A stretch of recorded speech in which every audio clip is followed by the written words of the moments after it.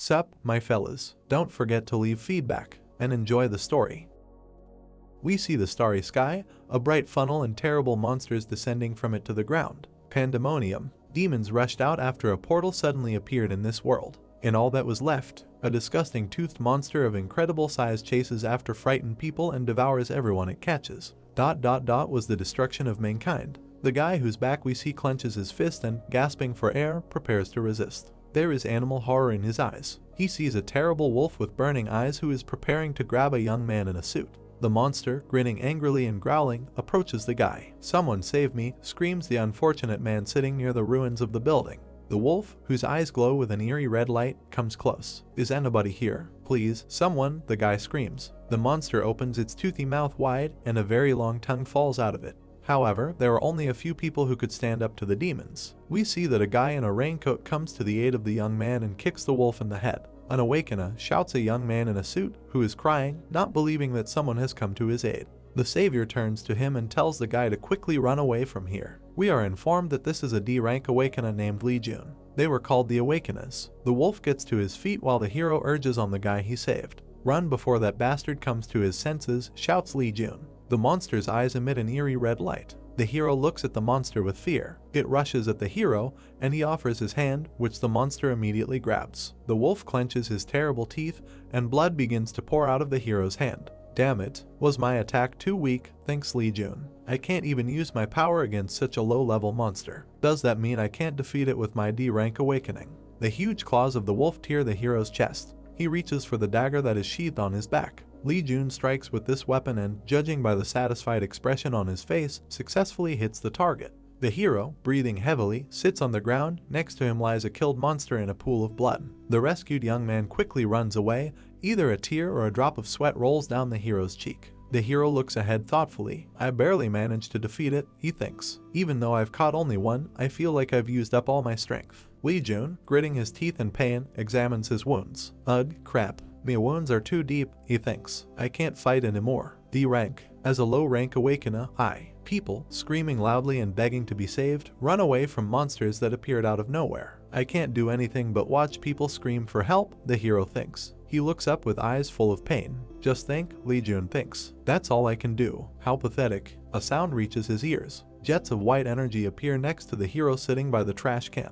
He sees a determined blonde man armed with a sword, eager to fight. This guy's opponent is a disgusting monster that looks like a giant worm with rows of sharp teeth. The young man is preparing to use his sword. The air on it is filled with white streaks, which, apparently, are marks left by the weapon of the blonde warrior. The guy looks intently at the wounded hero. Lee Jun, holding the bleeding wound in his side, looks back at him. "He took care of a monster I can't even touch in one hit," he realizes. Sword Dragon. We see the character in question from the back. "My close friend, the one who has completely inherited his clan's martial arts," the hero thinks. How jealous. Lee Jun, who is very ill, sits on the ground and holds his side. "If only I could inherit my clan's martial arts too," he thinks. "I wouldn't have collapsed this easily. I would have also been able to fight like that." The hero rests his hand on the ground, covered in his blood. Now in front of us is a staircase, illuminated by streams of white light, at the top of which stands a long-haired young man in a long cloak. Below we see the faces of several heroes. Year 2031. The emergence of Awakeners was something that started slowly before the pandemonium.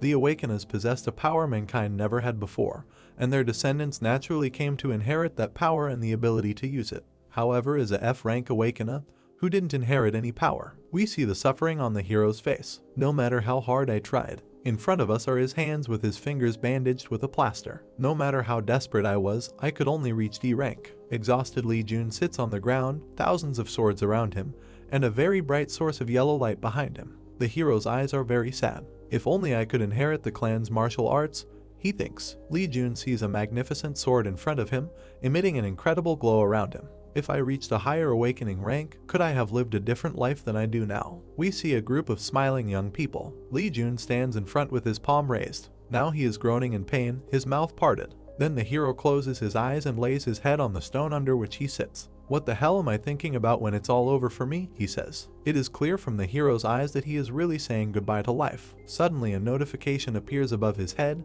The attribute martial art route has been unlocked. "What is this?" the hero thinks. The notice continues to hang before his eyes. A smile appears on the guy's face. "It seems like someone decided to play a joke on me," he says. Lee Jun is still sitting not far from the overflowing trash can, and in front of him lies a dead monster in a pool of blood. Even my luck is terrible, he thinks. What's the point of unlocking this route when I'm about to die? The hero sadly looks into the void. His eyes narrow. What a shitty awakening system, he thinks. We see his fingers wrapped in plaster. Then everything becomes very vague and incomprehensible. Planets and distant stars appear, and then the blue magic circle flashes brightly. Lee Jun opens his eyes wide in amazement. It seems he is lying on the bed. We see that this is indeed the case. The hero, not understanding what is happening to him, sits down, lifting his head from the pillow. He sees a door and a refrigerator with stickers, then a table with a laptop. What is this all about? He asks. Lee Jun sits on the bed in a rather modest room. This is my hostel, he says, perplexed. Isn't this where I lived when I was in high school? Why the hell am I here? He thinks. Lee Jun is very excited and sweat is running down his cheek. He remembers the monster who grabbed his hand.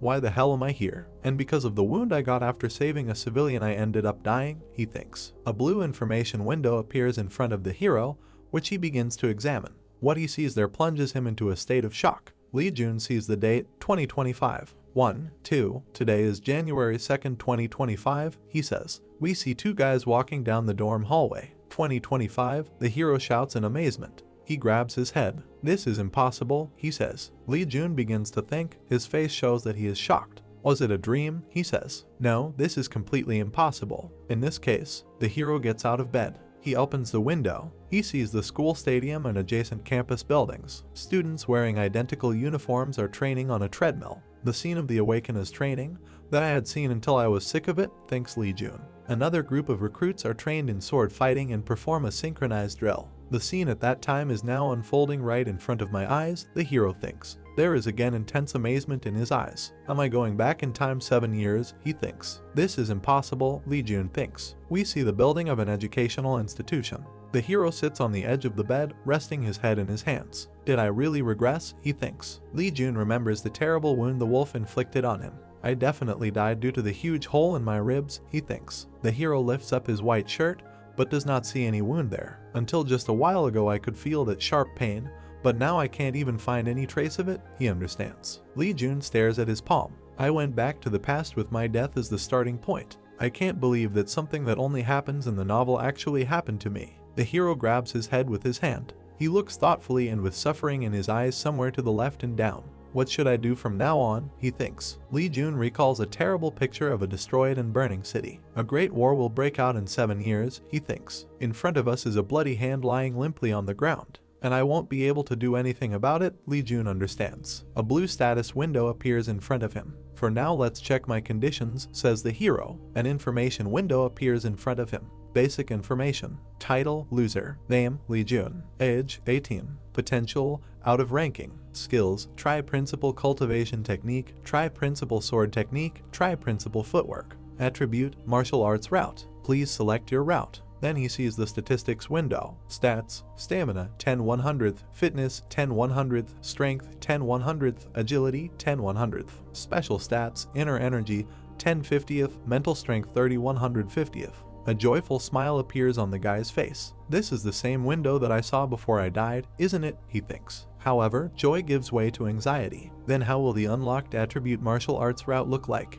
Lee Jun presses his finger on the corresponding function of the window hanging in front of him.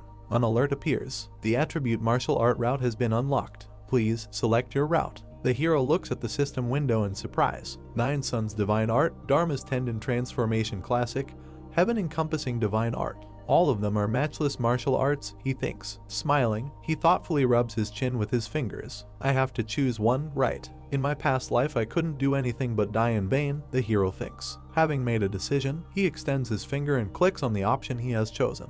Okay, I'm fine with this, he says. In this life I won't walk on the same path as before. Before us is a map of the world where we see Eurasia, Africa, and Australia. The entire area of present-day Republic of Korea and Asia is the same muram from martial arts now. We see a group of young people who are surrounded by a multicolored and very beautiful glow. This is all because of the first generation Awakeners, those who had two options in the past, the hero thinks. We see a powerful fortress wall illuminated by the moon, and then two-story houses in Asian style decorated with garlands. One was magic and aura of the Grantis continent, and the other Wugong from Muram. Lee Jun sits on the bed, rubbing his chin.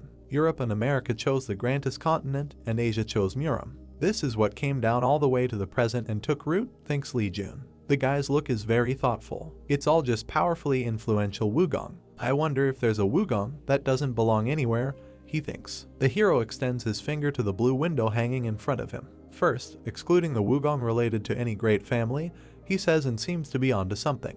A list pops up in front of him. Dying Divine Skill, Buhidharma Peerless Wugong, Great Blue Sky Divine Skill, Origin Divine Skill, Heavenly Demon Divine Skill, Violet Mist Divine Skill. He is especially attracted to the Origin Divine Skill item.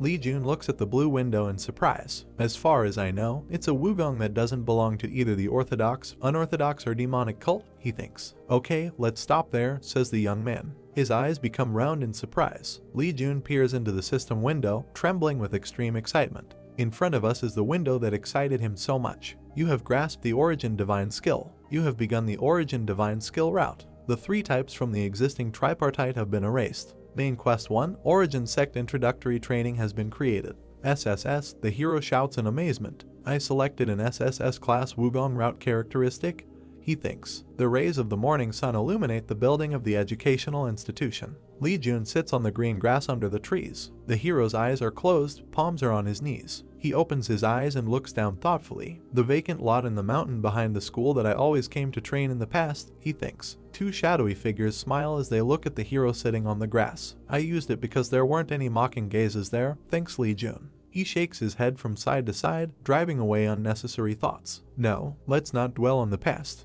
Things will be different from now on, he thinks. The hero closes his eyes again, listening to his feelings. A bluish glow appears around him. We see blue streams of energy emanating from his eyes. Now I have completely different feelings, he thinks. It feels like my blood is boiling. Smiling, Lee Jun raises his palms and begins to examine them. This is an SSS class cultivation technique, he thinks. An information window appears in front of the hero, and he reads its contents with interest. Origin Divine Skill, 1 star. A cultivation technique left behind by a martial artist who gained enlightenment in his later years. It's excellent in bringing together the shattered Kai, dispersed throughout the heaven and earth all to one place, and can go well with any wugong. It's clearly different from the tripartite cultivation technique. Even though it hasn't been long since I've used it, the speed at which my internal strength accumulates is beyond the realms of logic, thinks Lee Jun. He looks at his hand, which gives off a noticeable white glow. The hero clenches his fist. He smiles. Behind him we see a bright white flash. With just this I can become strong too, he thinks. Another alert appears. Main Quest 1, Origin Sect Introductory Training.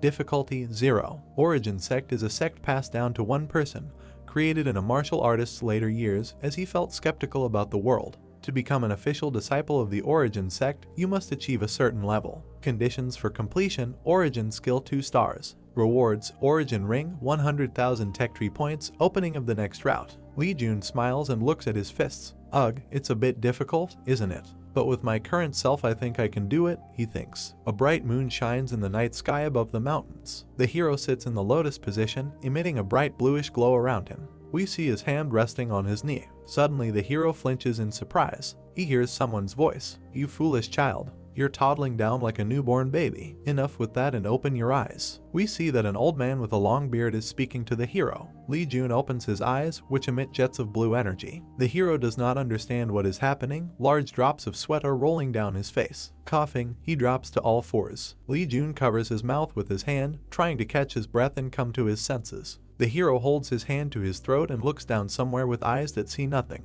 I think I'm alive, he says. But what did that just happen? Lee Jun, with waves of purple energy swirling behind him, tries to understand what is happening to him. I wasn't able to stop the use of the Origin Divine Skill. If I kept on using it, I'm sure I would have died, he thinks. You came back from the brink of death, Lee Jun hears and starts looking around, trying to figure out who is talking to him. The hero gets to his feet and shouts loudly, calling on the one who is talking to him to show up and say who he is. The old man appears behind the guy. Who do you think I am? He asks, giggling. An astonished Lee Jun examines it. He points his finger at the old man and suggests that he is dealing with a ghost. What are you talking about? Asks the old man. He becomes furious. Little rascal, how dare you compare me to something like that? He shouts. So you're not a ghost? The hero asks in fear. Lee Jun looks at his interlocutor with eyes full of fear. So who are you really then? He asks. The old man folds his fan and strokes his beard. I'll only say this once, so listen carefully, he says. This person emits a powerful stream of light energy. This old man is the world's strongest person in history, the martial artist.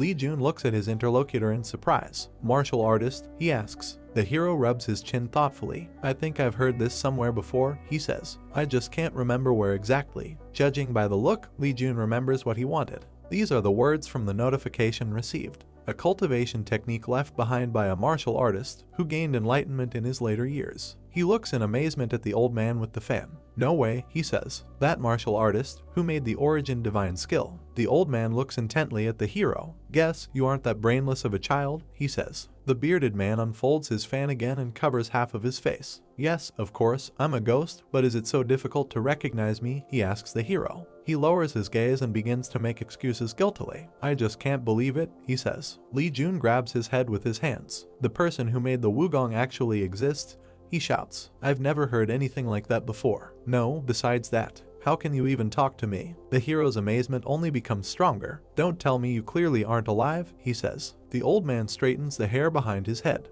Because you are a stupid child, I don't feel at ease, which is why I was sleeping within the origin divine skill, he declares. Lee Jun, clenching his fists, listens to the old man. The origin divine skill is the world's strongest divine skill in history, he says. It'll be a huge problem if it disappears completely, so I've prepared in advance to prevent that. Lee Jun rubs his neck thoughtfully. Oh yes, I understood the main idea, he says. The old man gets angry and starts hitting the guy with his fan. General idea, little rascal, one of the greatest heroes in history is talking to you, and you make such disparaging remarks. Thousands, no, tens of thousands of little scoundrels would give everything in the world to hear just one word from me. Can you hear me, bastard? The hero shrinks in fear, drops of sweat rolling down his cheeks. Why do I feel like my ears really hurt? He thinks. Lee Jun finds the strength to smile. Yes, I see, he says. I must start training immediately. I'll go, okay, he asks and even points with his finger where he's going to go. The hero listens to the old man's answer. Try to train the cultivation technique for 100 days, and you'll be thankful if you don't fall into Kai deviation, he says. Behind his mentor, Lee Jun sees a bright bluish glow. The old man floats in the air opposite the hero. Why are you so surprised? He asks. I just said it as it is. The hero looks at the old man, his eyes bulging. He, on the contrary, is completely calm and even friendly. If you train with that condition, you'll never be able to stand on the 2-star stage for the rest of your life, he says. The hero looks at the old man in amazement. He, unfolding his fan, examines the guy. At this rate, you'll never be able to reach the level of 2 stars in your life, he says. Lee Jun responds to his mentor with dissatisfaction, which is noticeable in his facial expression. You'll never cheer me on this way, so why do you keep on saying things like this? Determination appears in his gaze. So what should I do if I want to become strong? He asks. The guy is standing on the ground, and the old man is hanging in the air in front of him. There is no one exercise that you must do, says the mentor. I'll make that happen somehow, the student answers. The old man looks at him thoughtfully. He taps his hand with his fan. I like your attitude, he says. We see an old man against the background of red flowers of some tree. Okay, he says. I think after death you can allow yourself to be generous. Before us are the skyscrapers of a modern city. There is a drink on the table and a glass with a straw. The hero who bought it sits at the table and looks at the phone. Remembering something, he sighs with a dissatisfied look. The ghost of an old man with a fan appears next to him, and this scares the hero. Why do you sigh when you are so lucky? Asks the mentor. Lee Jun opens his mouth wide and grabs his collar. Please stop showing up so unexpectedly, he asks. My heart almost stopped. The hero continues to look at the phone. He reviews the chat message, sent from the web. Card approved. Lee Jun, you have paid 4 million won to blacksmith workshop. Seriously, can I really have this much? The hero thinks. The old man, who has not gone anywhere, looks at the guy, fanning himself with his fan. It's the only way to improve your lousy skills, he says. I have to carry a 50 kilograms iron ring around my leg, thinks Lee Jun. Yuma the blacksmith looked at me with a questioning gaze, wondering where I would use such a thing. The hero remembers the perplexed face of the master, who asked the young man if he was joking. Lee Jun puts his head on the table. Isn't this too old-fashioned? He asks the old man. If I weren't so kind, I would kill you because you talk too much, says the ghost. Lee Jun jumps up, drops his phone on the table and turns his face to the right. You said you won't bring it up again. He hears someone's voice. We see a girl standing next to his table with a tray. The hero gasps when he sees her. A girl passes by and Lee Jun hears her calling him a psycho who talks to himself. The hero sits down and asks the old man to stop talking to him. He points his finger at the blue window hanging in front of him and makes a promise to himself to say nothing out loud in such situations. There is an information window in front of the hero. Awaken Stamina 15/100th, Constitution 13/100th, Power 15/100th, Agility 13/100th. Special items: Inner Kai 63/620th, Mental Strength 32/150th. There is also the option to select properties in menu. The hero looks thoughtfully at this information. Raising one's ability level is harder than I thought, he thinks. After learning the Origin Divine skills, the limit of my Inner Kai increased to 620. Lee Jun rests his head on his hand. Origin Divine skills, he says. It's certainly a great martial art. The old man, who continues to stand next to the table, swaggers with his fan. As your master, I'm going to emphasize this once again, my sole disciple, he declares. The Origin Divine skills is the culmination of my lifelong efforts, a inner profound Kai skill that encompasses the pinnacle of martial arts. Yes, as expected of my master, Lee Jun answers with a bored look. He turns his gaze back to the blue information window. But thanks to my master's help with the training of the Origin Divine skills, I was able to safely achieve the level of 2 stars, thanks Lee Jun. The old man, without looking at him, mutters that today's young people have become completely unbearable. The hero presses his finger on the blue window. I chose the easy way, he thinks. Lee Jun clicks somewhere else and seems to stop working with the window. He gets up from the table, takes the phone and looks at it. What? Where are you going? Asks the old man. The iron ring is ready, the hero answers. Lee Jun leaves the establishment where he was sitting. Look who's here, he hears. The hero turns towards the voice. In front of him are 3 young men who seem ready to pester him. They all smile, and the one standing in front asks, "Isn't it the fallen one?" The guy begins to mock the hero standing on the sidewalk, who is standing with a very sad look. Hey, look at him. I wonder what the reclusive young guy, who stays cooped up in his corner, is up to being outside, he says. Lee Jun looks around at his opponents. Those bastards are my classmates, he thinks. They are at the level of E class. Although it's not a high class, it's much stronger than F class. Unlike me, they inherited it by their bloodline. Lee Jun sighs and closes his eyes. Don't bully me, just pass by, he tells the guys. The leader immediately pushes him in the chest. Just look at this piece of crap, he shouts. You haven't been beaten lately and that's why you're too bold, right? The guy, laughing, turns to his comrades. Oh yes, he says. Kihong told me not to touch it until school starts. Okay, my apologies. He extends his hand to the hero. Do you want to come with us? He asks. We're on our way to the Divine Rower sect. Also, they might treat you a bit better if we're together. Who knows? Lee Jun, whose back of his head we see, tells the young man to shut up. The young man smiles defiantly. You are full of pride, he says. You are from humble lineage, so if the master sees you, he might feel the need to duel you. The guy smiles smugly. I completely forgot about it, he says. The next second, Lee Jun delivers a powerful blow and the young man flies far back. A tooth flies out of his mouth, leaving a trail of blood behind it. Lee Jun raises his fist for another blow. The comrades of the injured young man step aside and look in bewilderment at what is happening. The hero, raising his clenched fist, looks angrily at the beaten guy. I told you to shut up, he says. The guy's friends rush at the hero. You are being too arrogant, you bastard, one of them shouts. Lee Jun closes his eyes and a bluish aura appears around him. When the hero opens his eyes, eerie energy flows from there. I see their every move, Lee Jun thinks. One of the opponents tries to strike with a clenched fist, but to the hero his movements look like they are in slow motion. Lee Jun takes a step to the side in time, and the enemy flies past. Lee Jun grabs his wrist. Then he pulls away from himself. We see this opponent ends up on his knees as a result. He is holding his hand, which apparently hurts very much. The third guy, who is the only one who had not been hurt up to this point, calls the hero a bastard and rushes at him from behind. Lee Jun puts out his palm, which receives the opponent's thrown fist. The guy looks at the hero in bewilderment. But this is impossible, he says. The hero squeezes his opponent's fist with his palm and he humiliatingly asks to stop, as it is very painful. Lee Jun twists the young man's arm and, without letting go of his fist, makes him fall to the ground. The first victim lies on his back, showing the world a damaged smile. The second opponent is on his knees, holding his side. The third has unnaturally twisted fingers. Lee Jun towers over his fallen opponents, but there is no joy on his face. He closes his eyes and sadly lowers his head. I also know that I'm a piece of shit that couldn't even inherit the blood of my ancestors, he says. A flower pot falls to the ground and breaks into pieces. We see a vague silhouette.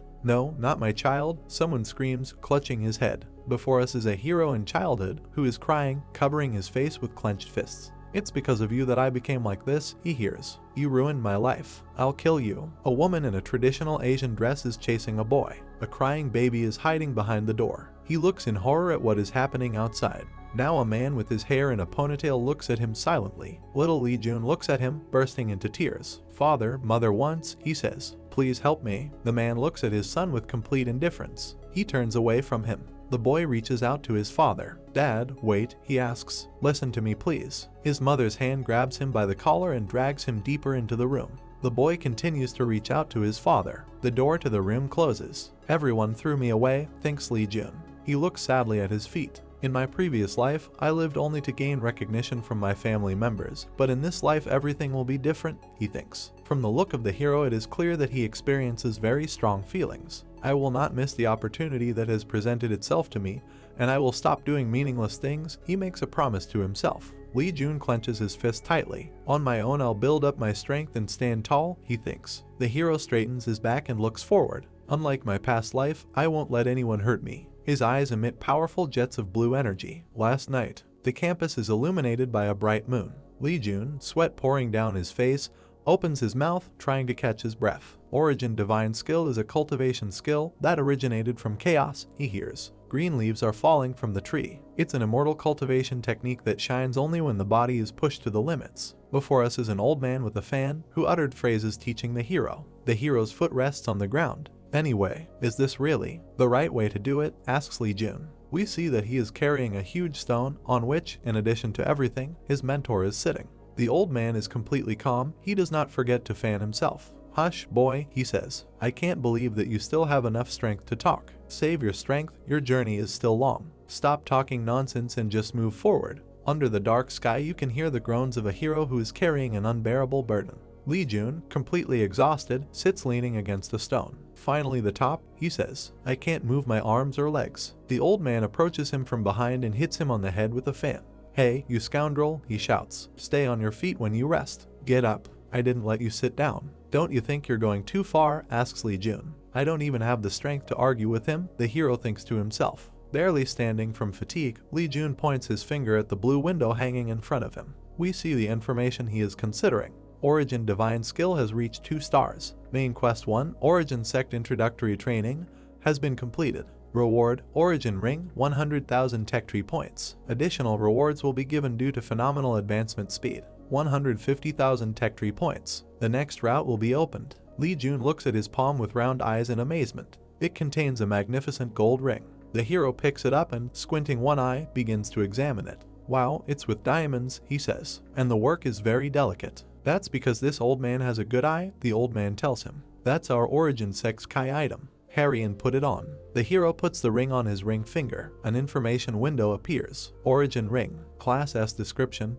It collects the inner Kai of the Origin Sect's inner fortress rapidly and allows you to escape the state of Kai deviation. Effects: maintaining a state of self-defense, luck effect plus 50%, Kai deviation minus 70%.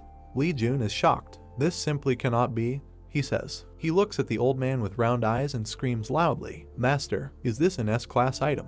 The mentor smiles faintly. "Why are you asking obvious things? It's a Kai treasure from the Origin Sect," he says. "Just what on earth is this sect for me to receive such an item?" the hero thinks. "Is this a good thing?" Lee Jun looks at the blue window hanging in front of him and orders the way to be opened. System notifications appear in front of it. Opening route. The Path of Order. Difficulty level high. The Endless Path of the World's Regrets. Difficulty level high. The Sex Path that will swallow heaven and the earth. Difficulty level high. The hero's special attention is drawn to the second option. He takes his eyes off the blue window and looks at his mentor. "Master, I want to ask about the second option," he says. "Perhaps she is related to you." Lee Jun stands completely alone next to the information window and tries to shout to the old man. He, however, does not answer. The hero looks around, but does not see his mentor anywhere. "What? Why did he disappear so suddenly?" says Lee Jun. "Until the very last moment I thought that he was somewhere here, nearby. And all this is at the wrong time. I need to think carefully before making a final decision," Lee Jun thinks. He examines the windows hanging in front of him and prepares to confirm his choice. Present tense. A bright yellow sun rises over the city. Lee Jun is walking down the street. An information window appears. The Endless Path of the World's Regrets. Difficulty level high. Class unknown. Description: there are many hermitages in the world.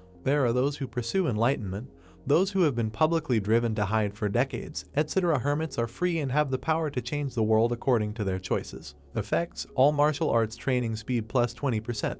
"Why did you choose that?" asks the old man. Lee Jun works thoughtfully with a blue window. The other ones looked good enough, continues the bearded mentor. A smile appears on the hero's face. I think this is also an excellent choice, he says. The teacher and student, standing next to each other, continue to talk. I was also thinking about choosing the sect path, says Lee Jun. I can't believe you're so honest, the old man says. The hero is distracted from the system window and looks at his mentor. No matter what, I can't abandon the path of the master that is teaching me, he thinks. Hey, you brother, don't regret it, says the mentor. Stroking his beard, he gazes at his student. Before us again is the scene when the leader of the hooligans extended his hand to the hero and offered to go with them, since they were also heading to the Divine Power sect. Lee Jun, whose back we see, is walking along a city street. What kind of place is the Divine Power sect that those guys were talking about? The old man asks him. Now we see the back of the hero's head. It is a place where you can learn the martial arts of the Hyungfu family, he answers the mentor. He, standing behind him,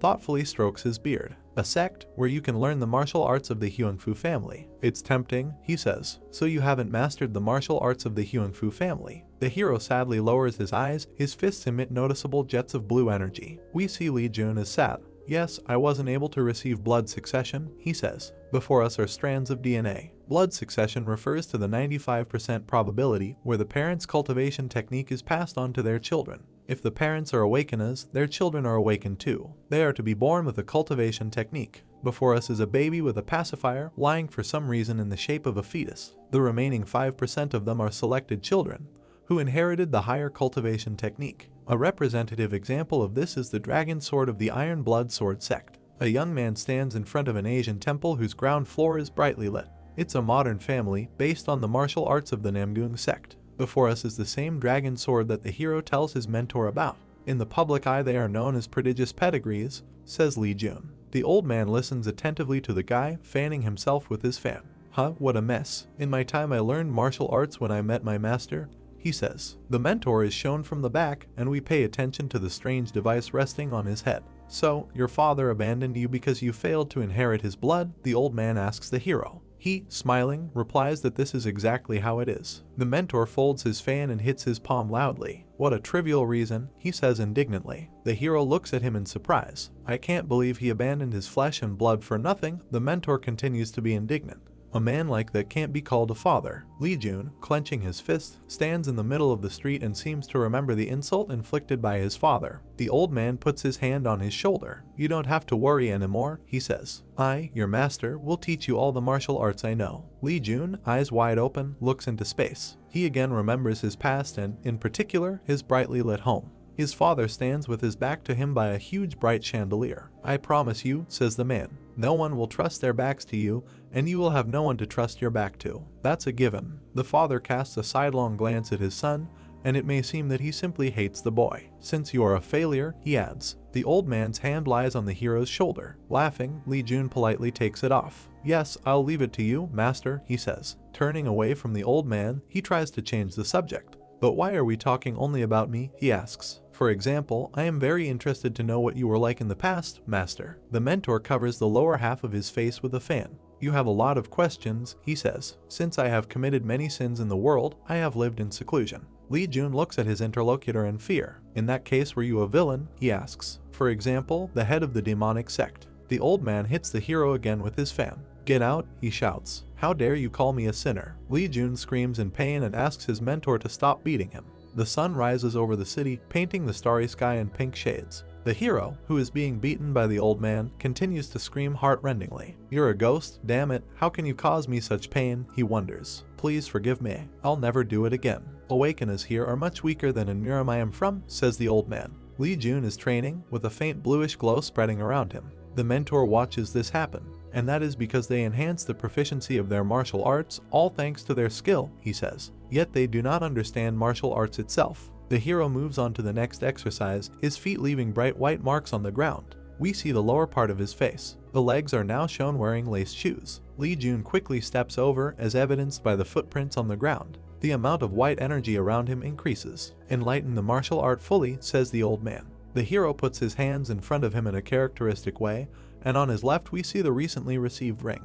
Then I will make you the second strongest man ever, the mentor promises. Lee Jun hits the training post and we see that he is capable of using quite a decent amount of energy. Cracks appear on the wooden exercise machine. One more blow, and the top of the pillar flies off to the side. The hero raises his right hand. He looks at the old man, who is fanning himself with a satisfied look. But why the second strongest, he asks. Isn't it obvious? The old man is clearly the strongest, says the mentor. Oh, yes, the hero answers. The old man looks at him, tapping his fingers with his fan. Let's move on to the next step, he says. An extreme life or death situation is the best moment for enlightenment. Lee Jun looks at his mentor with concern. An extreme situation. Where can I experience? He asks. Lee Jun stops mid-sentence as he understands what the old man is hinting at. His eyes become round with excitement. You don't want to say that he gives out another unfinished phrase. The old man smiles, looking at the hero. Is there a certain place where strong monsters appear? He asks. In front of us is a 4-story building with many windows. The hero, wearing sneakers, goes down the stairs. The old man hangs in the air next to him. Where are you going? He asks. This place is called Green Zone Gate, answers Lee Jun. The guy looks very serious. It's located under the main building, he says. It's dangerous for awakeners who are undersea class, so the Muram school is taking care of it. The hero goes down to the desired floor. It is said that the head of the closed school it himself, he says. Oh yes, we are already there. We see a golden magic circle with long tablets on its 4 sides. In the very center of this composition is the yin-yang symbol. Lee Jun, with a dissatisfied expression on his face, says that the door is closed, as he expected. The old man looks at the composition carefully and states that this is the 5th formation and they will be able to easily enter where they need to go. The hero cannot believe his ears and asks again in amazement. The mentor, who stands behind him as if nothing had happened, fans himself with a fan. The 5th formation should be an easy break. Just do as I've taught you, he says. The door, behind which there is a bright source of light, slowly opens. Lee Jun enters when it is fully open. The hero looks around in surprise. She really opened up, he says to the old man nearby. And somehow it's very easy. Lee Jun notices something unexpected. His mouth opens in surprise. In front of him and the old man is a large energy vortex with a bright white center. The hero touches his wrist, on which we see a thick bracelet. This is a portal, he says. The old man calls out to the hero, and he turns to him. My student, what are you doing? Asks the ghost. What? Lee Jun asks in bewilderment. I felt like I had to take it off to get through the portal, he says. The old man looks at him with obvious displeasure. There should be no excuses, he says. Yes, Lee Jun answers him. It's difficult to pass through the portal just like that, but with these iron bracelets, it's probably simply impossible, he thinks. The exit from the portal is in the desert, illuminated by bright sunlight. Lee Jun looks around anxiously, but the old man calms him down. There is no need to be afraid, we are alone here now, he says. The time has come. Hearing the last phrase, Lee Jun turns to his companion in bewilderment. I'll now formally pass on the skills of martial arts to you, says the old man. The hero looks at his palms in shock and seems to understand what is happening to him. An alert appears. You have learned Heavenly King Step. You can use Heavenly King Step from now on. The hero's face lights up with a joyful smile. I learned a B-class martial art. Finally, Lee Jun rejoices internally. He notices something in front of him and points his finger at it, attracting the attention of the mentor standing next to him. Just in time, he says. Get ready. We see some red creatures standing in front of them. They look like fire foxes. Lee Jun puts forward his hand, which is still wearing an iron bracelet. The old man, without lowering his fan, calmly looks at his student. The Heavenly King Step I've granted you is the footwork of the Huangbo family. It's made from the basis of pure strength, he says. It has minimal changes and is simple, perfect for your current state. Show me your skills just like we've practiced. Many red foxes are approaching the hero. He is preparing to fight them. One of the monsters rushes to attack and, judging by its appearance, this attack is successful. Lee Jun looks at the red creature with fear. The hero has to jump away from the enemy to avoid getting hurt. Lee Jun, holding his hand in front of his face, screams. The sequence of the non-stop attacks isn't giving me any time to think about my next move, he thinks. The ghost of the old man rises to a considerable height above the hero and seems to direct his actions. Use Heavenly King Step and move 2 steps to your right, he advises. Tilt as much you can and lean back. Lee Jun clenches his fist and glares at the monsters. Then he puts his hand back and tries to figure out what to do with his legs. Use Heavenly King Step and move 2 steps to your right, he replays his mentor's words in his head. And lean back as much as you can. Lee Jun looks in horror at the red fox, which rushes nearby, leaving a trail of fire. The monster grins angrily. A smile appears on the hero's face. It seems that he understands what he must do. Lee Jun strikes upward, and the fiery animal flies up, spreading powerful flames around it. Blood pours from the red fox's mouth. Lee Jun is jubilant. I did it, he thinks. I defeated the Green Gate monster with my own hands. But the old man doesn't seem too happy. Arrogant one, he says. The hero, around whom a black haze curls, stands in the middle of the desert sand. He notices something behind him and turns his face in that direction. We see only one eye of the hero, but it is clear to us that the young man is experiencing animal horror. It's not over yet, the old man tells him. A huge mouth filled with sharp teeth appears right in front of the hero, around which powerful waves of fire spread. We see blood splatters. Lee Jun is holding his neck, with 3 red foxes standing around him. I was too careless, the hero thinks. He covers the wound with his hand, trying to stop the bleeding. Lee Jun remembers the monster that injured him. In the end, I got wounded because I was in a rush to avoid it, the hero understands. If I was even just a second late, I wouldn't have been able to avoid getting escorted by the Grim Reaper. Blood gushes from the wound, which the hero presses with his hand. Another monster rushes at the guy, and he jumps back. Now the monster's eyes glow behind him. When did he get behind me? Lee Jun thinks. The monster attacks, and its blow flies very close to the hero. The guy, holding his wounded neck, looks at the monster with fear. If I avoid the attack, then the other one that's been waiting in the back comes forward and attacks, he thinks. Lee Jun looks over his shoulder at the old man. Master informs me of the courses to avoid, but the fight isn't over by just avoiding it. What should I do to bring those things down? He thinks. I was complacent, the hero understands. A huge scary worm that Sword Dragon killed appears in his memory. He also remembers himself sitting in the lotus position and training with the old man when his hand flowed with streams of white energy. I was able to awaken as even a D class before I died, and as I've trained hard, I really thought this much will be enough to go up against them, thinks Lee Jun. With a grimace of pain on his face, the guy continues to pinch the wound on his neck. This is clearly my defect. Another thought forms in the hero's head, but it is interrupted by a sharp shout from the old man. Get your act together right this second. The ghost screams angrily, mouth wide open. Lee Jun shudders and looks ahead blankly. The mentor puts his hand on his shoulder. There's nothing that can't be done, he says. Don't be taken back and keep on going with the Heavenly King steps. Calmly wait for the time. Determination appears in the young man's eyes. Yes, master, he says. Lee Jun, grinding his teeth in pain, tears his shirt. Tearing off the sleeve, he bandages his wound. The hero bravely rushes at the red foxes, who fill the entire space around him with fire. Enough of these useless thoughts, he thinks. Swinging, the hero strikes with his fist. We see his muscles fill with strength. Lee Jun now throws a kick. Gritting his teeth, he carefully looks at the monsters and remembers the words of his mentor. Use the origin divine skill and just focus on the Heavenly King steps. Light clouds float in the blue sky over the desert. Lee Jun opens his mouth slightly, large drops of sweat running down his face. This has been going on for 6 hours, he asks himself. The hero looks ahead wearily. I'm very tired, but so are they, he thinks. Lee Jun stands in front of 3 red foxes. The number of times they've attacked has definitely decreased. Now they are only on guard, he thinks. The hero goes on the attack and hits one of the opponents with his hand. If I didn't have internal strength, then I'd buy some time by going through the step technique and wait for the origin divine skill to recover my internal strength that time, he thinks. Lee Jun clenches his teeth. It is clear that he is holding on with all his strength. I feel like I'm about to collapse right this very second, but I was able to make it with my willpower, he thinks. Not yet. I can't die here. The mentor appears next to him again. Now is the moment when your enemies are exhausted, send their heads flying, he says. Lee Jun is breathing very heavily. Can I rest just a little? He begs his teacher. The old man looks at the student with displeasure. Who do you think will be the first to regain strength, you or your enemies? He asks. Now he is standing behind the guy who appears to be shedding a tear. Believe in the recuperative ability of the origin divine skill, says the mentor. Right now is a great opportunity to raise both your internal strength and stamina in one go. Lee Jun closes his eyes and bends his back in exhaustion. But then determination appears in his eyes. Yes, I will do as you say, he promises. Jets of multicolored energy begin to swirl around his figure. The hero's eyes light up with an eerie blue fire. The old man folds his fan and looks at his student with approval. Great, he says. These are praiseworthy words. After you suppress all of them, I'll give you a fist technique that matches you. One of the fire wolves rushes at the hero, but the guy's hand ends up under the monster's lower jaw. A moment later, a sharply thrown upward fist flies there. Lee Jun glances at his mentor, smiling.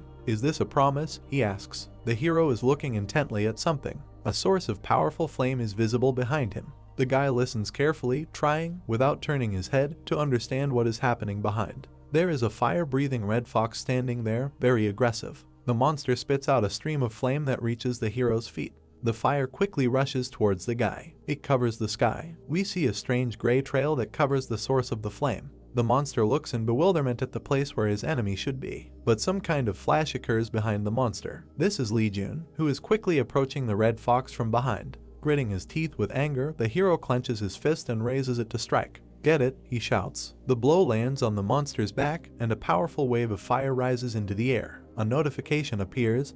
The Origin Divine Skill has reached 3 stars. A notification appears. The Origin Divine Skill has filled up the empty dungeon in an instant. Lee Jun, with a look of confusion on his face, rubs his glowing belly. Another message: the stamina, which was below 10%, has been completely recovered. Something happens with the wound that was on the hero's neck. Black alert. In amazement at the remarkable growth, 250,000 tech tree points have been given. Lee Jun takes the cloth that was used to wrap his wound. He pulls her off of him. Another message appears. The Origin Divine Skill's passive ability, Fear, has been invoked. Now the fiery foxes standing in front of him do not seem very dangerous to the hero. Another blue window. The monsters in the area are fearful of the user. The animals huddle together in fear. Fear is visible in their eyes. The old man looks at his student with approval. "Ho ho, what a talent," he says. The mentor covers the lower part of his face with a fan. Who knew that he'd be able to reach 3 stars in the Origin Divine Skill stage in just 2 months? He says. Rui, a child that is similar to the first. Lee Jun looks at the old man in surprise. "First? What do you mean by first?" he asks. The mentor sadly closes his eyes. "It's the first disciple I have taught," he says. "He's your great senior brother." "I see," the hero says with surprise. He then realizes something and casts a puzzled look at the ghost. "Do you mean that you already had a student?" he asks. He then screams loudly, which forces the old man to cover his ears with his fingers. "How many of them did you have before me?" The mentor looks at the hero with displeasure, without removing his fingers from his ears. "You're going to tear my eardrums, rascal. You are also one of my disciples, aren't you?" "Okay, there were 4 of them before you," he admits. "Why didn't you talk about this before?" the hero shouts indignantly. The old man interrupts the guy's indignation, pointing to the monsters. "Look, they are running away. Catch up and kill them," he shouts. "Fast." Lee Jun doesn't even think about doing this. "Don't change the subject," he demands. The old man looks after the monsters. "They have already escaped anyway," the hero tells him. The mentor begins to spank the student painfully with a fan. "That's why I said to quickly take them down," he says indignantly. "Aren't you listening to your master's words? What are you doing? Go on and chase them." Lee Jun stares at the old man. "Have you forgotten the promise you made to me?" he asks. The mentor thoughtfully strokes his beard with a fan. "Do you think an elder like me would forget something like that?" he replies. "Before us is an impersonal young fighter who performs a given sequence of movements. It's called beating fist, and it's a fundamental fist technique. Do you want to learn it?" Lee Jun looks at his mentor with hope. "Is the beating fist a wugong from the Hyungfu family?" he asks. "Yes," the old man answers. The hero is silent for a short time, but then says with conviction that he will learn the skill offered to him. A notification appears. "You have learned beating fist." Lee Jun looks at his hand. He then remembers several people who appear to be his detractors. If a failure who couldn't even inherit the bloodline talent learns the family's wugong, and if he becomes stronger than the others, I wonder what they'll all think, he thinks. Lee Jun walks through the desert. He covers his eyes from the sun with his hand and peers into the distance. "Damn monsters, how far did they run? I wonder," he asks. The old man looks at him from behind with displeasure. "That's why I told you to take care of them first," he says indignantly. This happens every time someone does not listen to the words of their elders. The hero sets off resentfully, as if trying to escape from his companion. "Seriously, I already apologized," he says angrily. The mentor chuckles quietly. Judging by the look, Lee Jun notices something in front of him. "I still think we've nearly arrived," says the old man floating in the air behind him. The hero, a drop of sweat running down his cheek, calls his teacher. "What happened?" he asks. "The monsters we are looking for had 4 tails and belonged to the middle class, isn't that right?" the hero wonders. The old man looks at the student in surprise. "Yes, so what?" he asks. Lee Jun points at something with his finger. "Look there," he says. Taking a closer look, the mentor notices that 3 foxes are lying on the shore of the lake next to a much larger animal. It appears that these were puppies that were now gathered at their mother's teats. There are also palm trees on the shore of the lake. Red foxes sleep peacefully, but the attention of the companions is attracted by a blue fox which towers above them and is also sleeping.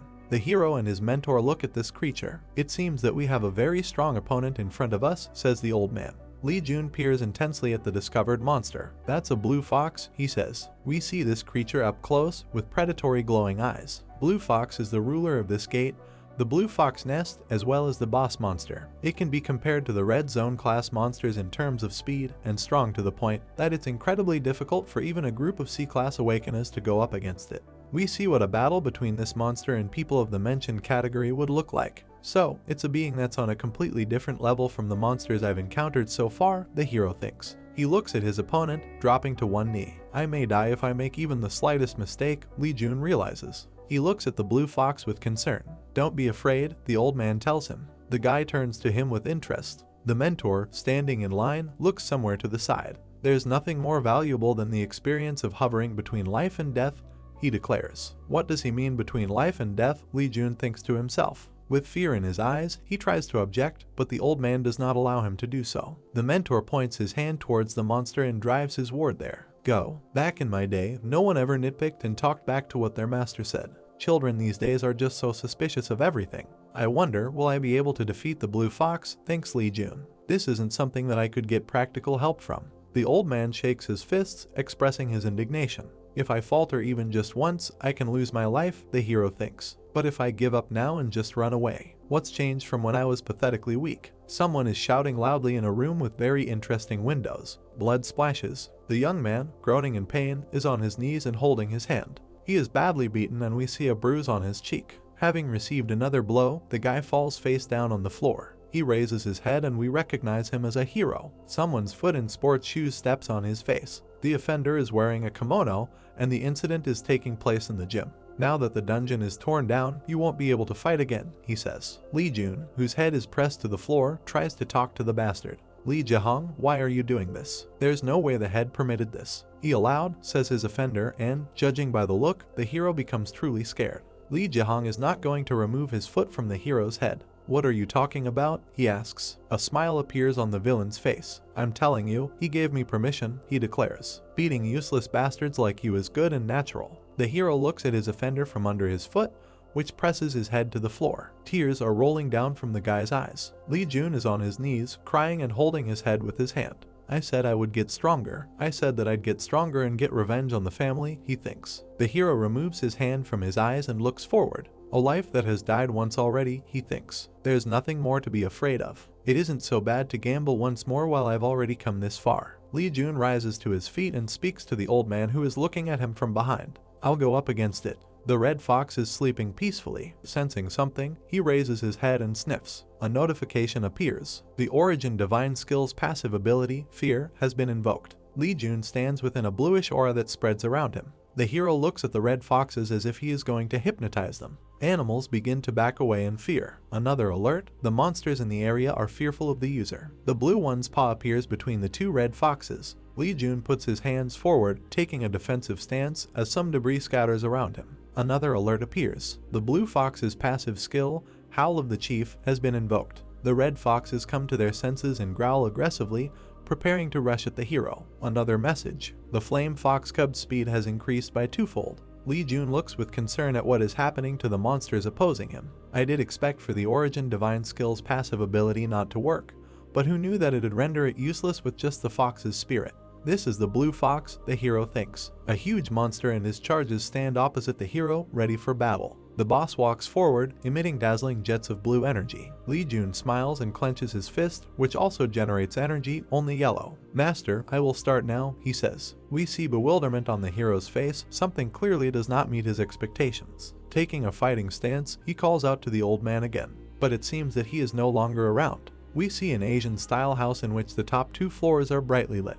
Yes, it's coming from it. Behind the unshaven man, a young man sits on his knees, humbly bowing his head. So, you'll compete with Jun, Kai Hong? The man asks. The guy again answers in the affirmative. He places the fingers of both hands on the floor and looks at them. I've come to the decision that we shouldn't just sit tight, neglecting the shame we got, he says. On whose order was this? Hearing the last question, the man, judging by his eyes, becomes furious. It was only my decision, he says, twisting his mouth. With his hands behind his back, he stands on a raised platform above the young man. Don't worry, I'm not trying to accuse you of anything, he says. Just tell me the truth. The young man, his eyes bulging, listens to his feelings. I feel like he's stabbing me with a sword, he thinks. Is this the extent of a Class AA awakening? We see the man up close, and his gaze really seems piercing. The guy seemed hypnotized. It was my aunt's order, he says. The man looks thoughtfully at him on his knees. You mean Shin's mother? He asks. The man's eyes are hidden by a black shadow. She planned to completely destroy him, he says. We see that a huge cockroach is standing next to the man.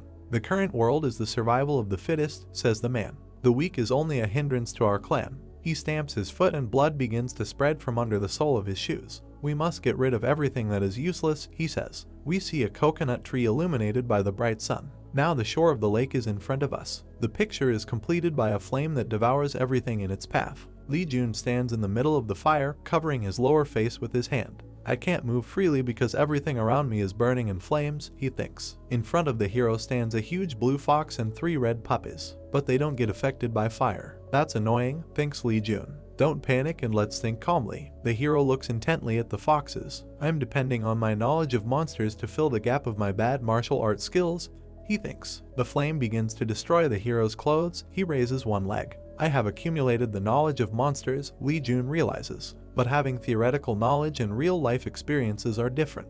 A smile appears on the hero's face. It seems like I was just about made into a kebab, he thinks. A moment later, Li Jun accelerates and runs through the flames. Having lost their leader, they will scatter, he thinks. I just need to kill him with one blow. Li Jun finds himself next to the blue fox. His fist emits powerful jets of yellow energy. He strikes. Li Jun looks ahead in bewilderment. The fox seemed to have disappeared. How did he evade? The hero thinks. And where did he go? The huge toothy mouth of the blue fox appears behind the guy's back and is preparing to bite off his head. Li Jun, judging by his gaze, notices this threat. Damn it, he thinks. The hero, whose face shows fear, instantly turns around and defends himself, holding his crossed arms in front of him. Yu's Heavenly King steps forward. He hears the voice of his mentor, in whom he has already given up hope. Covering his chest with his fist, Li Jun watches the blue fox's every move. Yes, good, he thinks. The hero performs a series of memorized movements, as a result of which he finds himself next to the enemy and hits him in the torso with his fist. I'll follow the master's words, he thinks. Li Jun flies up on a blue fox. The monster looks after him with a very displeased look.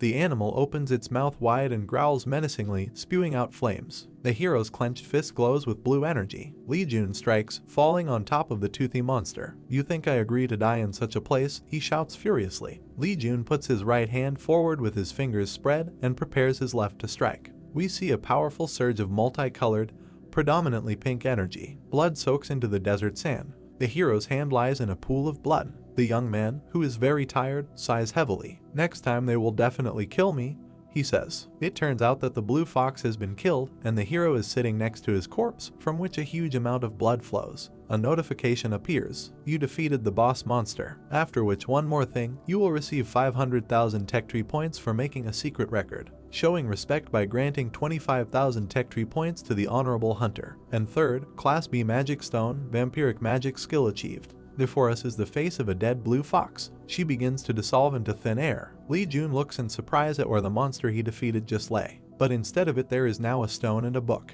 An old man appears next to him. Giggling, he says that the hero, it seems to him, received very useful things. We see a book lying on the sand. Sucking the life force of the opponent, a class vampire magic skill. It's the best way to enhance one's skill in a short period of time, says the mentor. The hero looks at him and calls out. Yes, says the old man, preparing to listen to his student. All are you were all this time? He asks. The mentor looks away. Now his face takes on an innocent and serene look. I called you desperately, says Li Jun. I thought you abandoned me because I am worthless. The old man, clearing his throat, turns to the hero sitting on the sand. There's no way I would abandon a disciple. It's not because I dislike you or anything like that. Li Jun shows him his hand, on the ring finger of which there is a ring. I defeated the monster with this hand, with just one blow, he says. Li Jun clenches his fist and looks at him with satisfaction. The old man hangs in the air next to the hero, who is looking at the book he just received. First learn the vampire magic skill, he says. If you listen to me, your skills will improve. True, says the hero, turning his head to his companion. Do you think I will deceive you? He asks. Li Jun tears the book. No, he answers the old man. An alert appears. You have learned vampiric magic skill. You can now use vampiric magic skill. The old man folds his fan and taps it on his palm. Okay, there's only one thing left to do, he says. He pokes the fan into the hero's stomach. Suck all the monsters here with your vampiric magic skill, he orders. In front of us is one of the campus buildings. There is a schedule on the wall. Li Jun, standing next to the bed, puts on his student's robe. A blue screen hangs in front of him. He presses his finger on it and orders it to show the status window. An information window appears. Basic info. Title, The Last Disciple of the Hermit. Name, Li Jun, age 18. Potential, Origin Divine Skill. Skill, Vampiric Magic Skill. Heavenly King step, beating fists. Trait, route of anger towards the world. Attack power plus 10%. Stats, HP 67 100th, Constitution 63 100th, Strength 65 100th, Agility 83 100th, Inner Kai 303 620th, Mental Strength 140 150th. I'm in the higher ups within C-class Awakeners, even 4 skills, the hero thinks. Lee Jun cries with joy and wipes his tears with his hands. The old man looks at his student and asks what he is doing. I'm already on my way, he answers, smiling. There are quite a few people standing on the sidewalk in front of the building. Lee Jun calmly walks to class with his hands in his pockets. Other students, on the contrary, are in a hurry. We are going to be late. Run, wait for me, the hero hears their remarks. A mentor appears next to him with a fan in his hand. My student, aren't you late? He asks. I'm already late, so there's no real hurry, Lee Jun replies with an indifferent expression on his face. This answer infuriates the hermit. How dare you think that way, he shouts. Seek knowledge from your teachers, scoundrel. Lee Jun looks at him smiling. But, master, I don't need any other teachers except you, he declares. The hermit's eyes become round in surprise. He seems very pleased to hear such words. The mentor, raising the fan to his face, turns away with a satisfied expression on his face. Yes, one good teacher is enough, he declares. He sure is an easy guy to handle, the hero thinks. Hey, Lee Jun, he hears behind him. The young man turns around. The smile on the hero's face gives way to anxiety. He recognizes the guy who called him. You are Lee Jihong, he says. Lee Jihong, smiling, turns to the hero. You look good, huh? Lee Jun has already calmed down. Don't pick a fight and just go your way, he advises the scoundrel. He looks at the hero standing on the sidewalk. It's clear from the expression on his face that Lee Jihong is annoyed by the answer he heard. It seems that in the few months that we haven't seen each other, you've forgotten how to behave. Yes, he asks. Aren't you too confident in yourself, considering that tomorrow is the official competition? A hermit appears in the air next to the hero. Official competitions? He asks. Oh, master, you didn't know them, did you? These are sparring sessions that take place on the school's playground, the hero explains to the old man. It's where the students' rankings are determined. Lee Jihong, with several other guys standing next to him, raises his hands and starts shouting angrily. What are you mumbling about under your breath? Lee Jun, meanwhile, continues to tell the teacher how things are. The official match begins with the lowest class first. There's a limit to what people can put up with, you know that. The hero hears another remark from his enemy. Lee Jun looks at the scoundrel completely calmly. You put up? He asks. With what? A bastard like you whose fists always go flying first. Lee Jihong looks at the hero with anger and bewilderment. What? He asks, as if he doesn't believe his ears. The scoundrel notices that the young people who hear this conversation laugh at him. He lowers his head and looks at his feet. Some loser dares to say such things to me. I will kill you, he shouts. Lee Jihong throws a punch, but the hero easily dodges and the hand flies past. The scoundrel's friends try to help him, but they also fail. Moreover, one of them comes under attack from an ally. What the hell? Lee Jihong thinks. Why is this loser laughing? We see that the hero is actually having a lot of fun. An alert appears. Subquest 1, beat Lee Jihong. Difficulty, D explanation. The hermit hopes that his student will have an overwhelming victory against Lee Jihong, who has learned the Huangfu family Wugong. Condition for completion, an overwhelming victory. Reward, 100,000 tech tree points. A bright blue energy trace remains in the air. Lee Jihong jumps, trying to strike with his forward knee, but the hero easily dodges, ending up under it. The teacher came up with a good quest for me, thinks Lee Jun. At first I planned to deal with him during the official competition, but now I've changed my mind. Lee Jun, without taking his hands out of his pockets, trips his opponent. He looks at the hero in complete bewilderment, but a moment later he receives a very painful blow and screams loudly. Lee Jihong looks at his opponent with wild eyes of anger. The hero approaches him and bends down. There is a mocking smile on the guy's face. You're too slow, he says. These words spur the scoundrel, and he begins to squirm along the ground, trying to get to his feet. Having done this, he throws his fist forward and loudly shouts die. The students, watching the battle unfold before their eyes, open their mouths in shock. Lee Jihong looks at his opponent with horror. He, on the contrary, is completely calm. The scoundrel's fist rests on his outstretched palm and stops. Lee Jihong grabs his hand and looks at this limb in shock. I can't move my hand, he thinks. What are you doing to me? He shouts to the hero. Let go immediately. He smiles. Okay, I'll let you go, he says. And he actually removes his hand. Lee Jihong looks at his hand and realizes that something is wrong with it. He grabs it and, screaming loudly in pain, falls to his knees. In front of the villain we see the hero's shoe, and behind him are many students and a huge building of an educational institution. My hand, Lee Jihong moans. The hero comes close to him. I know what you are trying to do, he says. Lee Jihong looks down at his opponent. Did the family order you? He asks. Lee Jihong looks at him angrily but remains silent. Now I don't even think about letting someone beat me, says Lee Jun. He lifts his leg and slams it into the kneeling opponent's shoulder. The hero extends his hand with outstretched fingers towards the villain, which emits bright jets of energy. And I will beat you just like you beat me, he says. The hero's hand, emitting blue energy around itself, reaches for the enemy's stomach. Wait, what are you trying to do? Lee Jihong stutters. Streams of tears flow from the scoundrel's eyes. No, he shouts loudly. We see bursts and discharges. Someone screams loudly nearby. In front of us is the building of an educational institution. An alert appears. Subquest 1, Beat Lee Jihong has been completed. You have acquired 100,000 tech tree points as a reward. Smiling, the hero presses his finger on the blue window hanging in front of him. Are you laughing now? He hears someone's irritated voice behind him. Lee Jun brings his fist to his chin. No, he says. It turns out that his interlocutor is a hermit who fans himself with a fan. You're laughing like some kind of pervert? He says. I told you I didn't laugh, the hero answers. Before us is the face of an angry man. To have destroyed the student's dungeon, he shouts angrily, and a disciple of a ranking family at that. Lee Jun sits on a chair in the middle of the hall with a humble expression on his face.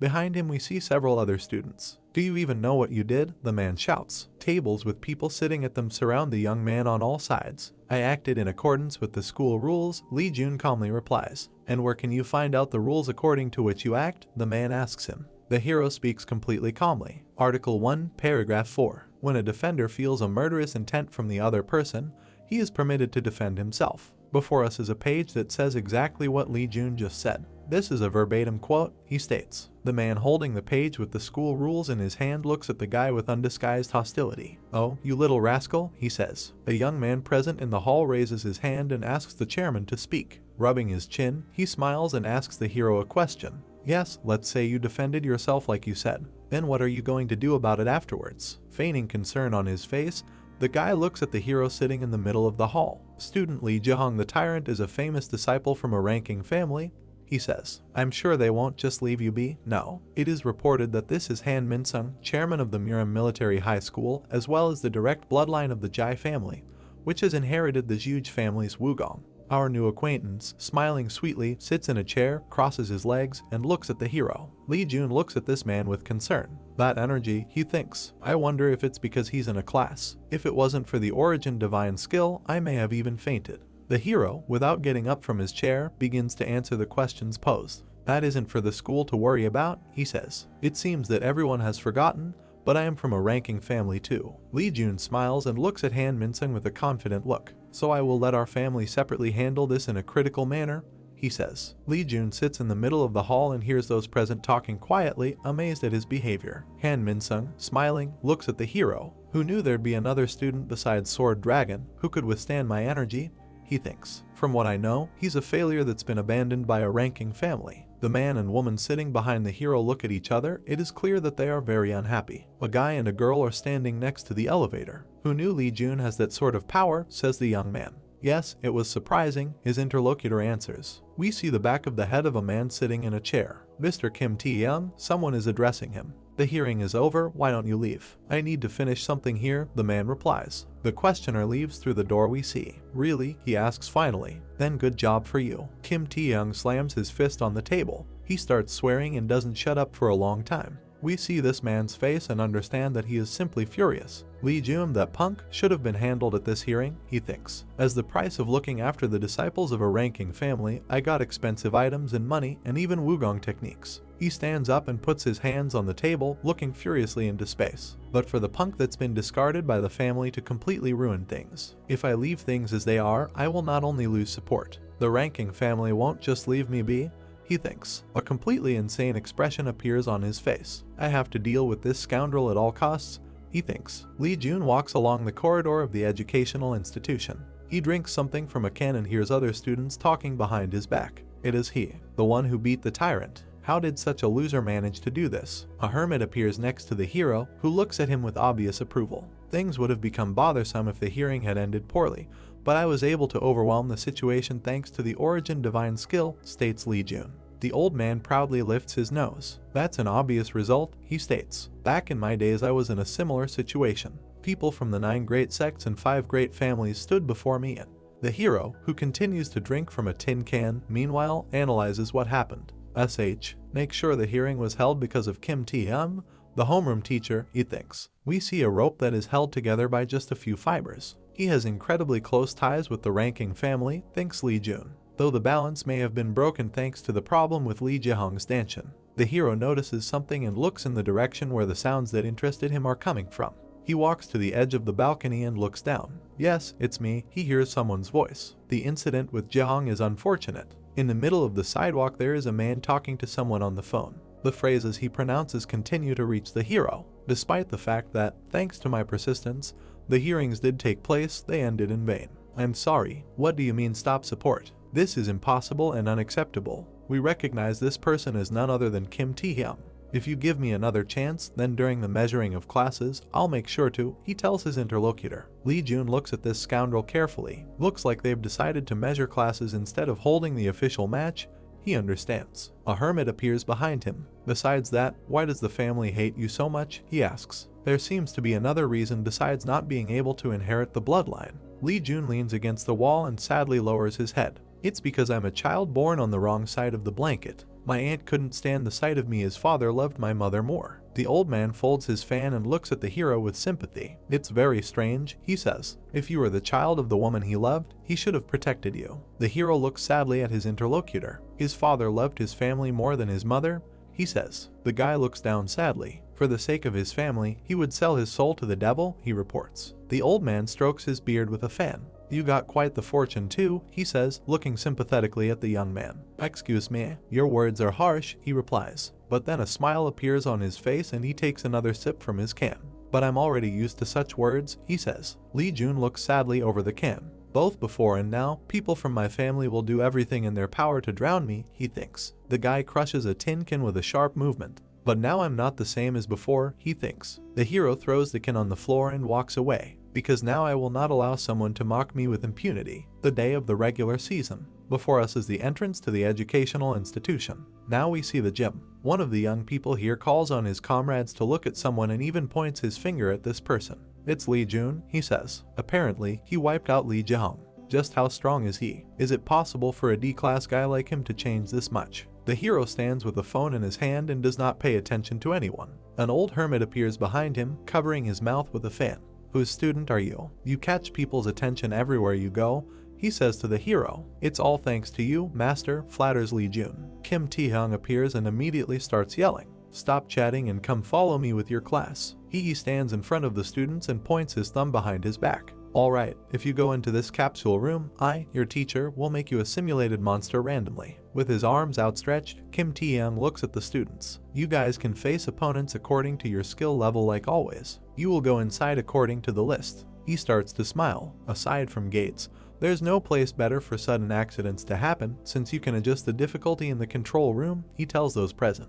We see a hero who, with his mouth open, stands in the middle of a riot of red energy flows. I'll drastically increase the difficulty for Lee Jun's turn and will pretend that the control system is malfunctioning, Kim Tae-hyung thinks to himself. The scoundrel smiles predatorily, looking at the students standing in front of him. Today is the perfect opportunity to get rid of Lee Jun, he thinks. The old man, covering his mouth with a fan, looks at the scoundrel and sees something wrong. It's written all over his face that he's going to kill someone. How can such a creature be a teacher? He asks. But the hero, hearing these words, smiles. I can't just silently accept this treatment, he says. Lee Jun enters some room. Is there a monster you want to face? He hears. The hero looks calmly ahead. It's okay, he replies. Lee Jun sits behind a mirrored window and speaks into a microphone. You're not lying? He asks. Then maybe you can fight the demon. We see a man with long hair with many corpses lying around him. Demons, thanks Lee Jun. That's how they refer to awakeners who became offenders. A representative example is the criminal organization Death Demon Lotus. Lee Jun smiles thoughtfully. To think that he'd tell a student to face such people. Is he finally showing his true colors? He thinks. The hero depicts joyful agreement on his face. Okay, let's do it that way, he says. Kim Tae-hyung leans towards the microphone.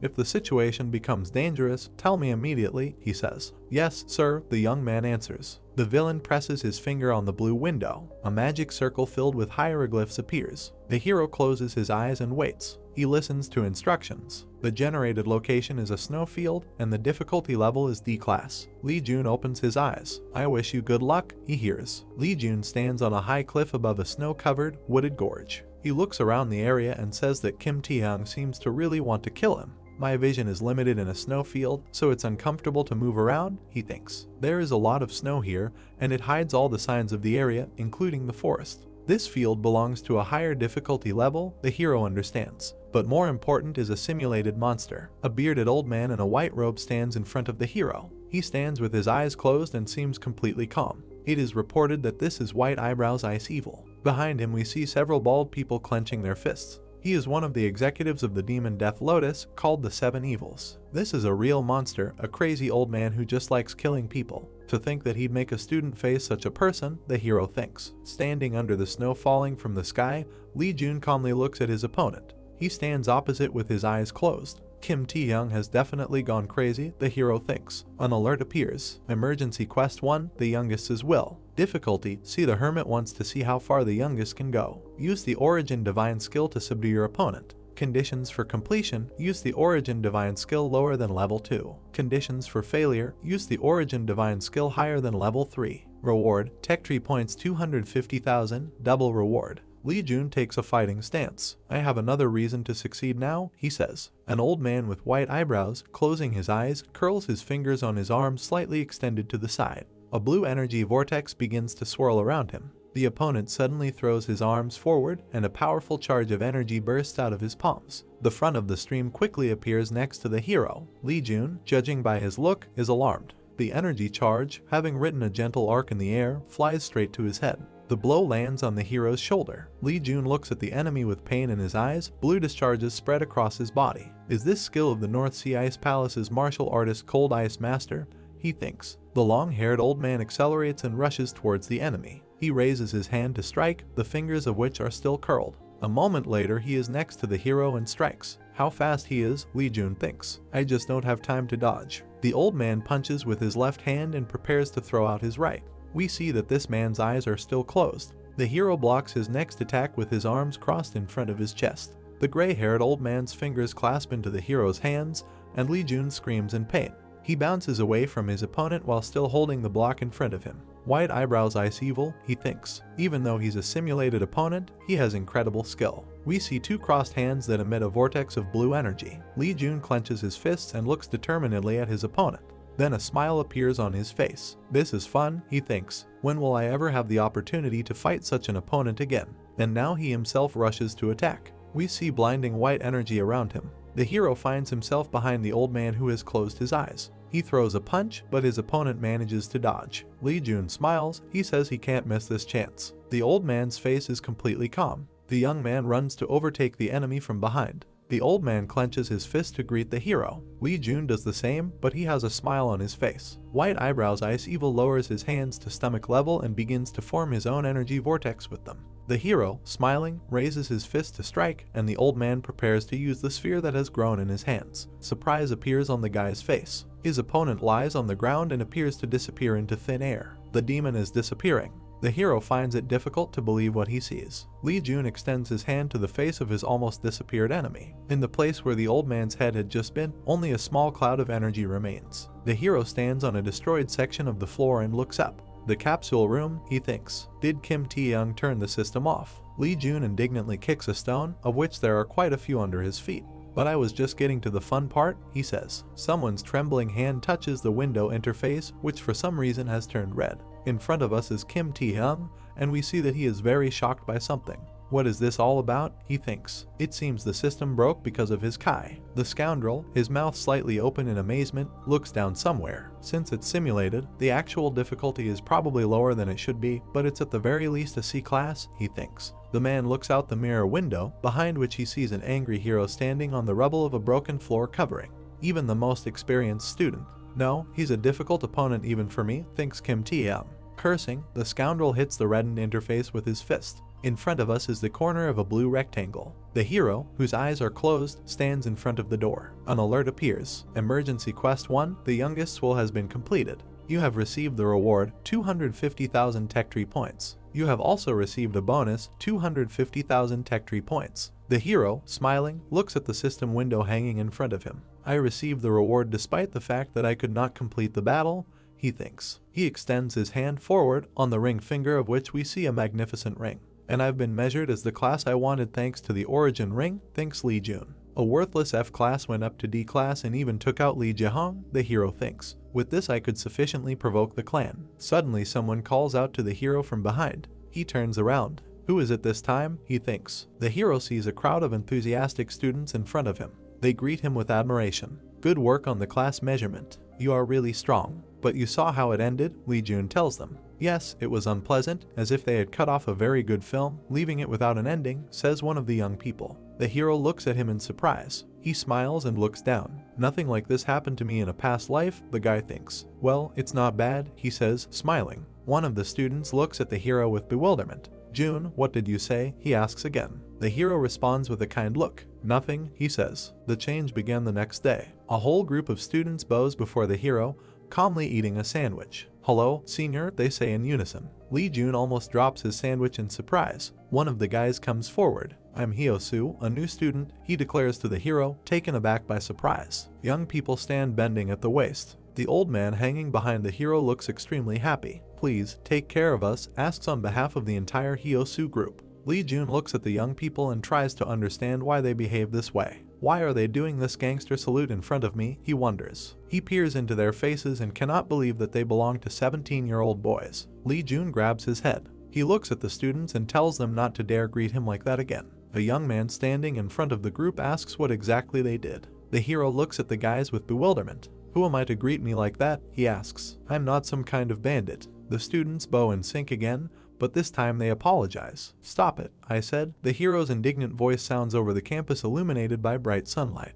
We see a class in which there is no one yet, but now we see the hero sitting at his desk. It looks like he's completely exhausted. Seeing the old man, he smiles and greets him with a raised hand. Those punks ended up following me to class and finally left after saying bye, he tells his mentor. This, too, an ordeal that the strong must face, he answers. The door to the room swings open and another student appears on the threshold. His eyes are burning, he really wants something. Lee Jun, the young man shouts, let's have one round. The hero looks at him wearily. I'm tired, so just leave, he asks. But the student immediately rushes to the attack. He swings his sword. Lee Jun stops the blade with both hands and grips it.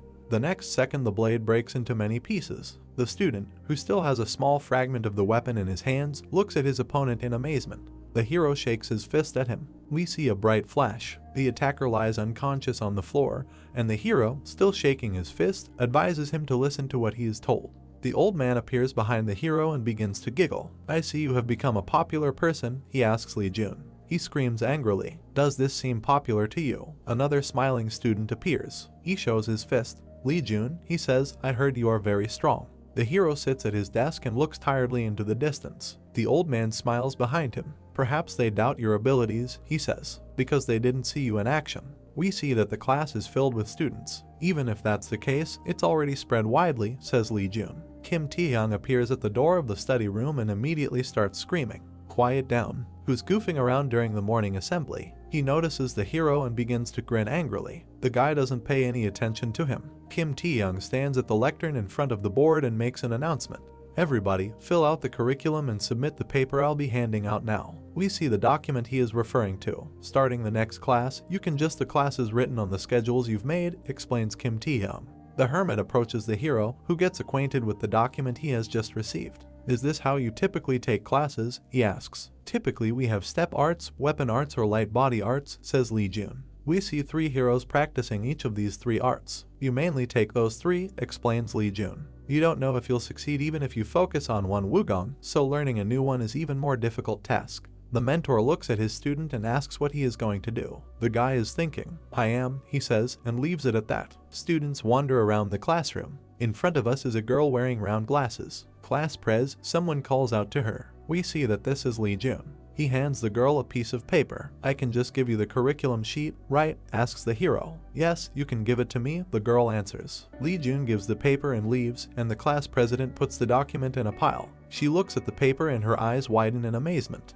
We see why she was so shocked. All fields in the questionnaire are filled in without exception. He wrote down every single class. She asked someone unclear. We see a football field in front of the educational institution. There is a girl standing on the edge. Next to her are 2 young men, students gathered on the field. It seems that there are also many students this year, the girl says. The beauty looks at the students, many of whom for some reason are clenching their fists. The girl bows. The hero answers her with a nod of his head. We are shown our new friend in a combat situation. A yellow energy sphere lights up in her hand. Before us is Cha Kyung-jin, nicknamed Red Lotus Fists. She's a B-class Awakener that's part of a ranking family. She is famous within the family for being a neutral figure. She gives respect for even someone as me, who's ignored by the family, the hero thinks. Lee Jun looks at the girl with delight. She's a wonderful person, he thinks. It was Kim Tae-hyung, he would have been too busy ignoring me. Kyung-jin, with two guys standing behind her, begins to explain. The Wugong you will be learning is the 10-step Divine Fist, and it is the successor to the 100-step Divine Fist, she says. IS Wugong that was donated to the school by Sinryongsa, a temple that has succeeded Shaolin. The girl raises her crossed fingers. Let's start with the basics, she says. One of the young men brings a box filled with balloons. They are well polished. Everyone, please, put on the 20 kilograms iron rings on both wrists, Kyung-jin requests. Students wear bracelets on their wrists with balls hanging from them. Many of them are unhappy. Do we really need to wear this? I heard that it's a tough class, but this isn't much, is it? Who knew that going around with 50 kilograms iron rings would come in handy, the hero thinks. You really never know what will happen in life. Kyung-jin addresses the students standing on the field. I will begin the class in full swing now, she says. One of the young men she came with sits down somehow strangely. Everyone takes a horse stance like he's demonstrating right now, and raise both arms like so, the girl explains. You must not use your internal Kai at all. One of the students raises his hand, with a shiny ball hanging from his wrist. How long do we have to do that? He asks. The girl smiles. Of course, she replies. Until my class is over. The entire group of students, with their arms outstretched, pretend to be horsemen. It is reported that they have been in this position for 40 minutes. At the hour mark, there are fewer students maintaining this position. 2 hours, only one student remains, the most persistent, and it seems to be Lee Jun. We see the hero up close, and he is completely calm. We hear what other students say about him. Just how long does he plan on lasting? Is he even human? His posture isn't even shaking. Kyung-jin looks at the hero. She is surprised that he still maintains the given position. Lee Jun, she thinks. He didn't beat young Master Jeong with just a trick. The girl claps her hands. She approaches the hero and says that he can stop. The hero gets up. But there is still time until the end of class, he says. Kyung-jin smiles sweetly and extends her hand to the guy standing next to her. I don't think this is necessary, she says. From this moment onward I will be teaching Lee Jun the 10-step Divine Fist. The hero looks at her a little surprised. The girl hands him a book. This is the Wugong formula book for the 10-step Divine Fist, she says. It has improved the 10-step Divine Fist, but it is still a difficult Wugong to learn. Lee Jun looks at the item he received in amazement. How quickly I got it, he thinks. The hero begins to leaf through the book. This isn't a Wugong skill book acquired from a dungeon, so it isn't registered in the Wugong window. You must learn as is written in the formula book, says the girl standing next to him. She looks intently at the hero. You have to be very persistent too. Kyung-jin begins to explain, but falls silent as he sees something truly amazing for himself. Lee Jun clenches his fist. He lifts it up and puts his other hand palm forward at face level. From the left hand, from the wrist of which the ball hangs, yellow energy begins to flow. He then makes a series of quick movements with it, and he suddenly throws himself forward. Yellow streams of energy rush towards Kyung-jin. She stares in shock at what is happening before her eyes. There is a bright flash behind the girl. Lee Jun rubs the back of his head, puzzled. Oh, what a shame, he says, looking at the blue window that hangs in front of him. This is an alert. You have failed to learn the 10-step Divine Fist. An old hermit appears next to the hero. This isn't something you can learn in one attempt, he says. I'm gonna get it down in a few more tries, Lee Jun answers. The old man looks at his student in surprise. It's my first time seeing such a child, he thinks. The guy, meanwhile, argues that it would be right to take a closer look at the formula contained in the book. He opens the book and reads the text. I thought he was just a dunce, but his talents are slowly increasing, the hermit thinks. He unfurls the fan and brings it to his face to cover his smile. It will be interesting to see who he ends up becoming, he thinks. We see two characters who seem to be, to some extent, mirror images of each other. The top one, long-haired, stands against the backdrop of a night pagoda. The bottom one, with his hair gathered in a bun, is visible in front of a similar structure during the day under the bright sun. It isn't like the heavenly demon constitution, which absorbs Wugong like cotton. Nor does that mean that he's been endowed by the heavens with the heavenly constitution either. Is it even possible to grow from a dunce to a genius? We see the hero, who, in fact, is now being discussed, surrounded by a blue aura. Cha Kyung-jin looks at the hero in shock. Teacher, he turns to her. The guy takes his eyes off the text of the book and looks at the girl. I infused my internal Kai without thinking, and my cultivation exploded while in the air, so the key to the 10-step divine fist is controlling the internal Kai quantity, right? He asks. Kyung-jin looks at his interlocutor in amazement. Yes, that's correct, she says. That is why you must control your internal Kai well. The girl cannot hide her shock. Without even listening to an explanation of the 10-step divine fist, he was able to accurately see through it, she thinks. Lee Jun throws his right fist forward. Then another movement follows, and the fist rises to the level of the face. Then the left hand flies forward, from which a stream of energy bursts out. Kyung-jin looks at the guy in amazement. How is this even possible, she thinks. The hero smiles. I did it, he says. An alert appears. You have succeeded in learning the 10-step divine fist. The 10-step divine fist has been registered as a general skill. In front of the hero, who stands with his hands behind his back, are 3 teachers, and they are all very excited. Lee Jun holds his head with one hand and puts the other forward. Dear teachers, could you ask questions more slowly and one by one? He asks, smiling guiltily. A young man with a bun on his head takes the floor. I'll speak first, he says. In my opinion, you are born to wield a spur, Lee Jun, he says. We see how the hero skillfully performs an exercise with a long flexible stick. That perfect angle of the shaft and the natural body movement like flowing water. It's something you instinctively know, this mentor says admiringly. But Kim Tae-young steps in and shuts his colleague's mouth with his palm. No, Lee Jun is someone who pairs well with sword techniques, he exclaims. Now we see how the hero gracefully handles the sword. Your sword arts are comparable to that of a sword dragon, says Kim Tae-young. What about coming to my iron-blooded sword family? Your friend, Sword Dragon, is also. The scoundrel fails to finish as he is pushed aside by the 3rd teacher with a bottle in his hand. No, he shouts. Lee Jun is perfect to learn poison skills. The glass vessel begins to emit a bright purple glow, terrifying everyone in the room. This perfect magnification is telling me the truth, shouts this contender for the hero's attention. The 10,000 Poison Shadow family always welcomes you, Lee Jun. We understand everything. Put away the bottle, one of his colleagues shouts to him. The hero looks stunned as the teachers swear. It seems that a little more and they will fight. We hear their remarks. Lee Jun is really perfect for us, got it. I said that we'll take him. With whose permission? The hero turns away in horror from the overly excited teachers. We see the blue sky above the educational institution building. The hero lies on the grass with his hands under his head. I don't have thoughts of joining another family, but why are they bothering me so much, he says. It turns out that he is talking to an old hermit who is standing next to him. It's an ordeal the strong must face is what you are going to say, right? Asks Lee Jun.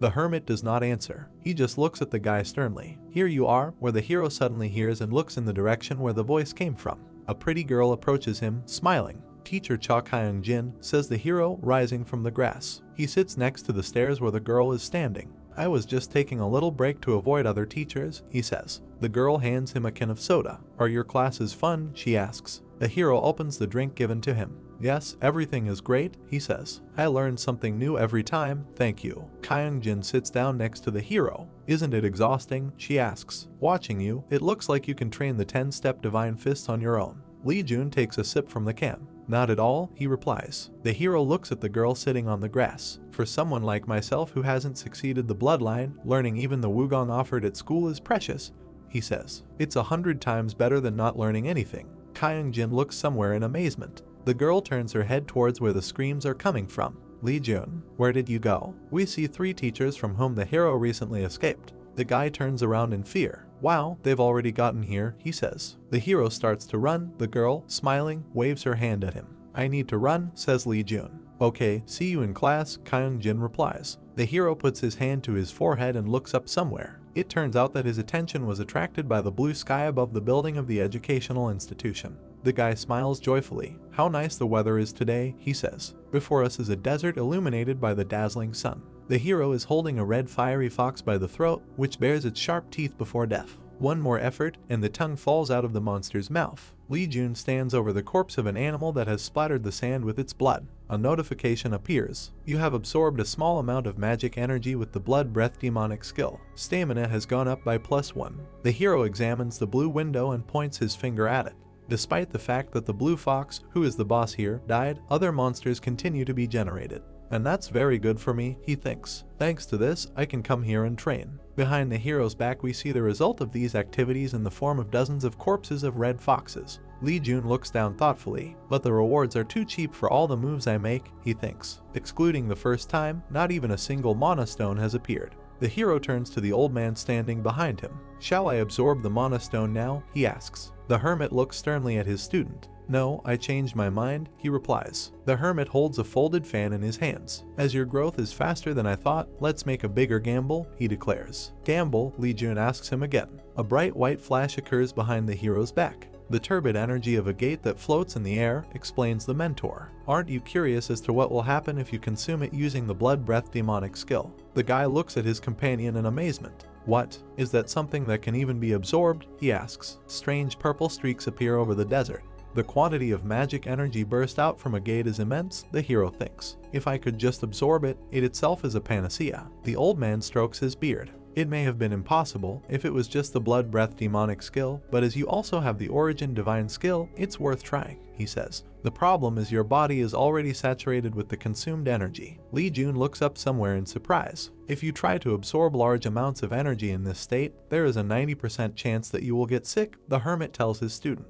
"But maybe you want to try anyway." The hero looks detachedly into the distance. A smile appears on his face. Surrounded by streams of blue energy, Lee Jun sits under a coconut tree. "If I was just going to quit with this, I wouldn't have come all the way to this point," he says. A whole series of alerts appears. "You have absorbed a small amount of magic energy with the blood breath demonic skill. The blood breath demonic skill has reached the level of 4 stars. The origin divine skill has reached the level of 4 stars. The stamina stat has reached its peak. The physique stat has reached its peak." Lee Jun sits on the ground with his legs crossed underneath him and absorbs energy from the surrounding air. He sees 3 more system messages. The strength stat has reached its peak. The agility stat has reached its peak. The willpower stat has reached its peak. It becomes clear from the hero's face that he is uncomfortable. The old man watches what is happening to him, standing behind the young man.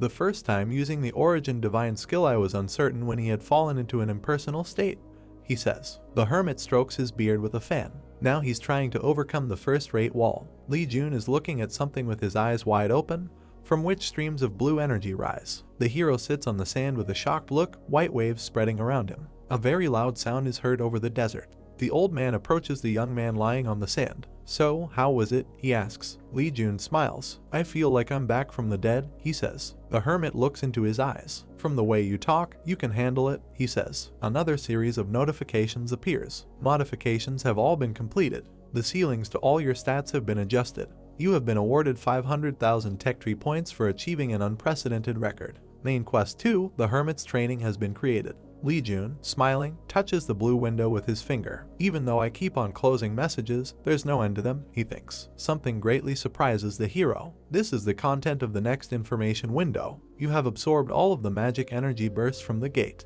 You have been rewarded for being the first person to purify the gate. You have acquired 250,000 tech tree points. You have become the owner from the Blue Fox Nest." "Gate's owner," the hero says in amazement, looking at another system message. "Owner of the Blue Fox Nest." The blue fox has a wicked personality, but it is also a creature that has loyalty towards its master. Its personality will be determined based on how its owner raises it. Privilege, baby blue fox, gate ownership. The hero looks at the blue window hanging in front of him, his mouth open. "I haven't seen this sort of thing in class or even in the news," he thinks. "So I can become an owner of a gate." A very strange sound is heard nearby, which immediately attracts the hero's attention. Lee Jun looks at the hermit in bewilderment. "Did you make that sound?" he asks. "Who do you take me for, scoundrel?" the old man answers indignantly. "The sound source is behind you." "Behind my back?" the guy asks again. Turning around, he sees a blue fox. Lee Jun looks at the animal in amazement. "Wow," he says. The hero notices a pair of blue tails. Now he finds out that there are at least 6 of them.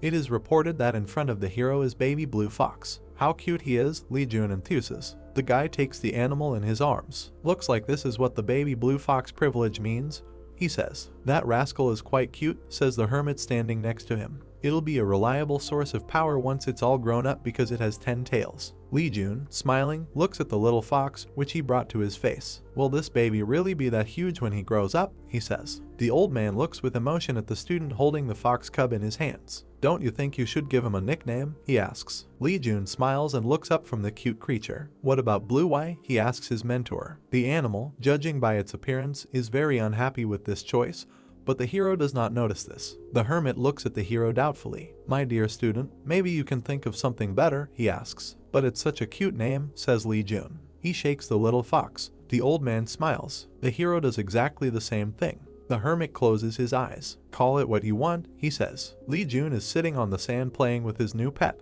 He presses it to his cheek. Blue Eye, do you like your name? He asks. We'll be friends with you, right? An animal, with tears visible in its eyes, flies over the hot desert, emitting an incomprehensible sound. In front of us is the building of the educational institution where the hero is studying. Someone wipes the leaves of a houseplant with a napkin. It seems that this is Han Min-sung, whom we have already forgotten a little. The door opens and someone calls him. We see a frightened girl. There's trouble, she shouts. Min-sung looks at her. What happened, Secretary Nam? He asks. The girl, legs spread wide, holds the door. The portal that's in the basement, she says. The blue fox nest has been cleared. We see a door with an amazing ornament, in the center of which is the yin-yang symbol. Han Min-sung approaches her and notices pieces of yellow paper lying on the floor. He picks up one piece and examines it carefully. To have broken through the 5-element seal, he thinks. We see the ornament emblazoned on the door up close. The 5-element seal is powerful trap and divine skill belonging to Jai family, they tell us. It's an amplification technique that can't be penetrated with brute force. Han Min-sung looks very worried. I have to check the portal, he says. Min-sung opens the door and goes inside.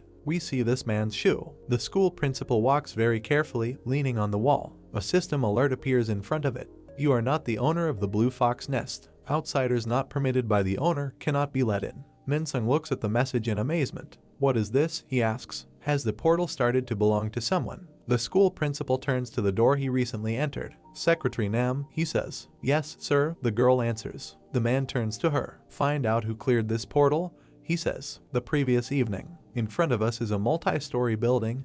In many of the windows there are lights. We see a hero who thoughtfully rubs his chin. Next to him stands an old hermit who is fanning himself. Master, don't you think this much is enough? Asks Lee Jun. The mentor clicks his tongue and says that this is a very bad choice. The hero clenches his fists in anger. Under his bed there is a box from which loud noises are coming. But in this place I will be able to see Blue Eye more often, says Lee Jun. The hermit stands behind the very upset hero. My dear student, he says. It's immediately obvious that you've never had a pet. He folds his fan and taps it on his palm. Animals love to be free, the old man says. We see the hero's bed. Wait, what if it's next to the bed? The hermit suggests. A student and a teacher look at the many tails of a blue fox. The unusual animal lies down with satisfaction on the proposed place, closes its eyes and covers itself with its numerous tails. He seems to like it, says the hero. Smiling, he puts his hands to his chest. I should leave it here then, he says. The old man looks at his charge with tenderness. He, smiling joyfully, plays with the blue fox, who pretends to be sleeping. Do you like him here? The hero asks the hermit. Before us are pictures of what happened to the hero earlier. At first he sits on his knees behind his father, who has turned away from him. We then see him in the clearing, when he was the subject of ridicule by others. After failing to succeed the bloodline, abandoned by his family and ostracized by the people around him, it's natural for his heart to blacken, the hermit thinks. Lee Jun brings the little fox to his lips and tries to kiss it. Kiss me, he asks. Unlike someone who has suddenly acquired strength he puts in the effort to look bright, the old man continues to think, watching what his ward is doing. He, depicting terrible grimaces on his face, continues to ask the little fox to kiss him at least once. The old man's gaze becomes a little thoughtful. He does not seem like a man who is ready to completely destroy himself in order to carry out retribution, the hermit thinks. He remembers another guy who caused a bloody massacre, killing many people. We see a disgusting gleam in the eyes of this monster. This is much better than being a revenge-seeking monster like the first, the old man thinks. Lee Jun sits on the bed and strokes the little fox lying next to him.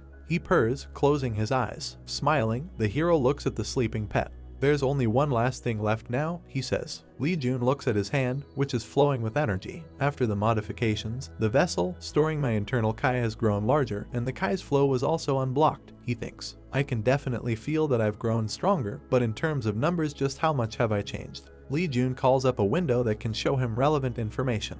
Judging by his eyes, what he saw shocked him. The hermit notices that something is wrong with his student and tries to look through the window that appears. Child, what's the matter? He asks. The young man looks at his mentor in amazement and asks what the hell he sees. We see the information window that amazed him so much. Basic info. Title, the hermit's youngest disciple. Name, Lee Jun, age 18. Potential, beyond class. Inherent skill, origin divine skill. Tommen skills, blood breath demonic skill, Heavenly King steps, beating fists, 10 steps divine fist, flying dragon technique, overpowering deadly blow, 7 fatal /shadow, chain spear technique. Route of the martial artist's path that feels skepticism towards the world. Owner of the blue fox nest. 2,400,400 tech tree points. Stats: Stamina 101 300th, Physique 103 300th, Strength 145 300th, Agility 105 300th. Special articles: Inner Kai 450 1000th, Willpower 300 over 300, Combat Power plus 10%.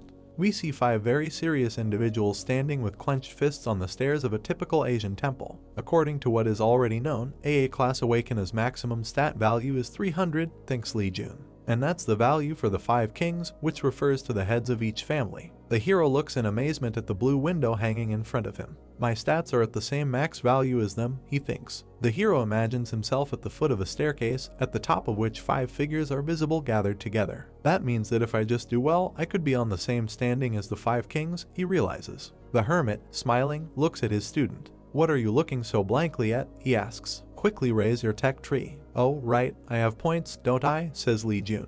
The statistics window appears. Route of the martial artist's path that feels skepticism towards the world. Hermit, companion of nature, Wugong, reigning steps, stats, strength plus 15. 2,400,000 tech tree points. Lee Jun, sitting on the edge of the bed, looks thoughtfully out the blue window. More points, more problems, he says. Shall I max out Wugong first? The old man stands next to the hero and strokes his beard. Considering your body's condition, even if you learn reigning steps right now, it'll just break down, he says. What about raising only the hermit and stats first? Lee Jun takes his eyes off the window and looks ahead thoughtfully. Just how incredible is the reigning steps for Master to keep on saying no, he thinks. A sly smile appears on the hero's face. Curiosity killed a cat, he thinks. The hero shows an extreme degree of surprise on his face, raises his hand and points at something with his finger. Oh, Master, look over there, he shouts. The old man turns his face in the direction the hero pointed. Not seeing anything there, he looks at his student with a dissatisfied look. And what was I supposed to see there? He asks. Lee Jun, with his mouth open, is trying to complete some operations in the window that hangs in front of him.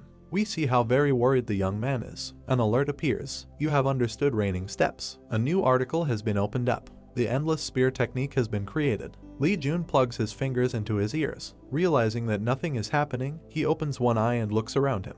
The old man hangs in the air behind him. You won't scold me? The hero asks. The hermit laughs with his mouth wide open. I knew you would do just that. It's the virtue of a brilliant master to be able to figure out their stupid disciple's personality. Lee Jun looks at his mentor in amazement. This cannot be, he says. An alert appears. Reigning steps cannot be used. Class B. Description: a step and body technique created by merging only the good aspects of the heavenly demon's reigning steps that the martial artist had coveted. Wugong growth conditions: all stats above 300, internal Kai 600. Usage conditions: all stats above 180, internal Kai 400. Lee Jun looks out the blue window with bulging eyes. He is clearly shocked. You just threw away all the glasses you had, says the hermit, raising his head up. This is impossible, the hero screams heart-rendingly. The school building is illuminated by the morning sun. Lee Jun wakes up and stretches sweetly. A blue fox lies on the bed next to him. I slept well, says the hero, yawning. We see the notification. The companion of nature stat is being applied. Affinity of all attributes plus 20%. Mother Nature's blessing is being applied. After that I ended up raising the stats like Master ordered, Lee Jun thinks. We see how this happened. The hero, with a dissatisfied look, selects options in the statistics window, and his mentor looks over his shoulder. Lee Jun rubs his chin thoughtfully. I think I forgot something, he says. He listens and realizes that he is not alone in the room. The sounds he heard were made by a blue pet, which was clearly dissatisfied with something. Oh yes, Blue Why? The guy screams. He turns to his pet and begins to pet him. Sorry, friend, I'll feed you now, says the hero. You are still very small and probably want milk, right? Lee Jun looks into the refrigerator but doesn't find any milk there. Oh no, looks like I'll have to go to the store to get it, he says. Blue Why rubs against his leg. The guy takes the little fox in his hands and looks into his eyes. You don't want to break up with me, he asks. You want to come with me, right? He tucks the cub into his bosom, and it settles comfortably there. Suddenly there is a knock on the door. Lee Jun looks through the peephole and asks who is there. Who cares to come early in the morning, he thinks. There is a girl standing behind the door. I am the chairman of the school's secretary. Are you Lee Jun? She asks. The hero opens the door and confirms that he is the one she is looking for. But on what issue? He asks to clarify. The girl, a little worried, replies that the school principal wants to see him. Lee Jun is surprised. Me? He asks. The hero looks over his shoulder at the old man who stands behind him. He must be calling me from behind the portal, yes, Lee Jun asks. Most likely, yes, the hermit answers. Then I don't need to meet him, says the hero. Putting his palm to his chest, Lee Jun feigns sincere regret on his face and says that he cannot go to the director now since he has a very important matter. But it will only take a few minutes, his girlfriend assures him. She looks at him with pleading eyes. The hero looks at her with sympathy. Okay, I'll go with you, he declares. A grateful smile appears on the girl's face. Lee Jun smiles back at her. But for this you will buy me milk, he says. School principal's office. Han Min-sung is sitting in a chair and drinking a cup of something. The secretary is standing behind him. The director's eyes emit a blue glow. The hero sits opposite him and he seems relatively calm. He's actually normal, the man thinks, looking at him. Behind the director we see a bright blue glow. That gate, did he really clear the blue fox nest, thinks Han Min-sung. No matter how you look at him, he's not higher than a D class. The director, with a cup in his hand, continues to evaluate the hero sitting opposite him. How he could do this, he does not understand. An old hermit hangs in the air next to the hero. It seems like he is trying hard to figure out your abilities, he says. I won't get caught just like last time, okay, Lee Jun tells him. We see his hand, on the ring finger of which there is a ring. Your origin ring is not for naught, says the old man. Lee Jun and the school principal are sitting opposite each other. The secretary is standing next to her boss. You called me here to tell me something, right? The hero asks. That's right, Han Min-sung answers. Smiling, the director looks at the student. I called you because I was worried that you might be in trouble because of Lee Jae-hong, he says. The director puts the cup on the saucer. Come to think of it, is the Fist King doing well? He asks. The hero closes his eyes and puts his hands on his legs. I'm a child that has been abandoned, so I don't know anything about my father well, he declares. Han Min-sung puts on a regretful face and brings his fist to his mouth. I'm sorry if I hurt your feelings, it was my mistake, he says. You seem to be doing well, so you can go back now. We see the ceiling of the room in which the conversation is taking place. Oh, good, goodbye, the hero says joyfully. Han Min-sung and the secretary look at the back of the retreating young man. The girl looks at her leader. What do you say? She asks. I don't know, Han Min-sung replies irritably. The director grabs his head with his hand. I mean, I don't have any idea about who he is, he says. The girl stands behind the back of the sofa and looks at her boss with concern. This, she starts to say, but Han Min-sung interrupts her. I'm flabbergasted since this is the first time I've encountered something like this, he says. Determination appears in his eyes. No matter what, we have to hurry up and call for Ji-yu, he says. The hero enters his room and joyfully tells the blue fox that he has arrived. The pet is licking an already empty bowl. You cleaned your bowl with your tongue, says Lee Jun. Smiling, the hero pours out another portion of food for the little fox with 10 tails. Are you that hungry? The guy asks. The pet makes a strange sound. An alert appears. Blue Eye's favorability on you has increased by 5. Blue Eye feels full. Lee Jun squats down next to the little fox and tries to pinch him. He's so cute, the guy says. 2 more alerts. Basic information. Name, Blue Eye. Growth 1%. Species, blue. Rarity, unknown. Attribute, fire. Likability, 25. I'm full. It's yummy. Territory, blue fox nest. Clean zone. Skills offense, F. Defense, F. Speed, unknown. Special attack, F. Special defense, F. Passive skill, none. Active skills, none. The hero presses the little fox's muzzle to the bowl with displeasure. Maybe it has just born, and only because of this its stats are low, he thinks. It doesn't matter because as it matures it will turn into a red class monster, but Lee Jun remembers the formidable monster he recently fought. The problem is its size, he says. The old hermit appears behind him again. That's not the only problem, he says. That's true, the young man answers. Concern appears on his face. Since Han Min-sung has started to suspect me, I have to be cautious of my movements, the hero thinks. I have to be cautious about Bison as well. We see an energy plant with crystal leaves growing from someone's hands, towards which the hand of a young man is reaching out. We are told what Bison is. It's the information gatherer of the Divine Skill Jai family. The Divine Skill Jai family has been monopolizing various gates and artifacts by employing Bison. Lee Jun sits on the floor next to a baby fox lapping from his bowl, an old man hanging in the air next to them. I'm a little scared, because now I'll be under 24-hour surveillance, the guy says. He rubs his chin with his fingers thoughtfully. I have to use my privilege as the fox nest's owner, he says. The hermit strokes his beard as he stands next to him. So that's what you're thinking about now, he says. I always think about it, Lee Jun answers. A mountain rises in the distance. The hero, with his hands in his pockets, stands in a clearing in the middle of the forest. An alert appears. You have connected to the blue fox nest. Please design the pathway to connect. You have 2 remaining designation points left. We see a cracked mirror. A white energy vortex appears next to the hero. Lee Jun looks up somewhere thoughtfully. Before his eyes is the desert, palm trees and lake that he saw just recently. Wow, I'm really connected to it, he thinks. Behind the hero's back, against the background of sand, a blue portal is visible. I should let Blue Eye stay here once it becomes big, says the young man. Standing against the backdrop of a white swirl, he works with a blue window hanging in front of him. Now that I have a pathway, I can completely avoid Bison's eyes, thinks Lee Jun. Designate point, he orders. 2 alerts appear. You have connected to the blue fox nest. You have 1 remaining designation point left. The hero smiles. I can call a portal, he says. Next to him, a blue whirlwind makes pleasant sounds to the ear. Lee Jun goes through the portal and ends up in his room. I was able to solve one of 2 problems, he says. Outside the window of the room where Lee Jun is, there is someone very similar to him. Now I only need to do one thing, says the hero. Get stronger. A few days later, in front of us are several buildings of the school where Lee Jun studies. He sits at his desk and writes something in a notebook. The hero, who holds a pencil in his left hand, leans over the notebook. I secretly sneaked inside the gate for a few days, he thinks, but my abilities didn't improve, and I wasn't given any quests. The pencil hangs a millimeter from the paper. As expected, I have to go to a higher class gates, thinks Lee Jun. He rests his head on his arm and looks thoughtfully into space. There's a gate that perfectly fits my thoughts,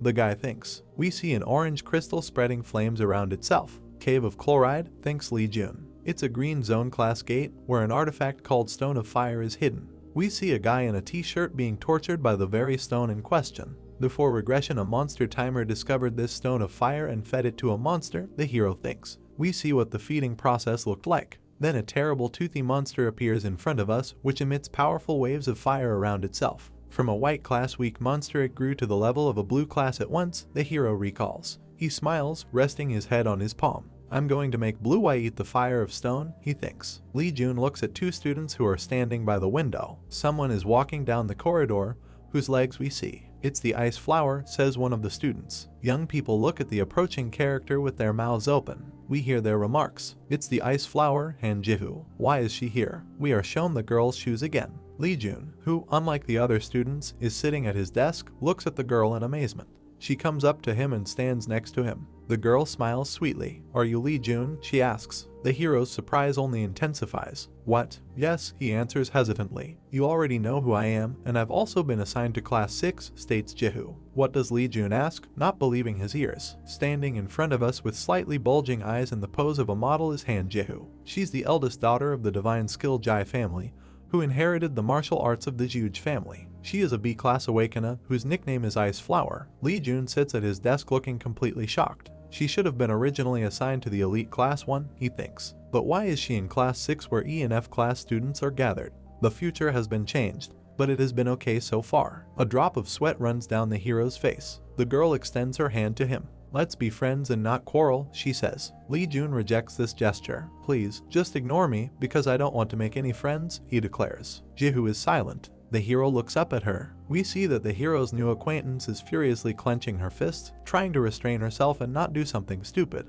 Lee Jun sits at his desk with his head in his hands. It's too troublesome to deal with her, he says. What are you going to do? The hermit asks him. Jihu sits at his desk, clenching his fists, and does not take his eyes off the hero. The fist dragon, I mean my half-sister, she thinks. She is the one that bastard likes. Lee Jun removes his hands from his eyes and addresses the old man standing next to him. He would have rolled his eyes and tried to kill me if he saw this, he says. Why did she talk to me? The hermit looks thoughtfully into the distance, covering the lower part of his face with a fan. I think I know why, he says. What is the current state of the power structure here? The hero puts his fists on the desk and looks at his interlocutor. State of power structure, he asks again. There's the 15 Noble Families Federation, Martial Arts Federation, and the Death Demon Lotus. The 9 great sects and the 5 great families are found within the 15 Noble Families Federation. The old man looks at his student with cunning eyes. The divine skill Jai family inherited the Juge family's martial arts, right? He asks. Yes, Lee Jun answers. The hermit looks at the guy over his fan.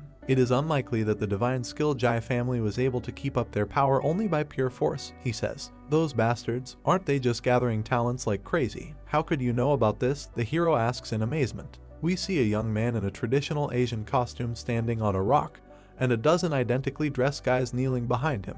Unlike others, as their martial arts is weak, the Juge clan focused on gathering talents, the hermit reports. That's how I know. They were even able to bring in the ice flower. Lee Jun looks at the girl thoughtfully. Perhaps they are trying to scout you, continues the hermit. That's why they are collecting information by observing you. The hero's indignation knows no bounds. That is, this scary girl will not leave my side now, he asks. Han Ji-hoo really looks at him with some wild eyes. Lee Jun grabs his head with his hands again. You are now weaker than her, the old man tells him, lifting his head up. So, for now, concentrate on understanding how it can be used. Anyway, it's none of my business. The hero almost cries. I don't want anything to do with her, he says plaintively. People have gathered in front of the podium, on which one person stands. There is apparently a teacher at the top and students at the bottom. I am sure that you are all ready for the exam, says the teacher. Lee Jun looks over his shoulder at the girl standing behind everyone. A new student has also joined us, the teacher continues his speech. Let's try doing a one-to-one martial art lesson.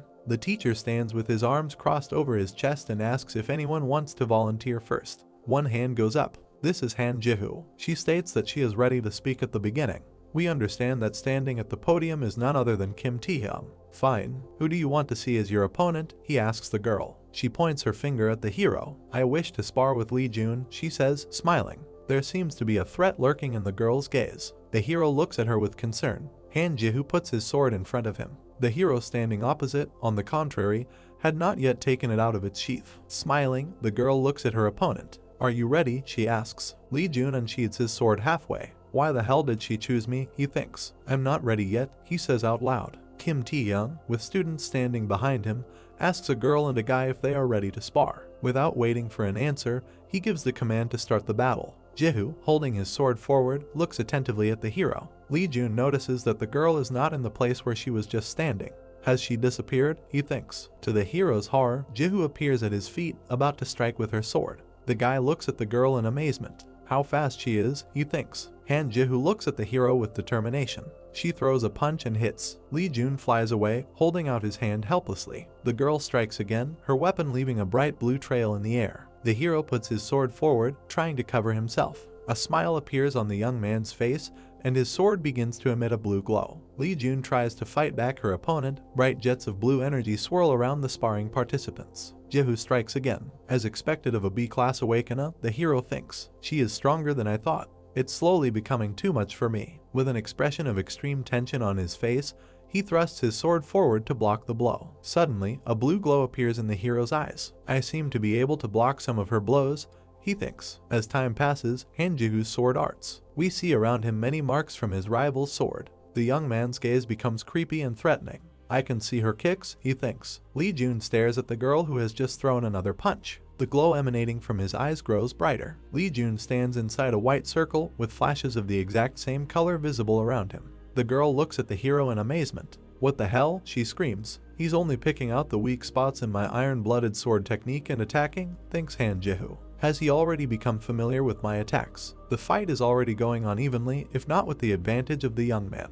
The girl, with horror in her eyes, puts her sword in front of her. I'll lose if I just continue to drag out the time, thinks Ji-hoo. The opponents cross swords and look at each other with fury. If that's the case, then I'll have to use my specialty, the girl thinks. Lee Jun comes close and asks the amazed girl, going to use the ascending slash sword. Han Ji-hoo looks at him, unable to believe what is happening to her. What is this all about? She asks. The opponent's swords are still crossed. How do you know this? Asks Ji-hoo. The girl, judging by her look, is simply shocked. The hero ends up behind her and falls to his knees. His rival stands with a sword in her hand and, not understanding anything, looks somewhere into the void. Lee Jun sheathes his sword. Ji-hoo, which is in the foreground, makes an incomprehensible sound. We see her long locks falling down, and they remain lying at the feet of the unconscious girl. Lee Jun looks over his shoulder at his opponent, who he cut a little hair during sparring. The girl comes to her senses, restores her outer calm and sheathes her sword. The hero does exactly the same thing. Han Ji-hoo lowers his head and stands without turning to his opponent. I lost, she humbly admits. The bright sun is shining through the school window. Han Ji-hoo, who has cut her hair short, looks out the window with her head resting on her palm. The hero, who occupies one of the first desks, turns to the girl, but she does not pay the slightest attention to him.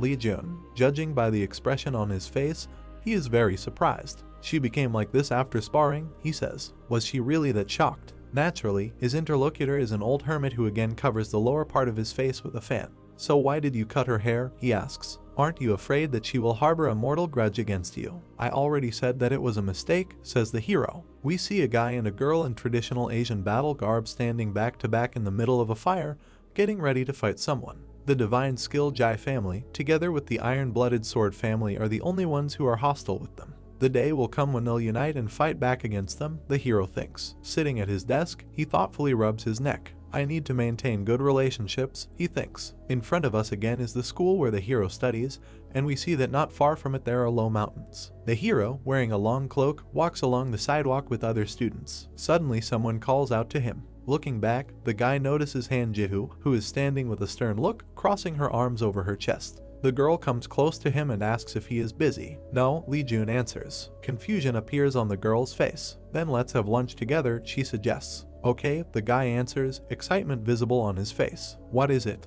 Why does she behave this way? The young man thinks. An old hermit appears behind him. Do you think she finally decided to bury me? The hero asks him. May you rest in peace in advance, my dear disciple, the mentor answers. In front of us is a pizzeria. Someone takes a delicious piece of pizza from a plate, followed by strings of hot cheese. Han Ji-hoo takes a bite and a look of pleasure appears on her face. Incredibly delicious, she says. The hero watches in surprise as the girl eats pizza. She has a great appetite, he thinks to himself. He himself seems afraid to touch pizza. Is it really that good? Thinks Lee Jun. I can't really tell. Han Ji-hoo, who is sitting opposite the hero at the table, looks at her companion in bewilderment. Why don't you eat? She asks. I'm just a bit, the guy says hesitantly. I have no clue why we're eating this. The girl, who had already brought another piece to her mouth, shudders in surprise. We see the back of her head with cropped hair. Fit, she says. What? The hero asks to explain what she meant. Ji-hoo, having removed the pizza from his mouth, looks at the young man with anger. They will die if I buy you something good. You throw a fit, she declares. Lee Jun is speechless and looks at her silently. The girl wipes her mouth with a napkin. Then I'll get straight to the point, she says. Ji-hoo looks closely at the hero and asks how he managed to defeat her. Lee Jun smiles. I saw your weak points, he explains. Weak points? The girl asks. You are using a good sword, but it felt disconnected for some reason, says the hero. We are shown one of the girl's punches during sparring.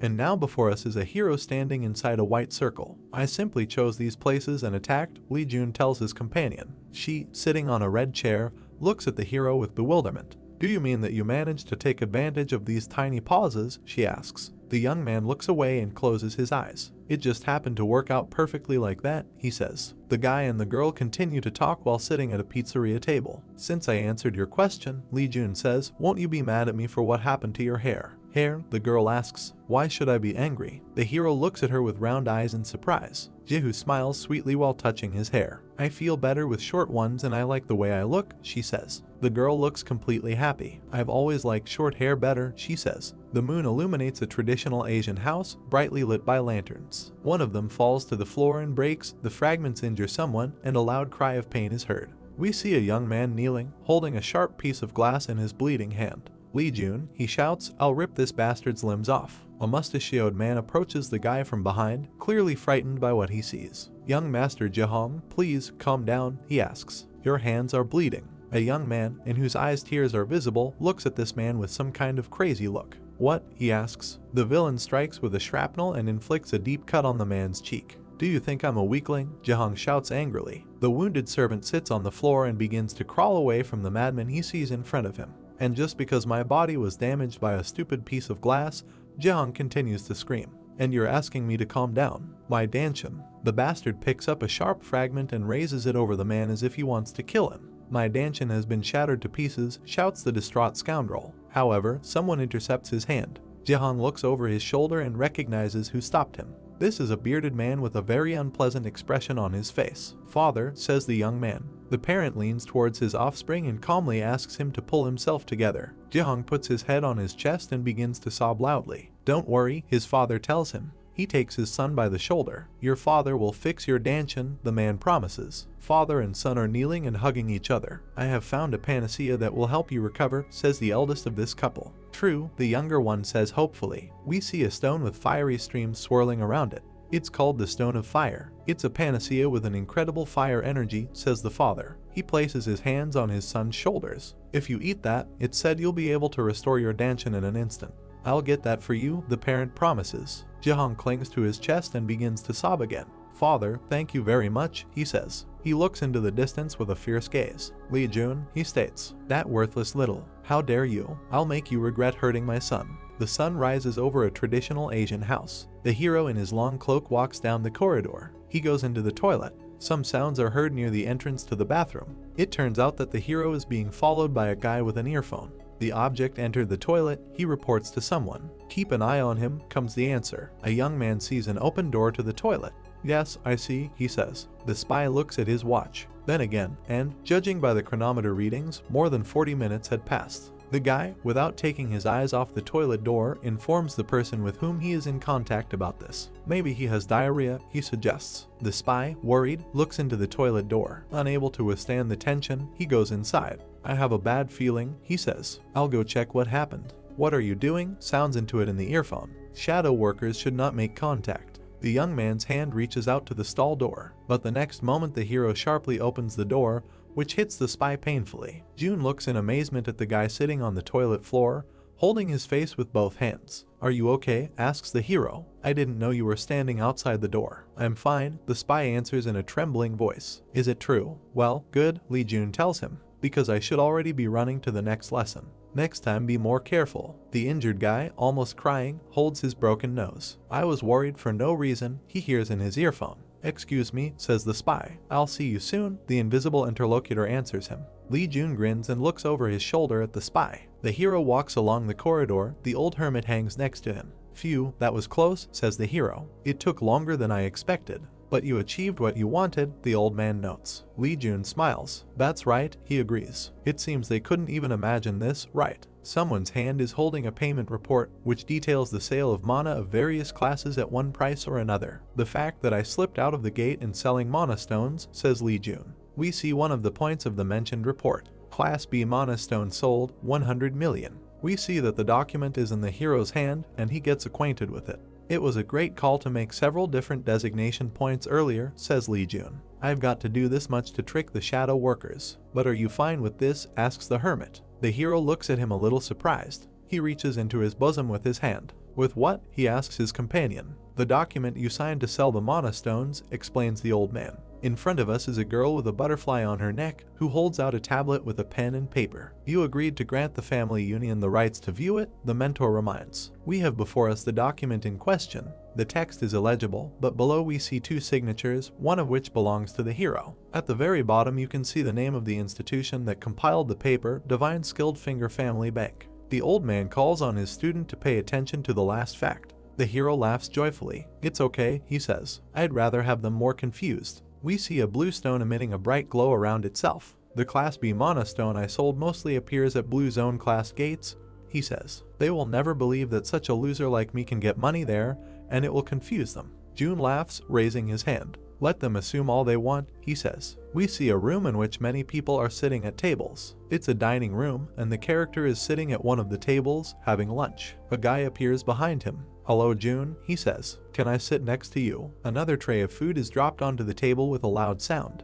"No, you can't," the young man hears. Jihu looks at him with wild eyes. "It's busy here," she says. The guy apologizes and leaves. The girl sits next to the hero. He looks at her with displeasure. "Why drive them away?" he asks. "We could all fit at this table." "Crowds make me uncomfortable," says Jihu. Jun looks at her with undisguised irritation. "Hey, it's uncomfortable when you're around," he says. "Don't you get it?" "So what?" Jihu asks indifferently. How stubborn she is, Jun thinks, looking angrily at his tablemate. He turns away from her. "Okay, forget it," he says. The girl looks searchingly at the hero. He calmly brings a piece of food to his mouth. "Did you learn something other than tripartite cultivation technique?" asks Jihu. Out of surprise, the hero forgets to put food in his mouth. He turns his head to the girl sitting next to him. "Why are you asking this?" he asks. Jihu stares at the guy. "One can't wield that much strength with only the tripartite cultivation technique," she says. Jun closes his eyes. "Do you think so?" he asks. The hero gets up from the table. "I'm all done eating, so I'll get going," he declares. Jun leaves, leaving the girl alone at the table. She looks after him in bewilderment.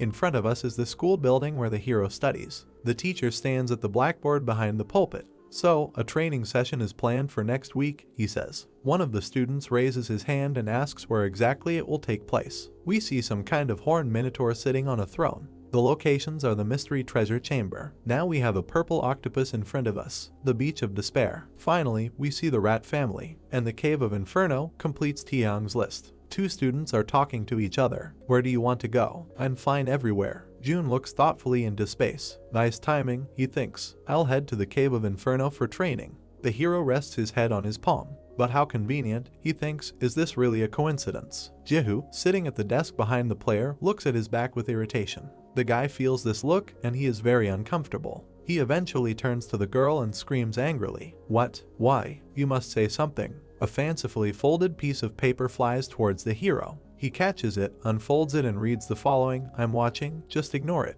June crumples the note irritably. That 4D personality, he thinks. In front of us is once again a school building. The hero collapses on the bed and hugs the pillow. He lies there and thinks about how tired he is. Why do all these weirdos stick to me, he thinks. The hero remembers Jihu, the guy clenching his fists, and the phrases they told him. You look great today. Just observing, ignore me. Irritating. Just ignore it. I don't understand where a hermit appears next to the bed. It's part of what the strong needs to endure, he says. You're always talking about the strong enduring something, June asks irritably. He covers his ears. Don't you dare interrupt the master when he speaks, the hermit shouts angrily. June looks at the box next to the bed and realizes that something is wrong here. The guy kneels on his bed and looks around in surprise. Is it just me, or has Blue Eye disappeared somewhere? He should have already greeted me, says June. That's all true, says the old man. Maybe he sleeps in some corner. The hero puts his hand to his mouth and begins to call the little fox. Continuing to do the same, he walks around his room. June notices his pet as he lies down on the floor. Amazement appears in the guy's eyes. His pet is sleeping, curled up. At the same time, large drops of sweat flow down the animal's head. There is a regular bus in front of us. The hero sits on a bench, clutching either a bag or a satchel to his chest. He unzips. Smiling, June looks inside. Sorry, it was cramped for you there. Yes, he asks. Just be patient a little longer, it will all be over soon. Blue Eye pokes his head out of the bag and sticks out his tongue with a happy expression on his face. Last night, we see a dormitory building with several windows illuminated. Blue Eye, who doesn't look very healthy, is curled up. A notification appears. Basic information. Name, Blue Eye, growth 1%. Species, blue fox. Rarity, unknown. Attribute, fire. Likability, 30. I'm low on magic energy. Territory, blue fox nest. The hero draws attention to the line that says that the pet does not have enough magical energy. He points his finger at the blue window and repeats the text he sees. With a sad expression on his face, June approaches the little fox and pets it. Hold on a sec, Blue Eye, he asks. What are you doing? The hero hears and flinches in surprise. June continues to pet his pet.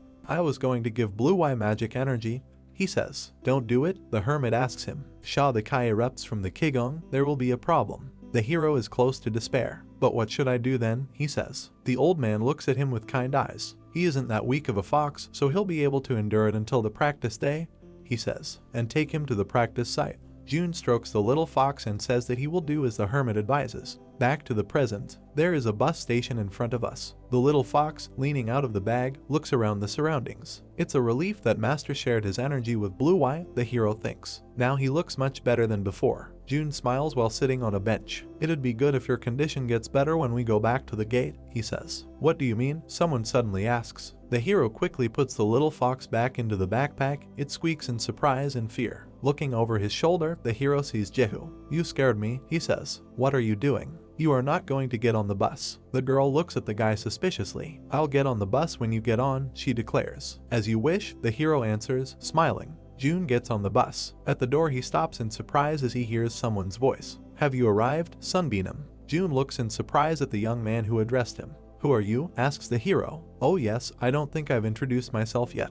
The guy smiles, closing his eyes. My name is Hyosu, he says. Please, take care of me at the practice, Sunbeam. June looks at this young man in surprise. Hyosu, he thinks. I think I've heard the name somewhere before. Or am I wrong? The hero, with Jehu standing behind him, addresses the guy. Yes, Hyosu. Just don't address me the way you do again, he asks. The young man bows low, which once again shocks the hero. I will rectify that, Sunbeam, he promises. May you be torn apart, June thinks. The hero, with Jehu sitting next to him, looks out the bus window. Taehyung appears between the seats next to the driver's seat. Everything is in place, he asks. Then fasten your seat belts, he says. The villain, smiling, looks at the hero sitting with a bag. Lee Jun, he thinks. You did well picking the Cave of Inferno. You've made things easier for me. I'll deal with you properly this time. The hero, yawning, looks out the window, not noticing the predatory expression on the teacher's face. We see a monumental bridge. Now in front of us is a swirling blue vortex, scattering jets of energy around it. A young man in sunglasses appears and starts talking, with two other guys standing next to him. Welcome, I'm Kang Min-yi, Group Leader 3, a member of the Divine Power Fist family's fighter squad, and I've come as your guide today. If you just follow us, then nothing wrong will happen inside the gate. The hero stands with his hands in his pockets. Fighter squad, he wonders. June looks ahead carefully. The fighter squad is a top-notch military corps, whose members are at least C-class awakeners, he thinks. It's an excessive force to use as a field trip guide. The hero's face is very serious. Have they come to kill me, or is it because they know the Stone of Fire's whereabouts? Or it may even be both. The hero never stops looking at new characters. His particular attention is drawn to Min-yi, whom we see. Two young men accompanying the students are talking to each other. Sir, we need to start slowly, says the assistant commander. Okay, go ahead. He gives him permission. A smile appears on the hero's face. They aren't even pretending to be polite, he thinks. It really is a well-functioning family. Now June looks thoughtful. It's only now that they act like that, he continues to think. Even if I kill here, you won't be able to ask for help. Jihu is clearly unhappy about something. She hears something that makes her turn around. The girl draws attention to the hero, who is standing with a backpack on his back behind the other students. What was that? The girl thinks, without taking her eyes off the hero. Bright white spots appear both next to her and next to the guy. Was that bloodlust just now? The girl listens to her feelings. We see the vault of the dungeon. Below him, dark human figures move forward. Suddenly, someone's hand blocks the student's path. The order to stop sounds. Min-yi stands in front of the yellow barrier tape and says that beyond that there is an unexplored area. Though it's regrettable, you may only look around the explored areas. Students standing around the conductor in sunglasses are actively discussing his words. He said it's an unexplored area. Could there be something there? I'm curious. We should come back here one day. T-Young approaches the conductor, who, as it turns out, also arrived along with everyone. This is a place that'll be hard for them to come again, so what about letting them look around for a moment, he says, smiling. Min-yi hums thoughtfully. Standing next to the black and yellow tape blocking the passage, the conductor rubs his chin thoughtfully. Then again, we're here, so I do think that it'll be okay for a brief one moment, says T-Young. Jihu raises his hand. We should only look around the safe areas, she says. That's the practice today. The hero looks at her angrily. June and Jihu stand in front of other students. What's wrong with this? The guy asks. Let's take a look at what's there. A smile appears on his face. I think it will be fun and funny, he says. Jihu looks at the hero with indignation and tries to say something. However, the hero, smiling, interrupts her. Everyone wants it, he says, so it's okay. And the fighter squad is here too. The conductor in black glasses shows with his hand the direction of movement. It seems the majority have made their choice, he says. Well, let's go. Two goblins are squatting. A young man in a suit and glasses appears behind one of them. The next moment a knife is stabbed into the monster's throat. The second goblin growls and rises to his feet. Seeing that his comrade was killed, he takes off running. Three daggers appear in the air. One of them pierces the back of the monster's head and it lets out a dying cry. Min-yi, wiping the knife, turns to the students. Well, let's go back, he asks. What? And that's all? He hears. We didn't see anything at all. The guide stands next to the dead goblin. There is nothing further to see, he declares. There isn't even a boss in this area. That's why we were able to go this far. Min-yi looks at her feet with concern. The floor begins to disappear from under the feet of the people in the cave. Loud screams are heard. Someone suggests that an earthquake has begun. Min-yi screams loudly and shows with her hand where everyone should run. Run to the source, everyone. This is not an earthquake. This is the wave. Lights begin to sparkle in the air. Young people with faces distorted with fear run to where the guide showed them. Jihu and Su run away, trying to escape the danger that threatens them. Su sees the hero standing calmly in place, turns to him and calls out to him. Jihu turns around and runs towards June to get away from his threat. Why are you standing still? She screams. However, someone stops the girl. T-Young grabs her from behind and pulls her away, shouting that what she is about to do is very dangerous. Jihu is outraged, demanding to let her go. Su is also trying to shout to the hero. He reaches out to the silhouette, behind which a powerful red glow can already be seen. The guy shouts that this is very dangerous. However, June does not pay any attention to him. He stands with an unreadable expression on his face. In the middle of the cave, symbols are vaguely visible, similar to hieroglyphs. T-Young and Jihu look at them with wide eyes. Su, judging by the expression on his face, is generally preparing for something terrible. He extends his hand to the hieroglyphs that are on some wall. For some reason, the guy falls to his knees. Behind him, T-Young tightly holds the girl who is trying to escape. Sue hits the stone with his fist and tries to shout to the hero. Amazement appears on his face when he hears from the other side that everything is fine with the hero and it is better not to bother him. Sue turns away from the stone wall. "I'm glad," he says. He then notices Minnie approaching and tells him that June is behind the wall. The conductor approaches the young man and puts his hand on his shoulder. "We're not sure whether there will be other stone slabs," he says. "We should head back to the settlement for time being. He should be fine. There are no signs of monsters nearby. We'll come back once we've made a plan to help him." Sue gets to his feet and says he agrees with the proposed solution. Jihu breaks free from the hands of the villain who was holding her. She approaches the wall and with an angry expression on her face screams at the hero so that he does not go anywhere and wait patiently for help. "I know that, so hurry up and go," comes from behind the stone barrier. June calmly looks somewhere to the left. Blue Eye's satisfied face appears from his backpack. "You can go out," the hero says to his blue pet. The little fox gets out and stretches with a contented look. "This rascal, you are full of energy since you are inside the gate," says June. The animal climbs onto the hero's shoulder. "Well, let's go," asks the young man. The little fox makes a sound indicating agreement. Two goblins are sitting on their knees inside a cave. One of them notices the hero's shadow. He turns to his fellow man with a satisfied look, and the monsters begin to imagine how they will roast a man at the stake. Smiling predatorily, the goblin approaches the hero. The monster's eyes glow evilly. A notification appears. Passive skill fear has been activated. The goblin kneels in horror before the hero. His relative sits down next to him. He is also very frightened. The goblins run away. A series of notifications appears. Blue Eye's favorability towards you has increased by 20. Blue Eye has absorbed a low-level evil energy. Blue Eye has learned the passive skill evil energy. As the affinity condition has been met, it has learned the skill devour. The hero, smiling, rubs his cheek against the little fox sitting on his shoulder. "You've finally mastered your first skill," he says. We see an information window. Evil energy. Rating C. Description: absorbs the dispersed evil energy in the air to draw out a more refined evil energy. High classes of evil energy allow for the release of a higher concentration of evil energy. Effect: evil energy generation. We see the happy little fox's face. Another notice: devour. Rating SS. Description: no matter how bad the quality of the evil energy is, it doesn't hold a flame in front of Blue Eye's appetite. Effect: evil energy absorption. June reads the text of the notification that we are now seeing. "What but this?" An old hermit appears next to him and does the same.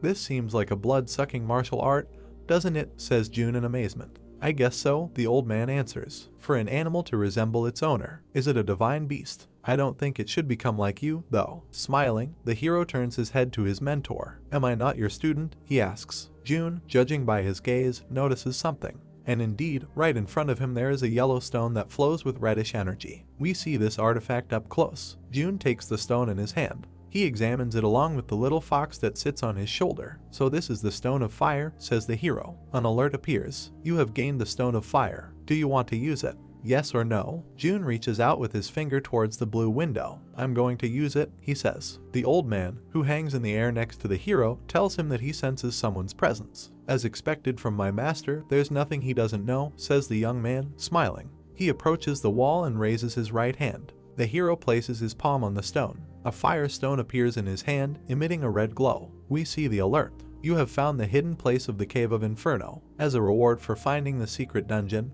you will receive 250,000 points." The wall in front of the young man collapses. One more message. "You have entered the hidden place of the Cave of Inferno. There is a group of people in the cave behind the blue vortex." Jihu angrily turns to the guide named Minnie standing next to her. "Why can't I go with you?" she screams loudly. "I'll go with you to save Lee Jun." Minnie, still wearing the same black glasses, looks at her calmly. "Han Jihu, you are the divine skilled finger family's precious child," he says. "If something happens to you, it'll turn into a family problem." The girl tries to object, but someone loudly calls out to her and demands that she stop the hysteria. Looks like it's Taehyung. He puts his hands in front of him to calm Jihu. "If something bad happens to you, the chairman won't let us be," he explains. "Let's leave this one to the fighter squad, okay?" The girl looks angrily at her interlocutor. "There's something strange here," she thinks. "I have a very bad feeling. It seems that for all these people, Lee Jun is the enemy." We see who she means, both Taehyung and the guide standing nearby. June is locked there alone, and the situation looks very bad for him, the girl thinks. Is this some kind of conspiracy? Taehyung, meanwhile, what he feels. The same thing happens with Jihu. Minnie apparently senses something too. Many information windows appear around people standing against the background of a blue whirlwind. Jihu looks at one of them in bewilderment. "What is this?" she asks. Here is a text that surprised her so much. The green zone gate has been upgraded to a blue zone gate. The Sukemen is enraged because it believes that someone has broken into its master's house. Sukemen's attack plus 20%, speed plus 30%. The gate fluctuated. One of those present asks loudly. In front of us is a cave with a rather high arch. Rats appear and begin to fire from bows. Arrows fly at the hero, but he doesn't seem to care at all. He stands with his hands in his pockets. Jun puts his hand out in front of him, which leaves a bright blue trail behind him. The hero looks carefully at his opponents. Among them there is even a rat sitting on a horse. The monster puts its spear forward, but the next moment, only a bloody stain remains in place of his head. A more general perspective shows that the same thing happened to a dozen ordinary rats. Jun regains his balance after the attack and exhales. A series of notifications appears. You have dealt with a Sukemen spearman. You have dealt with a Sukemen runner. You have dealt with a Sukemen runner. Jun points his finger at one of them. Is it still not completed yet? The hero thinks. An information window appears. Main Quest 2, Hermit's Training. Difficulty, see description. The hermit makes it his principle to train daily. Train in a lonely place where not a single soul is looking. Condition for completion, clear a green zone gate alone. Condition for failure, training will be caught. Reward, 650,000 tech tree points. I was going to try to complete the quest that I couldn't clear after getting it, thanks Jun. He talks to himself, standing in the middle of the cave. Well, if there's one good thing, it's that it's perfect for training, because no matter how many I wipe out, there's no end in sight to them. We see that a new batch of rats actually appeared in front of the hero. Rodents squeak that there is only one person in front of them, or rather, their commander does it. He raises his paw and points at his opponent. Tear off his limbs and take them to the leader, he orders. The hero calmly looks at the leader leading a huge army of rats. Are you their commander? He asks. Monsters with glowing eyes silently look at the hero. A blow follows, and one of the rodents comes to an end. Jun raises his hand. Bloody splashes are visible behind his back. The hero smiles and seems to enjoy killing rats. The commander looks with alarm at the enemy, who confidently destroys his subordinates. He's getting closer. Yes, the leader asks someone. The leader shouts at his frightened soldiers. Do what you want, but kill him. The monster's eyes glow ominously. It's his turn to fight the hero, and he strikes with an axe. Jun jumps to the side. The rat commander makes a sound of indignation. Behind the monster's back we see the hero's eyes, and they also do not bode well for the enemy. Jun throws a punch, causing the rat commander's head to fly off his shoulders. She flies far forward, bouncing off the cave floor several times. Finally, she stops and just lies on the floor of the cave. We see a clawed foot that steps on her and flattens her, splashing blood to the sides. Oh ho, someone exclaims in surprise. The hero calmly looks at the new enemy. This is quite surprising, he says. Jun stands calmly with his hands in his trouser pockets. A huge rat appears in front of the hero, armed with a giant axe. Are you saying that the one who invaded my territory is merely a human being? The monster asks in bewilderment. We again see a group of people standing next to the blue whirlwind. The students have all got out, says one of them. Minnie looks out the blue window hanging in the air in front of him. It's thanks to the gate fluctuations that we didn't need to make a move ourselves, he says. Seeing how it's already been upgraded to a blue zone, it's evident that the search team guys have gotten close to the Stone of Fire. We see that in front of him is a notification that the green zone has changed to blue. Minnie smiles. Then let's return after confirming Lee Jun's corpse, he says. A repeat of the image of the boss rat asking if its rival is really just one person. The hero, smiling, looks at the giant rat. You're Inferno, the blue-class boss monster, right? He asks. Your appearance is quite funny. A rat's head on a human body. The enemy looks at the hero and, frowning, remains silent. Then the realization hits him that he has just been insulted. I'll pull out that tongue of yours and chew it. Human, screams the rat with a human body. Seeing that the monster is serious, the hero takes a fighting stance. Amazement appears in his eyes. An angry blue fox attacks the giant rat.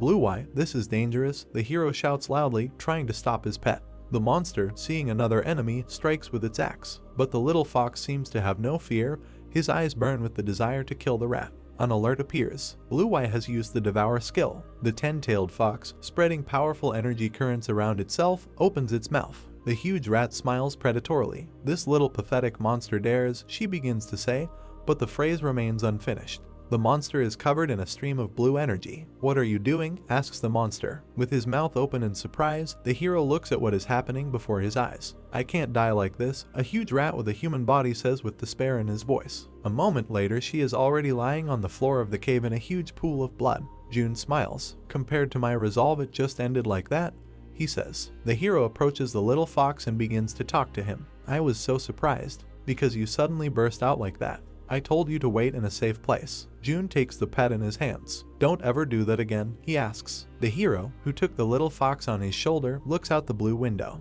Anyway, I didn't know that Devour could also be applied by monsters too, he says. A whole series of alerts appears in front of him. You have dealt with a high-class boss monster alone. As a reward, 10 million tech tree points have been given. The gate has been cleared. You have acquired 500,000 tech tree points as a reward. Main Quest 2, Hermit's training has been completed. You have acquired 650,000 tech tree points as a reward. Jun looks at the messages appearing in shock. Yes, there are very good rewards here, he says admiringly. Something attracts the hero's attention. An unusual glow is visible above the corpse of a giant rat. Jun approaches, squats down and picks up a book that was not there before. The hero examines the received artifact. Casualty King Cultivation Skill, he says in surprise. We see the back of a young man with his hair pulled back into a ponytail. Casualty King Cultivation Skill, the hero thinks. The foundation of it is the cultivation technique mastered by the current Divine Power Fists family's Fist King. My father. We see the book again. The casualty in front of it implies that it's a level higher than the highest level of existing cultivation skills. That a Wugong tome from such a cultivation skill would just appear here. Jun never ceases to be amazed as he looks at the book he just received. If it was up to me, I would have burned it completely so the Fist King wouldn't be able to acquire it for the rest of his life, he thinks. An old hermit appears next to the guy. What? Are you not going to use it right now? He asks. Jun closes his eyes contemptuously. I don't know if it's because I suffered from the family's Wugong, but I don't really have a desire to learn it, he states. A smile appears on the guy's face. Rather than using it, I'm going to tie down the family with this, he says. A system window appears asking you to make a choice. The owner of Inferno's hideout no longer exists. Would you like to establish this as your domain? Jun clicks on the yes option. Why ask obvious things, he says. A notification appears. Inferno's hideout has become Blue Eye's territory. Jun, with a tired expression on his face, stands in the middle of the cave with a fox cub on his shoulder. Phew, I think we're done, he says. Oh, I think I almost forgot something important. Blue Eye, could you bring the mana stone from over there? The little fox happily runs after the object. He brings it in his teeth. Great, now give it to me, says Jun. The pet seems to be in no hurry to part with its prey. The hero, smiling, calls him. The expression on the little fox's face seems suspicious. An alert appears. Blue Eye has used Devour. Jun looks at his pet in horror. Not this, he shouts loudly. We see a stone covered in blood. Alright, someone says. So the stone of fire that should have been here isn't. Now we have a bloody fist. And Li Jun, when inside the secret dungeon, asks the one who is squeezing him. A young man sits on the ground, pressing a bloody fist to his lips. Yes, here is the exact place marked on the map, but the stone of fire. It seems like Li Jun has taken it, he says. Minnie grabs his head. Damn it, he shouts. How did that punk get all the way over here? He shouts. No, how did he even find this place? The conductor looks out the blue window and something there really surprises him. We see the Jehu notification that produced this effect. The upgraded gate has been changed to green zone. A blue vortex appears in front of the conductors. They seem to understand what this means. In front of us are 2 feet in shoes with white laces. Why the hell are you all gathered here? Their owner asks the crowd. Minnie looks at the character who has appeared in bewilderment and, judging by his wide open mouth, recognizes him. Naturally, this is Jun. What business brought you, members of the fighter squad, here? He asks, smiling. Minnie, with his subordinates standing behind him, addresses the hero. Being alive like that means that you killed the boss monster. Did you eat the stone of fire? What if so? Asks Jun, as if nothing had happened. Minnie looks at him with undisguised hostility. How dare a loser like you? When you know what sort of item that is, he is indignant. Large beads of sweat roll down Minnie's face. Things are really all messed up now, he thinks. Lee Minwook-nim had repeatedly asked to bring the stone of fire, he thinks. The villain looks at the smiling hero. But even if he ate the stone of fire, it'll probably take a while to fully absorb such an incredible thing, Minnie thinks. I must kill Li Jun and bring his blood at least. However, something happens that makes the villain's eyes bulge and mouth open in shock. The cave is shaking. Minnie and his subordinates can hardly stand on their feet. What is this? What the hell is going on here? We hear. A barely noticeable energy vortex swirls around the calmly standing hero. There's no way that he'd get this strong just because he ate the stone of fire, Minnie thinks. He looks back at his subordinates and shouts for them to retreat. Jun laughs at the fuss the guides are making. He raises his finger to face level. Why do you think I showed you my true strength? He asks. A notification appears. The owner of Inferno's hideout has sealed the gate. Minnie and his charges look at the status windows and do not understand what is happening.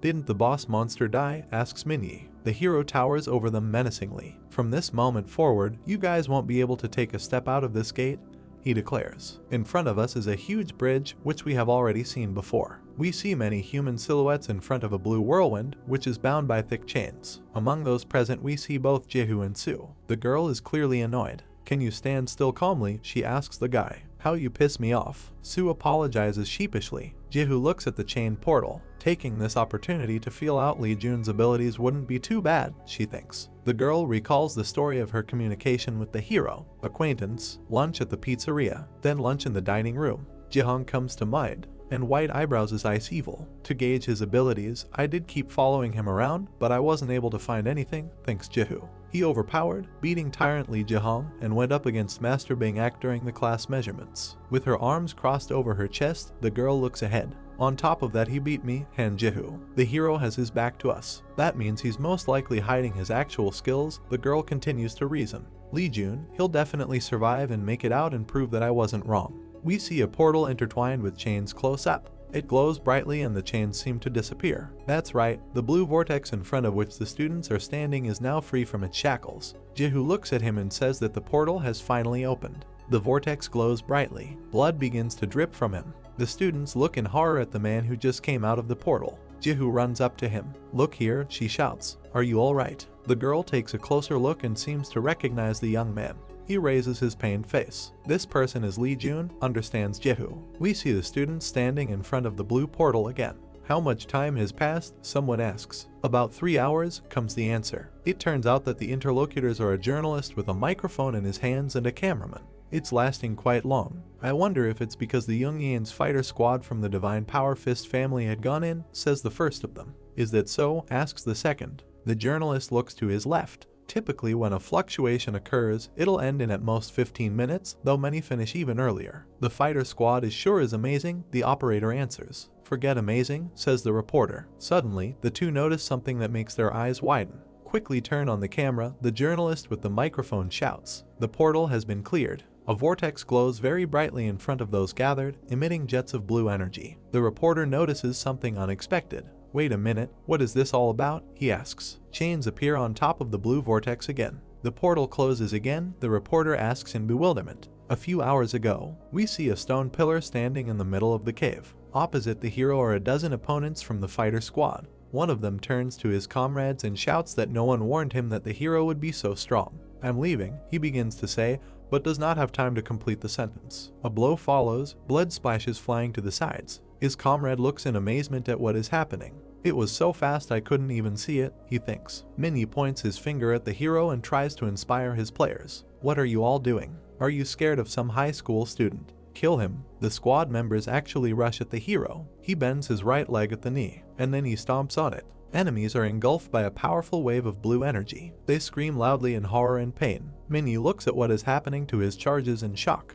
I have never seen such a monster-like bastard, he thinks. Minnie screams at the hero in rage. Do you think you can get away with what you do? The Divine Power Fist family won't just stay still. Jun looks calmly at his opponent. You may have forgotten, but I also have the blood of this family in me, he says. Minnie completely loses her temper. You with your lowly blood dare, he yells. However, the hero grabs him by the lower jaw and fails to finish the offensive phrase. Jun looks predatorily at his opponent. There will be no witnesses left, he says. Do you understand that no one will know that I killed you? The hero reaches for the dagger that hangs on the enemy's belt. He takes it in his hand. You guys started this yourself, so you have no one to be offended by, says Jun. Jun, with his hands in his pockets, stands in the middle of the cave, and next to him lie the corpses of killed enemies. The hero notices something behind him. Holding his dagger at the ready, he turns to the stone behind which someone is hiding. Hey, you there, come out quickly, he orders. A giggling rat emerges from behind a rock, scratching its head. I wonder why you called me, she says. The hero, as if nothing had happened, turns to the rodent. Get rid of the corpses. The rat instantly takes off. Yes, sir. It's your command. Everyone, come out and move, she shouts. Her relatives grab human corpses and begin to carry them away. They understand human speech and have intelligence comparable to middle school students, Jun thinks. Perfect creatures for manipulation. Hey, you, the hero calls one of the rats. She looks at the man obediently. What do you need? She asks. Without letting go of the dagger, the hero strokes the monster's head. From now on you are the leader here, he says. Take good care of things. The rat happily thanks his new owner. Jun puts a bloody dagger in the monster's hands. Handle this, he says. The rodent carefully examines the weapon. Master, is this? He asks, realizing what he has in his hands. The hero, squinting his eyes slyly, smiles. Before us again is an urban landscape. Next to the hero, who is holding his bloody side, sits Jihu and another young man. The girl looks at the hero with horror. What happened on Earth? What happened inside? She shouts. Are you alright? Asks the young man. June shows unbearable suffering on his face. In the hidden dungeon all of the leaders were,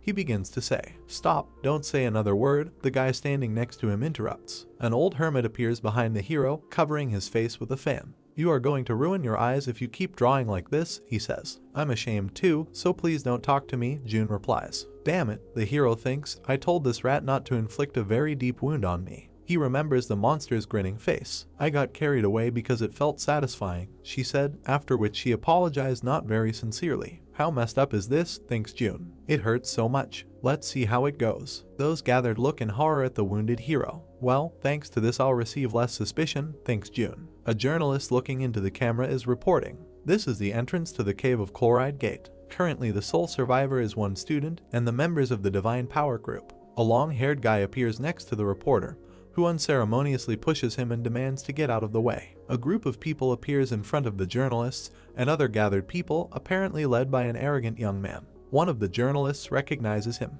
My goodness, no matter the circumstances, the heir of the Divine Power Authority, Ishin, has actually come in person, he tells his viewers. A young man walks somewhere with a determined look. It turns out that the purpose of his appearance is to communicate with the hero, who is still sitting on the ground. Ishin stares at the hero. What's the situation? He asks. June looks up and answers. There was one more boss of blue rank. Team leader Kang Minyu is the only one who survived after a fierce battle. Ishin angrily shouts at the hero. Do you think it makes sense to believe that the Divine Power Group was annihilated just to save someone like you? June holds his bloody side, but smiles. If you can't believe it, don't believe it, he says. What? Ishin asks in bewilderment and looks at the hero with disgust and bewilderment. His hand begins to emit streams of energy. Oh, you bastard, he screams frantically. June closes his eyes, unable to withstand this level of sound exposure. Opening them, he sees something amazing. Who holds the angry young man's hand as Jihu points his sword at him. The girl looks sternly at the scoundrel. Attacking a patient without any provocation is not appropriate to the member of the 15 Clans Union, Senior Ishin, she says. Ishin looks at her with wild eyes. Why did you? He says, but he is not allowed to complete the sentence. A short-haired young man holding the scoundrel's hand reminds him that there are too many witnesses around.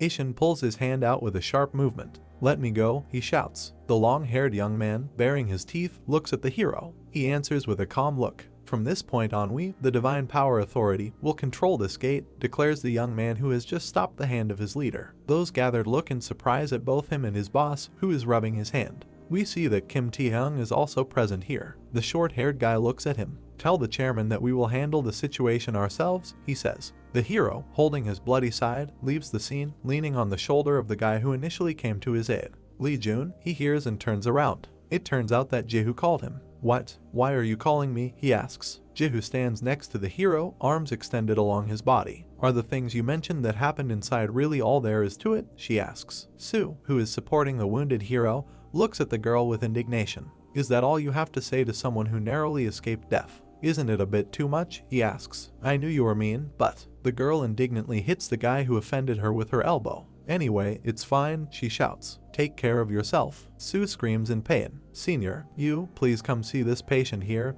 he calls. Before us again is the school building where the hero studies. We see a man sitting in a chair and a girl standing behind him. There is a knock on the door. Come in, says Han Minsung, who is drinking tea. The door opens and Jihu walks in. She sits down in a chair opposite the school principal. Minsung takes a sip from his cup. So, how did the student Lee Jun seem to you? He asks. Jihu looks at the man a little sadly. I kept watching but I'm not sure, she says. Minsung places the cup of drink on the saucer. Certainly, Lee Jun is outstanding, he declares. And he is misleading not only you. Not long ago we received a call from our bank. They said Lee Jun sold the top-grade energy stone. Jihu screams in bewilderment. We see the hero standing in front of the school. According to the witnesses, Minsung continues. At that moment Lee Jun. It seems he didn't even leave the school. The girl gets up from her chair and leans forward a little. Indeed, he's hiding his abilities quite well, she says. Now we need to figure out what level of skill he possesses, she thinks to herself. Where did he suddenly gain such power? A smile appears on the girl's face. The school principal sits in a chair in front of her. Lee Jun is hostile to the power circle, says Jehu. That will give us an opportunity. The girl smiles, looking at her interlocutor. Just trust me, uncle, she says. I will try to persuade Lee Jun.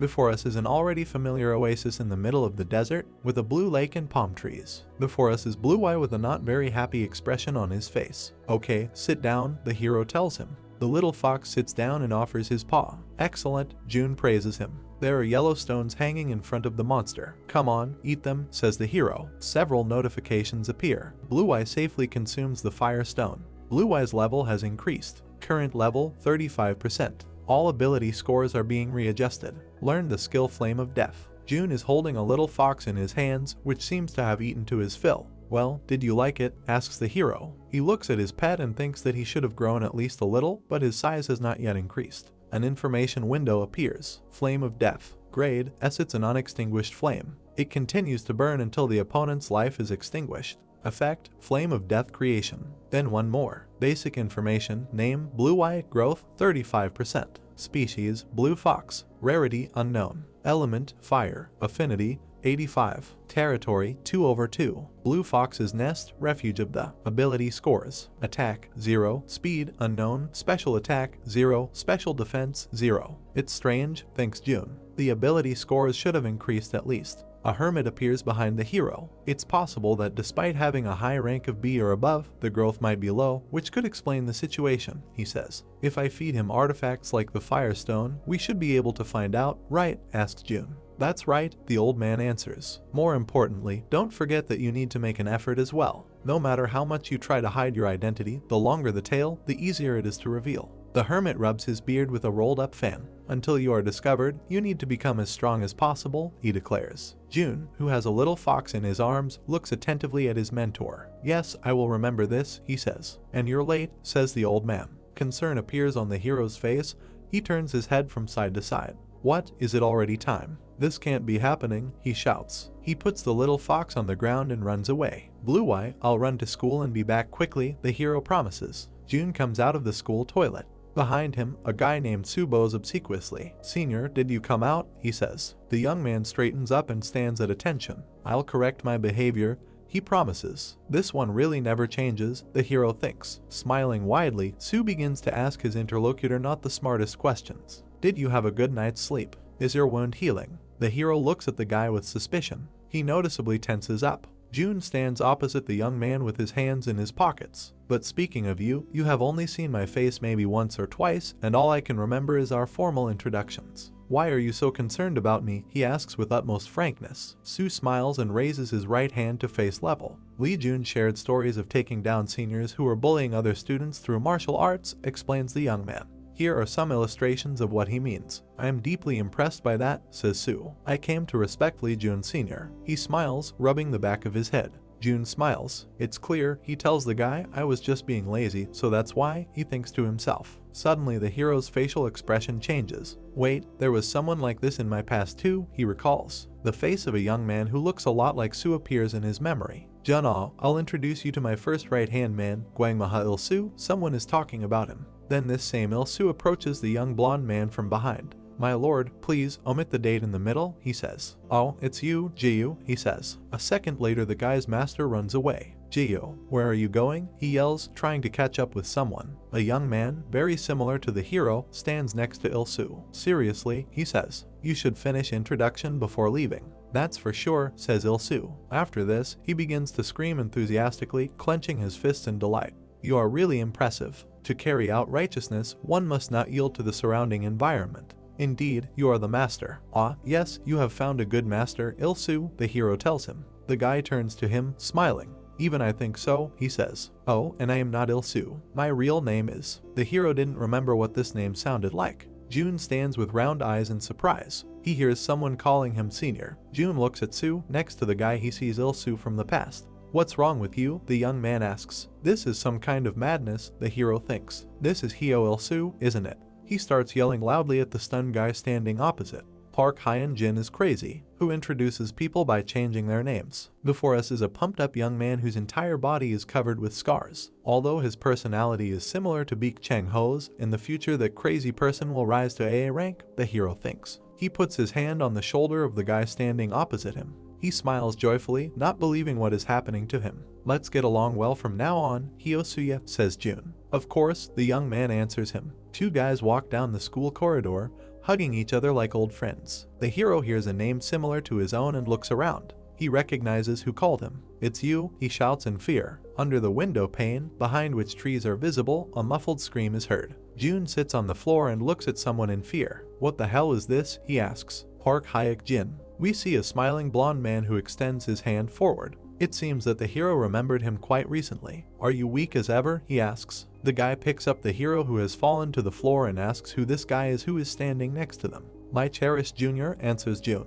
Sue rubs the back of his head in embarrassment. "Nice to meet you for the first time, Senior Jom Ryong Park Hyuk-jin. I'm Hyo-soo," he introduces himself. "Jun's junior is soon to be my junior too," exclaims the blonde. "I'll look after you just like I do for him." "Yes, it's an honor," says Sue. Jin looks closely at Sue, which puzzles the young man. A moment later the blonde is smiling from ear to ear. "But little brother, you are from Iron-Blooded Sword Clan," he says. "Don't covet him?" asks the hero who stands behind the blonde. "Don't you want to come too?" continues Jin, not paying attention to the hero. What follows is a dialogue between two old acquaintances. "Hey, it's not even worn out. This time I'm the one who found him first," says Jun. "This time?" asks Jin. "The most important thing is Hyo-soo's opinion," says the hero. Sue looks at his arguing friends in fear. "Oh, sorry," he intervenes in the conversation. Tears appear in his eyes. A hermit looks at the guy from the side. "Please, don't fight because of me," Sue begs. The old man looks at the hero with approval. "You always act so mature," he says. Turns out he knows how to dress like a kid his age. Jin puts his hand on his friend's neck.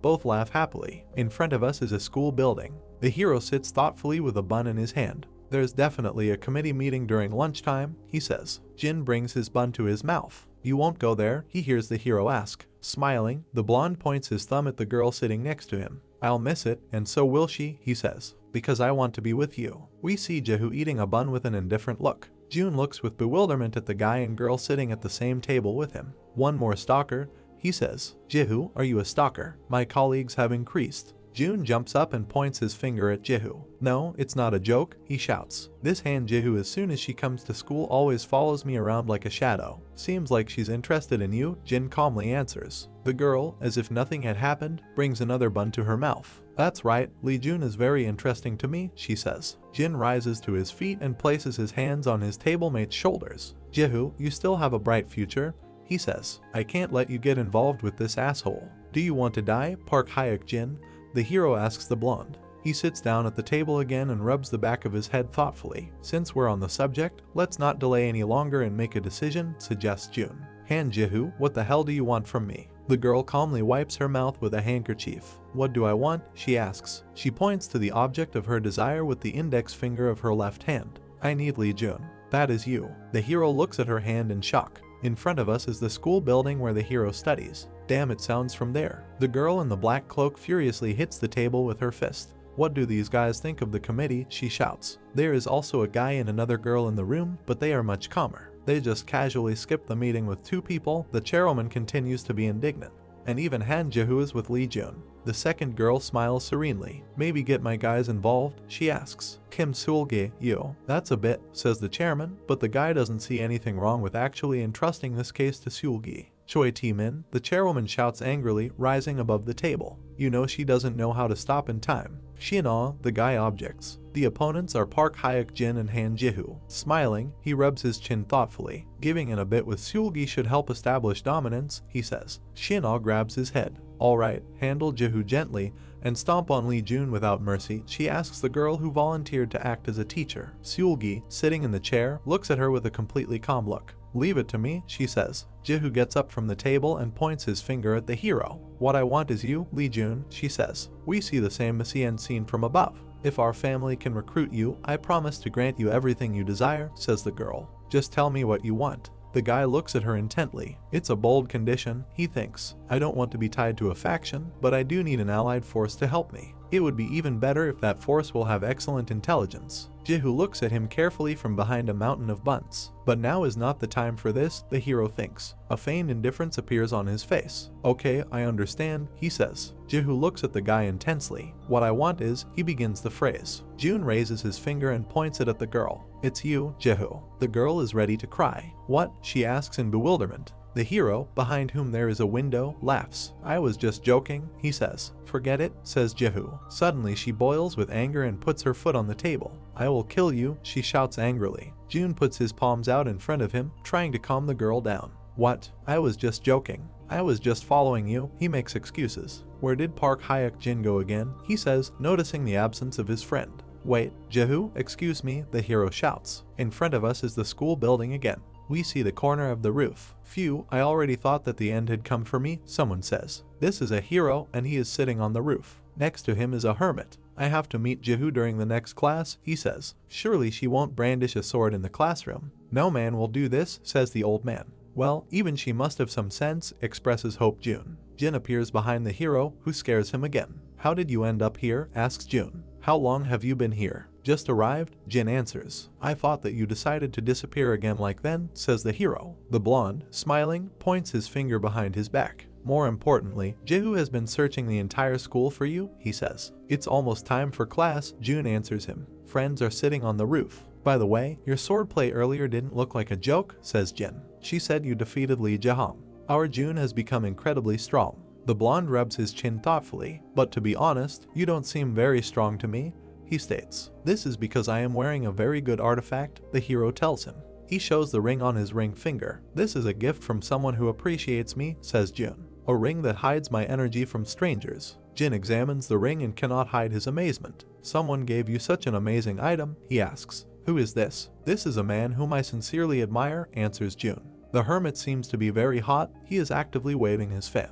The sun is very hot today, he says. And you seem to be telling this guy too much. The hero, smiling, turns his head to the old man. Jin is good, he says. This is a friend I can trust. Well, I'll take your word for it, says the hermit. The blonde man, smiling, looks at the ring. Jun, I'll try it just once, he says. A foot in a woman's shoe appears next to the guys. Finally, I found you, they hear. The friends turn around in fear. An enraged Jihu rushes towards them with a sword in her hand. Now you can't run away anywhere, she shouts to the hero. Another girl appears behind her. Oh God, where are you running so fast? She asks. On the roof. This is Seulgi, who is accompanied by a whole squad of strong guys. You even broke the rooftop door, she says, smiling. We should set a good example as committee members, Jihu. Jin looks at this girl, smiling. Long time no see, Seulgi, he says. This is Kim Seulgi, Jun wonders. He remembers this girl in a slightly different environment, under rocks and flowers on the branches. Plum Blossom Kim Seulgi, he thinks. The heir of the Jeomsan group, carrying on the martial arts of the Hwasun clan.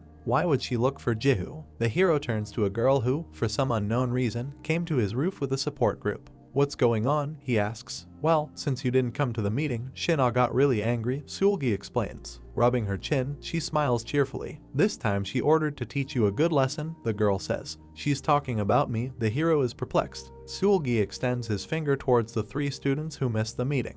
Hyuk-jin, this is none of your business, she declares. If we mess with you, your sister won't just stand by. I'm planning to deal with just those 2. Why me? Asks the hero, pointing a finger at himself in bewilderment. Stay strong, says Jin, placing a hand on his shoulder. 2 girls stand on the roof, surrounded by an impressive crowd of students. We hear what students say. Icy Flower versus Plum Blossom. Is this like a preview of the Heavenly Martial Arts Tournament? Jihu turns to the hero standing behind her. Jun, why did you back off? Weren't we supposed to fight together? She asks. The hero, with a crowd of students standing behind him, spreads his arms to the sides. It seems your sister has decided to deal with you first. I'm just giving you a chance to prove yourself. Oh, how thoughtful, says Seulgi, smiling. Could you wait a little bit, so as not to miss your turn? Yes, sister, Jun answers her. Seulgi will hold up 2 fingers glowing with yellow energy. Well, shall I start then? She asks. 2 girls start a fight. One of them has yellow energy and the second has blue energy. Seulgi begins to get angry and calls her opponent, who is resisting, an arrogant upstart.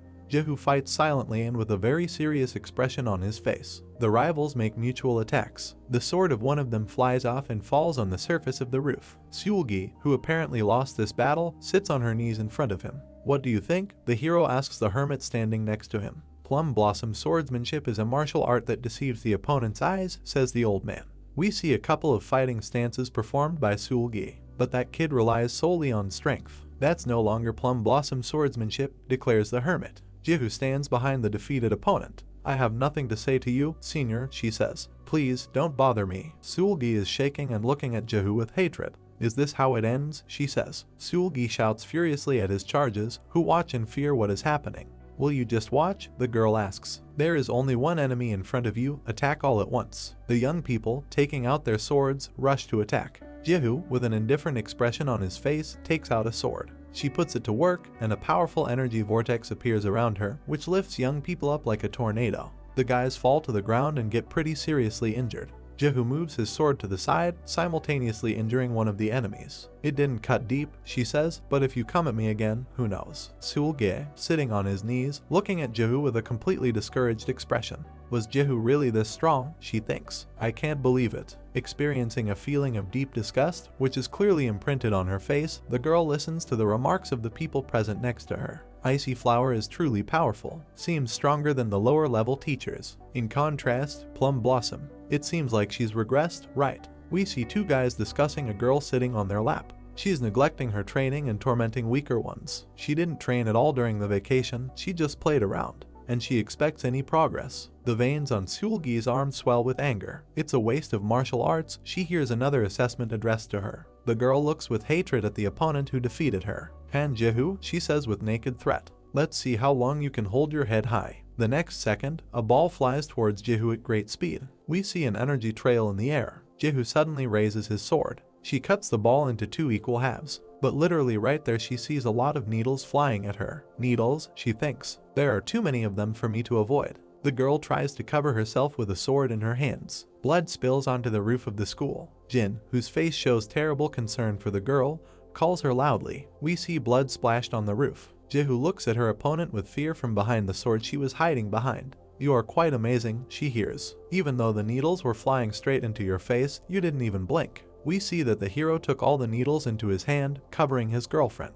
However, I saved you again, he declares. On the roof lies a ball cut in half. Needle bomb, the hero thinks. Is that the secret memorization technique of the Manga family? Now June looks at his hand, which has many needles sticking out. It's certain from the way it's tainted with poison, he continues to think. Next to the hero we see a hermit. Don't worry, the spirit harmony technique will neutralize it automatically, he says. That guy has been notorious for being ruthless, but I didn't expect he will go this far, says June thoughtfully. Do you think he intends to leave a trace? Asks the old man. The guy looks at his teacher with a smile. I doubt it, he says. A notification appears. Subquest, dealing with bullies. Difficulty, see description, the recluse despised hypocrites in the sect. They'd like you to teach Kim Seul-gi, who reminds them of an old hypocrite, a lesson. Completion condition, defeat Kim Seul-gi. Reward, increased friendship with Han Jihu, addition to a reputation category. Reputation description, reputation is one of the most important things to have in the current era. With high reputation people will gather around you even without much effort. Effects, increase in power, wealth and fame. The Jeomsan group betrayed everyone in the past, recalls June. Before us is a burning, half-destroyed city. They didn't just massacre awakened ones, but also ordinary people. One of the vanguard groups that became demons. Needles fall from the hero's palm to the ground. It wouldn't hurt to give them a taste of their medicine now, thinks June. Jihu runs up behind him and asks if he's okay. The hero, smiling, turns to her and shows his hand, which has gotten rid of the poison and began to look very healthy. You should know by now, he tells the girl. Seul-gi sits on the roof of the school, looking humiliated and angry. The hero grabs her by the collar, the girl screams in rage. June leans towards her. The conditions for using the Manga family's poison needle bomb, he says. Use it against monsters or when facing an enemy like Samaren. Seul-gi grinds her teeth in anger and coughs as she has trouble breathing. The hero looks at her with contempt. If not either, it's said to be used in moments of life-threatening danger, he continues. No matter how strong the era of the strong might be, there are principles that even the weak must uphold. Shut up, Seul-gi shouts, mouth wide open. She breaks free, pushing away the hand of the hero holding her. Who are you to lecture me? She yells. You worthless idiot. Jihu is the same and so are you. Her hand reaches for the sword lying next to her. Are you testing me? She shouts. Seul-gi grabs his sword and raises it to strike. Jihu, seeing what is happening before her eyes, she calls out to the hero to warn her of danger. Jin does the same. Before us is an eye, under which traces of blood are visible. It belongs to Seulgi, and the girl herself looks in shock at the hero, whose shoulder sticks out her sword. "This can't be true," she says. Not a single muscle moved on his face. We see that the sword went right through. Jun takes it by the handle, and he takes it out. Then he throws it to the floor. Looking ominously at his opponent, he extends his hand forward, which emits a purple glow. "You crossed the line first," he says. "Therefore, everything I do now will be in self-defense." Seulgi, on whose chest we see a bright purple spot, looks at the hero in horror. "What are you going to do?" she asks fearfully. "Wait, don't come near me." The hero takes the glowing purple sphere in his hand. "No need," he hears. There is a bright flash. "Don't do this." We see the hero's surprised look. Someone grabbed his hand. This is Jehu. She looks sternly at the young man and demands that he stop. Jun looks back at her. "Why?" he asks. "You understand everything perfectly well. People like her don't stop. They will always look for an opportunity to stab you in the back." Jehu looks at the hero carefully. "This vitality," she thinks. Jun looks thoughtful. "It's the same vitality I felt before entering the chloride cave." The girl understands. She remembers herself and what she felt standing behind the hero. A new group of people appears on the roof. "Enough," their leader says in a stern voice. We see that this is Shin-Ah. "What's going on here?" she asks, looking sternly at the hero. Jun smiles and points to Seulgi, who is sitting on her knees to his right. "You should know when you see this state," he declares. "If you wanted to educate me, then you should have come yourself. Other people suffered for nothing." Seulgi covers his eyes with his hands and appears to begin to sob. Shin-Ah looks at the hero angrily. "Lee Jun, aren't you taking on too much?" she asks. Kim Seulgi is the second daughter of the Jeomsan group leader. The hero looks at his interlocutor with a slightly ironic look. "So what?" he asks. "Are you afraid the Jeomsan group will protest? Then you shouldn't have instructed Seulgi in the first place." Shin-Ah looks at the hero angrily. "I don't understand what you mean," she says. We see the disposition that has arisen on the roof of the school from a low height. "As the heir to the family, I have to be mindful of relationships with various factions, right?" she says. Jun, smiling, walks past her towards the exit from the roof. "Heir?" he asks. "A heir whose succession is uncertain." Choi Tae-min enters the conversation and stops the furious Shin-Ah with a hand gesture. "Lee Jun, if you keep saying such horrible things, you might not live up to my name," he says. The hero, who is already standing at the door, turns around.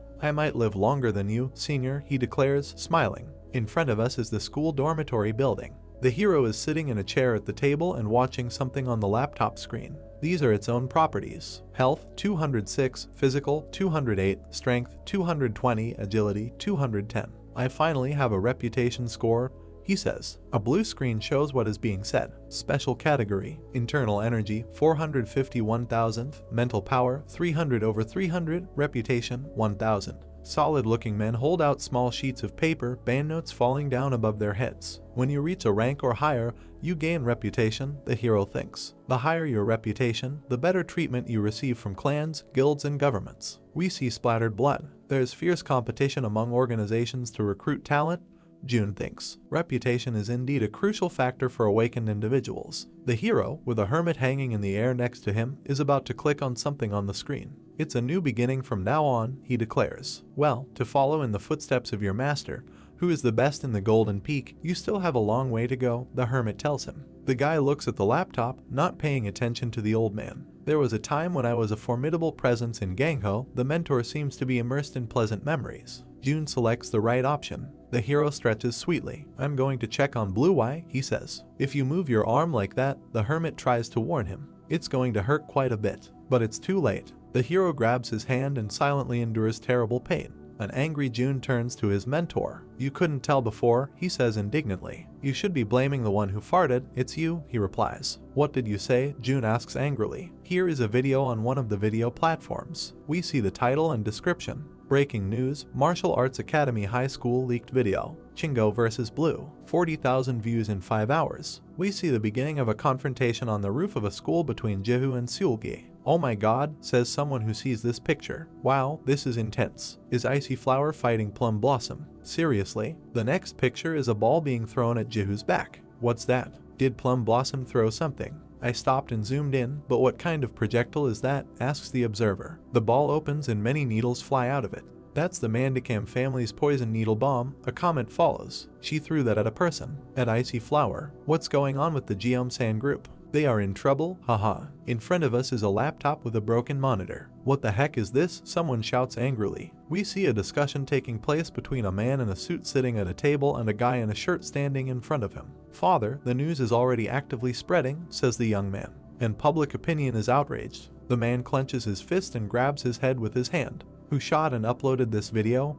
He asks. Well, it's Lee Jun from the Divine Power family, the son answers. The man opens his right eye. The Divine Power family, he asks. Doing something like this. Another character approaches the two interlocutors. And you dare to come and request our help after causing this mess? Asks the man sitting at the table already with him. The newcomer has a bun on his head and a thick beard. Our Divine Power family cut ties with Lee Jun a long time ago, he says. The man smiles, looking intently at his interlocutor. And if this video was really posted by Jun, our chairman will probably be delighted with our request, he says. The man stands up straight and puts his hands behind his back. I've come to request Lee Jun's assassination, he declares. In front of us is a computer screen. The text appears, threw all my mail in the trash. I erased all my letters, says the hero. I don't understand how all these people found out who I am. He sits in front of his laptop with his hands behind his head thoughtfully. Now, probably, 15 clans will try to get me into their ranks, he says to the old man next to him. Will you join them? Asks the hermit.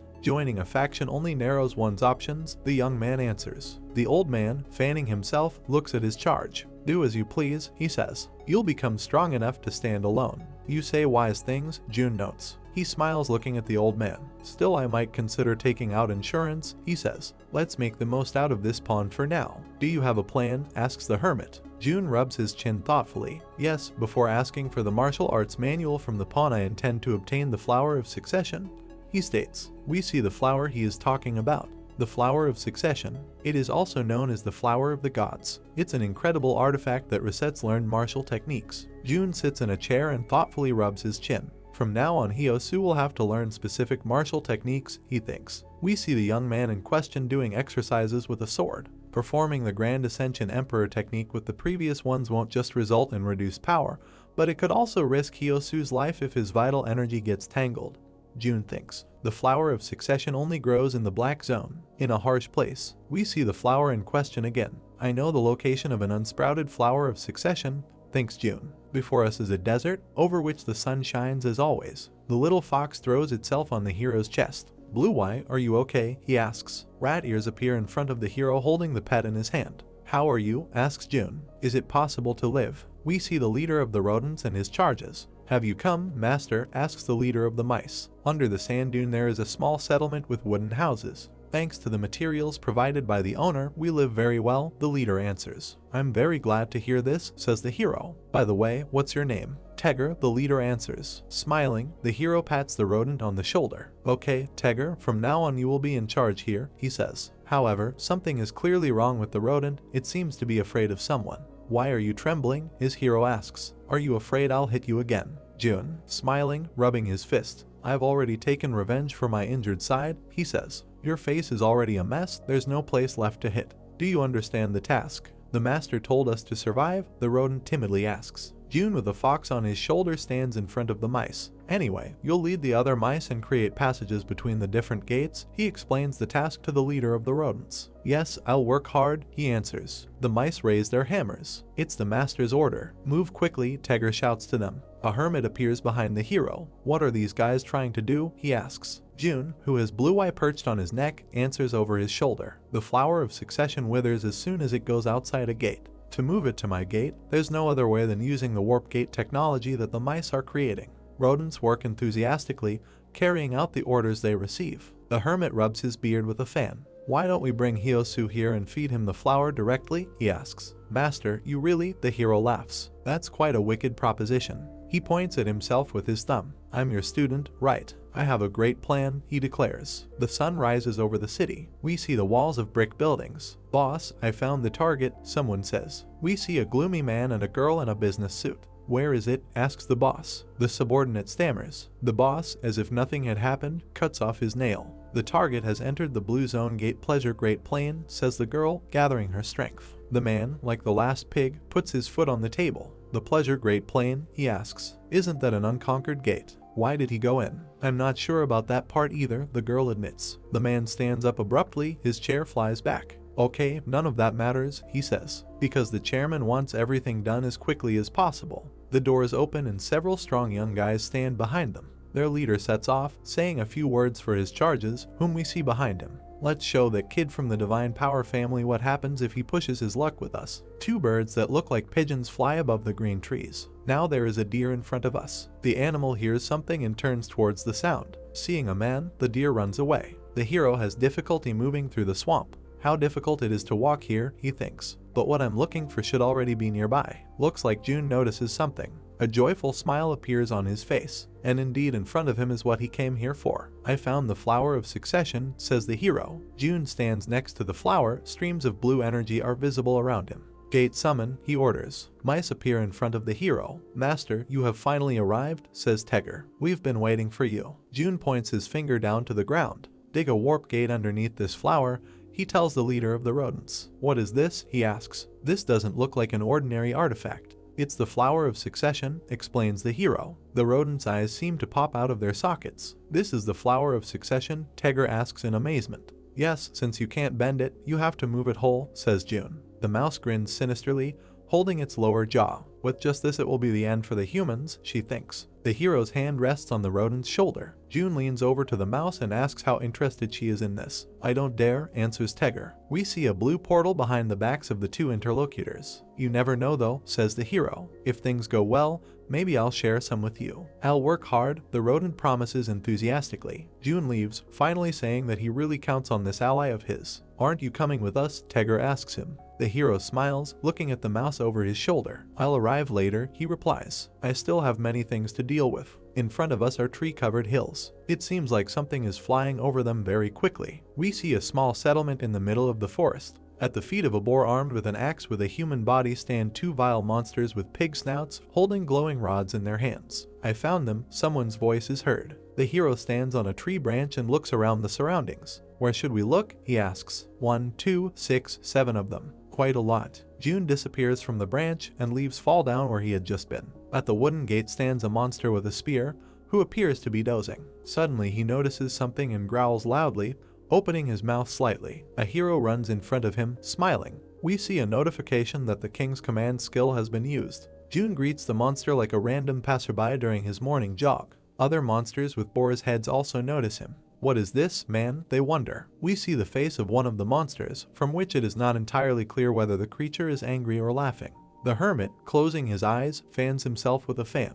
The king's command has various attributes, he says. Fear, majesty, and provocation. Because of that its power is significant and merely taking a step will shake the world. The hero angrily shouts at his mentor. Darn it, you should have told me about it in advance. I was planning to quietly defeat the boss and now things have gone wrong. We see that June and the old man are trying to escape from a crowd of angry monsters. The hero looks at someone with anger. Now that's it come to this, he says. He rushes through the fence, leaving an impressive hole in it. In front of him stands a group of wild boars with human torsos. It's a showdown, thinks June. The hero clenches his fist and, depicting insane joy on his face, turns to the monsters. Hey pigs, the man is here. The largest of the monsters steps forward and punches itself in the chest. We haven't really seen people here for a long time, he calmly reports. Fight me. I, Warak, will take care of you. The hero raises his left hand. Sorry, but it's not your turn yet, he says. He uses the king's command skill. An incomprehensible energy begins to spread from under the hero's feet.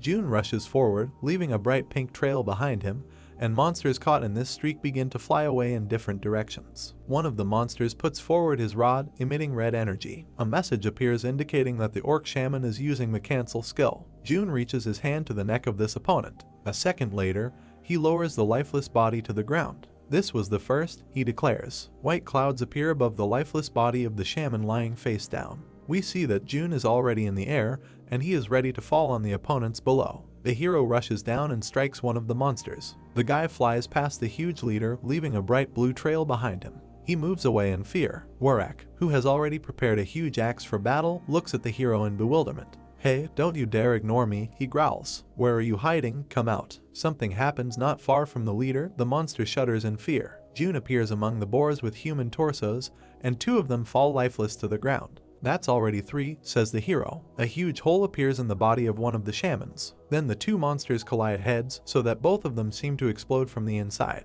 Another shaman dies, and a whirlwind forms in place of his head. "Stop it!" The hero hears someone loudly scream. Warwick grins, showing sharp teeth. Clutching his huge axe to his chest, he looks angrily at the young man. "I won't let you get away with this," he roars. A series of alerts appears. Warwick's all stats have increased by 100%. Warwick's defense has increased by 300%. If Warwick isn't defeated within 5 minutes, the Madness Storm skill will be activated.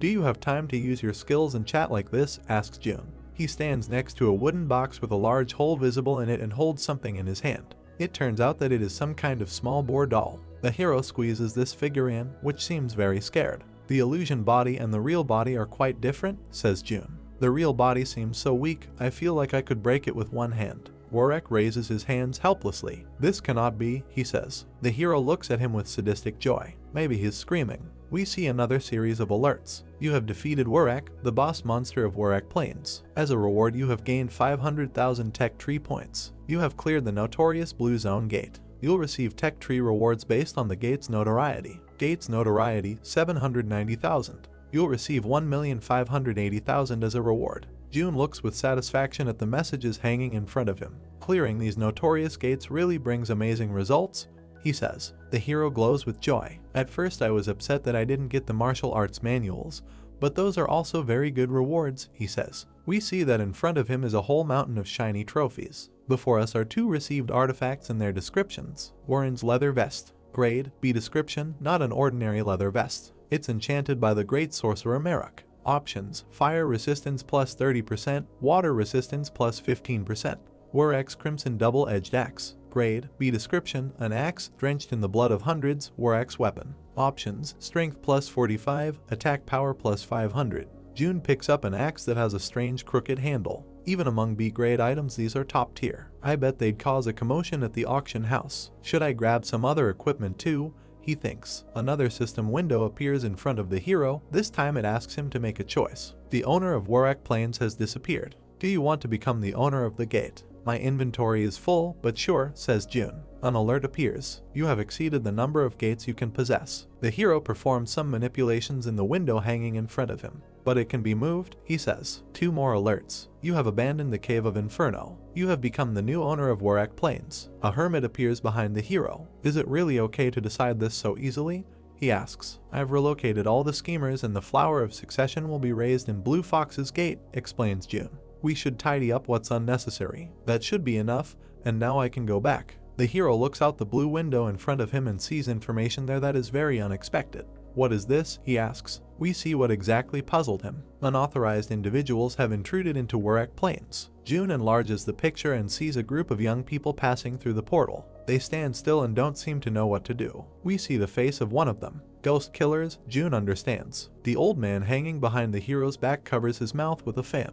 "Do you know them?" he asks. "These are scoundrels who will do anything for money," the young man replies. "They belong to the Geomsan group, so they skillfully evade the law's punishment. If they are from the Geomsan group, they must be seeking retaliation against you," the hermit suggests. The hero looks down somewhere in surprise. "I expected this, but it's somehow too predictable," he says. A message appears. "How will you deal with the intruders?" We see the guy's mouth. "Send them all out," he orders. Another window. "Everyone who entered the gate is considered an intruder and will be expelled." The gang members stand in front of the blue portal. "Why did this guy need to climb so far?" one of them asks. "He is not causing unnecessary trouble." We see the back of one of these people. "Don't be like that," he says. This is the leader of this group and he smiles, looking at his henchmen. A naive high school student who arrogantly entered the gate alone and died. "It's quite a decent story, isn't it?" he asks. Without waiting for an answer from anyone, he begins to laugh. "Well, he might have already died without us having to do anything. Then we'd nothing to do," he says. "Hey, bro," this man suddenly hears from behind him.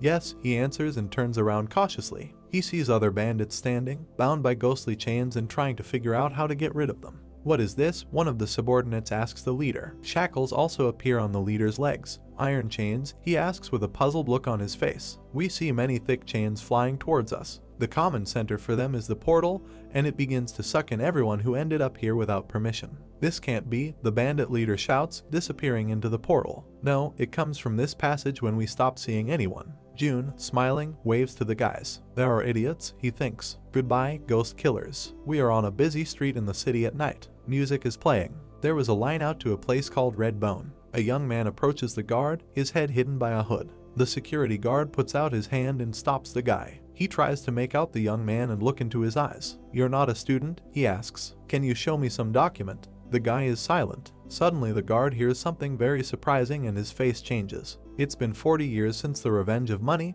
but I can't let it go." The guy raises his head and looks at the guard from under his hood. "You don't have to call me by my last name," he says. "I'm here just for a moment." The guard bows low. "You've committed a breach of etiquette. Please, come in," he says. A young man walks to the door of the establishment. The guy comes through the door. He goes down the stairs. In front of him is a stage on which the auction host stands. This man is pointing at a pretty turquoise sphere. "The artifact I'm going to introduce this time increases fire resistance just by having it. We'll start at 50 million, he says. June moves on, hearing how those present offer both 55 and 60 million for the item. The hero approaches a sleepy young man who is sitting at the table. "I want to sell my item," he says. The guy points to the table. "Yes, please put the items you want to sell here," he says. June pours a huge amount of crystals and other objects into this point.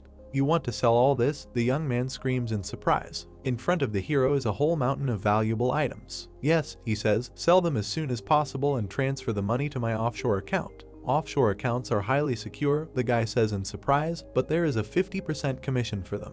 Are you satisfied with this?" "Yes," says June. He turns around and leaves. "Great, thanks for the good deal. You can check the status of the sale in the offshore application," the young man shouts at the back of the departing client. We see a window that is more than half covered with blinds. "Let's see," someone says. Already another young man sits with a magnifying glass in his hand in front of a mountain of valuable objects and looks at them in shock. "At a glance they all seem to be at least C grade, he says. "Considering the colors, the options look pretty good too." The guy takes a magnifying glass and begins to examine the white gem. An alert appears. "Mahjong Siak. Comprehensive appraisal, B+. Even in the B grade they are still the best," the young man thinks. "This too, and that as well." We see many objects and descriptions of them. Rare item. Comprehensive appraisal, B+. Rare glove. Comprehensive appraisal, B+. Pleasure leather vest. Comprehensive appraisal, B+. Moira's shoes. Comprehensive appraisal, B+. Pleasure's crimson double-edged axe. Comprehensive appraisal, B+. Orc's token. Comprehensive appraisal, B+. So many of them, the guy is perplexed. He gets up from his chair and looks at the treasures from above. "Pleasure's items," he says. "Did they clear the Grand Plain?" The guy turns to two men standing behind him. "Hey, do you remember who sold you this?" he asks. The young man who accepted the items answers. "He had a hood on, so I couldn't see him very well, but in his voice and build he looked like a student." The guard standing nearby says he remembers something. He stands with his hands behind his back and is noticeably larger than the receiver standing next to him. "He mentioned the revenge of money in the code for the first time, so I let him in," he says. The appraiser, taking off his pince-nez, looks at the security guard in amazement. "He mentioned the revenge of money?" he asks again. "That's the code Grandpa tells only to his benefactors. An ordinary high school student asking something even the VVIPs don't know," he thinks. The guy puts his hands on the table and looks at the mountain of treasures lying in front of him. He closes his eyes and touches the bridge of his nose. "I have to tell Grandpa about this," he thinks. In front of us is a guy giving a thumbs up. "Hello, everyone," he shouts. "Our subscribers, this is OOTV. I'm currently in front of the famous Pleasure Grand Plain. Now take a look." We see behind his back and notice that the owner of the portal did not give permission to enter. The guy himself will be considered a violator and will be thrown out of the portal. You see, the young man is shouting, "I just can't get in there." We see 3 notifications. What the heck is this? Who's the owner? Is there an owner at the gate? Stop making things up. The hero watches a live report on the phone screen. "No, this is not a setup," the guy shouts, pointing his finger at the portal. "It has an owner." June sees a notification that an intruder has entered his portal without permission. You are asked to make a choice about what to do next. The hero looks angrily at the phone screen. "Aren't you tired there?" he asks. "Run away from there." Another window. Those who enter the gate will be considered intruders and expelled. June walks through the desert with a phone in his hand. "They've been receiving these messages for several days," he says. A message from an offshore account arrives on the device he is holding in his hand. "What?" the hero asks in surprise. June opens the letter and sees that 2,500,000,000 conventional units have been transferred to his account. "Wow, grandfather is very generous," he says happily. "I thought that due to the commission the amount would be much less." But he not only transferred the money, but also topped up the account himself. June looks at the screen, smiling. "Do you wonder how I learned about the revenge of money?" he asks. The hermit looks carefully at the hero who is communicating on the phone. "Shall we meet soon?" the old man hears. "Don't answer," he advises his ward. If you don't have an answer, you're in big trouble. June stands on the shore of the lake. I want to bow first before entering, he says. That's fine. Right now this is more important. Before us is a rather strange picture, a green island on which Blue Eye is dozing, hanging between the lake and the sky. Next to the little fox is a nondescript flower that the hero obtained not long ago. June looks at this picture. The old man is hanging in the air next to him. Thanks to Perrin, the flower of succession has bloomed, says the hero. We see the plant up close. Perrin absorbed the magic of the pleasure grand plane through the warp gate and spread it back through his own gate, thinks June. Thanks to that, the energy in Chingo's sanctuary has doubled, spreading even further than before. The concentration has become twice as strong. June strokes a little fox lying on the grass. A series of alerts appears. The magic concentration in Chingo's sanctuary has reached a certain level. It is promoted from the green zone gate to the blue zone gate. A historic achievement has been made. You will receive a reward of 1 million tech tree points. The old man, smiling, looks at the hero. Congratulations, student, he says. You've accumulated quite a good amount of points. Yes, things are going well, June agrees. A message appears. Special quest flower of the gods has been completed.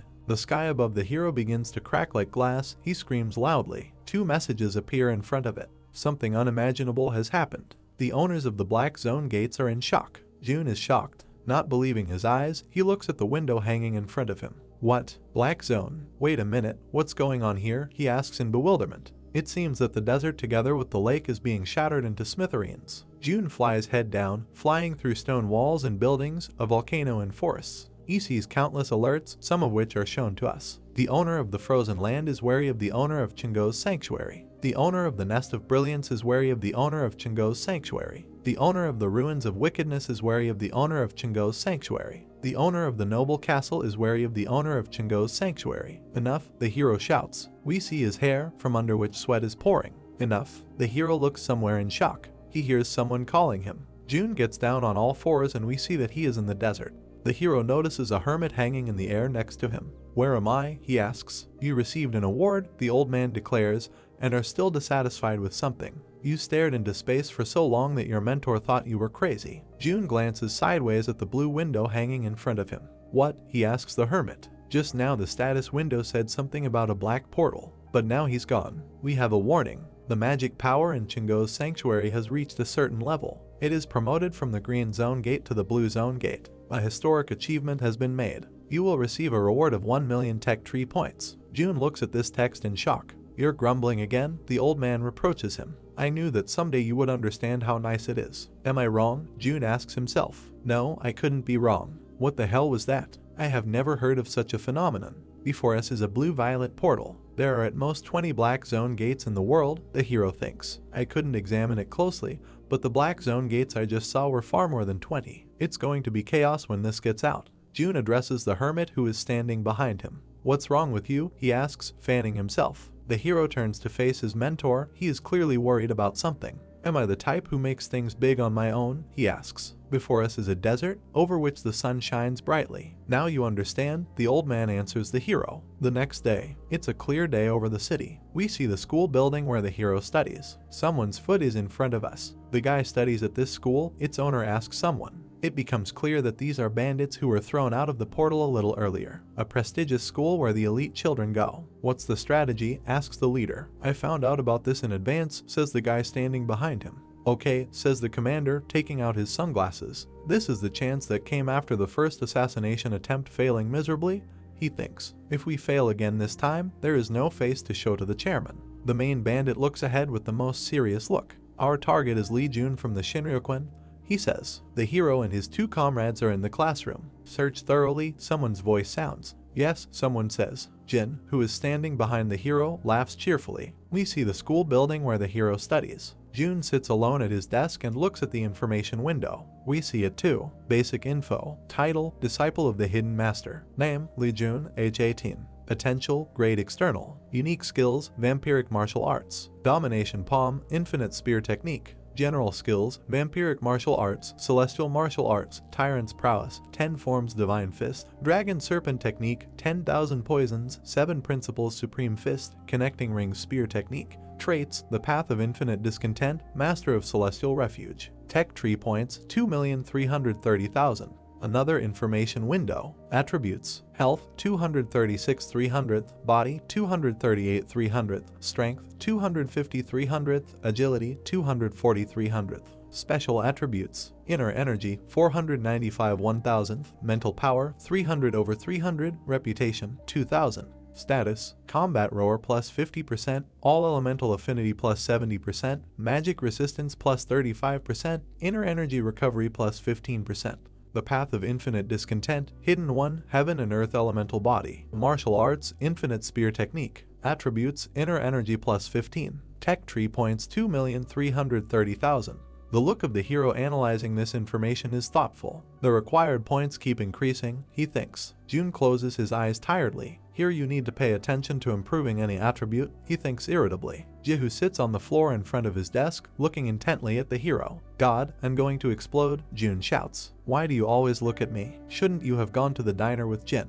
The girl looks at him searchingly. It was you, she asks. What? The hero asks incomprehensibly. He turns away from the girl. Pleasure Grand Plain, she explains. I wasn't there, Jun answers. You're lying, Jihu doesn't calm down. If you don't believe me, then why don't you stop asking, says Jun. He goes somewhere, but the girl follows him. Come to our family, she says. Haven't we already put an end to this issue, asks Jun. Jihu looks at him hopefully. It's not over yet, she says. It's not over until you join our family. I can do anything you want, just say it. Jun stands in the doorway with his back to the girl. I don't want anything, he declares. I already have too much of everything.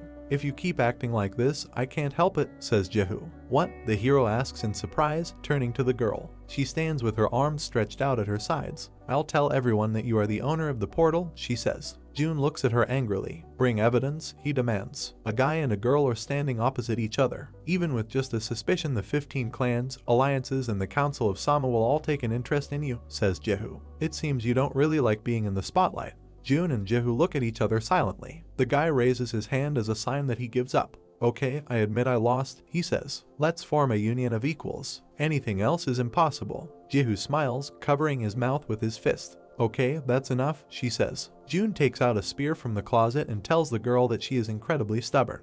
Do you also train with spears, she asks. The hero looks at her in bewilderment without letting go of the spear. Yes, senior, he answers and points his finger at the blue window that appeared in front of him. We see the information it contains. Infinite spear technique. Grade, SS. Description, the unique martial art of the Infinity God, with only 2 moves, thrusting and slashing. When mastered to the extreme, it becomes a martial art that can kill any opponent in a single strike. Usage requirement, those who have mastered the primordial martial arts. A new SS grade attack martial art, thinks Jun. He remembers his run in front of the boar's head monster. I'll have to practice until I'm familiar with it, the hero thinks. I shouldn't use it in actual combat like the domination palm and make a mistake. Jun stands with his spear next to students practicing weapons combat. He performs a series of movements. Jun looks at the spear in surprise. It's because I'm not used to it yet, he thinks. It is very difficult to handle him. The hero notices something above his head and looks up in surprise. One of the ceiling slabs shatters into pieces, and a bandit with 2 daggers in his hands jumps out of the hole at the hero. The villain strikes, but Jun manages to put his spear under the daggers. The bandit bounces away from the hero, who finishes the move with a spear. He looks at the guy in shock. How did he manage to block my attack? He thinks. Jun, judging by his gaze, recognizes his opponent. That sticky flesh, he thinks. I can tell even though you covered your face. We also understand that this is the leader of the ghost killers. You seem to know me, but I can't let you leave here alive, the man says. It turns out that Jihu is here too. She pushes the other students aside and asks the bandit who he is. This is Muram Academy High School, she says. It's not a place where the likes of you can enter. The bandit leader points his hand to the right. I don't know who you are, but you better step aside, he says. People like you don't interest me. The girl begins to be indignant, but Jun interrupts her. Stop talking and try to do what you have to do, the young man tells the bandit.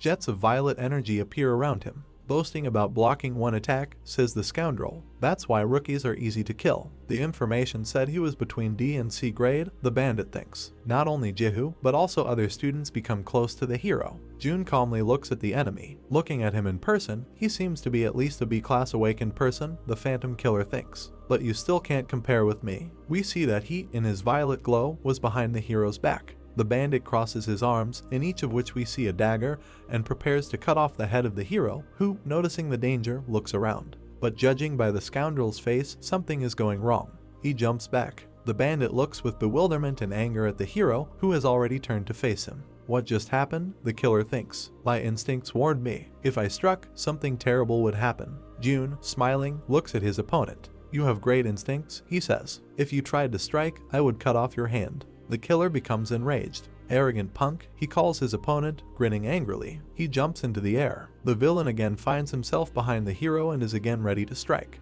But he runs into a wall of blue energy, hits it and loses his balance, falling onto his back. Looking at the hero with wild eyes, he asks why his opponent is not trying to block the blows. With his mouth wide open, he brandishes daggers that turn the entire area around him purple. Jun twirls his spear in front of him with a completely indifferent look. Put down the spear, the hero thinks. He looks at his weapon with slightly strange eyes. Stepping your right foot back, another thought flashes through your head. Jun does it. An alert appears, using the infinite spear technique. Jun points the spear point towards the enemy. My body isn't listening, the hero suddenly realizes. But, as far as we can see, 4 blue arrows are already pointed at the bandit. The tip of the spear is located a few millimeters from the villain's face, but it shatters into dozens of small pieces. The killer opens his eyes. Jun looks in shock at the fragment of the shaft that remains in his hand. Darn, the weapon can't hold up, says Jun. I can't even practice until I find a usable spear. It's unbelievable, the killer thinks, looking at the hero. How can a kid be stronger than me? I can't possibly win. I need to escape. However, the next second he receives a powerful blow to the jaw. The villain falls to the floor. Jun, smiling, stands over him and asks where he is going. Stop it, the hero hears. He turns his face towards the source of the sound. Several other gang members take the students hostage, holding knives to their necks. If you harm our commander, we will finish them off, one of the villains shouts. Jun smiles to the killer sitting at his feet. There were others, he asks. You should have brought some proper guys. They were too weak, I couldn't even sense their presence. Jun stands on the scoundrel's leg and begins to put painful pressure on it. The killer screams loudly. The henchmen loudly call to their leader as if awaiting an order. Do what you want, the hero tells them. They are my friends. To be honest, they humiliated and offended me, so I have a very strained relationship with them. Both students and bandits look at the hero in amazement. He, smiling, turns to the leader. Who ordered this? He asks. The bandit, sitting on the floor, looks at the enemy with wild eyes. Do you think I'll tell you? He asks. Jun picks up the daggers with which the villain attacked him from the floor. Okay, don't stress, he says. I didn't expect anything reasonable from you anyway. One of the blades pierces the wall next to the bandit's face. Jun looks at his opponent with a menacing look. I hate guys like you, he says. The hero pulls the dagger, and it begins to cut the wall. You were born with powerful martial arts and you have been treated like a strong one from the start, states Jun. The dagger approaches the bastard's head. Doing something as petty as taking a life, the hero continues. The blade rests on the leader's neck. I lived my whole life in pain because of my martial arts skills, says Jun. One of the villains tries to stop the hero, again putting a knife to the hostage's throat. Hey you fucking psycho, stop right now, he shouts. The hero, smiling, looks back at the ordinary killer. It seems that your subordinates do not quite understand the situation in which we find ourselves, he tells the leader. Stop it, he shouts to his soldiers. Don't hang around there, idiots. He looks at the hero as if he hopes to pierce him with his gaze. Damn it, the scoundrel thinks, I must find a way to get out.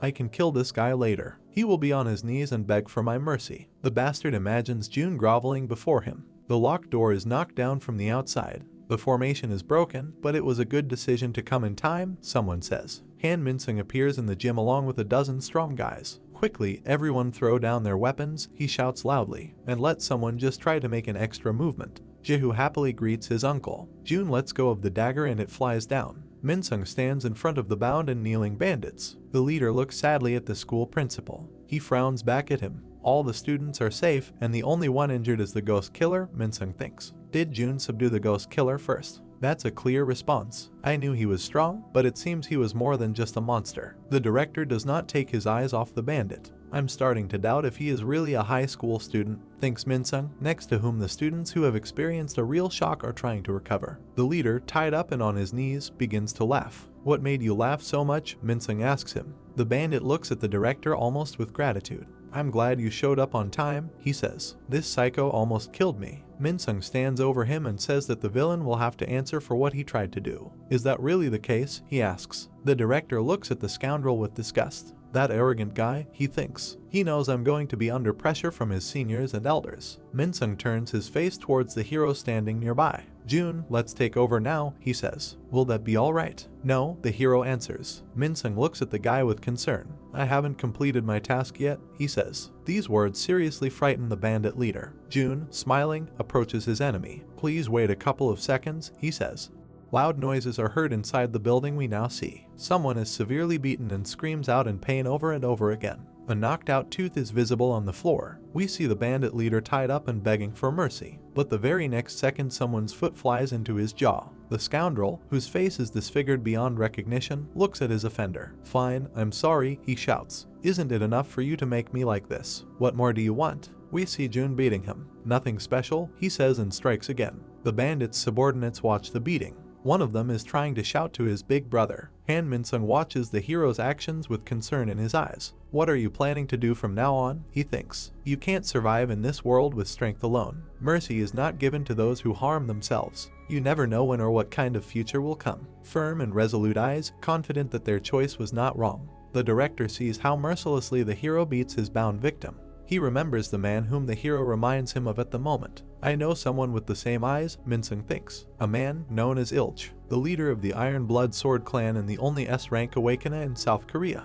June looks at the bandit leader with hatred. Chairman, says someone next to him. Min-sung approaches the hero and asks if he is finished. A pool of blood is visible next to the guy's leg. By and large, the issue has been resolved, he replies. The director points his finger somewhere to the side. Then can we talk face to face, he asks the hero, after which he orders his wards to take the killers away from Sin. Yes, of course, answers June. Two interlocutors are sitting at a table in a traditional Asian gazebo. We see them sitting on the bare floor. The hero looks into the pond, the water of which splashes next to the gazebo. Nice atmosphere, he says. I didn't know there was a place like this behind the school. Min-sung, who has a plate of food in front of him, smiles. This is a secret place that only I and a few people close to me know about, he says. June, with his hand on the table, calmly looks at his interlocutor. So what did you want to talk to me about? He asks. I told Jehu the same thing, but if it is about scouting, I'll just go. The sun peeks under the roof of the gazebo. So you knew everything, asks Min-sung. It was written on your face, the hero answers. The director begins to speak with his hands on the table. Okay, then I'll speak directly. Are you sure about what you said? I promise to give the best treatment to student Lee June, who seems extraordinary, he says. The interlocutors are sitting at the table, water splashing next to them. I don't want to join the family alliance, says the hero. You don't necessarily have to join the alliance to form a connection, Min-sung explains to him. He slightly raises his left hand. How about exchanging tokens? He asks. For example, tokens of new knowledge. A smile appears on his face. Gate tokens and such, he clarifies. June looks at the school principal in amazement. Judging by his face, he can't believe what he heard. Do you want to give me a portal? The hero asks. Min-sung takes a sip from his glass with a calm face. If Lee June wants it, he replies. The hero, whose face shows amazement, rises above the table. Handing over the gate, owned by the family, is like giving away their territory to the other party, he thinks. It's weakening their influence. Is he willing to make such a concession to me? Min-sung hands the hero a business card. Think before you give me a final answer, he says. You can contact me at this number at any time. June tucks the business card into his inside chest pocket. I understand everything, he says. Okay, then I'll go. The hero leaves the gazebo, Min-sung looks after him. The director, holding a glass, smiles. It would be nice if you think positively about it, he says finally. The next day, in front of us is a school building. The hero reads the news on his phone. Attempt to conquer Extreme Region Gate Heavenly Lake. Cooperation of the 4 major families. A door opens next to the hero leaning on the wall. The girl who comes out notices that June has come and asks him to follow her. There are stairs just outside the door, and the girl begins to go down them. The hero approaches a man sitting on a chair. This is Min-sung and he is smiling. Have you come? Asks the school principal. June stands next to the cell in which the members of the gang of ghostly killers are sitting. Why did you call me? He asks. Because the ghost killer is about to be resolved, Min-sung replies. You are quite fast, June notes. It's because of the pressure from both divine authorities and scrutiny, reports Min-sung. We see that the bandits are badly beaten and exhausted. The 15th Family Alliance also went far in this, says the director. Even so, trying to kill one's own kin. June turns away from the director with a frustrated look.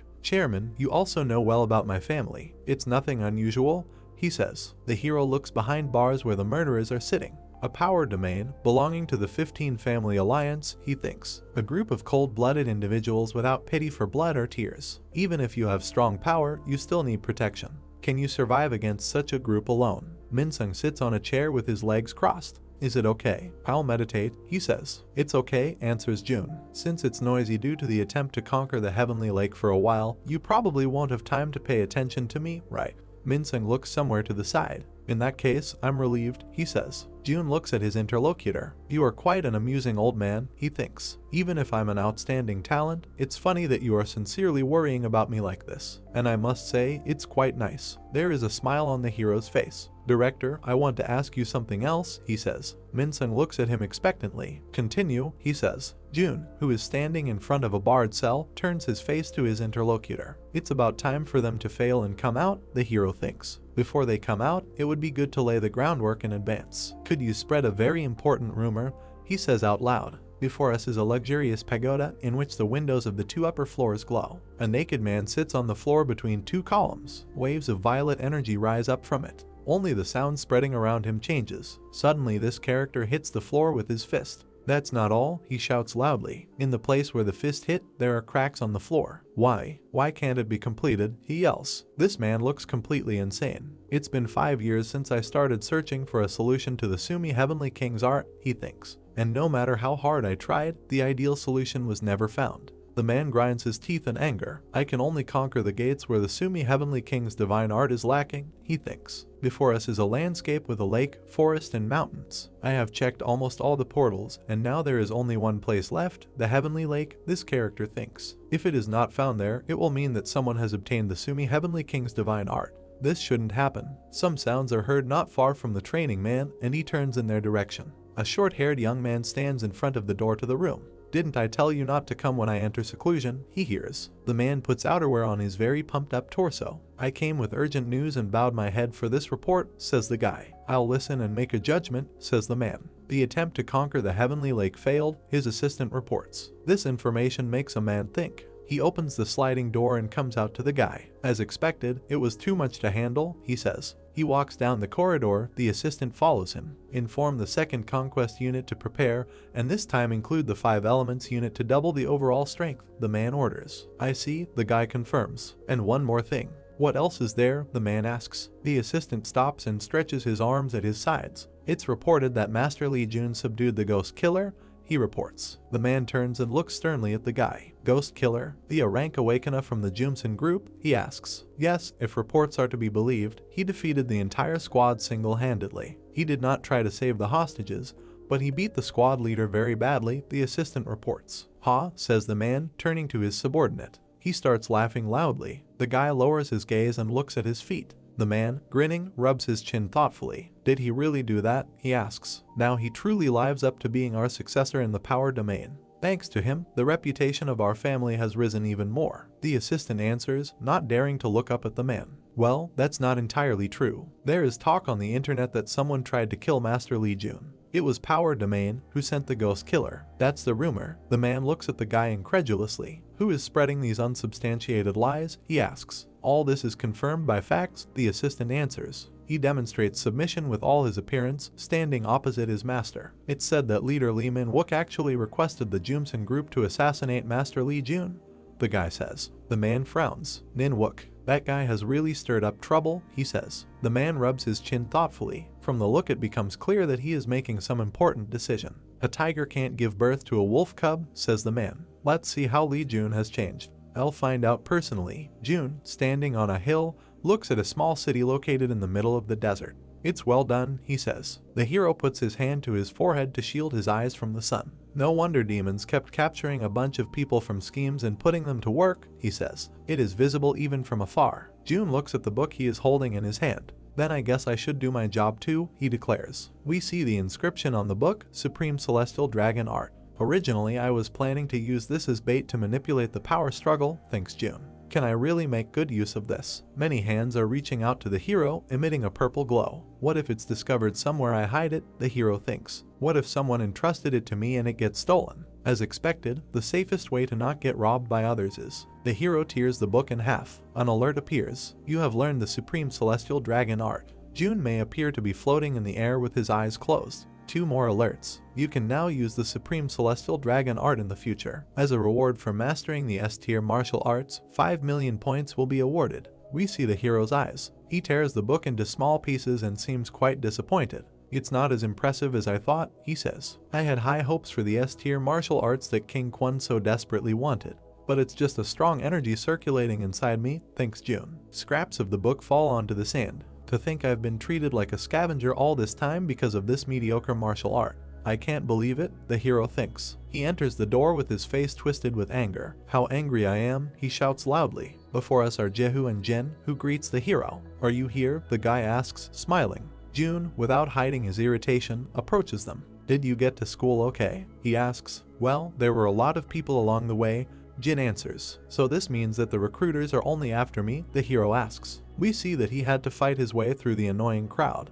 We hear the remarks of those who pestered the hero. I'm a member of the Wulin Alliance. From the Jin clan. Shinryong Temple always awaits Lee Jun. I had difficulty getting through them, the hero complains to his comrades. He tiredly puts his backpack on his desk. I'm very tired, the hero admits. Take this, says Jehu. June looks at the girl in surprise. What is this? He asks. Don't you see? She asks. This is a spear. You know how to handle spears. This is a gift from the school principal. Bribe? Asks June. Jehu sighs, looking down. The hero looks at the weapon in his hands in surprise. Okay, I won't refuse, he says. Tell him thank you for me. You took it faster than I thought, the girl notes. I could at least once say no for the sake of decency. Why? I once said that I don't like bribes, June answers cynically. He holds the spear tightly in his hand. Besides, I really like it, says the hero. Here is a description of the item. Bloodfire spear. Grade, a description, the more you fight with blood on it, the sharper it becomes. Options, attack speed plus 45%. Agility plus 75%. Fire attribute attack power plus 50%. Jehu twirls the blue house in his hands. Thank God, she says. I searched the family warehouse all day to find this. Jin intervenes in the conversation. He has a very strange look. What do you mean by bribe? He asks. We see a classroom window in which a lively conversation continues. You don't need to know about this, the hero answers the question posed. Come on, I'm interested, Jin insists. Stop pestering me and mind your own business, Jehu advises him. Jin leaves the classroom, pointing angrily at his classmates. Are you two just picking on me? Just wait, I will make you regret it, he threatens. The hero reacts very calmly to the guy's words. He waves his hand goodbye. In front of us are the back schools. June is sitting on the grass next to the stairs with a spear lying next to him. A message comes to his phone.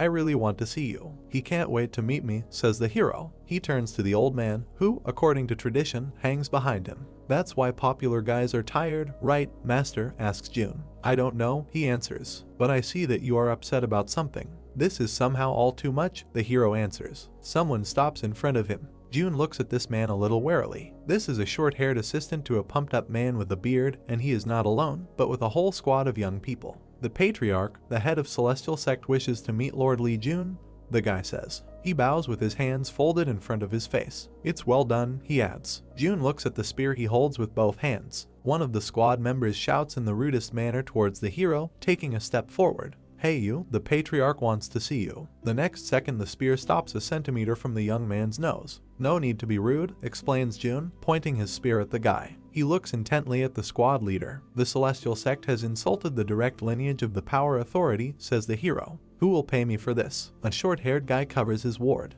The Celestial Sect has committed rudeness, he admits. I apologize. June looks at him silently, a threat visible in his eyes. The hero turns away from the delegation that came to him. Okay, this time I'll forgive him, he says. Get out of here. But the patriarch wants to see you, the detachment commander is trying to insist. June looks down angrily, lowering his spear. I thought, he says, but doesn't finish the sentence. June turns to the guys and looks at them as if he is going to kill everyone.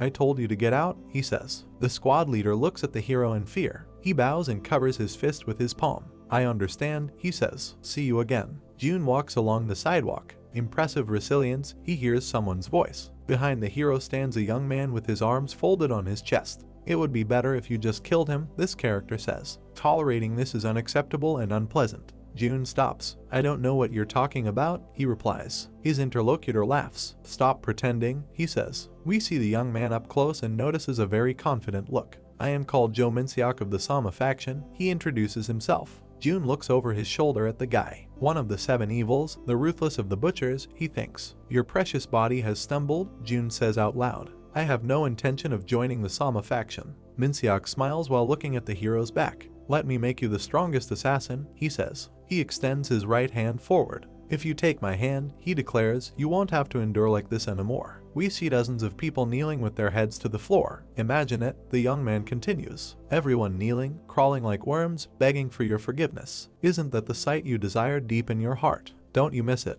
The hero still stands with his back to this speaker. I talked a lot, says Minseok. Contact me anytime if you change your mind. I'll be waiting. He leaves. We see that there is no one else behind the hero. Jun looks ahead thoughtfully. You don't have to endure, he repeats the words he heard. The hero steps on a stone. It crumbles under his foot. The hermit, hanging in the air behind the hero, looks intently at his student. The old man's gaze is serious. Lee Jun, he says, but the very next second Jin crashes into the hero's back. Jun flies a couple of meters away and, crouching to the ground, holds his ear. What was that? He asks indignantly. This is revenge, his comrade shouts. I promised you would regret it. I'm going to the gym, what are you going to do? The hero scratches his cheek thoughtfully. Just here, you know, had a bad day, he says. Jin puts his hands on his friend's shoulders. What? Who did it? He asks loudly. Who dared to upset our Jun? I'll give them a piece of my mind, bro. Just say the word. What's with this weakling? Asks the hero. Wow, you've grown so much that you are ignoring your big bro now, Lee Jun, Jin shouts. He smiles and places his hand on his friend's forearm, inviting him to go further with him.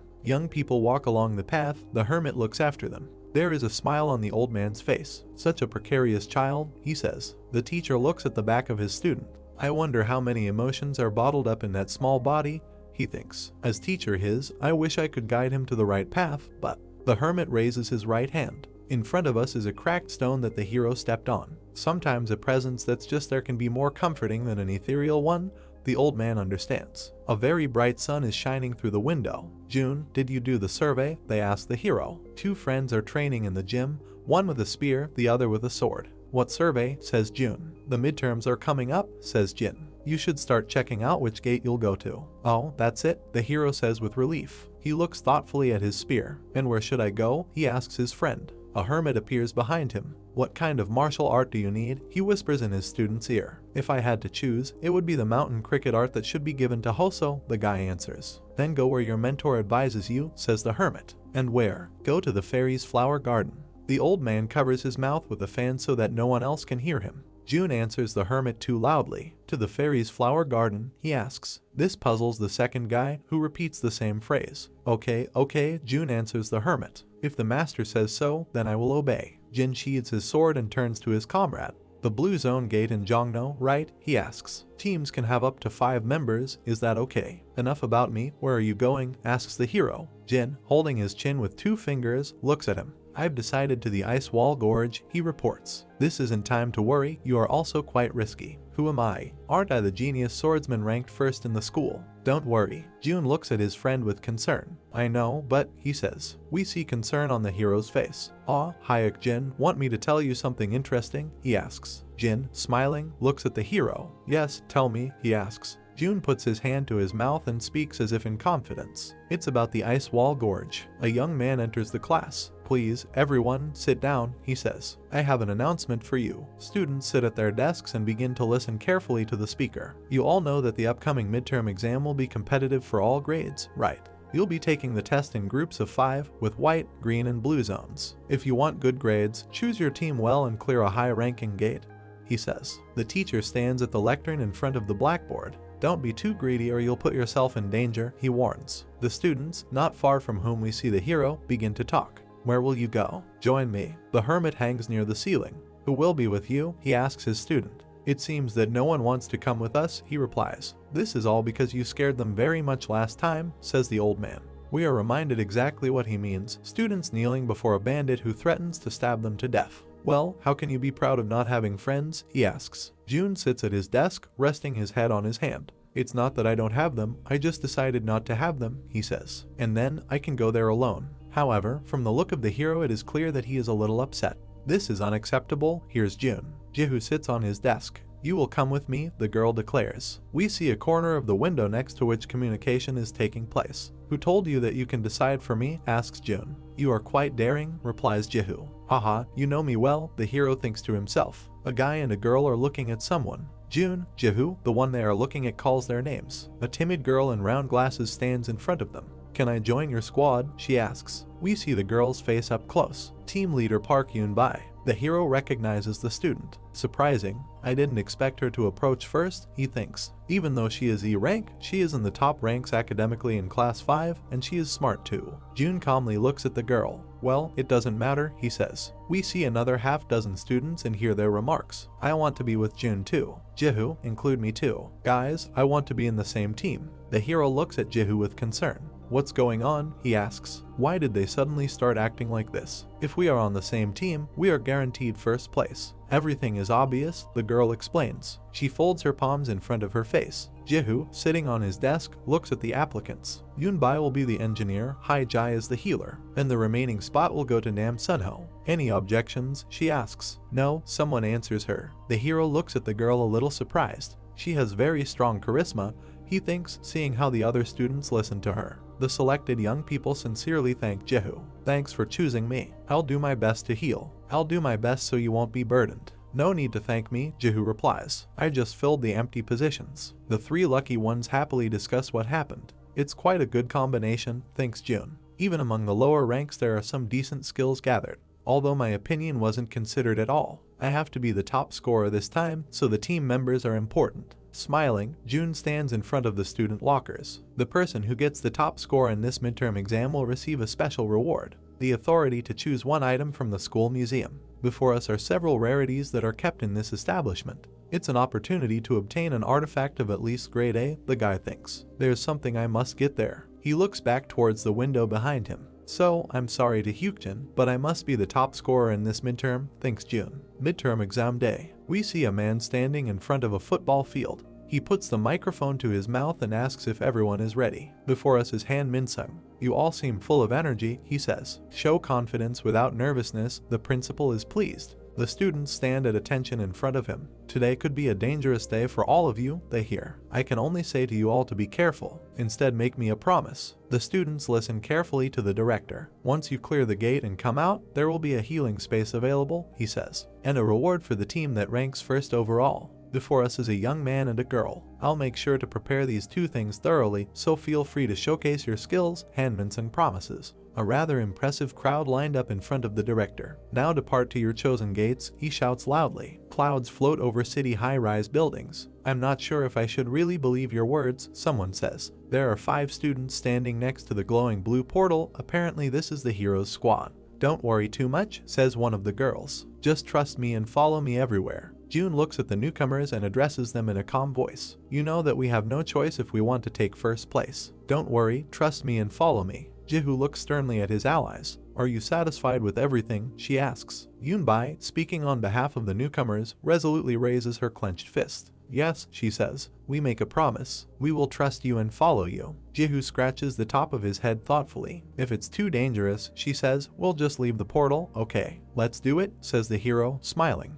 He stands in front of the portal and invites his allies to enter there. A notification appears, entered the fairy's flower garden, the blue zone gate. The squad appears on the green lawn on the other side of the portal. Its members are bending over a map laid out directly on the grass. Here fairy monsters appear and the area is divided into 2 fronts, reports June. He points his finger at the map. If you follow the path eastward, you will find the fairy's flower garden, explains the hero. On the opposite side, to the west, is the fairy haven. The place we're heading to won't be a flower garden, but a sanctuary. Before us are some pretty cute fairies. The fairies can't attack while they are busy gathering nectar in the garden, explains June. We'll attack and capture them easily. The hero takes the card. Don't be nervous, guys, he asks his allies. Jihu and I will do the main work, and you will simply help. I see, one of the girls answers. June looks out the windows that appear before his eyes. Okay, let's go, he says. An alert appears. Description: even if they are fairies, monsters remain monsters. They are enemies of humans. Wipe them all out. Completion condition: eliminate all fairies. Reward: increase in fairy hostility. Tech tree points: 850,000. Another window: Urgent Quest 2, Celestial of the Fairies. Difficulty: B. Description: fairies are forced to bring honey. If you help them, they will be grateful to you. The hero looks in amazement at these 2 windows. How can a quest have such a division? He says. Both have the same rank, but the rewards are completely different. Which one should I choose? One of the girls approaches the hero and, with concern on her face, asks what he is worried about. June, who has a folded map in his hands, smiles. It's okay, he says, I just needed to think a little. Well, we can think about it slowly until we reach destination, the hero thinks. The squad stands next to a flower meadow, over which fairies flutter. One of these creatures happily rushes next to Yunbai, causing confusion in the girl. She peers at the flower meadow through her round glasses. Yunbai sees very cute creatures smiling at her. The girl, with her eyes wide open, says that they are beautiful. Circles appear inside her eyes, fairies are reflected in the lenses of her glasses. I want to take a closer look at them, Yunbai thinks. She extends her hand to the fairies. Even closer, still, she thinks. Someone grabs the girl's hand. She has a slightly distant look. June lets go of her hand and tells Yunbai not to touch the fairies as they might attack back. The girl fearfully presses her hands to her chest. I'm sorry, she says sincerely, but why did you do this? When I saw the fairies, I just wanted to get closer to them. Fairies have enchanting skills, the hero tells her. Low-level awakeners are easy to be mesmerized. It's not entirely your fault. Try not to look closely on them. The squad gathers to discuss the situation. We'll stop provoking them and see where they're going, says June. To attack their lair, Jihu asks. No, we are changing the plan, says the hero. His comrades look at him with bulging eyes. What? One of them asks. The hero, smiling, raises his fist. It seems like there are monsters inside opposing the fairies, he says. In front of us is some kind of black structure emitting jets of energy. We'll catch this thing, says June. Jihu counters, raising his hand slightly. Are we changing the plan? She asks. Without proper preparation, it's too sudden. The hero, smiling, turns to her. But cleaning portals does not always go as planned. If we attack through the secret route, we might get bonus points in the test. Who knows? Jihu looks at the hero in disbelief. Secret route. Are you sure? She asks. Yes, I'm sure, answers June. Their comrades listen in surprise to the discussion. We hear from the replica. Secret route. Really? Wow. Clouds are floating in the sky above the trees. We see 3 lizards, one of which takes a powerful blow and appears to die. Before us is Ishin, who, in fact, is engaged in the destruction of these monsters. He frantically strikes blow after blow, while his comrades calmly watch him, standing ankle deep in the swamp. These are 2 girls and 1 guy. Is today the day you really show your skills? One of them, a brunette, asks Ishin. Seems he is motivated by his younger sibling, says the smiling young man. Younger sibling? You mean June? The long-haired blonde asks him. Ishin, hearing this conversation, becomes furious. Didn't I tell you not to mention that bastard? He shouts. You go crazy every time you hear his name, the blonde answers, smiling. Ishin, gritting his teeth with anger, clenches his fist. My competitiveness really spikes when it comes to June, he says. And most of all, the blonde smiles sweetly, sitting on a stone. Men who are obsessed aren't popular with women, right? She interrupts the young man. Besides, Han Jihu isn't interested in you at all. Ishin looks at the girl irritably. Park Young-yeon, are you finished? He asks. The girl smiles sweetly. Did I say something unnecessary? She asks. I really dislike it. If it weren't for the scores, I wouldn't need to be in a team with someone like you. A young man who was talking with the girl a little earlier is trying to interrupt the squabble. He stands between the disputants. Enough already, he asks. You start arguing over even the most insignificant things. His face is sad. Now is not the time, he says. Let's clear this portal. Lizards appear behind the guy and are ready to tear him to shreds. But then the air is lined with bright blue lines left by the weapon of one of the students. We see that in this case it was a girl who did the work and chopped up the monsters into a considerable number of pieces. She turns away and calmly moves on. What's important now is not your inferiority complex, it's clearing the gate, she says to the young man with whom she recently argued. She turns and looks at him slyly. Ishin snorts and turns away from her. Let's stop bickering and go, a young man in a vest asks the girl. Young-yeon, standing ankle deep in water, dreamily thinks to himself. Even the mighty Ishin gets jealous. Lee Jun, what a cute kid. When did he grow up like that? I guess I'll have to go see him sometime. We again see the sky, across which light white clouds are running. Before us is a not very clear purple landscape in which flowers can be guessed. The squad approaches a huge snake, which is sleeping with its body coiled. The young people look at this monster in amazement. Bondragon. Ronnie, says Jihu. I've only seen them in textbooks, says Yunbai, adjusting his glasses. The hero stands in front of the squad and explains the plan of action. We just have to catch this creature. Jihu, you will have to do something. What exactly? The girl asks. Protect party members and fairies. The girl looks at the hero in surprise. Even fairies? She asks. Okay, fine. Are you sure you can handle it alone? I'll be fine, June reassures her. Just do what I ask. Okay, be careful please, says Jihu. We see the hero's backpack. The snake is sleeping. but suddenly her orange eye opens. The giant cobra raises its hood and looms over the hero. An alert appears. The owner of the Dream Garden welcomes you. A young man with very long hair, reminiscent of an ancient Greek god, appears above the hero's head. If you are the owner of the Dream Garden, are you the Fairy King? Says June. Even though you are the owner of another gate, you still pay attention to me, he answers. Don't you dislike seeing your people suffer? The hero asks. June, smiling, holds out the spear he recently received. Do as you wish, just watch carefully, he says. A giant cobra towers above him. The snake beats with its tail, but the hero easily jumps to the side. He raises his spear to strike. Too slow, he tells the snake. Well, get an answer. He throws a punch that hits the top of the giant monster's head. The cobra opens its bottomless mouth wide and hisses deafeningly. The fairies, hearing this sound, are horrified and begin to tremble. We see Jehu carrying these cute creatures in his arms. Suddenly a rock appears above her head. 3 students, also part of the squad, wave their arms with determined faces, knocking away the stones flying at them. Hai-Jai folds his hands in front of him and lowers his head. A notification appears indicating that she is using healing skills. The healing power affects the fairies, and these creatures look at their bodies, not fully believing that they are being healed. June looks with satisfaction at what is happening behind him. They're doing great, he says. The snake attacks him from behind. Well, then I have to do my part, he says. He holds his red spear tightly. June ends up on the cobra and strikes, piercing the enemy. The snake looks at the hero with its orange eye and begins to speak in a human voice. Insignificant humans. A powerful stream of pinkish energy bursts out of her mouth. Jehu screams at his comrades while sitting on his knees with them. Don't let them fall, the girl demands. June grabs the snake's body. Now he is running along it with a spear in his hand. Cobra dodges and throws the guy off of him. It falls from a great height to the ground, leaving deep cracks in it. But a smile appears on his face. It's incomparable to pleasure, says June, holding out his spear in front of him. It's very good that I managed to block the blow, he thinks. Otherwise, some of us could have suffered greatly. There is no one in the place where the surface was cracked by the fall. Some sounds are heard above the purple landscape. June flies up to the front of the huge snake, preparing to use his spear again.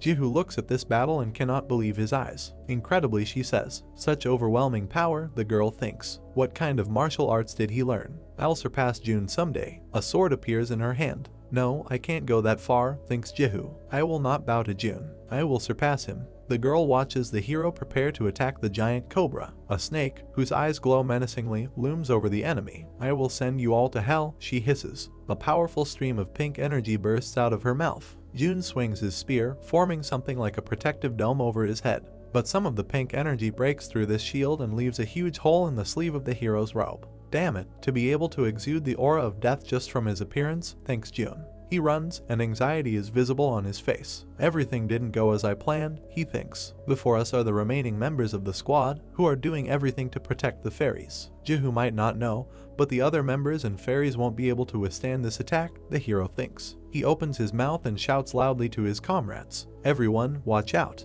The hero stands in front of the members of his squad. Jehu holds a blue fox in his hands. It will be much more difficult to lie here, June thinks. Blue Eye is a monster I raise, he tells his comrades. The girls begin to caress the cute animal. We hear their remarks. Is this fox really a monster? So cute, right? How cute he is. The hero looks a little jealously at his pet. What a scoundrel, he seems to like being in their arms, he thinks. June, smiling, puts a finger to his lips. Even though I'm raising it secretly, I'm telling you guys about it. Don't spill the beans, please, he says. The squad members promise to keep this secret. Fairies appear next to people. They kneel before the hero. We greet the owner of the rapid station, says one of the fairies. Alerts appear. The owner of the Dream Garden breaks out in cold sweat. The owner of the Dream Garden wants to confirm if Blue Eye is the owner of the rapid station. The hero peers at the text in amazement. The owner of the rapid station, he says. What is that? Before us is a blue fox in adult and child states. The owner of the rapid station has 10 tails, here's June. Like this blue one. There are 11 gatekeepers. Before us are some of these entities, and they all look very impressive. They are owners of gates in the Black Zone, known for their overwhelming strength, here's June. The owner of the rapid station is one of them. The hero looks in surprise at the contented blue fox cub, who sits at the feet of his comrades. The monster with a satisfied expression on his face scratches himself under his ear. It is clear from the hero's face that he is alarmed. Black Zone, he asks. Did I hear right? Oh no, the kids found out a bigger secret than I thought, he thinks. A hermit appears behind the hero. This master knew from the beginning that Blue Eye was not an ordinary being, he says about himself. Would you like to wipe your drool and speak? June responds rudely. He addresses the fairies kneeling before him. Don't just lie there, get up. The leader of the fairies looks at the young man in amazement. Are you saving us? She asks. Blue Eye didn't kill any of you, June asks in response. The fox makes a satisfied sound. The fairies rejoice wildly. We are alive, they shout. Thank you, thanks a lot. Jehu approaches the hero. Wait, Lee Jun, she says. Our goal is to clear the portal. We can't get out of here unless we kill them all. The hero, smiling, points his finger at the blue window that hangs in front of him. We've already cleared the portal, he says. What? Asks the girl who doesn't believe her ears. We are facing a series of alerts. You have defeated Bondragon. As a reward for defeating the secret boss, you receive 3,500,000 points. You have completed the emergency quest 2, Fairy's Nemesis. The affinity with the fairy race has increased. You have gained 850,000 tech points as a reward. You have obtained the honey of the fairies as a reward. The fairies request to be bound to you. Will you approve? June clicks on the appropriate option and says he gives permission. A few more alerts. Blue Eye's rank is too low to enter the area. You can choose one of your territories to plant the fairy flower. It's Blue Fox's nest or Yomwa's hideout. The hero's finger hovers over the options offered in the window. I can't abandon Blue Fox's nest, he thinks. An alert appears. You abandoned the Yomwa's hideout. You have become the new owner of the fairy flower garden. Another window. Jade reward. Gongol Puriasan Hongbi class stone plus 2 fairy seeds. June heads towards the hole in the wall. Let's go back, he tells his comrades. Before us again are urban high-rise buildings. And now the school where the hero studies. Han Minsung, holding a cup of tea, looks at the screen of his mobile phone. We see photos of students who are part of the squad led by Ishin. As long as there are no changes, your team will be first, says the director. Lee Jun's team is also good, he notes. Before us is a card for the hero's squad, where the ages and names of the students are indicated. It looks like we're lacking a lot of team members, says Minsung. The secretary enters the office door. She turns to the director. What happened, Nam? The boss asks. It's clear from the girl's face that something unpleasant has happened. Lee Jun's team has returned, she reports. The hero and his comrades calmly walk along the school corridor. Another alert. You have cleared the fairy flower garden. Duration, 20 hours, 30 minutes and 52 seconds. Director Minsung looks at the information window in front of him in surprise. This is what we cleared at the fairy flower garden, he hears. The squad members stand in front of the director. Jehu, did you really do what I see? He asks. The girl answers his question in the affirmative. Minsung looks at the students incredulously. I see, he says. Have you recorded the entire test process? Naturally, Jehu answers, with a blue badge on her chest. The same sign lies on the table in front of the computer monitor. It looks like this is nothing more than a mini camera that was on the girl the whole time. Minsung sees how the party came to the meadow with fairies. Then the students met a giant cobra. The snake hung over the hero. The director looks at the computer screen. Bondragon, he asks in shock.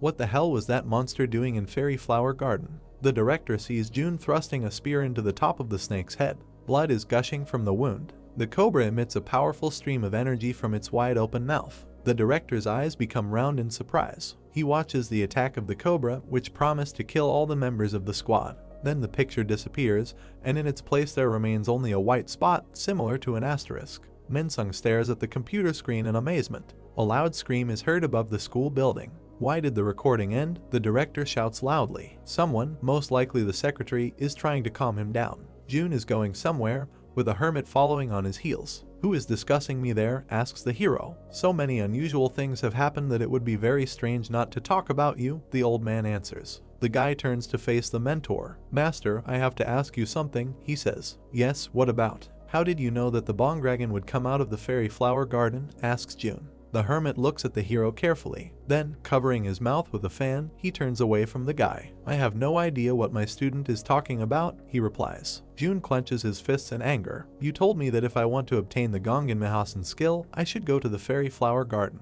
Are you trying to deceive me? The old man glances at the student cautiously from behind his fan. June sadly lowers his head. I understand everything, he says. The master still doesn't trust me. I tried for so long to be his diligent and faithful student. No, guy, stop, the hermit says with alarm. June begins to sob violently, shedding streams of real tears. Well, if this stupid student cannot properly serve his mentor and he keeps secrets from him, then he will simply leave, he shouts, feigning hysterics. The hermit brings a folded fan to his forehead. Okay, I understand you, you stubborn idiot, he says. For some reason I can tell which martial art is falling from which gate. I don't know how or why this happens, but that's the way it is. June looks at the old man doubtfully. Is it true? He asks. Master is not an idiot who only tells the truth, he answers. June folds his hands in front of his face and pretends to be the most obedient and diligent boy. Master, not only do you speak the true truth, but you are also a true adult, he says. I respect you more than my ancestors. So where should I go next? The old man throws his hands up and begins to shake them angrily. I knew this was how it would all end, he shouts. I didn't want to tell you anything, because I understood that you would rely on me and not even lift a finger to find out everything on your own. The hero, on the contrary, laughs joyfully. No, we'll call it efficient information acquisition, he says. Less effort, better results. And what am I doing wrong? The voices of the interlocutors are heard over the school building. You talk too much, the hermit yells. Oh, this hurts, June shouts. We see that the old man hits the hero trying to escape with his fan. You always hit me, the guy shouts. I am against violence. What did you say? Do you want to get it for real? The hermit is indignant. In front of us is a TV screen that shows interference. Young people are sitting at a table who have just watched something. There is a female speaker standing at the screen. This is the end of the video, showing the clearing of the fairy's flower garden, she says. Those gathered, standing at the table, heatedly discuss what they saw. I can't believe it. Who on earth is Lee Jun? How should I describe this? Damn it, I was wrong, one of the guys thinks. We see the angry face of this young man. Shouldn't I have ignored Lee Jun? He thinks. If the powerful families find out about Lee Jun's skills, they might recognize him as one of their own. If that happens, the guy clenches his teeth in horror. Lee Jun might retaliate against me, he thinks. Kim Tae-young, someone shouts to him. A young man with a detached look puts his thumb to his mouth. We see the school principal. What are you thinking about? He asks the teacher. No, nothing, he answers. I just thought that the unexpected power that Lee Jun showed seemed very strange. He stands on the other side of the table from the school principal sitting at the head. We see a hero with a spear. Lee Jun was a student who used the third-rate martial arts, Samyejeomyeop. But suddenly he is using a completely unfamiliar sword technique, states Tae-young. We see a hermit with a fan. Could there be another accomplice? The teacher assumes. Either way, I've made my move, so it's do or die, thinks Tae-young. He clenches his fist and begins to speak assertively, trying to convince those present that his words are right. Honestly, this doesn't make sense. He is trying to take on a blue zone boss monster alone. Even a rankers like Chairman Lee would find it challenging. We see the same table from a different angle, from behind the speaker. So I wonder if there's a third party mentoring Lee Jun, Tae-young states. That's enough, Han Min-sung interrupts him. He sits in a chair at the table and calmly looks at the teacher. Are you saying that a third party fed Lee Jun the flower of succession and taught him martial arts? If so, it means he had that much potential from the beginning. It seems that Kwon Wang didn't recognize the potential that Lee Jun's elusive master saw in him. Tae-young listens to the director with both hands on the table. We see the hero and the hermit next to him. What's going on that is making teachers and chairmen so flustered? Asks June. It looks like something serious happened, the old man answers. We see the principal and two teachers discussing something. Maybe we can eavesdrop? Asks the hero. Two teachers are discussing a very important issue quite heatedly. Is it a sign of gate fluctuation or brake malfunction? What about communication with the kids? Asks one of them. Well, it's not a fluctuation, but there don't seem to be any signs of monsters popping out, so it doesn't seem to be a brake issue. We tried to contact them, but they are not responding, the second one answers. The interlocutors reach out with their hands to the blue chains. The gate is wrapped tightly with iron chains, so we can't even see inside, explains one of the young people. A group of people approaches the interlocutors, and the guy leading it reveals very unpleasant information. The inside students are the successors of giant families like Cheol Hyol and Simrok. If a mutation occurs, it'll be a big problem. Han Min-sung looks thoughtfully into space. It's always a thing during exams, but forcing the kids into the jaws of death just because it's the era of the strong, while the adults just watch is pathetic, he thinks. The school principal closes his eyes in disgust and anger. Standing in front of two interlocutors, he spreads his arms to the sides. There's nothing we can do, he says. We'll immediately suspend the midterm exams and organize a support team from the school.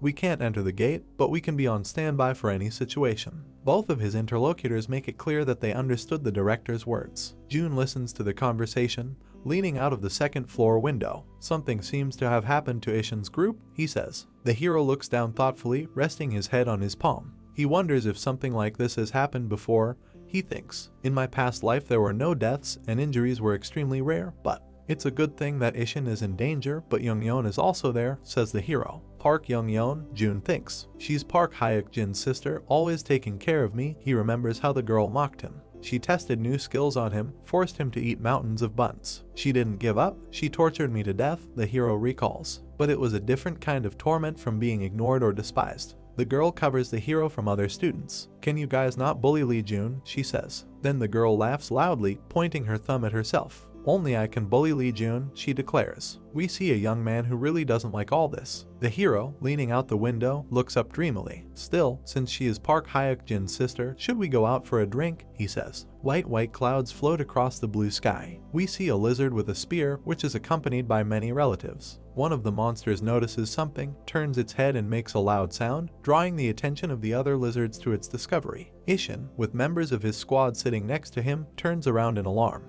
Damn it, we didn't have any information about the Lizard Queen, he says. Do you want to die quietly? Young-yeon asks him. She looks at the young man with anger and irritation. You caused all this when you killed the offspring of the Lizard Queen, she says. Why did you make this decision on your own? The whole squad is in danger because of you. Ishin looks at the girl indignantly. I just wanted to clear the portal quickly. Don't nag at me, he exclaims. An evil, ironic smile appears on the girl's face. I think I know why you did it, she says. Did you want to seem cool? Were you afraid that Lee Jun would beat you? Ishin starts screaming, trying to refute the girl, but the guy next to him interrupts him. Stop it, he shouts, I have an idea. Getting down on one knee, he explains what the idea is. If we hide, they will eventually find us, he says. Therefore, I propose to unleash all the strongest martial arts of our squad on the Lizard Queen. We see the creature in question surrounded by much smaller monsters. During the fight, I watched what was happening and noticed that all the lizard people were protecting the queen, the young man explains. While their attention is diverted, let's go to the central outpost together and prepare again.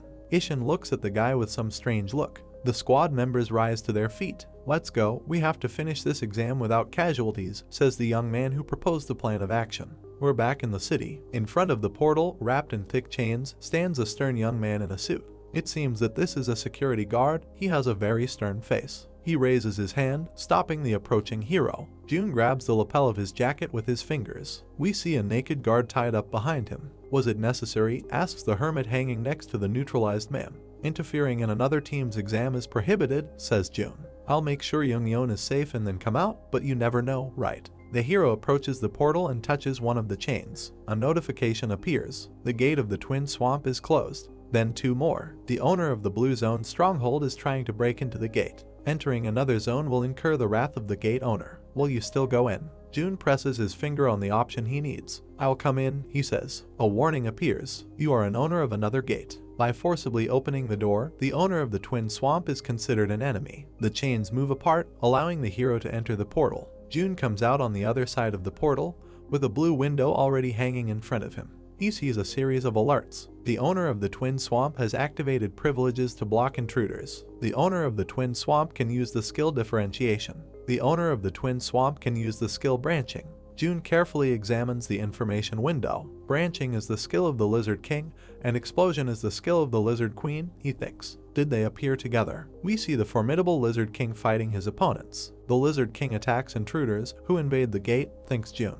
The second lizard protects its brood. On the other hand, the Lizard Queen protects the offspring that have not become adults yet, the hero thinks. He reaches his finger towards another blue window. The Lizard Queen wouldn't come out unless someone touched her offspring, says the hero. He takes off and starts running. Something is clearly wrong here, he thinks. We need to check this as soon as possible. Jun, as far as one can understand, jumps from branch to branch and moves rapidly. He literally flies. Landing on another branch, he notices something. Two guys run underneath him, and he recognizes them. Ishin and Choi Tae-min, he says. Why only these two? Two young people, whom the hero noticed, are running as if they were in mortal danger. Members of the squad that includes Ishin. We settled down in a clearing in the middle of the forest. Young-yeon examines the hand of the girl who was injured. Ishin and Choi Tae-min look at their allies and discuss the situation. Is this really the best we can do? Asks Tae-min. Let's just leave them here as bait and run away, Ishin suggests. Wouldn't it be better to attack the Lizard Queen together? Tae-min, closing his eyes, expresses doubt.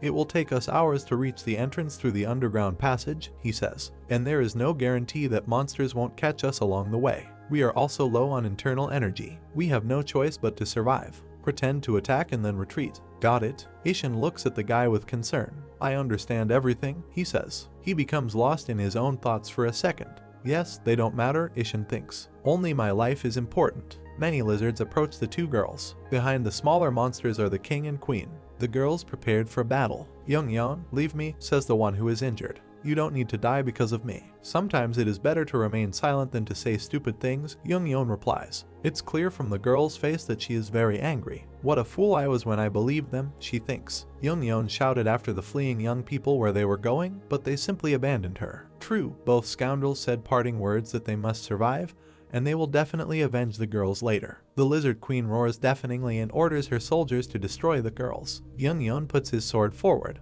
Come on, go, you damn reptiles, she screams, her face twisted with rage. A blow follows, and it lands on one of the opponents. Young-yeon looks in amazement at the splashes of blood flying in front of her. It's very good that I decided to come here just in case, she hears. Someone is walking through the swamp. Are you okay? This character asks. The girl recognizes him. June, she says. The hero pulls along the cowards who were trying to escape. The girl calls out to him again. The captured scoundrels look downright pitiful. Young-yeon looks at the hero somehow strangely. What are you doing here? She asks. It's dangerous here, the girl declares and begins to fall forward on her face. The hero puts out his hand and catches it. A smile appears on his face. Leave it to me and get some rest, he says. June points his hand at the scoundrel, who behind him is looking at the sky with completely empty eyes. I knew they were trash, but seeing them in person makes me sick even more, says the hero. I thought about doing everything secretly, but as you can see, I didn't succeed. We see a red spear that June is armed with. The hero points it in the direction of the lizards. Instead, you guys will be my punching bags, he says. A series of alerts appear. The owner of the Forbidden City shows hostility towards the owner of the Twin Marshes. The owner of the Twin Marshes is wary of you. We also see the attributes of the hero. Health 236, Physique 238, Strength 250, Agility 240. Special items. Internal Energy 495 1000, Mental Power 300/300, Reputation 2000, Affinity, Heavenly East, Schemer, Fairy. Status, Combat Power plus 50%, All Elemental Affinities plus 70%, Magic Resistance plus 35%, Internal Energy Recovery plus 15%. Tech Tree Points 9,680,000. June looks a little surprised at this information. To make it easier to deal with the king and queen, we need to distribute the statistics, he thinks. June strikes again, but does not stop looking at the blue window hanging in front of him. I have 9 points to distribute, he thinks. I can increase one stat by 135 if I focus on it. June, with a lizard snout visible above his head, accelerates. The advantage of the lizard men race is speed, he thinks. To deal with the king and queen, it's better to set agility to 300. Something falls into the swamp, raising splashes. Another series of alerts appears. Agility plus 60 gained. Physique plus 30 gained. A new item is unlocked. Strength plus 40 gained. June flies into the air and ends up face up above the lizards. The monsters are looking at this acrobat. The hero falls to the ground and strikes with a spear. June looks at someone with worry in his eyes. This is the Lizard King. He strikes with his giant sword, which he has to block with his spear. The hero's weapon, spinning at breakneck speed, flies far away. However, June is not going to part with his weapon, he jumps after it. At this very moment, the Lizard King strikes again with his sword. Surprise appears on the monster's face. The monster, with its mouth slightly open, looks at the hero. It's not that simple, yes, June asks him. We see that the guy has caught his spear and, moreover, he is standing on the monster's sword. The hero, smiling, raises his spear to strike the enemy, but the weapon does not reach its target as it is hit by unusual shiny circles with holes in the middle. How annoying is this, June thinks, grinding his teeth with anger. Before us is the queen, who, in fact, uses strange-looking circles in battle. The king standing in front of her with a huge sword on his shoulder smiles joyfully. A series of alerts appear. The defense of Lizard Queen Habasa increases by 100%. Lizard Queen Habasa uses Explosive Rage. Lizard King Uragan uses Subdivision. June looks at his opponents in amazement. With his face twisted with fear, he starts to walk away. Discs thrown at him from all sides are thrown by the queen. The hero dodges some projectiles and repels others with a spear. It's very difficult for him. 2 more alerts. The defense boost of Lizard Queen decreases by 100% after using Explosive Rage. The defense of Lizard Queen decreases by 200% due to the after effect of Explosive Rage. It is clear from the queen's appearance that she is exhausted. A smile appears on the hero's face. I understand, he thinks. The queen, until she rests for a certain time, will not be able to do anything. I've been waiting for this moment. June rushes at the king and queen, who look at him in fear. Uragan opens its mouth and roars loudly. The hero lands in a swamp, raising a bunch of splashes. June smiles. He accelerates, aiming his spear at the king. June finds himself under the monster's belly. The weakness of the Lizard King is vulnerability while casting Subdivision, the hero thinks. His weapon emits a bright blue glow. "Sorry, but you are my target," he says. June thrusts a spear into the belly of the Lizard King. Bright blue jets of energy, similar to arrows, fly out from the monster's body. They fly straight towards the queen. The reality of the swamp portal collapses. A series of alerts appear. You have cleared the Twin Marshes. You have gained 500,000 points as a reward. Cleared via a secret route. Double points reward is activated. You have gained 3,750,000 as a reward. We see city buildings. 2 cars are racing along the highway. Han Min-sung gets out of the car and looks in shock at the picture that opens in front of him. "What the hell is going on here?" he asks. At the exit of the portal, 2 guys tied up with each other are sitting, and a girl in a white shirt is holding Young-yeon in her arms. The director runs up to the girl. "You're badly hurt?" he shouts. "I'm very glad you're alive. Is there still no ambulance?" Young-yeon just collapsed from exhaustion, she says. Min-sung stands next to the girls. "The portal was closed," he says. "How did you manage to get out of there?" Ishin tries to shout to the director. He demands to be untied and thereby saved. "What happened to them?" Min-sung asks the girl. She looks at him with a disapproving expression on her face. "The 2 tried to use us as bait and ran away," she says. "If this person had not helped us, both Young-yeon and I would have been killed by monsters. The young people are still attached to each other. I will report everything to both my family and the public," shouts Ishin. Min-sung looks intently at the girl who has lowered her eyes. "So who helped you?" he asks. "I didn't see his face," she says. The director helps the girls get on their feet and supports them. "Okay, none of that matters now," he says. "You need to get to the hospital as quickly as possible." The girl in a white shirt goes to the ambulance. She looks around and looks at someone. Someone, meanwhile, is looking at her standing by the car from a small height. "She's pretty smart," someone says. The hero and the hermit watch what is happening below from the roof. "She seems to have noticed that I don't want to reveal my identity," says June. "Since you even disguised yourself." "You are a thoughtful kid," says the old man. The hero smiles. "The Forbidden City with the Venom Gorge and the Iron Blood family with Young-yeon," he says. "Both are quite influential families, so they won't just let this go. I'm curious how Divine Power and Supreme King will come out." We see a skyscraper and people underneath it. City buildings are in front of us. The hero sits by the bed on which Young-yeon is lying. The girl is sleeping, snoring. June looks at her with tenderness. "Having a friendly personality is enough to be a good person," he says. Jin appears at the door. "Hey Park Young-yeon. You said you were injured," he shouts loudly. The hero turns to the guy and asks him to be quiet since the girl is sleeping. "Really?" asks Jin. June asks to clarify what he means. The blonde looks furious. "Something has gone wrong inside the portal," he shouts. Ishin and Choi Tae-min used the girls as bait and then just ran away. June looks at him silently, showing no emotion. Jin looks angrily at the floor. "Those are the bastards," he says. The guy takes off and runs away somewhere. "Where are you going?" June asks him.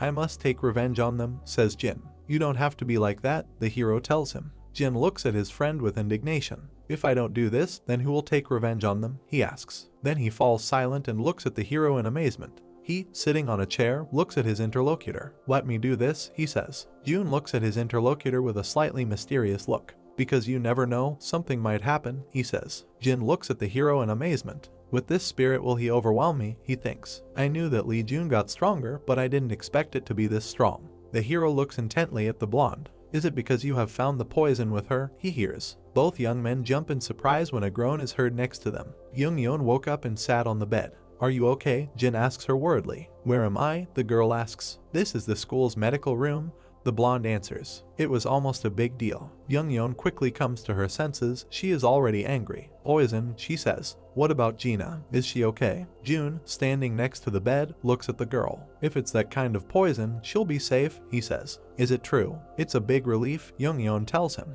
The girl seems to be trying to remember something. "No, just a minute," she says. The hero noticeably tenses up. Young-yeon grabs his cheeks with his hands. "June, is it you?" she asks. "Why are you acting like you've met a ghost?" the hero asks. "How did you manage to enter the portal?"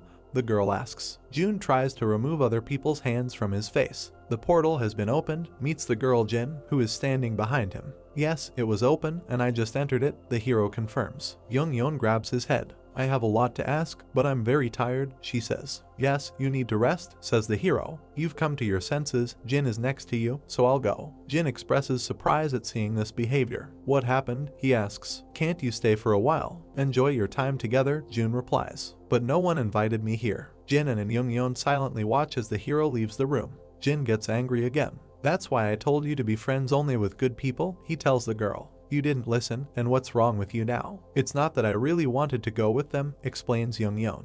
Yina asked me to join the squad and I agreed. A young man approaches the window of the ward. Okay, in the future don't get along with the theocracy and the defeated king. The relationship between our families will never be the same. What about Lee Jun then? The girl asks. He is an exception. He was thrown out of the family, says the young man. Young Yeon looks at the guy who is closing the light curtains. If that's the case, that would be great, she says. I have to ask you something. About June getting stronger, Jin tries to guess. There is some element of the situation in front of us. The conversation in the ward continues. I knew it, says Young Yeon. What potion did he take? According to June, it seems like a master taught him martial arts and he became stronger, replies Jin. This information raises a bunch of questions in the girl, with which she begins to bombard her interlocutor. Master? What kind of master is that? Did he inherit all of his master's essence? I don't know anything else, the young man answers, smiling. The girl sits on the bed and looks thoughtfully into the distance. Who could it be, she thinks, who has such power to make June so strong?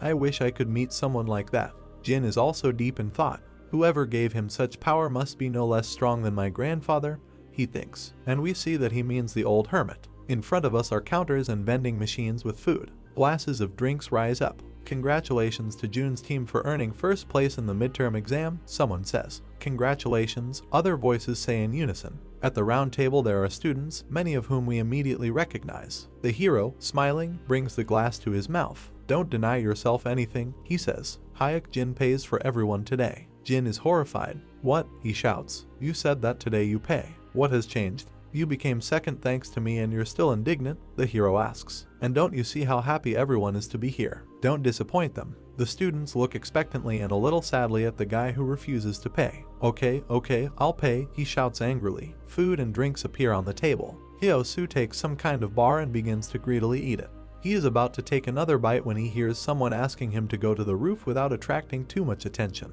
The comrades look after the hero. Where did he go? One of them asks. To the toilet, says Jin. Jun looks at Soo conspiratorially as he passes him. He looks after the departing hero. Then he himself heads towards the exit from the dining room. Jin, meanwhile, he hugs Jiho's shoulder. What are you eating? He asks. Can I bite too? We see the roof of the school. News on the phone screen. Attack Chinjung Lake. Another failure. The endless collapse of the theocratic family and the defeated king family. The clan that broke through the undefeated gate with just iron sword. Hyo-soo comes out onto the roof. June is already waiting for him. Have you come? He asks. Why did you call me? Asks Soo. Why aren't you at the table with the others? I have something for you, says the hero. Here, take it. Soo catches some blue crystals. These are magic stones, he says. Why are you giving them to me? In the guy's hands are several large crystals. The hero squints and smiles. That's the cost of having you under my command, he says. Soo looks at the hero in surprise. Is this really necessary? He asks. I'm very satisfied, answers June. Soo, trembling with excitement, looks at the stones. But that's too much, he says. One would be enough. That is, only magic stones are not enough for you, asks June. He presses a blue book to the guy's chest. Then take this too, he says. Soo looks at the book in amazement. Then he rubs his eyes, and looks again. His brain begins to boil. So, brother, regarding the martial skills of the Hebei Peng family, says Soo. Don't tell me it belongs to the defeated king's family, June answers him. If we talk about martial arts and martial arts novels I know, it is the martial arts of the Bei Peng family. The hero extends his right hand forward. Is this a sufficient price for hiring you? He asks. There are 2 pagodas in front of us. 2 interlocutors are sitting at a table. The homeowner of your family doesn't appear today as well, asks the younger one. Connection, please excuse us because he is busy training with my brother, the older one answers. Since he has given me full authority, the meeting will proceed. He looks at the interlocutor and raises his right hand. First, about what happened during this midterm exam, he says. That's okay, just clean up Chinjung Lake. The story of the children will be buried naturally, the young man answers. He rests his head on his hand and looks to his left. The third strategy is very important, he says. It's not just about letting people see our strength, but also to build a stronger foundation. Therefore, we must try to gather more people to attack. Additionally, this time we will include other clans as well. Understand, the interlocutors are sitting at the table. Anything will be fine if I can get the polar ice water, says the bearded man. The guy extends his hand to him. Amazing, very enthusiastic. This time we will succeed in our strategy, he says. The interlocutors shake hands. The bearded man looks at the guy with a slightly strange look. This time we must have the secret medicine to improve Kai Hyong's condition, he thinks. In front of us is a guy shaking hands with a man. Definitely, the latter thinks. The young man smiles. In front of us is a European cathedral, behind which the desert is visible. Hyo-soo sits on the sand, with jets of yellow energy rising around him. June and the hermit are watching the guy. This is the first time I'm witnessing the scene of magic regeneration. It's truly miraculous, says the hero. The amount of magic emitted is quite substantial. Monsters that consume it might even transform into fairies, the old man notes. Fortunately, Hyo-soo followed my instructions, says June. We see that the guy first met the monster, then realized that fairies and rats obey humans, and finally picked up the flower of succession. I was very surprised, says the hero, rubbing his chin. Smiling, he looks at Soo with his hands in his pockets. Hyo-soo was originally a simple kid, he thinks, so I didn't pay attention. But will others continue to treat me like this when they see this? Streams of energy continue to flow around Hyo-soo. The guy looks at his palm in amazement. How is your body? Asks June. I still haven't felt anything, Soo replies. There's a hollow feeling inside my body. The hero hands the guy a white book. Just tear it apart, he says. I can do this, Soo asks in surprise. If you don't want it, give it back, says the hero, and the guy, without thinking twice, tears the book. He looks at his hands in shock. June claps his hands. Congratulations on possessing an S-rank skill that even the P-Wing family couldn't acquire, he says. Soo gets down on one knee in front of him. The guy looks down in shock. No one has ever done anything like this to me in my life, he admits. Soo rests one hand on the sand. But you have given me the courage to become stronger, you believed in me, he says. Soo puts his hand to his chest and looks up. To repay your support, I will be loyal to the utmost, the young man promises. June looks at him in surprise, but then a smile appears on the hero's face. We see a blue sky in which the sun is shining brightly. Don't forget those words. I'll spoil you a lot, says the hero. I really hope so, says Soo. In front of us is the school building again.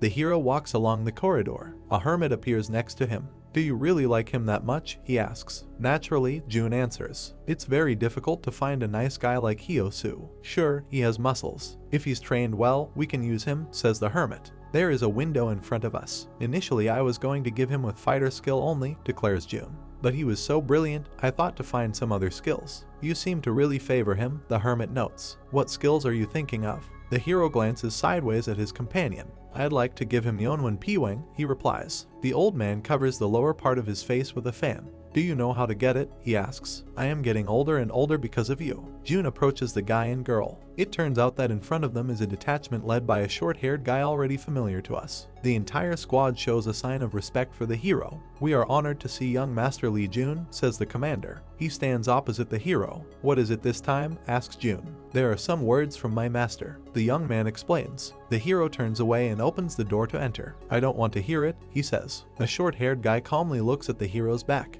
The master is getting involved in the competition for the successor, he says. The squad lowers their eyes. I simply have no words, says June. This man is stubborn, isn't he? No matter how much he is provoked, he continues to dispatch his subordinates. The young man does not pay attention to the hero's rude words. As the first task, he orders you to participate in the attack on Chinjung Lake, he says calmly. We see the back of the hero's head. I have no intention of getting involved in the competition for the successor, he declares. A short-haired guy stands behind the hero. A member of the spiritual power family cannot disobey the orders from the master, he says. We see the back of the hero's head. Am I a member of the spiritual power family? He asks. June closes the door behind him. They call him because of her, but he doesn't pay attention to it.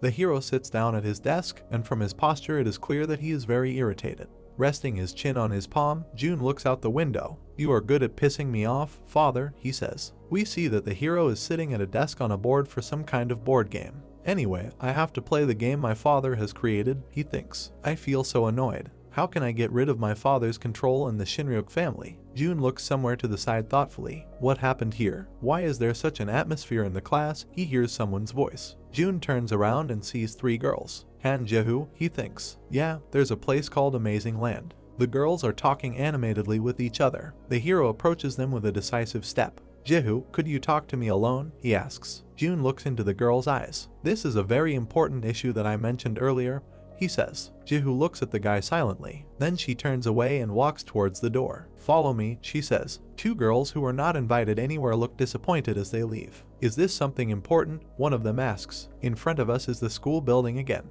June and Jehu are sitting on a wooden bench. What do you really need? The girl asks. The hero looks at her. Tell the president I agree to the deal, he says. Are you serious? That surprises me. I guess it's because of the divine power, right? Asks Jehu. Above the interlocutors is a tree with a luxurious green crown. What do you want? The girl asks. As I said before, All I need is gate exclusivity, says Jun. A guy and a girl are sitting on a bench under a tree. So, Lee Jun, I need your name, says Jehu. Why? Asks the hero. The girl explains, closing her eyes. You need a justification to enter the Shingi family. If I let you in without a reason, you will get backlash from assassins. Yes, I understand, says the hero. There is a popular rule in the Shingi family to support people who become assassins. 2 warriors stand in front of a huge pagoda. That is the gate exclusivity. When the recruited assassins go hunting at the gate, they must divide trophies from there by 8 to 2 with Shingi. The hero hands the girl a piece of paper. So let's go to a relationship where we get help from each other in the form of an assassin, he says. Great, the girl answers. It's an innovative rule that is different from today's time, which values blood relatives, the hero thinks.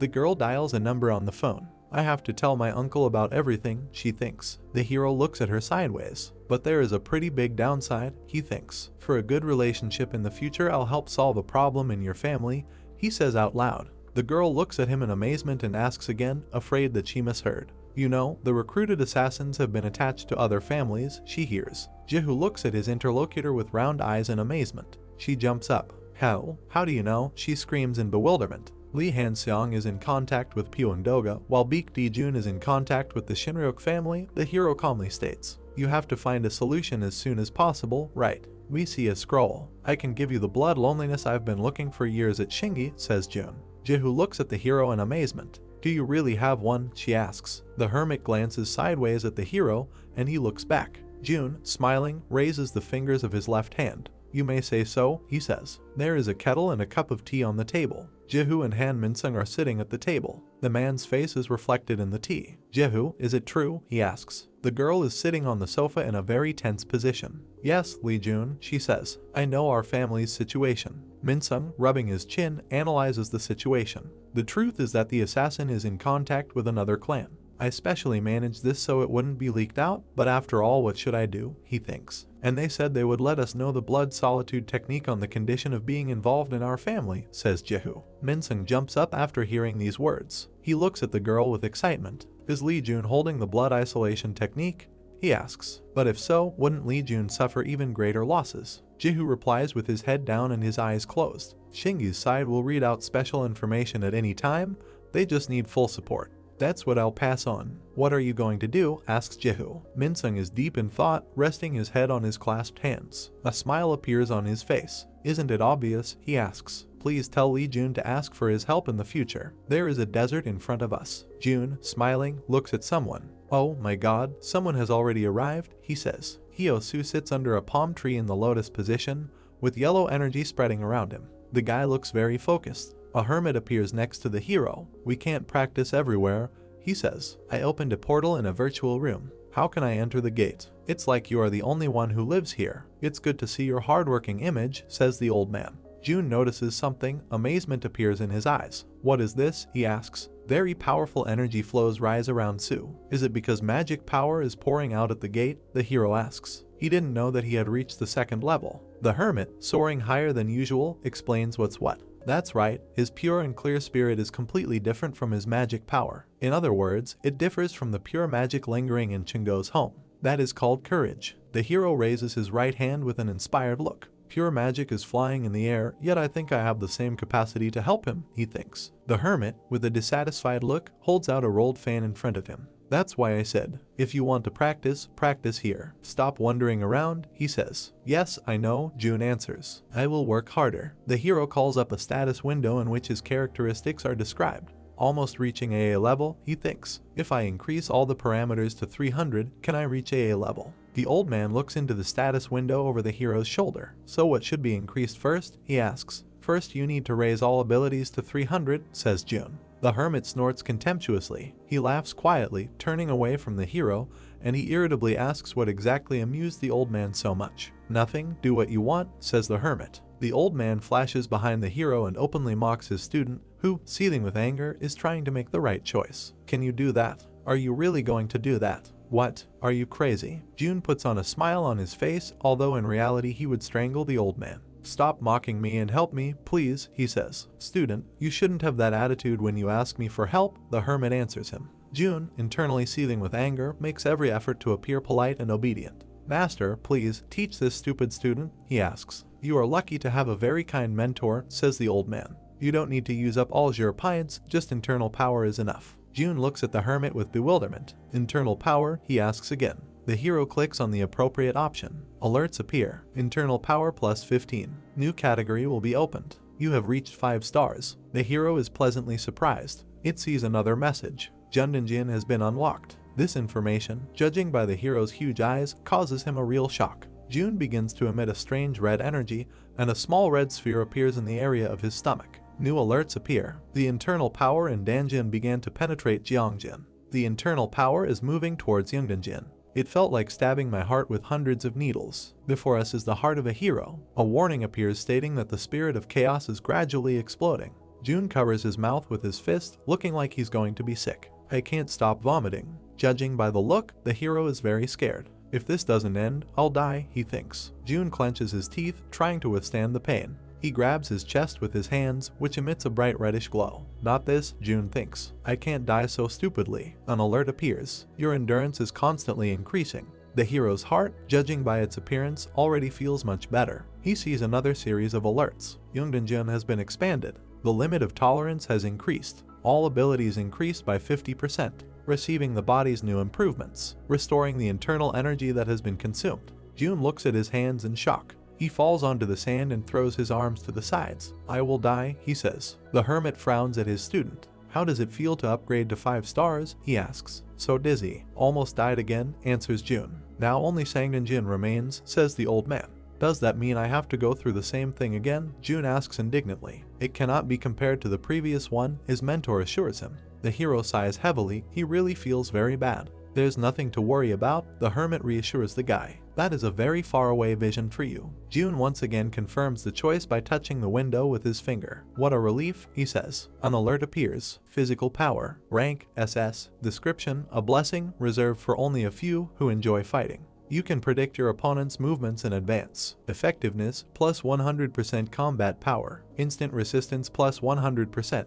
Jun is shocked. This is kind of crazy, he thinks. 100% combat ability and 100% instant resistance. The hero clenches his fist joyfully, sparks of delight shining in his eyes. If this how powerful unlocking Yongdanjin is, then imagine what level Sangdanjin is gonna be, he thinks. Jun beams with delight, and the hermit modestly turns away from him, stroking his beard. Every time I see this, I get curious about what kind of person Master is, says Jun. Master is both a martial god and has reached infinity, and I am a passion, the hermit reminds him. Eliminating respect in a moment is also a talent, the hero thinks to himself. Hyosu is still sitting in the lotus position, emitting powerful streams of yellow energy around him. He is still practicing, says Jun. He looks at the blue desert sky with a joyful expression on his face. Let's rest for a bit and then come back, the hermit suggests to him. We are again transported to the school where the hero studies. Students and a teacher stand on the stage. Midterm exam, 2nd place, please step forward, says the teacher. Han Minsung shakes hands with a student named Park Hyuk Jin. Congratulations on 2nd place, says the teacher. Thank you, the young man replies. Now we have Jun. Next, the person who took the 1st place in the midterm exam. Please, step forward, he hears. Minsung extends his hand to the hero. Congratulations on 1st place, says the director. What do you want as a reward, Lee Jun? The hero also raises his hand. Let's go to the museum and I'll show you, he says. The director's secretary turns to the students and invites those who took 1st, 2nd, and 3rd places to come along with her. We see another school building. Up close it looks quite impressive. The hero walks ahead, followed by 1 young man and 3 girls. The students are excitedly discussing what their best choice is. Jin stretches, yawning. What should I choose? He says. I didn't think this through beforehand when I went to the meeting. What will you take, Jun? What will I take? The hero asks. In the middle of building number 2 there will be a rusty iron bar. Check to see if there is a lightning pattern on the sword handle, then choose that. Jin looks at the hero with round eyes in amazement. Why is that? He asks. Jun walks forward quickly. That object appeared at the gate and was used by a person whose name was Jeomjun. Much better than the sword you are using. Really? Jin asks him. He excitedly asks the hero where he got such information. Our master taught me that, answers Jun. Jin, laughing cheerfully, grabs the hero by the shoulders. Great, then I'll choose what you said, he says. I trust you 100%. I know, so just take your reward, the hero answers. Okay, see you later, says Jin. In front of us is one of the school premises, and now a powerful door with a combination lock. Students stand on the threshold of a warehouse in which various artifacts are stored. Minsung smiles and states that students can take whatever they like. There is a book in a luxurious box with red upholstery. Swords, rapiers, and paintings hang on the wall. One of the girls takes the cane and begins to admire its grace. Other students examine the artifacts and seem to make their final choice. We see the hero standing behind them with his arms crossed on his chest. Wait, he demands. Stop. There is a sinister smile on his face. Put everything back in place while I ask you kindly, he says. In front of us is the school museum building. We see Yunbai. She is reported to have received ice and gloves. The second girl, Haijai, became the owner of yin and yang acupuncture needles. Sunho, who looks at the red cloth in bewilderment, received exactly this. Han Minsung rubs his chin thoughtfully and looks at the students. So wonderful, he thinks. The Ru freezing gloves are suitable for the power of a female with strong yin kai. Yin-yang acupuncture needles and red cloth are also suitable artifacts for Haijai and Sunho. Does Lee Jun know what those items are? He's really observant. The hero turns to Jihu, who stands behind him with her arms crossed over her chest. And you should choose the Yonwi sword, he says. In front of us is a sword rolled into a snail, lying inside a box with red upholstery. The girl screams indignantly. Wait, the sword. That's the weapon that all Gaxiongja avoid. If you don't handle it well, I can hurt myself. Above all, I have never used a sword. The hero answers the girl, smiling calmly. Jihu, let me ask you. Between strength, weight, and usefulness, which one do you want the sword to contain? A guy and a girl are standing opposite each other. I will give preference to force so that the weapon can be used safely, Jihu replies. This is the wrong answer, says the hero. The satisfaction isn't about swinging your sword quickly and vigorously or the elasticity of whole body muscles. We see two naked fighters fighting each other. It must be based on usefulness, says Jun. The sword is a weapon with the most versatility. If those two things are in harmony with each other. Jihu looks at the hero in amazement. Aren't you wondering what will happen? She hears. Jin, smiling joyfully, he holds a richly decorated staff in his hands. Jun, look how cool he is, the young man shouts. Demonstrating his weapon to the hero, he simply shines with happiness. I knew this artifact was for me as soon as I saw it, he exclaims. Do you feel the energy in him? This is so exciting. Yes, that's cool, the hero answers. Jin, smiling, touches the hero's cheek with his finger. Your master is really great, he says. You were able to show me such a wonderful artifact only because you study from him. The hero holds a small hammer in his hands. I chose this, he says. Jin looks at the hero in shock. Jun presses the artifact to his shoulder. How could you choose this garbage? Jin shouts. He falls to the floor and grabs the hero's leg. You showed me such good objects, the young man screams, almost crying. Is it because of me that you refused the artifact you wanted to choose? Did you really take this thing that no one needed? What are you doing? Jun asks indignantly. I will be strong and can protect you, Jin yells. Get off me, the hero demands. The case is still happening inside the school's museum. The educational institution is illuminated by the bright sun. The hero holds a hammer in his hands. An information window appears. Iron hammer. Grade. Explanation. Not only it is a magic stone, but it is also a hammer that can break a 1,000-year-old railway. Unlimited attributes, ability to promote 100% of inherent capacity. A supporting tool, used for metallurgy efficiency, unlimited fast. So magical, Jun thinks, looking at the hammer. The weapon emits white energy blasts. The explanation shows that this is a normal metallurgical tool, the hero thinks. Is this really the key to breaking Chenjong Lake? I'm quite confused. Gate is an unpredictable place. A piercing scream is heard above a town lined with traditional Asian houses. We see the shadow of a training man who keeps shouting out the hero's name. In front of us is Ishin, who punches either the exercise machine or the wall. It's all because of him, he shouts. If it weren't for him, first place in the exam would have gone to me, the scoundrel yells. He remembers how he threw two girls to be torn to pieces by the lizards. He and his comrade look back, running away from the monsters. Even useless things were discovered, Ishin thinks. My studies were also suspended for reasons of harming family's honor. Now I'm stuck in a cave with no light and can't do anything.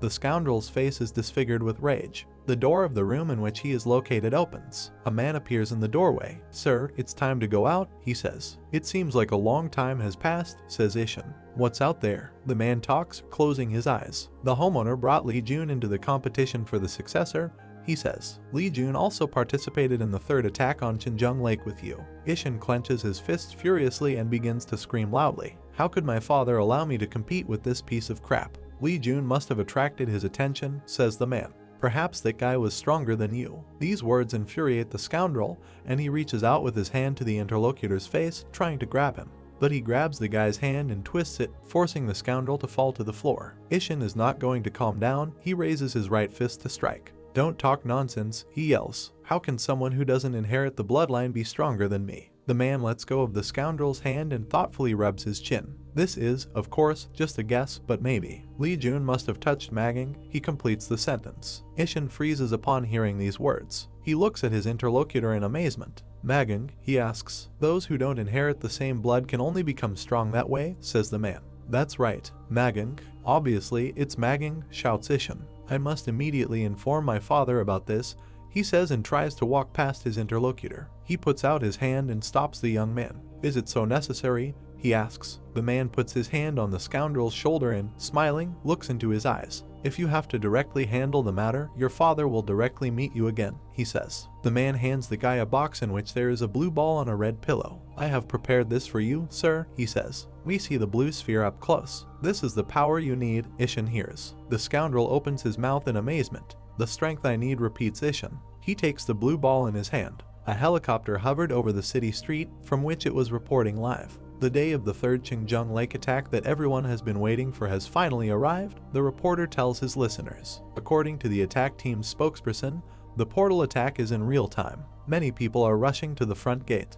We see a reporter commenting on an ongoing event. There are 4 fighters in front of us. The clans involved in this invasion include Shinryuk, Piwang. There are 4 more participants, and for some reason they are sad. Shingeji and Xiaoliaokyom, the reporter continues the list. We recognize Jihu. Now we have Jin and his sister. This is a huge attack, a total of 800 people, the reporter reports. Ishin looks very happy. A red balloon flies through the air. Ishin catches it with his hand, the ball bursts, and some kind of black liquid appears inside it. The crowd gathered outside the gates is buzzing, expressing dissatisfaction. Shinryuk and Piwang, please, step back, someone shouts. Back off. Ishin clenches his fist angrily. Those bastards, he shouts angrily. We see a short-haired guy we already know. Just don't pay attention to them, he advises the scoundrel. The homeowner asked us to be careful. The assembled audience notices something, and exclamations of surprise are heard. We hear the remarks of those present. It's Guicheng. Photo, take a photo. It's Lee Jun. Look here, please. A hero passes along the road, smiling. A hermit appears next to him. Guicheng, he asks in surprise. Are they talking about you? Yes, I posted a video of me attacking the fairy flower garden. They gave me this nickname when they saw how I handled a spear. Is it true? If so, would the nickname Changryong suit you better? Asks the old man. It's a pity that there is already someone with that nickname among the Shinchangzhou, Jun answers, smiling. Someone calls the hero, and he turns around in surprise. A blow follows. We see that Jin is riding on the guy, and Youngyeon is riding on both young men. What are you doing? Get off me, the hero shouts indignantly. She must get off first so that I can do this, Jin makes excuses. No, I won't get off. I feel comfortable here, why should I do this? The girl says. Are you guys lazy about training? Muscles should be hard, why are you so soft? Jihu looks at his friends fooling around with displeasure. These are idiots, she says. The girl takes the hero by the hand and pulls him out from under the 2 blondes. Damn it, I'll die before I get into the portal, says Jun. Some liquid lands next to his face, most likely spit. The hero looks up and sees Ishin standing over him.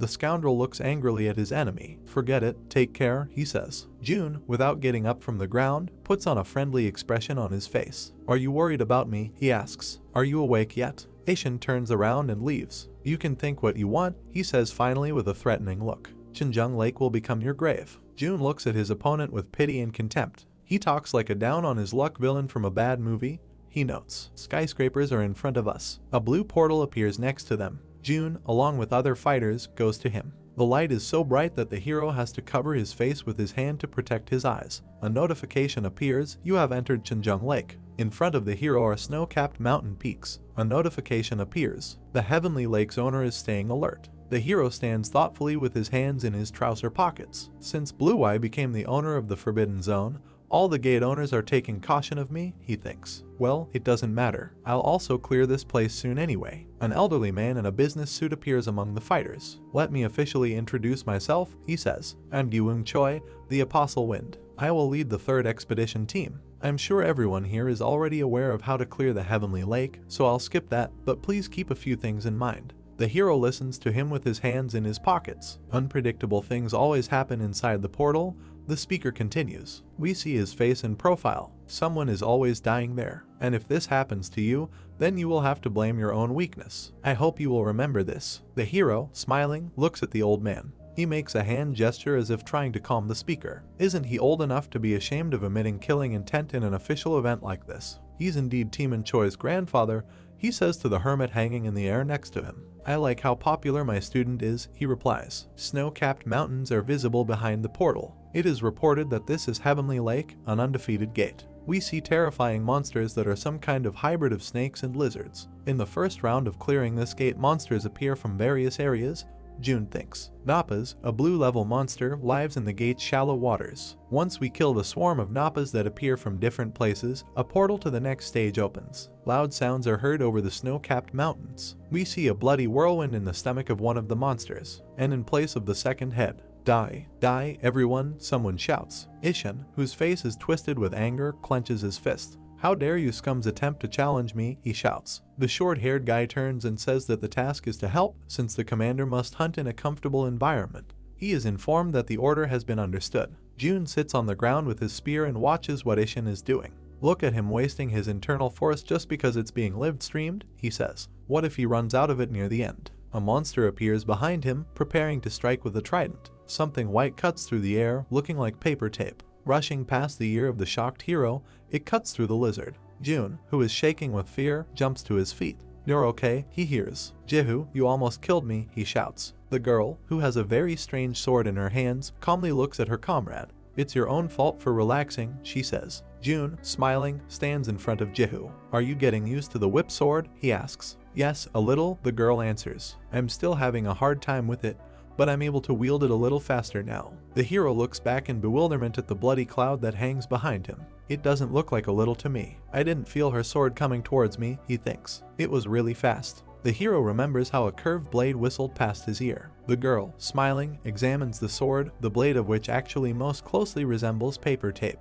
I suppose she's called a genius for a reason, thinks June. He stands in front of Jihu, surrounded by other students. We see how large a crowd has entered the portal with snow-capped mountains. Dewoong Choi takes the floor again. I was told the true elites of the Sacred Forest clan are the Heavenly King group, he says. And it seems that this is the true truth. We see two fighters fighting monsters back to back. Although Timon Choi and the Black Lions are fighting well, they still have a long way to go compared to Hyungjin Sa, the leader of the Heavenly King group, thinks Dewoong Choi. We see who we are talking about and understand that this is a short-haired guy we already know. Perfect control of internal force and the ability to support the Sacred Forest clan without showing off his power, the old man continues to analyze what he saw. If he's lucky, he will reach AA rank soon. Dewoong Choi rubs his chin thoughtfully. It was necessary to recruit him earlier. It's a pity that this could not be done before the Sacred Forest clan, he says. The old man glances at someone else. On the other hand, Lee Jun is just pathetic, he states. We see the hero piercing the monster with a spear. He is wielding a spear rather than using the martial arts of his house, states Dewoong Choi. Jihu looks back angrily at the smiling hero. Don't hurt me with your sword next time, says June. I'll definitely cut out your tongue, the girl replies. Shin Lee and Timon suspect that he defeated the lizard men, but I can't honestly imagine it, the old man thinks. But if that's true, I'm confident he uses some cunning trick. The old man frowns at the hero. Did you really think you could survive after being in the Imperial Blade clan's bad side? He says. The remains of mercilessly hacked monsters lie next to the students. Dewoong applauds them. Great job, he says. We easily passed the first round. Let's jump straight into the second one. We see dozens of trial participants, and they all seem ready to move on. We see a river, the bed of which is strewn with large boulders. In the second round of the Heavenly Lake, we have to navigate through a place full of traps and obstacles, thinks June. The vast river is made of heavenly water, each drop weighing 600 kilograms. We have to safely cross the small path made of stones. If we fail to step on the stones following the set patterns, numerous obstacles will appear and harm those attempting to cross the river. In front of us is a student with rays of white energy flying at him. We see him fall into the water and apparently die. If we make a mistake and fall into the water or go inside to avoid the obstacles, due to the immense pressure, even the most powerful awakener will be killed, disappearing without a trace, thinks June. In front of us is the same river, only from a different angle. I didn't know the heavenly water will be here, says the hermit. It wasn't there in the place where you lived, the hero asks. Of course there was, says the old man. There still lived a 1,000-year-old golden turtle, and it belonged to me. June tries to imagine this creature. 1,000-year golden turtle, he asks. Isn't that a spiritual being? That's right, this is a turtle that is completely made of gold, explains the hermit. I was going to kill her and use her as an elixir, but she turned out to be very cute and became my pet. We see the animal wagging its tail. She just wanted to survive, the hero thinks, amazed at the hermit's words. A guy with glasses is kneeling next to Diwon. Get ready, please, the old man asks. Leader of the primordial essence, draw the magic circle, please. The young man confirms that he understood the order. An alert appears, water magic circle created. The guy reaches for one of the 3 signs lying in front of him. The students look at their hands in shock. They see alerts. Water property resistance increased by 30%. Effects duration hours, 30 minutes and seconds. Diwon asks the students if anyone wants to go first. They look at him silently. Finally, one hand rises. This is Park Young-yeon, and she states that Blood Steel Sword Clan will go first. The old man invites the girl to choose who she will send first, but she replies that she will go herself. Park Young-yeon explains his decision with his arms folded across his chest. My family members are not lab rats. My grandfather always said that you need to set an example yourself. Diwon looks at the girl carefully. How rude, he thinks. However, the old man points to the river. I should have been more considerate, he says. All right, good luck. A hermit hangs over the hero's head. Are you just going to watch this in silence? He asks. Isn't she your close friend? Don't worry, Jun reassures him. I'll make sure everything works out for her. The hero, smiling, looks at the girl. Young-yeon stands on the first stone. She looks carefully at her feet. I wonder if stones go down if you stand on them for a long time, she thinks. The stone she is standing on is shaking. It feels like I will definitely fall into the water if my foot stays on the rock for more than 2 seconds, Young-yeon thinks. She runs up and, jumping from stone to stone, runs to the other side. Suddenly, a voice is heard in her head. Hey, listen to me carefully. You will see a sharp stone in front of you. Stop there. Taking a closer look, Young-yeon notices a stone that someone warned her about. The girl lands on another boulder. Amazement appears in her eyes. Young-yeon looks back towards the shore from where she started crossing. A water pillar soared from the place I was standing, she thinks. There is fear in the girl's eyes. Don't be too nervous, she hears. Naturally, Jun communicates with her, whose face we see. I'll tell you how to slowly cross the river, and you can tell this to the Blood Steel Sword Clan and Spear Arrow Sword Clan that will follow, he tells her. But you have to tell me what happened later. The girl looks at the hero with anxiety. Okay, she replies. Members of the above clans run across the river. Diwon looks at what is happening in amazement. Wait a minute, what is this all about? He thinks. How are the students from the Blood Steel Sword Clan able to cross the river that easily? Even the first and second expedition team had suffered because of the random water pillars appearing here. Judging by the look, the old man is trying to understand how this is even possible. Suddenly, he has an epiphany. I see, he thinks. There must be some kind of pattern here. They apparently understood the order in which the water columns appear. Curse you, blade works of the Blood Steel Sword Clan. That darn old man. Behind this character we see the person who is meant. He didn't tell us how to clear the gate even though he knew how. Daewon thinks and seethes with rage. Before us is the edge of the system window. All the members of the Blood Steel Sword Clan cross safely. Daewon turns to the students standing behind him. Great, now it's our turn to move on, he says. The young people still seem a little scared. Do you remember the pattern? Asks the old man. Then follow me. Yes, sir, says one of the young men. The students run across the river one after another. Jun stands with his arms folded across his chest. He seems confident in what he's doing, he says, but it won't last long. One of the students runs across the river, jumping from stone to stone. Suddenly he becomes alert, noticing something. An energy arrow similar to a spear flies into his chest. Blood splashes in all directions. Daewon and another student, still in the middle of the river, turn around. In front of us is the tip of a spear. The shell falls into the water, raising a lot of splashes. Daewon, who is trying to maintain his balance while standing on the rocks, realizes what just happened. Bomb spear, he exclaims in amazement. Everyone, hurry and cross the river, the old man shouts loudly. Young people begin to run across the stream, but some of them are hit by shells. One of these unfortunate people reaches out to his fleeing comrades and asks them to save him. An old man running across the river looks hopefully at the shore. There's not much left, he shouts. We're almost there. But animal fear appears in his eyes. Shells begin to fall on people from the sky, leaving behind bright white trails. The students, breathing heavily, climb to the shore. Daewon Choi, who can barely stand on his feet, does the same. Young-yeon extends his hand to him and asks if he's okay. The old man jumps up, pulls his hand away and shouts that everything is fine with him. Daewon addresses the students, many of whom are injured. How many people survived? He asks. About 50, including the wounded, are answered by one of the young men. The old man stands closer to the top of a hill made of large ice blocks. To tear me apart, he says. Someone is looking at what is happening on the screen of a mobile phone. We see students gathered in a classroom, heatedly discussing the live broadcast. I can't look at this anymore. Are they all planning to die there? What will happen if they fail to clear the portal? 3 guys look at electronic devices in disbelief. Look, what happened to the Imperial Blood Clan, says one of them.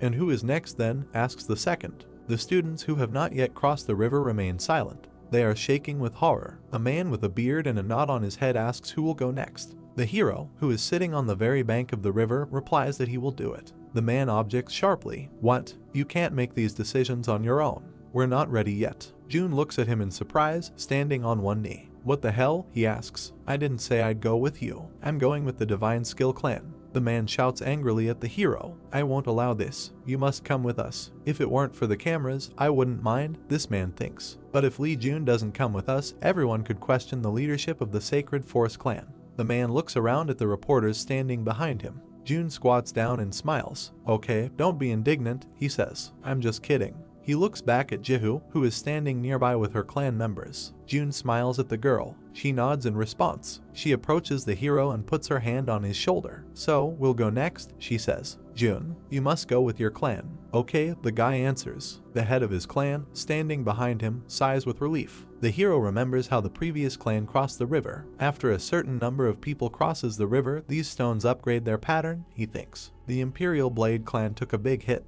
because they failed to notice the changed pattern due to increased level. The students crossed the river one by one. Since 200 people from Iron Blood Sword Clan and 50 people from Imperial Blade Clan cross, about 250 people will be able to cross before the pattern moves on to Phase 3, thinks June. The Divine Skill Clan will be able to cross safely. Jihu and her comrades are not very confident in crossing the river. June, crossing his arms over his chest, he watches how this happens. You saw the Imperial Blade Clan, right? He says to the girl. You'll be able to cross safely like the Iron Blood Clan.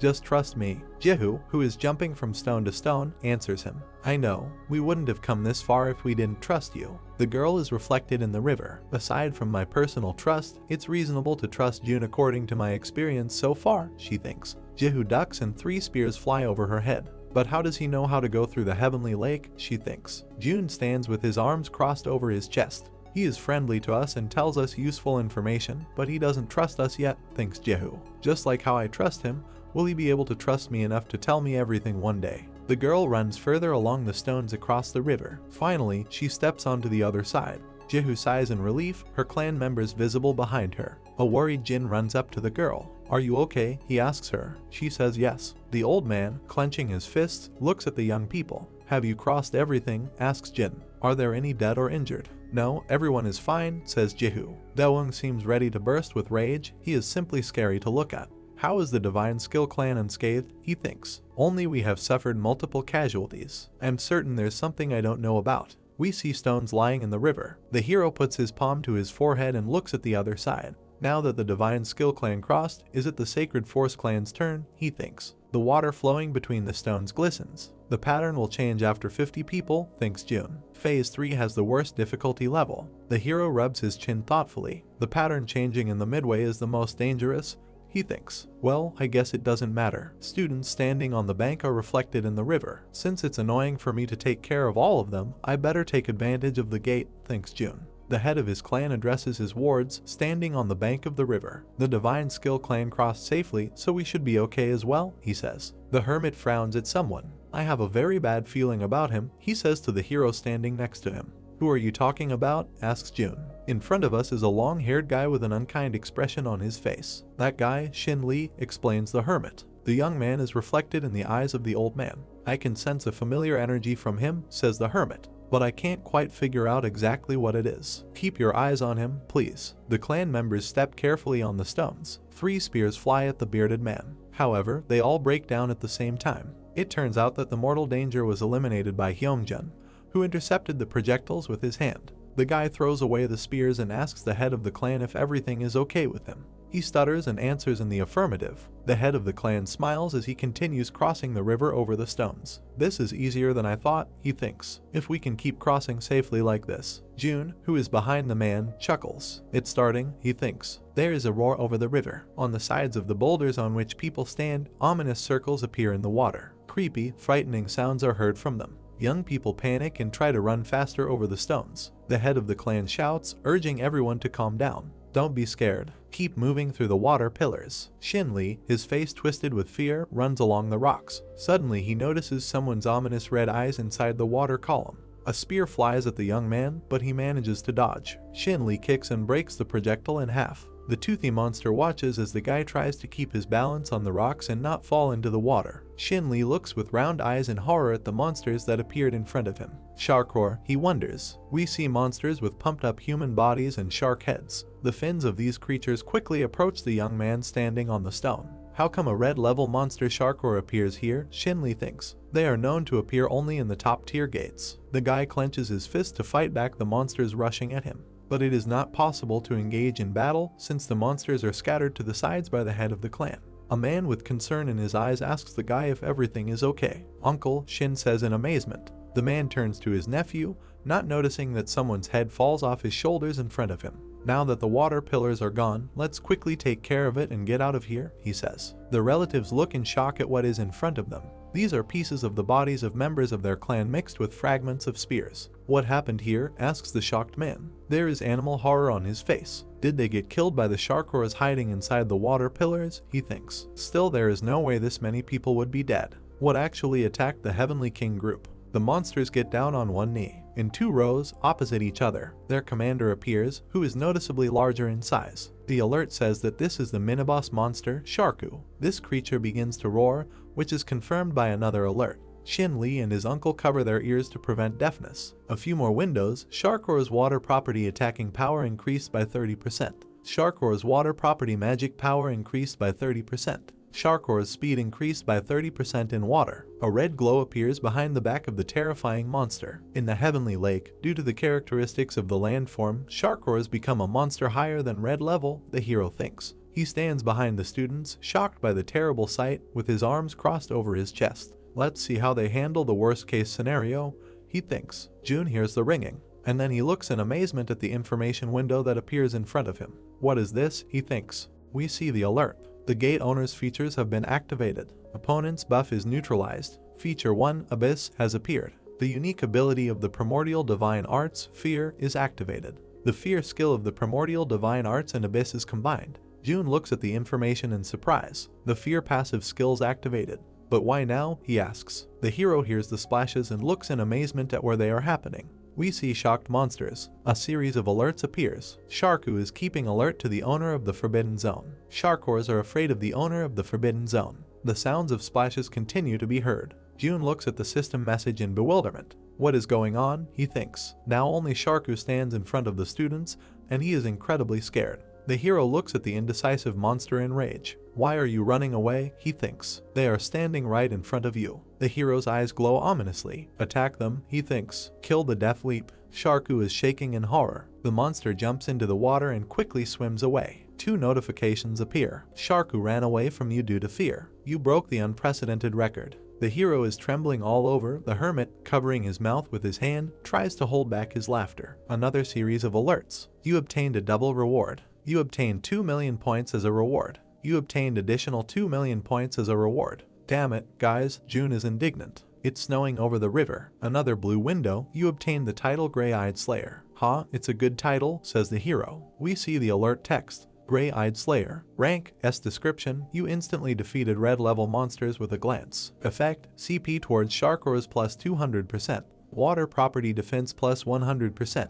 It's a pity that I can't be happy about this, says June. We see the surviving students. A lot of members of the Heavenly King group and Death Leap have survived, says the hermit. That's what I'm saying, the hero shouts angrily. Young-Yeon and Jihu, with other students standing next to them, discuss the current situation. Since we don't know when the monsters will return, we should move farther before drawing the magic circle, right? Asks Young-Yeon. I think so, Jihu answers. It won't cause any more damage that way. Daewon, who is still very angry, takes the floor. Before that, I'd like to go over something, he says. What? What are you talking about? Jin asks him. The old man speaks with his hands behind his back. It seems to me that among us there is someone who is trying to interfere with the entire squad. How strange. We, in the Imperial Blade clan, suffered 150 casualties. Over 50 people of the Sacred Force clan lost their lives. But it's quite unusual that there were no casualties in the Iron Blood Sword clan and Divine Skill clan. One of the students pulls the old man back. Wait a minute, do you suspect us? He asks. Daewoo looks sternly at the young man. I really wouldn't want this, but it doesn't look like a coincidence at all, he says. It seems to me that these suspicions are justified. The guy tries to rush into the fight, but Young-yeon decisively stops him. We came to help clear the gate. Responding to the support request from the Iron Blood Sword clan, she says to the old man, "How dare you accuse us? Show some respect." Daewoo, with members of his clan behind him, stands opposite the girl. "Okay, then answer my question," he says. "How did you know the river crossing pattern?" Young-yeon thinks she is drawn to look at the hero standing behind her. "Well," she says. Jihu comes to her aid. "You are too rude," she says to the old man. "Even if you do Wung Choi, the Apostle Wind, you can't harass us without any proof." The old man looks at her with wild eyes. "Proof? I really don't have any yet," he says. He stomps his foot loudly. "But I can make you confess," he shouts. The young people standing opposite him fall to the ground. Something very strange and unpleasant happens to them. Young-yeon looks up and glares at the clan head. "Let's see what happens now," he shouts. "Who is right, me or you?" Jihu sits on the ground, unable to understand what is happening to her. Enough, someone's voice sounds. This is, naturally, Jun. He stands on his feet and, with one hand in his trouser pocket, calmly looks at the old man. He responds with a stern look. Behind him, the head of the clan to which the hero belongs is trembling with anger. "How dare you interrupt the elder? It is not wise to show so clearly that you are illegitimate." Jun smiles. "Oh, forgive me, please," he says ironically. "I should have been more understanding, considering your age and potential mental instability. I had to step in, because it's pathetic how the leader of the expedition team suspects him ally." Daewoo screams indignantly. However, Jun still speaks very calmly, standing in front of him. "I don't want you to have a heart attack here, so let me make me an offer. It seems to me that we only interfere with each other. Why don't we split up in this case?" Jun smiles, raising his hands to face level. "You can go wherever you want, and so can we." "Sounds good, doesn't it?" he says. The old man is silent, and so is everyone who stands behind him. Finally, Daewoo states that he accepts the offer. However, the bearded man standing behind him objects. "Lee Jun is a member of our house," he says. "That's enough," the old man tells him in a sharp tone. "There is a limit to appeasing a whiny baby. Clearing the gate is our priority right now." The bearded man, standing behind the old man, looks at the smiling hero.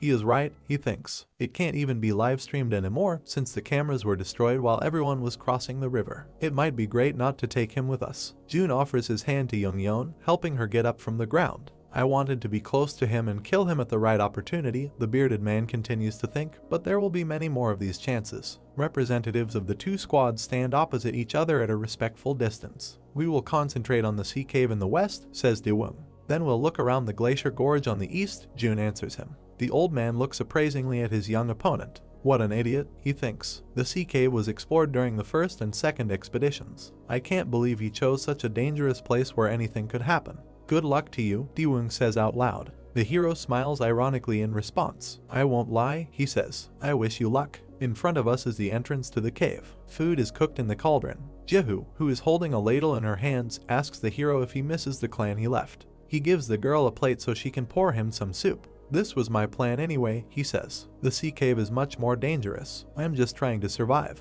Before us are monsters with human bodies and shark heads. The true habitat of Sharku and Sharkors is the Glacier Gorge," he thinks. "Once they find out I'm here, they'll run away back to the Heavenly Lake." We see the cave again. "But the sea cave is different," thinks Jun. "The owner of that place is Sharkor's natural enemy, Nagoch. Before us is a giant spider and dozens of its smaller descendants. They are terrifyingly huge spider monsters that emit chills instead of poison," Jun thinks. "Young people eat cooked food. Do you want to get into the nest of such a monster? Then you are literally asking to be destroyed," the hero thinks. "Friends eat in a close circle. Listen carefully," says the hero. "There is a shortcut that leads to the fourth section of this gorge. It requires a special artifact to get there and I have it." We see that the hero has a small hammer hanging on his belt. "So all you have to do is cover for me," he declares. Young-yeon looks at the hero in shock. "No, seriously, where did you find out this information?" she asks. "Well, I got it from the dark world," says Jun, stuttering. Okay, I believe you," the girl answers. The hero brings a spoon of soup to his mouth. "Phew, thank God," he thinks. After a second, he has to spit out what got into his mouth. "Jihu, what is this?" he asks indignantly. "Boiled pineapple," answers the girl, who chews the same dish with appetite. A gloomy sky is visible above the snow-covered rocks. The detachment passes through a gorge between rocks on which some flags hang. Young-yeon looks around the surroundings, and the hero sits on his knee and feels the snow. "So, this is where sharkores reside," says the girl. "We better not let our guard down." Jun looks down at his feet with a smile on his face. "It's here," he declares. "What could be wrong here?" asks Young-yeon. "It's just a frozen lake." Jun touches the ice in which he is reflected. "I told you there was a shortcut here," he says. A trace of some kind of tool is visible in the air. Loud sounds echo through the gorge, along which the flags are hung. Young-yeon and Jin are trying to shout to the hero, who is loudly knocking something. "Jun, what are you doing?" the girl asks. "These sounds will attract monsters here." One of the students shouts loudly that the squad has a problem. Sharkores appeared. Dozens of monsters appear on the rocks surrounding the gorge at the bottom of which the squad is located. Jihu grabs his sword and orders everyone to prepare to fight. "They will not attack us," Jun tells her, who continues to bang his hammer as if nothing had happened. The monsters look at each other with bewilderment and fear. The hero continues to strike with his weapon. The hammer cuts into the ice, leaving deep cracks in it. Before us is a squad of warriors in medieval armor, among whom stands out a young man with a familiar hammer in his hands. The legend began the day a man broke the unbeatable heavenly lake, the hero thinks. The man in question was a blacksmith of the Million Poison clan, of all people. While everyone was busy looking for the next route, he tried to fix his broken weapon. We see how this process took place and what followed as a result. The ground opened due to the shock of the hammering. To be exact, it was the path where the glacier water was kept. Monsters appear above the hero's squad. Jihu takes up his sword to fight back, but the hero declares that the monsters will not attack the party. He strikes again with his hammer, and he orders his gun to open the passage. Cracks run across the ice. Light appears inside the rift. The entire glacier on which the detachment was standing begins to break. People are screaming desperately, begging to be saved. Jin yells angrily at his comrade. "What have you done?" he asks. "What do you mean?" the hero asks calmly. "Just follow me and don't think about anything." Jun sits on a small ice floe, swaying in the middle of a stormy stream. "What? Follow you?" Jin can't believe his ears. Someone splashes into the water. The hero's friends are horrified. "What happened?" Jihu shouts. "Did he fall into the water?" asks Young-yeon. "Arg, whatever," yells Jin. The girls see a young man jumping into the water after the hero. Young-yeon understands what needs to be done and orders everyone who is still on the ice to jump into the water. Both she and Jihu dive into the rushing current and begin to submerge. While in the water, the girls realize that everything is not as scary as they thought at first. "Wait, it's not the heavenly water," thinks Young-yeon. She is the most ordinary. The girl sees how the hero, floating to the surface, pulls her brother with him. Jun gestures with his hand to follow him, and the entire squad obeys this instruction, floating to the surface. We see sharp ice crystals. The hero crashes his head into them and screams loudly in pain. Nevertheless, he gets out to the bank of the stream, and all his comrades do the same. Young-yeon looks at his comrade with concern. "Jun, could you tell me what you're planning to do before we move on?" she asks. "My nerves are already getting worse from everything that is happening." "Sorry, but I really like surprises," the hero tells her. "I swear, 1 or 2 more surprises like this, and we'll miss someone," the girl says irritably. The squad walks between rocks covered in large crystals. A smile appears on the hero's face. "Here we are," he says. In front of the squad is a richly decorated shiny gate. "This is the secret route that directly leads to the boss room," says the hero. The young people begin to whisper. "That's true, but how could he know this?" Jun touches the gate and looks up. He picks up the hammer and addresses his comrades. "Step back, it's dangerous." The hero swings and delivers a powerful blow to the goal with his weapon. A hum echoes above their diamond-shaped crystals. Jun throws the hammer over his shoulder with a satisfied look. A notification appears indicating that he has found a secret route. Another message: "You obtain 550,000 tech tree points as a reward." Students enter a huge hall, the walls of which are covered with disproportionately large crystals. Young-yeon takes one of them in his hands. "Are these all mana stones?" she asks in shock. Jin can't believe his eyes. "I've never seen so many of them in one place," he says. Jihu looks at the blue crystals in fascination. Vibrant blue color. "They must have very high mana purity. They must cost at least 1 million each," she says. The hero, smiling, looks at the girl. "If you like them, get them now," he says. "Unfortunately, I don't have the collection skill," Jihu answers. "All the rest of us are also fighters," the hero states. "There is not a single miner with the gathering skill. It's a pity that you have to leave all this wealth here," the girl says. "Don't be discouraged," Jun encourages her. "We can kill the boss and then come back here." Young-yeon intervenes in the conversation.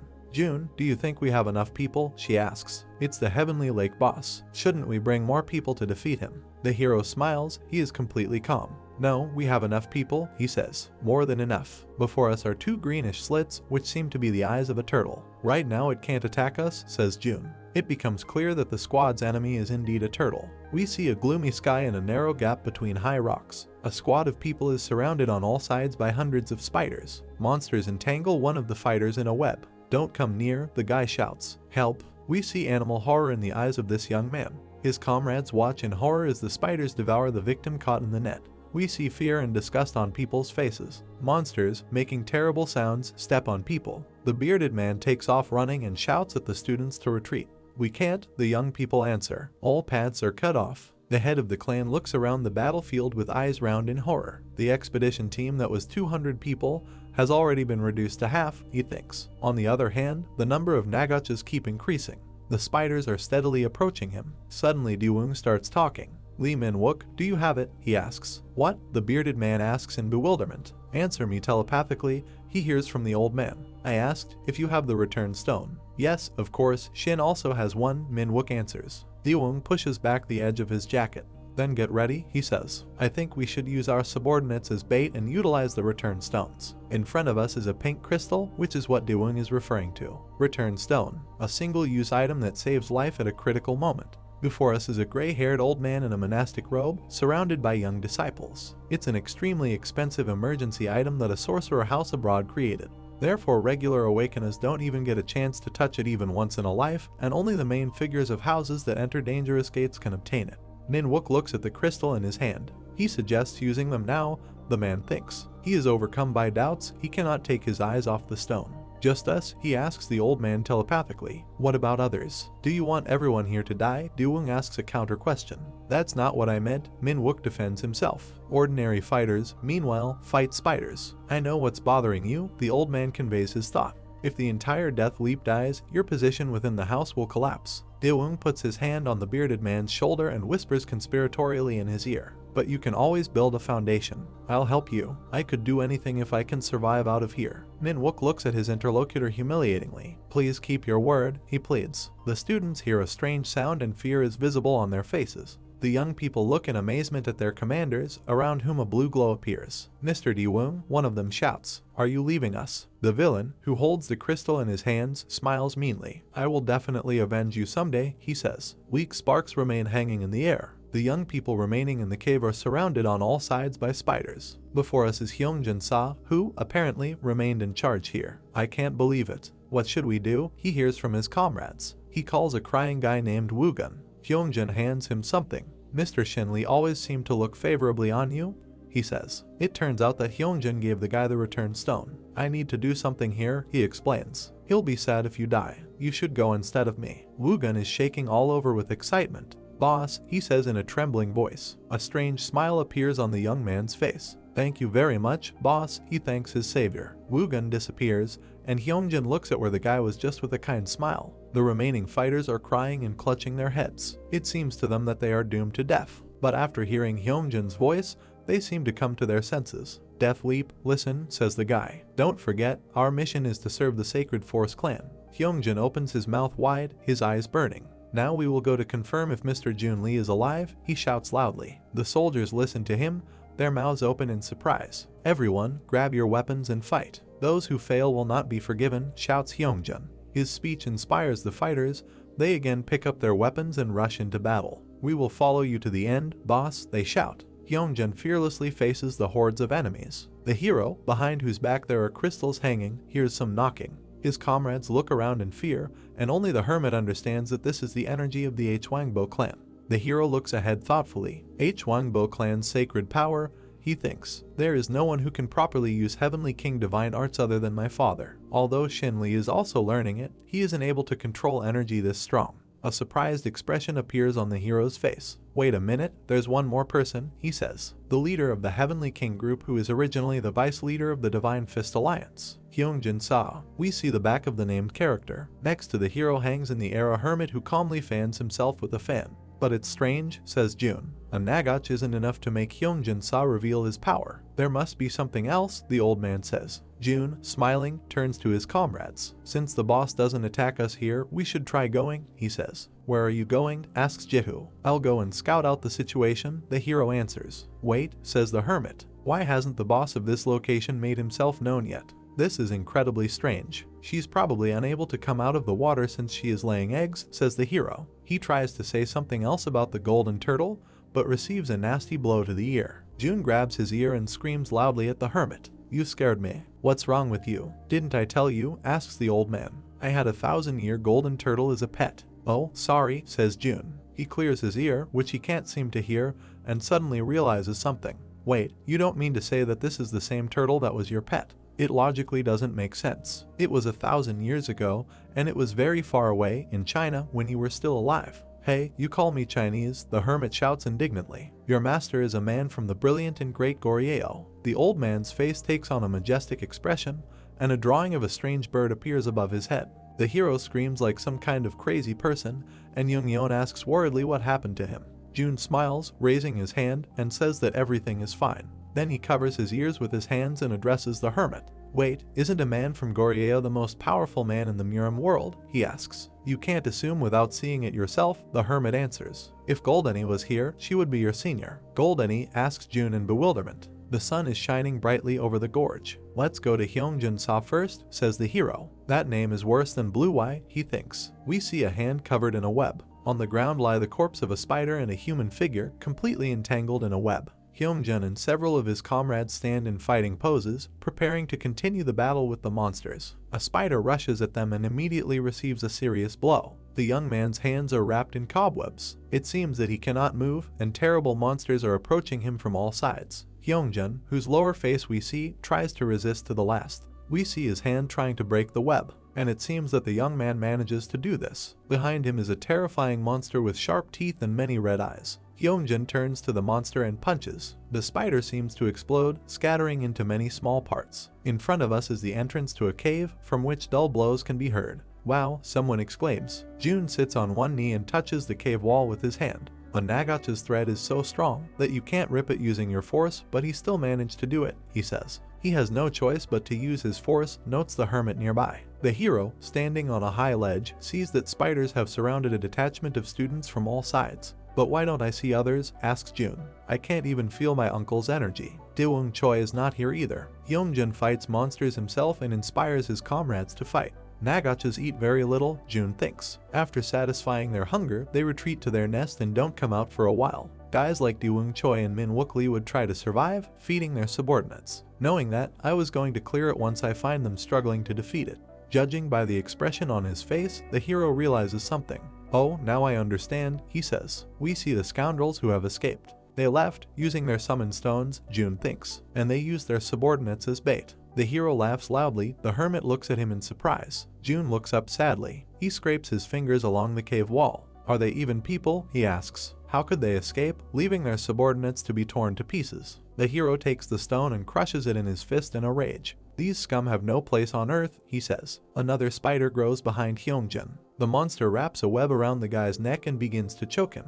Having tightened the noose, the monster drags the guy towards him past one of the fighting students. The spider pulls the victim to its mouth, studded with many sharp teeth. Hyungjin sees a tongue dripping with saliva. However, something goes wrong for the monster, despite the fact that the guy seems to be offering no resistance. The spider climbs with its forelimbs into its mouth, from which streams of saliva flow. There is a bright flash, and many of the monster's eyes scatter in different directions. It turns out that Hyungjin is safe. One of the students asks him if he is okay and he says yes. I have already killed hundreds of spiders, Hyungjin thinks, and I ran out of inner strength. He looks at his hand, which is shaking violently. The guy estimates the remaining number of monsters. But fortunately these are the only ones remaining, he thinks. With so few of them, students will be able to escape. Hyungjin exchanges a few remarks with his subordinates. I'm almost out of inner strength, he tells them. Yes, we know, one of the guys answers. You can leave the rest to us, we can handle it. No, says Hyungjin. We see his back. I will pave the way, says Hyungjin, and you will follow me. The student, eyes wide with horror, shouts that they cannot do this. Hyungjin suddenly throws out his hand and stops the monster, which was ready to sink its teeth into the neck of his interlocutor. He squeezes his fingers and the spider's head pops like a balloon.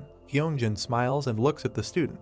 This is my last order, he says. Do it please. The students, who stand in front of their commander, whisper to each other. No, Hyungjin hears. This time we refuse to comply with it. The young people grab the commander, hide him in their ranks, and they themselves step forward to give battle to the spiders. Hyungjin, leaning on the neck of one of the students, calls his subordinates idiots. They are very determined. Who will go first? Asks one of the guys. I'll do it, he says, smiling, the second one. He turns around and looks at the commander over his shoulder. I hope we meet you in the next life, commander, he says. The young man rushes forward, but someone's hand grabs him by the collar. The guy falls to the ground, making a loud sound. He gets up and looks around him with his face twisted with anger. Who did this? He shouts angrily. It seems to be Jun, who is standing with his back to the students. Who told you that you can just die? He asks. The young man seems to understand who is in front of him. You are Jun Lee, he shouts. The hero looks at the young man over his shoulder. The young man points a trembling finger at the hero and asks how he got here. Jun swings his palm at him. How dare you point your finger at me? He asks irritably. Do you want me to beat you again?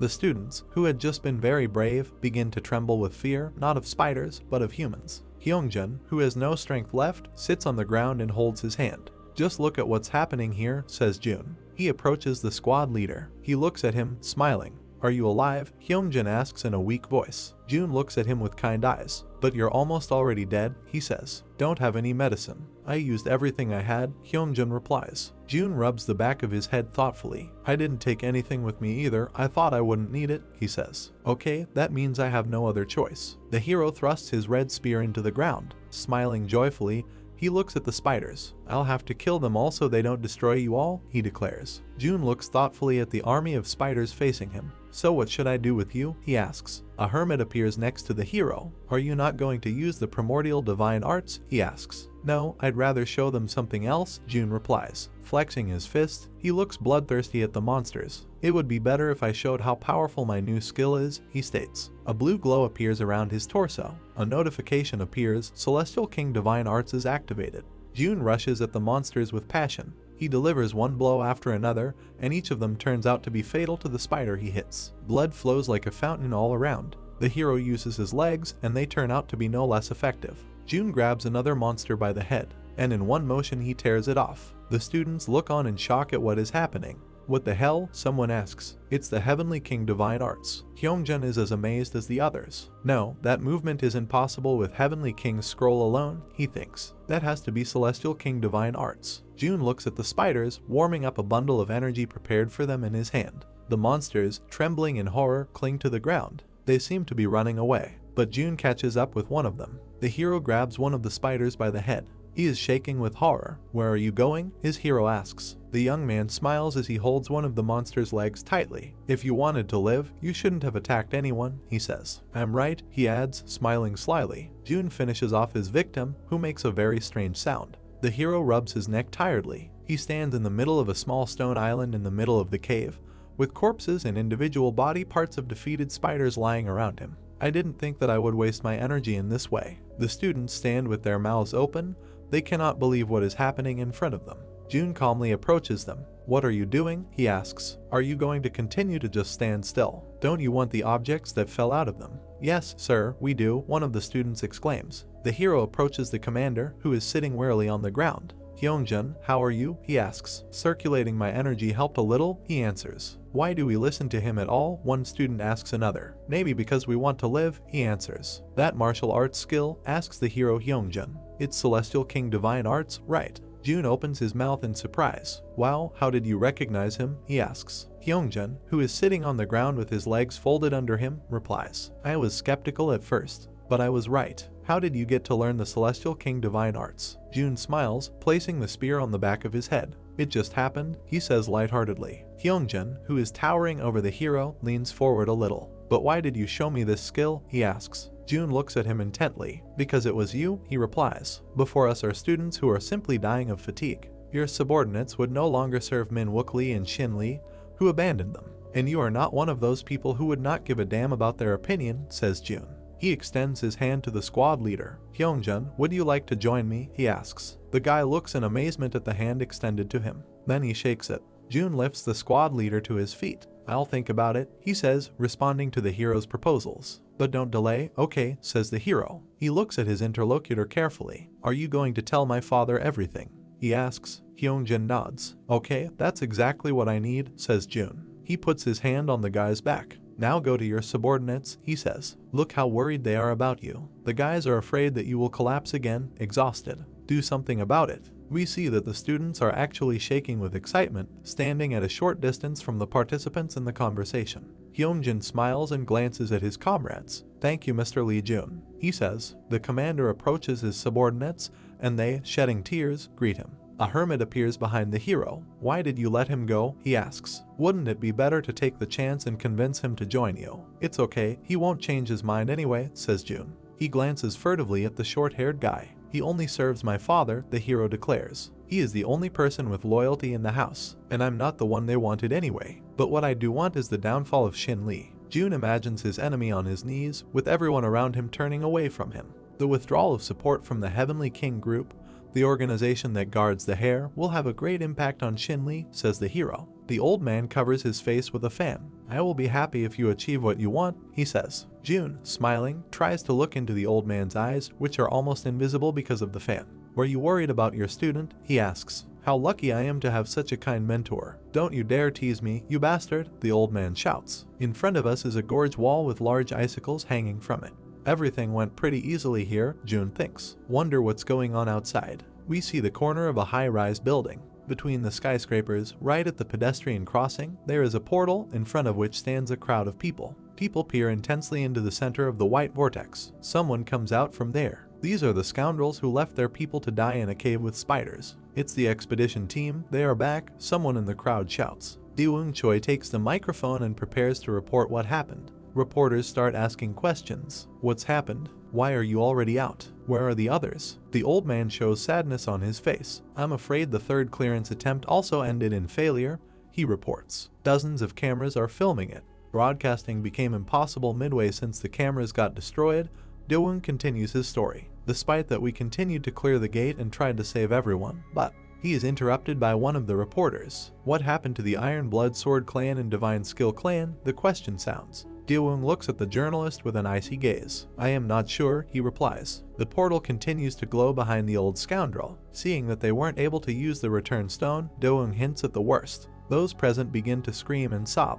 "Oh my, this can't be true. What a tragedy." Everyone, including Ice Fire, Poison Flower, and Sword Dragon, asks one of the reporters. However, literally right there in the crowd there are people who begin to praise the old man. "Thank you for coming back, Mr. Daewoo." One of them screams. "Yes, thank you for staying alive," someone else picks up. Another minute and the crowd is already cheering. "Long live Daewoo Choi. You'll be back there again." The scoundrel, smiling faintly, looks at the crowd. "Yes, thank you all," he says. In front of the glowing portal between the skyscrapers, photographs of the dead members of the expedition are displayed. Before us is Jin and Young-yeon. Jihu is also listed as deceased. Someone's hand brings up a smoking stick. Daewoo Choi places it in a special bowl and kneels along with many other members of his squad. Spectators watching this performance discuss it. "I can't believe they are doing all this for the deceased after barely surviving themselves. Minwook Lee was famous for being cruel. It must have been all a rumor. I see them differently now." One of those kneeling turns to the crowd and asks them to whisper quietly. Before us is Lee Minwook against a background of bloody stains. "It feels like a heavy weight has been lifted off my shoulders," he thinks. "The person who should have died, and people are starting to look at me in a less biased way. If everything goes on like this, I'll be able to get back on my feet." A very unpleasant smile appears on the villain's face. "Look there," suddenly someone shouts. Minwook jumps in surprise. Someone calls to pay attention to the portal, and the bastard, rolling his eyes, looks in that direction. The audience notices that the portal has been cleared. "Wow, there you are," Minwook hears, and an animalistic look of horror appears on his face. A smiling hero stands in front of him. "Uncle," he calls the bearded man. The guy looks extremely mocking. A few hours before the gate was cleared, the expedition members are standing on the shore next to the rocks and discussing something. Jin stands shaking in front of Jihu. "How was there?" the girl asks. "I couldn't find him," the guy answers. Jihu scratches his head thoughtfully. "Where the hell did Jun go?" she asks. Young-yeon looks at Jihu and says the squad has no choice then. "We need to continue exploring the surrounding area using existing forces." Suddenly, a hero appears behind her, carrying an exhausted Hyungjun. "There is no need for this," he says. Jin, Jihu, and Young-yeon look at him in amazement. Jun looks back at them. "Were you looking for me?" he asks. The hero's three friends rush towards him. "Where have you been all this time?" Young-yeon asks. "We looked for you and couldn't find you." "Excuse me, please," says Jun. The girl pays attention to the people the hero brought with him. "Wait, why are the Heavenly King group members here?" she asks. The hero, smiling, touches his temple with his finger. "It's a long story," he says. "Could you give me some medicine first?" Hyungjin lies unconscious on the ground, and his subordinates, sobbing, try to shout to him. "So that's what happened," says June. His friends look at the guy lying in front of them in shock. The hero pours some kind of drug into the detachment commander's mouth, and ordinary members of the expedition who heard his story whisper indignantly. How could he leave the gate clearance then run away? They abandoned his subordinates. What scum? Jin clenches his fists, unable to contain the anger boiling inside him. "If I survive here, I'm going to hold the Imperial Blade clan and Sacred Force clan accountable, including what happened last time. We, the Divine Skill clan members, will also cooperate with the Iron Blood Sword clan," states Jihu. June, smiling, looks at his friends. "You will all survive here," he says. "This portal will be cleared in just 30 minutes. Jihu and Jin look at their friend in shock. "What is the truth?" they ask.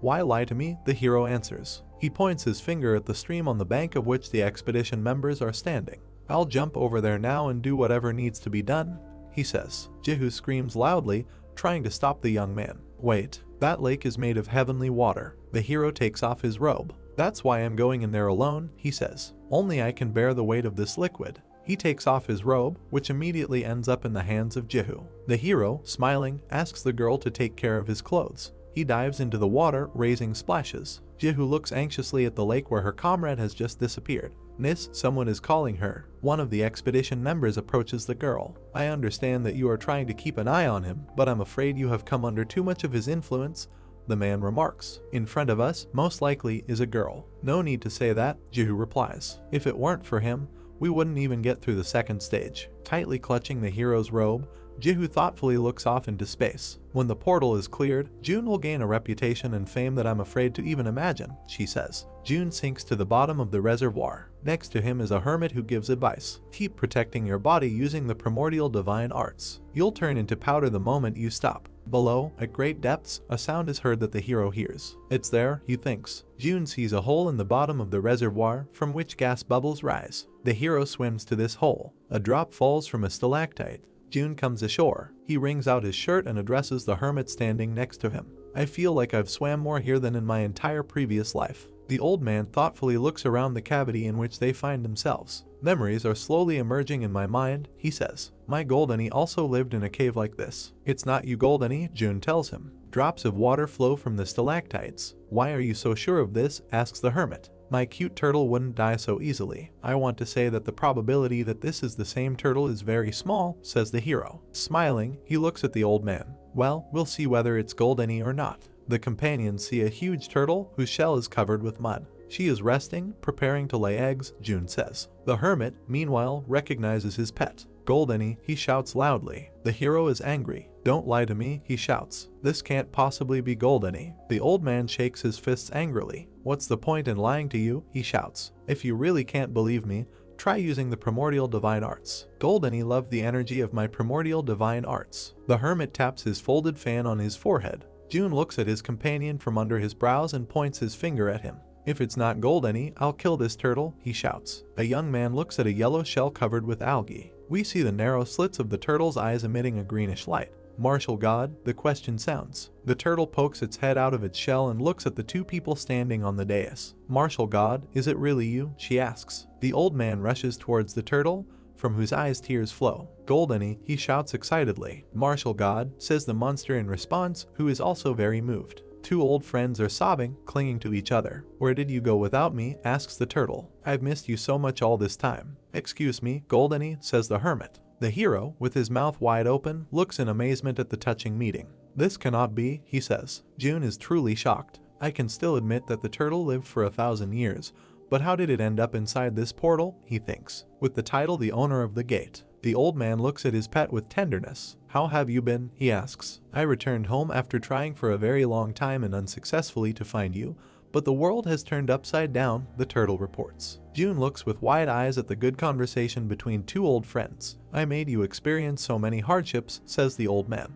"But now you are here with me," the monster answers. "Excuse me," says the hero, trying to attract attention to himself. "Goldeny," the hermit says tenderly. "Martial God," the turtle answers no less tenderly. "Excuse me," shouts June, who is already annoyed by these sweet conversations. "I understand that you are enjoying the reunion, but let me also talk." The hermit angrily swings his fan at his student. "How dare you interrupt the conversation between your master and your senior?" he shouts. "What?" June asks in bewilderment. I already told you about this, the old man says indignantly. Goldeni was my student long before you. Treat her with respect. The turtle looks at the hermit with adoration. You are the best, she says. The hero looks at his mentor in shame. But she's just an animal, he says quietly. Ugh, okay. June touches his head with his hand. But what to do with the portal in this case, he asks. We need to clear Goldeni. No, the boss in order to clear the gate. Don't worry about it, says the hermit. He smiles sweetly, covering his beard with a fan. I know what to do, he says. The hero folds his hands and looks up enthusiastically. That's my master, he says. So what is it that you thought of, he asks. The hermit clears his throat with an important air. Combine the gates, he says. The old man pats his fan on his palm.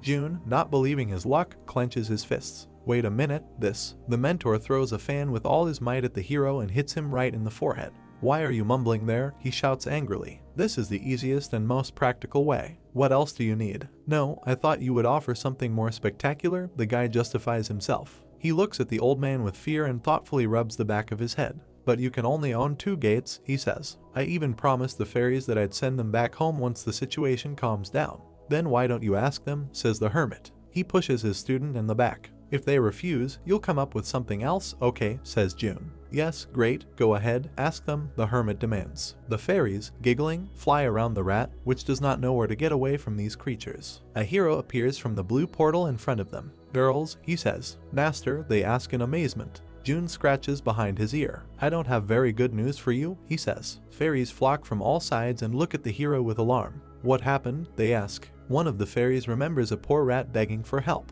Fairies seem to have a great life in this world. Wait, he's not trying to tell us to think here, is he? Their leader thinks. We like living here much more than in the fairy flower field. The air is nice, the flowers grow well, and we have rats as our own personal friends and slaves. The hero and fairies begin to speak at the same time. Sorry, but you will have to stay and live here, says the hero. Please don't throw us out of here, the fairies ask. June looks at the fairies in amazement, and they are on him. The dialogue between the hero and the winged creatures kneeling before him continues. Wait a minute, why should I throw you out? The guy asks. Maybe you thought we were useless, say the fairies. No, I want you to stay here, the hero says. The fairies rejoice wildly, but the rats, on the contrary, are truly terrified. Oh, how you scared us, say the winged creatures. We now feel more comfortable here than in the fairy flower field. You can do whatever you want with that place. A series of alerts appears. The fairies ask to be completely yours. Do you approve? Yes or no? You are approved. A part of the fairies belongs to you now. Your friendliness with fairies has increased. You obtained 18 reputation points. The hero disappears inside the portal,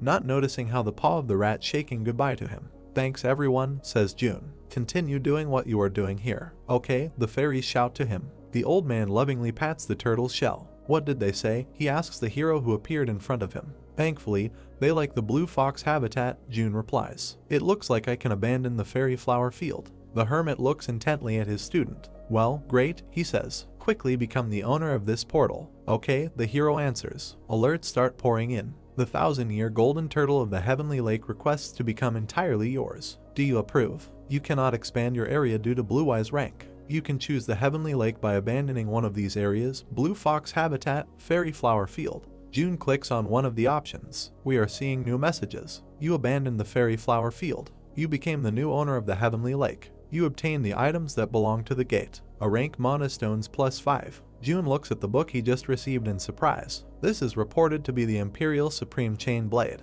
We see the same title on the cover. Now we have to give it to Hyosu, says June. The hermit scratches the turtle's chin. We found Goldeni in the martial arts technique you wanted, he says. You killed 2 birds with 1 stone. No, we have 1 more left, answers June. We killed 3 birds to be exact. The hero places his hand on the shell of a huge turtle. Actually, I'd like to take the energy crystal of the Goldeni, he says. A joyful smile appears on the guy's face. We see a glowing puddle surrounded by beautiful crystals. But to avoid a stomachache from eating too much, I'll just be satisfied with the glacier water, says June. A notification appears indicating that he has received this substance. He holds a bottle with this liquid. June lifts the container above his head and says that Blue Eye will probably like the water. The companions leave the ancient turtle. I don't want to make them wait for me, says the hero. Maybe we can go faster. To everyone, that is. The hero's comrades rejoice wildly. A message appears. You cleared the heavenly lake. Lee Min-wook looks up with his face twisted in horror. I wondered where you were, since I didn't see you anywhere, he hears. Now he sees the smiling hero. But there you are, uncle, he says. Jun lifts his foot and begins to knock the morning photographs out of place. Min-wook, drenched in cold sweat, asks the young people how they managed to survive.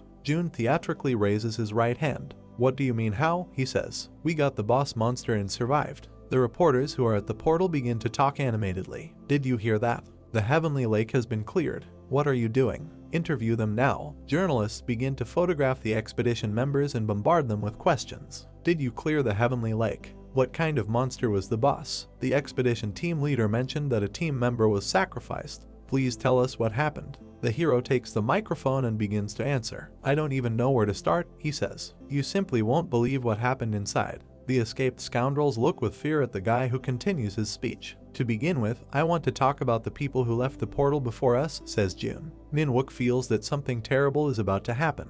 The bastard rushes towards the guy and tries to snatch the microphone from him. Wait, he shouts. Min-wook tries to put on a happy face, but it looks incredibly pathetic. We used the return stones thinking you guys are dead, he squeals. I can't believe that you survived. You have no idea how happy I am. Jun pulls the microphone away from him. Don't behave like that, he says sternly. You are the one who started a conflict by saying that there is someone in the Divine Skill clan and Iron Blood Sword clan who is trying to sabotage the expedition team. Reporters standing behind the villain are animatedly discussing the hero's words. What is he talking about? What happened there when the broadcast was interrupted? One of the journalists raises his hand and comes forward. What happened inside? He asks. This is a very good question, says Jun. He brings the microphone to his mouth, nearly blowing his uncle's head off. In the third round area we were split into two groups, he says. The Sacred Force clan and Imperial Blood clan, and Divine Skill clan and Iron Blood Sword clan. We separated for the reason that I have already stated. Come on, why don't you say something, he says. The phrase is addressed to a group of escaped villains, the main one, Daewoo Choi, frowning at the hero. Jun smiles ironically. I'm sure you can't, he says. You use the return stones, abandoning your subordinates. Daewoo frowns at the hero, who continues his indictment, towering over his uncle kneeling in front of him. And the Black Lions and Death Leap were destroyed because of it, says Jun. I'm sure you can't say that with your own mouth. The hero looks at the main villain with disgust. To think that you were trying to move past it with such pretense, he says. You are disgusting. Daewoo takes out his sword and points it at the hero. He's trying to set me up, the bastard shouts. He is trying to destroy the Imperial Blood clan. Jin looks at the old man with hatred. What nonsense, he shouts angrily. Jun puts his hand out in front of his friend. Why don't you act maturely, like someone your age should, he asks Daewoo. You can't solve everything by throwing a tantrum. Daewoo reaches his hand towards the hero's throat. Shut up, he shouts loudly. The old man throws a punch, but Jun jumps back unharmed. The crowd begins to run away in different directions in panic. Jihu is trying to organize an evacuation. Everyone run in that direction, she shouts. The old man strikes one blow after another, leaving very bright yellow marks in the air. Who ordered you to do this? He shouts. Tell me the truth. Jun smiles and easily dodges all the blows. You are extremely delusional, he says. Why don't you just go home and sleep, old man? The bastard's eyes flow with energy. He is truly scary to look at. How dare you, he yells. A scum, who couldn't even inherit the lineage, humiliate me in front of all these people. Daewoo delivers a sweeping blow, and the hero has to bend back to let it pass over him. Another lunge and Jun flips over, landing calmly on his feet. The guy looks thoughtfully at his opponent attacking him. This storm-like internal force, he thinks. I guess his nickname is Apostle Wind for a reason. Jun hears a loud scream and gets tensed. We see that at least two people were crushed by huge stones. One of them, whose legs are pinned, begs to be saved. In the middle of the crowd running away in panic, a child stands and loudly calls for his mother. Jun turns around and sees something terrible happening there. I'm so tired of all this, he says. He takes out his red spear. I didn't expect any less from you, Imperial Blade Clan, he says. The hero's hand firmly holds the spear shaft. Jun points his weapon at the enemy and prepares to attack. It's time to put an end to all this, he says. The announcer comments on the unfolding battle. Currently in front of the Heavenly Lake, the battle between the Apostle Wind and the Ghost Spear is. A man watches the report and realizes that Jun is using Celestial King Divine Arts. Get ready, he orders. I should go see that boy. In front of us is a high-rise building, next to which loud sounds are heard. We see a blade cutting through the air. Bright traces remain in front of the building. A second later, the structure explodes and its upper part falls to the ground. Jun, smiling, holds a spear in his hand. He sees Daewoo falling towards him from a height with a sword in his hand.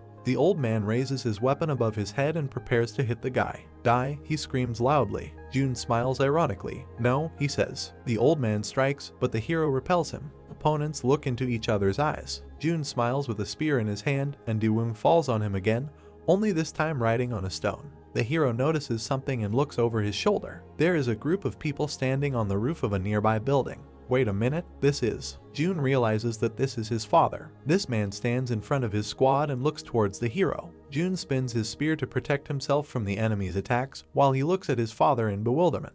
It's supposed to be training without any contact right now, the hero thinks. Although this battle of mine is probably shown on all channels, he must have seen it and come to see it with his own eyes. In front of us are dozens of monitors showing the unfolding battle. He is here for the Celestial King Divine Arts, Jun understands. His eyes light up with enthusiasm. If this unexpected spectator is here, I must put on a good show, he says. He crosses his arms in front of his chest in a special way, and they begin to emit a red glow. Jihu understands that something terrible could happen now. A figure is visible in the sky, around which a powerful vortex of blue energy is formed. Jun continues to hold his arms crossed in a special way in front of him, and we see his pulsating heart underneath them. Jihu screams loudly to the frightened and wounded young people. All members of the primordial essence get into the black tortoise formation. The young men obey and stick their swords into the ground. They start to hold on to them. A bright energy dome is visible above the intersection where the battle is taking place. The hero's eyes emit ominous red streams, and we again see his beating heart. The hero's father looks at what is happening in amazement. His subordinates lose consciousness behind his back. Fists strike, the man thinks, not believing his eyes. Jun, gritting his teeth from tension, raises his hand to strike. Daewoo seems very angry that they want to hit him back. How dare you, he shouts. The villain opens his mouth wide and shouts that he is none other than Daewoo Choi, the Apostle Wind from the Imperial Blade clan. The hero's fist flies towards the old man's sword. A very bright flash occurs over the city. Then a powerful explosion occurs at the same place. Jihu looks at him in horror as her comrades hold onto their swords and get down on one knee. Endure it, the girl shouts. You have to endure it. Young Yeon and Jin are hit by the blast. The blonde says in amazement that this simply cannot be. A strange whistle is heard in the sky above the battle site, and those present see a cloud of dust in the distance. It is rapidly approaching along the street between skyscrapers. Those present see someone's vague silhouette. It turns out that in front of them is Jun. A satisfied smile appears on the hero's face. Thank you for playing with me in the stage I've set, he says. The badly beaten opponent is on his knees and looks helplessly at the guy. Daewoo Choi, the Apostle Wind, pronounced Jun. You've obtained the Celestial King Divine Arts. Someone's voice is heard behind the hero. Jun jumps in surprise. It turns out that the words belong to his father, who approached the guy from behind. Jun looks calmly at his parent. You saw everything yourself, he says. He is also completely calm. Yes, I knew you would notice, the man says. I'd like to talk to you, but there are too many prying ears here, so I'll get straight to the point. He extends his hand and invites the hero to return to his family. Jun stands with his hand in his pocket. I see that you haven't changed at all, he says. I will not return to the family, he says, without shaking hands with his father. The man is angry. Do you understand what you are saying now? He asks. Behind the hero, a trembling and muttering scoundrel is kneeling. You've turned the Imperial Blade clan into your enemy by destroying the Apostle Wind, says the hero's father. Are you sure you can handle the consequences? Jun smiles. Like I said, you haven't changed at all, he says. Just be honest with yourself. Say that you're worried I'd die with the Celestial King Divine Arts. The man listens carefully to his son. And you are nervous that you'd lose the arts that you've finally found, continues Jun. He stands half-turned to his father. Don't let your emotions take over you, the man says. If you get carried away by past memories. Jun interrupts his parent. I can handle the consequences, he says. Smiling, he waves his hand.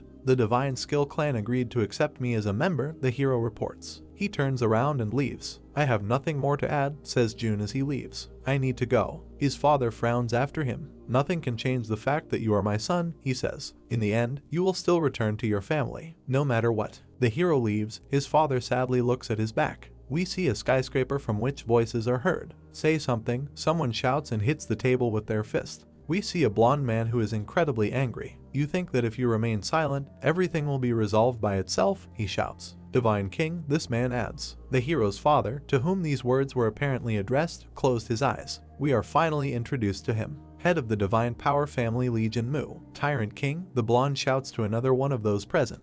This man is wearing an expensive suit and tie. It is reported that this is the head of the overlord family, Choi Kang-jae. A man sitting next to the blonde man enters the conversation. Sword King, calm down, he says. Dao King, Fist King, if you continue to be uncooperative, we will have no choice. We are introduced to both him and the blonde man sitting next to him. The first is head of the Divine Instrument family, Han Jae-woong. The second is head of the Iron Ridge Sword family, Park Young-seop. No choice, asks Kang Jae-woo, smiling. Are you saying you will attack our overlord family? Young-seop jumps up from his seat and shouts angrily, showing off his clenched fist. Who was it that asked for help with the Thousand Peaks Lake situation? Another character who looks like some kind of musketeer intervenes in the conversation. It is reported that this is the head of the Poisonous Abyss family, Jeong Hyun-hee. Even as an outsider, I can see that the situation with the Thousand Peaks Lake has gone too far, he says. We are reminded what exactly this is about. This is the escape of two young scoundrels from the lizards. Our Poisonous Abyss family declined the Overlord family's help with the Twin Swamp situation, says Hyun-hee. If we had also participated in the Thousand Peaks Lake's attack. Just imagining it is horrifying. The Overlord family and Divine Power family have essentially betrayed the alliance of families. This man's hand lies on the table and seems to burn through it. You must answer for this, he says threateningly. Jinmu and Kang Jae are sitting completely calmly at the table. One of them actually put his foot on it. It's not just us who are to blame, he says. We have plenty to say to the Iron Ridge family as well. Didn't you already know the strategy for attacking the Thousand Peak Lake? Young-seop looks at the two with a very hard look. We see all five from above. That's preposterous, says Young-seop. Then how did you cross the second zone so easily, asks Kang Jae-woo. Di-woong said it's certain that the Iron Ridge family knew the strategy wrought the Thousand Peak Lake attack. Young-seop looks at his interlocutor with concern and anxiety. That was. Young-yeon is reflected in a cup of tea. Lee Jun informed me of the strategy through telepathy, she says. If it weren't for him, sitting opposite the girl is Young-seop, who, even judging by his appearance, is a close relative of her. We would all die. We hear the end of the phrase. The girl sits on a richly decorated chair at a massive table. Next we see a lifeless corpse under which red streams are spreading. Young-seop placed his clenched fist on the table. Knowing the circumstances, even I find the Iron Ridge Sword family's actions suspicious, he thinks. But I simply cannot tell them everything that my daughter told me about. Kang Jae-woo smiles wryly. Everyone knows how badly our Overlord family wanted to clear the Thousand Peaks Lake, he says. And yet, instead of sharing the strategy, you kept it all to yourselves. What will become of the Iron Ridge Sword family when this news gets out? Jae-woong, sitting next to the blonde, enters the conversation. Even so, betraying those in the alliance is something I can't overlook, he says. Jinmu stares at him. So what do you want me and the Dao King to do? He asks. In front of us is the upper corner of the room. First, hold a press conference and apologize to the entire nation, Jinmu hears. We see the sky, trees and gates of a traditional Asian structure. The doors open and a man enters, to whom everyone present bows. This is Jinmu, and he looks very sad. I heard you asked this guy to come back, he hears. In front of him stands a woman, behind whom two maids are visible. Have you forgotten about your promise? She asks. She has a very unpleasant look.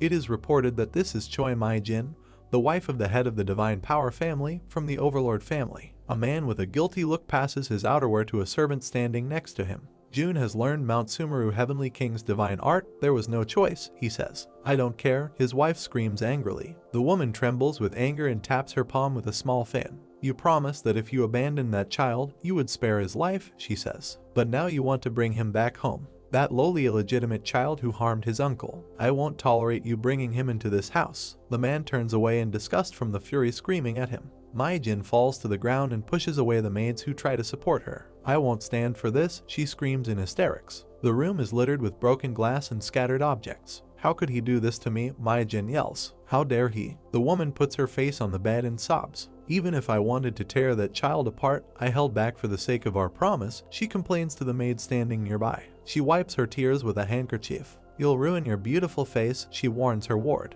Mai-jin takes a sip from his cup and looks at the woman with a very sad look. Nanny, if someone breaks a promise, what should be done? She asks. If I were in your place, she says, I would make whoever did this pay. A woman holds a tray in her hands. Is that right? Asks Mai-jin. Naturally, the nanny answers. Mai-jin rushes towards her and falls on her chest. Nanny, you are the only person I can trust, shouts Mai-jin. Smiling, she looks into her nanny's eyes. So, you will take care of Lee Jun for me, won't you? The woman smiles slyly. You can count on me, my lady, she says. I'll handle it for you. The woman leaves the mistress's room and sees two maids. Make sure no one makes noise, she says. Lady is sleeping. Okay, the girls answer her. The woman moves away and they begin to discuss her. How quickly she managed to calm the mistress down, says one. Having been brought into the divine power family when she married, says the second. The lady seems to trust her very much. We see the woman in question from the back. Indeed, says one of the maids. It's amazing that she still looks like that in her 60s.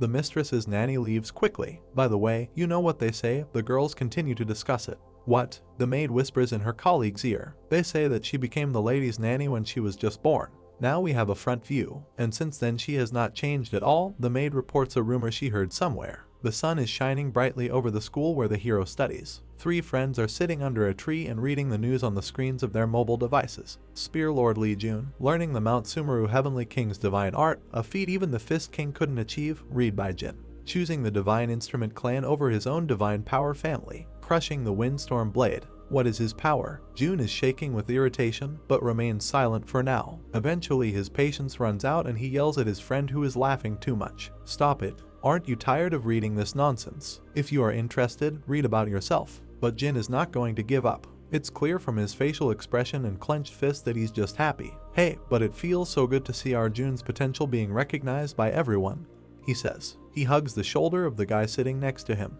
True, Hyosu, Jin asks him. Yes, it seems so to me too, he answers. And you too, the hero gets angry. Suddenly, the amusement disappears from Hyosu's face. By the way, the press conference is about to start, he says, looking at the screen of his phone. Will you watch? It's already so late, Jin asks. Jun, let's watch it together. The hero closes his eyes and leans back on the tree trunk. No, I'd rather take a nap, he says. Just don't ask me to play the recording for you later.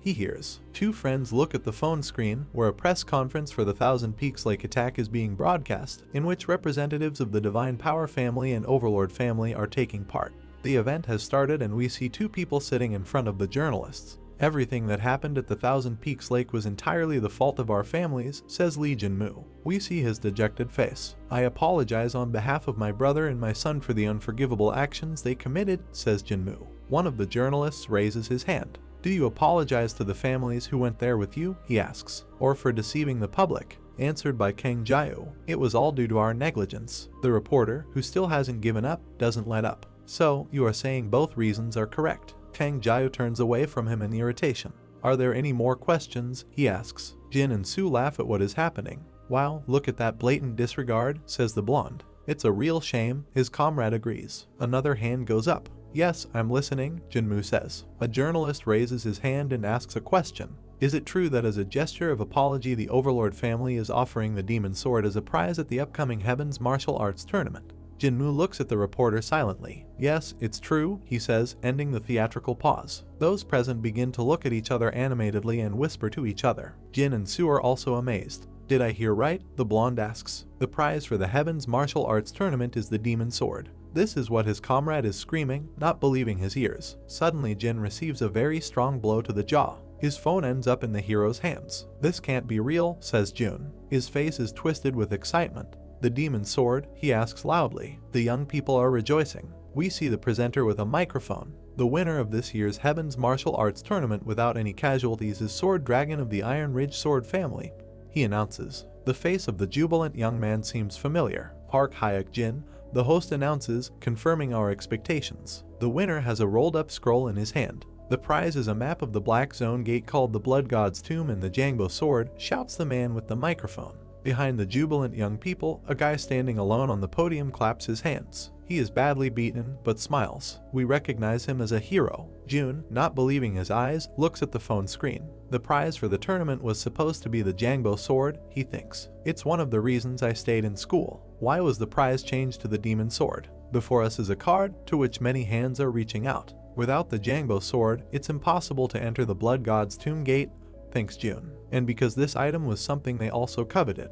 Jin looks from behind at the completely confused hero. But the Demon Sword was also something he desired, right? Even if it's not related to the Blood God, Jun thinks. Jin comes close to his comrade and, his eyes flashing angrily, calls him. With a sharp movement, he snatches his phone from the hero's hand. If you needed him, just tell him why hit me, he shouts. Oh, sorry, says Jun. It was just very unexpected for me. The hero sits under a tree with a worried look and communicates with a hermit hanging nearby in the air. Now the prize has changed. I really can't tell if this change is good or bad. "What do you think, master?" he asks. The old man is silent, and the hero calls out to him in bewilderment. The hermit comes to his senses and brings the fan to his beard. "Sorry about what you said," he asks. "I asked what you thought about changing the prize," June says nervously. "All this will be yours anyway, so why worry in vain," says the hermit philosophically. "Do you really think so?" asks the hero. "The demon sword. Could it be?" mutters the hermit. June, meanwhile, smiles happily while sitting under a tree. "It seems the master has finally recognized my strength," he says. The old man's hand holds a fan.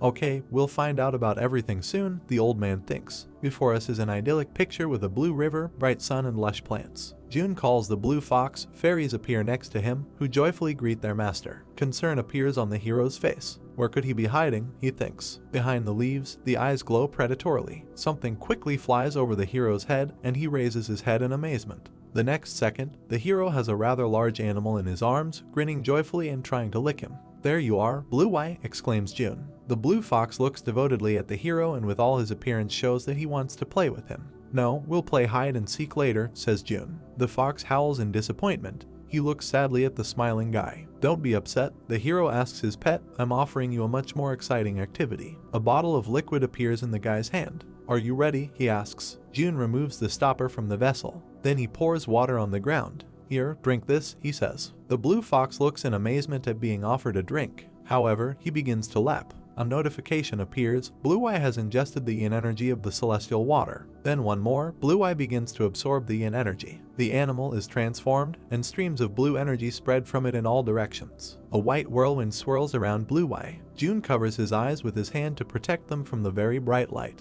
The old man also looks at the blue fox. "The energy is more powerful than I expected," the hero tells him. "It's an elixir from the habitat of our Goldeny. It is bound to be potent," says the hermit. The companions see that the animal feels completely uncomfortable. The yin energy will rival the inner elixir of the nine-tailed fox, so Blue Eye will be in significant pain, explains the hermit. The animal is in pain and drops of sweat are rolling down its head. The hero looks at his pet with sympathy. "How disgusting it is to just watch when you are unable to help in any way," says June. He remembers how Jin was tormented, and he stood behind the crowd and just watched his friend scream in unbearable pain.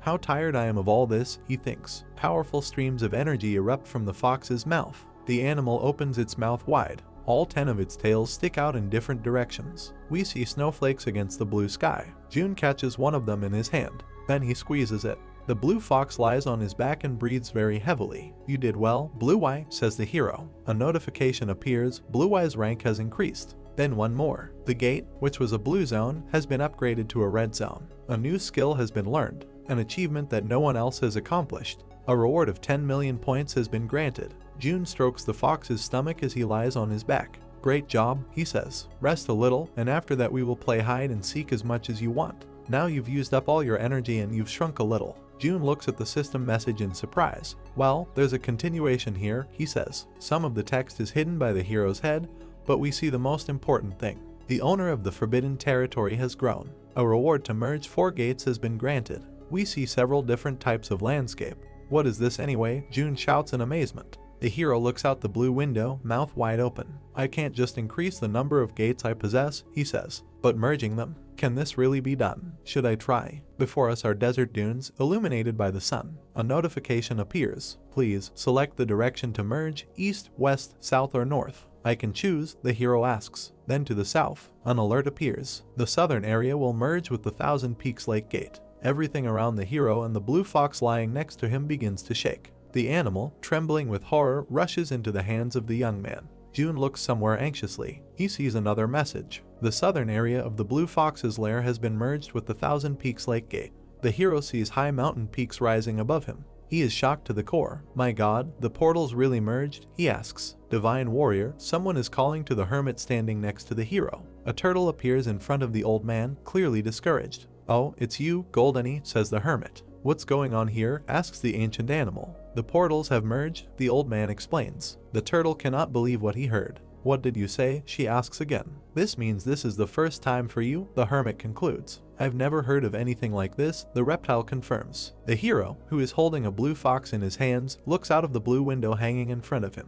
It says here that the owner of the forbidden territory wishes to rename the lair. It is proposed to confirm the decision to rename. June rubs his chin thoughtfully. If things have gone this far, I can't keep calling it the Blue Fox's lair, he says. The hero, stroking the fox, closes his eyes thoughtfully. Maybe change the name to something more appropriate, he says. A cute animal looks out the system window. The gates I've cleared so far have all been notorious, says June. Okay, this name is quite suitable. The blue fox looks in amazement at what his master has come up with. The animal roars in horror and looks at the hero with completely wild eyes. Do you like it too? Yes, asks June, laughing loudly. Then it's decided. I confirm, he says and reaches his finger towards the system window. The characteristic sound of a confirmed selection is heard. The hero clicks on the option confirming consent to change the name of the portal. An alert appears. The gate's name has been changed to Forbidden Territory of the Four Sacred Sites. June laughs happily, not noticing how scared the blue fox sitting in his arms is. The one who came up with this name is a real good guy, says the hero. The alarm sounds and the guy realizes that he has done something very wrong. What is this? He shouts, looking somewhere up. A series of alerts appears. The owners of the four sacred sites are enraged. Hostility level is now at maximum. If the hostility level reaches the highest level, the owners may attack your gate. The hero opens his mouth in amazement. The owners of the four sacred sites, he exclaims. A hermit appears behind the hero, riding a turtle. You fool, what have you done? The old man shouts. Master, asks June in surprise. The hermit looks angrily at his student. Do you know them? Asks June. The owners of the four sacred sites. The hermit swears irritably, covering his mouth with a fan. If I just leave you for a minute, you get into trouble, he says. The four sacred places refer to the places where the divine beasts reside, he explains. June looks at the old man in amazement. What? He asks. That's why a joyful smile appears on his face. This means, he begins to say. We see him standing surrounded by terrifying creatures ready to tear him apart.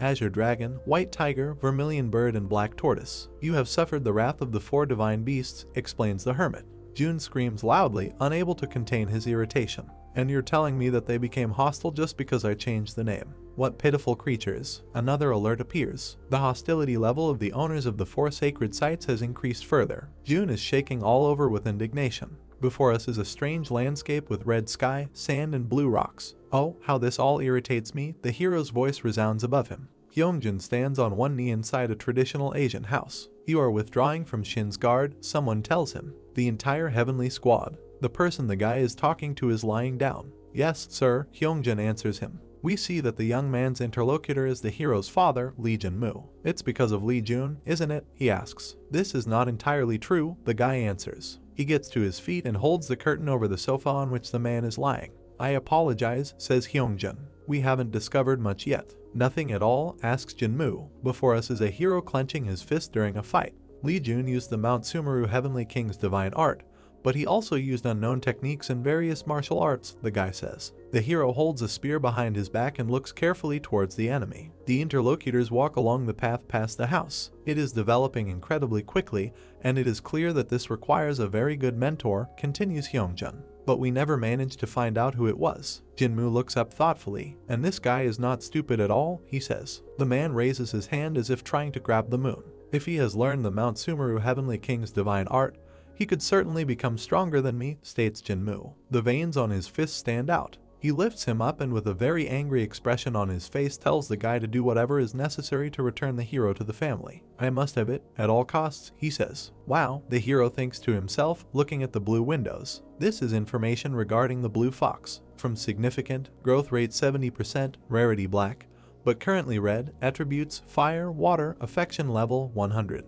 Territory, forbidden territory of the four sacred sites. Hostile territories, east of the heavens, south of the sacred flame, west of the great land, north of the glaciers, and other 10 places. The hero also sees how the parameters of attack, defense, and speed have jumped. Blue Eye was already very strong, but now he has become even stronger, says June. The blue fox scratches behind his ear with a satisfied look. From D rank to a rank and above, thinks June. Speed is a whopping triple S, and with new skills it's just perfect. The hero fiddles with the fox in his hands and tries to kiss him. Oh, my wonderful baby, he says. What is this amazing creature? Don't you think so? Asks June, turning to those standing behind him. There are shark people, led by a commander with a spiked pauldron on his shoulder. These monsters kneel down in front of the hero and bury their heads in the sand. Master, we obey you, says their leader. June, smiling, turns his head towards them. There is no need to bow down and humiliate yourself, he says. Just remember that there are beings who lived here before you. Try to live with them in peace and harmony. Okay, shout the shark people. The same applies to you, says the hero to the ancient turtle. The hermit indignantly pulls his student back.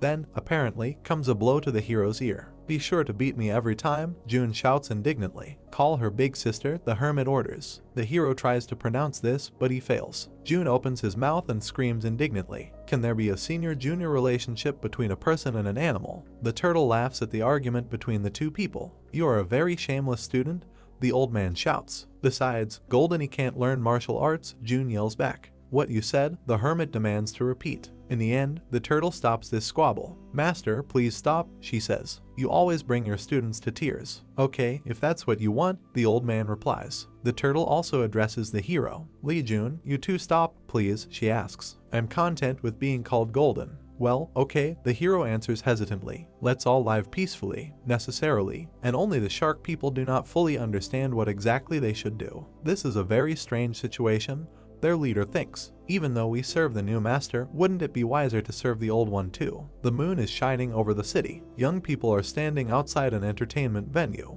Dancing and fun are in full swing. Behind the people having fun, two young men pass by, who, judging by their appearance, are not at all in a festive mood. One of them, wearing glasses, stops and says that the guest has arrived. Let him come in, he hears. We see a man brought by a guy with glasses, and this is, apparently, June. We see a blue energy tip in front of his face. Then the daggers appear. The hero, with a completely impassive expression on his face, hits the hand that holds the weapon. The dagger ends up in the hero's hand. June lands a knee and hits the enemy's chest. The injured guy screams loudly in pain. The hero is already standing behind him. He raises the dagger to strike and with his other hand reaches out to the guy's hair to grab it. Enough, he hears. The tip of the knife had almost entered the enemy's skull. June slowly puts the dagger away. I apologize for intruding, he hears. June stares at the person who is communicating with him. This is a gray-haired old man who sits on a bench under a lamp. This guy is my subordinate, he says, so be generous and forgive him. We see this man up close. I'm the one ruling this underworld, Golden Ruler, he says. City buildings are in front of us. Young people sit at tables in a cafe, looking at the screens of their mobile devices and discussing the news. That guy put another new artifact up for auction.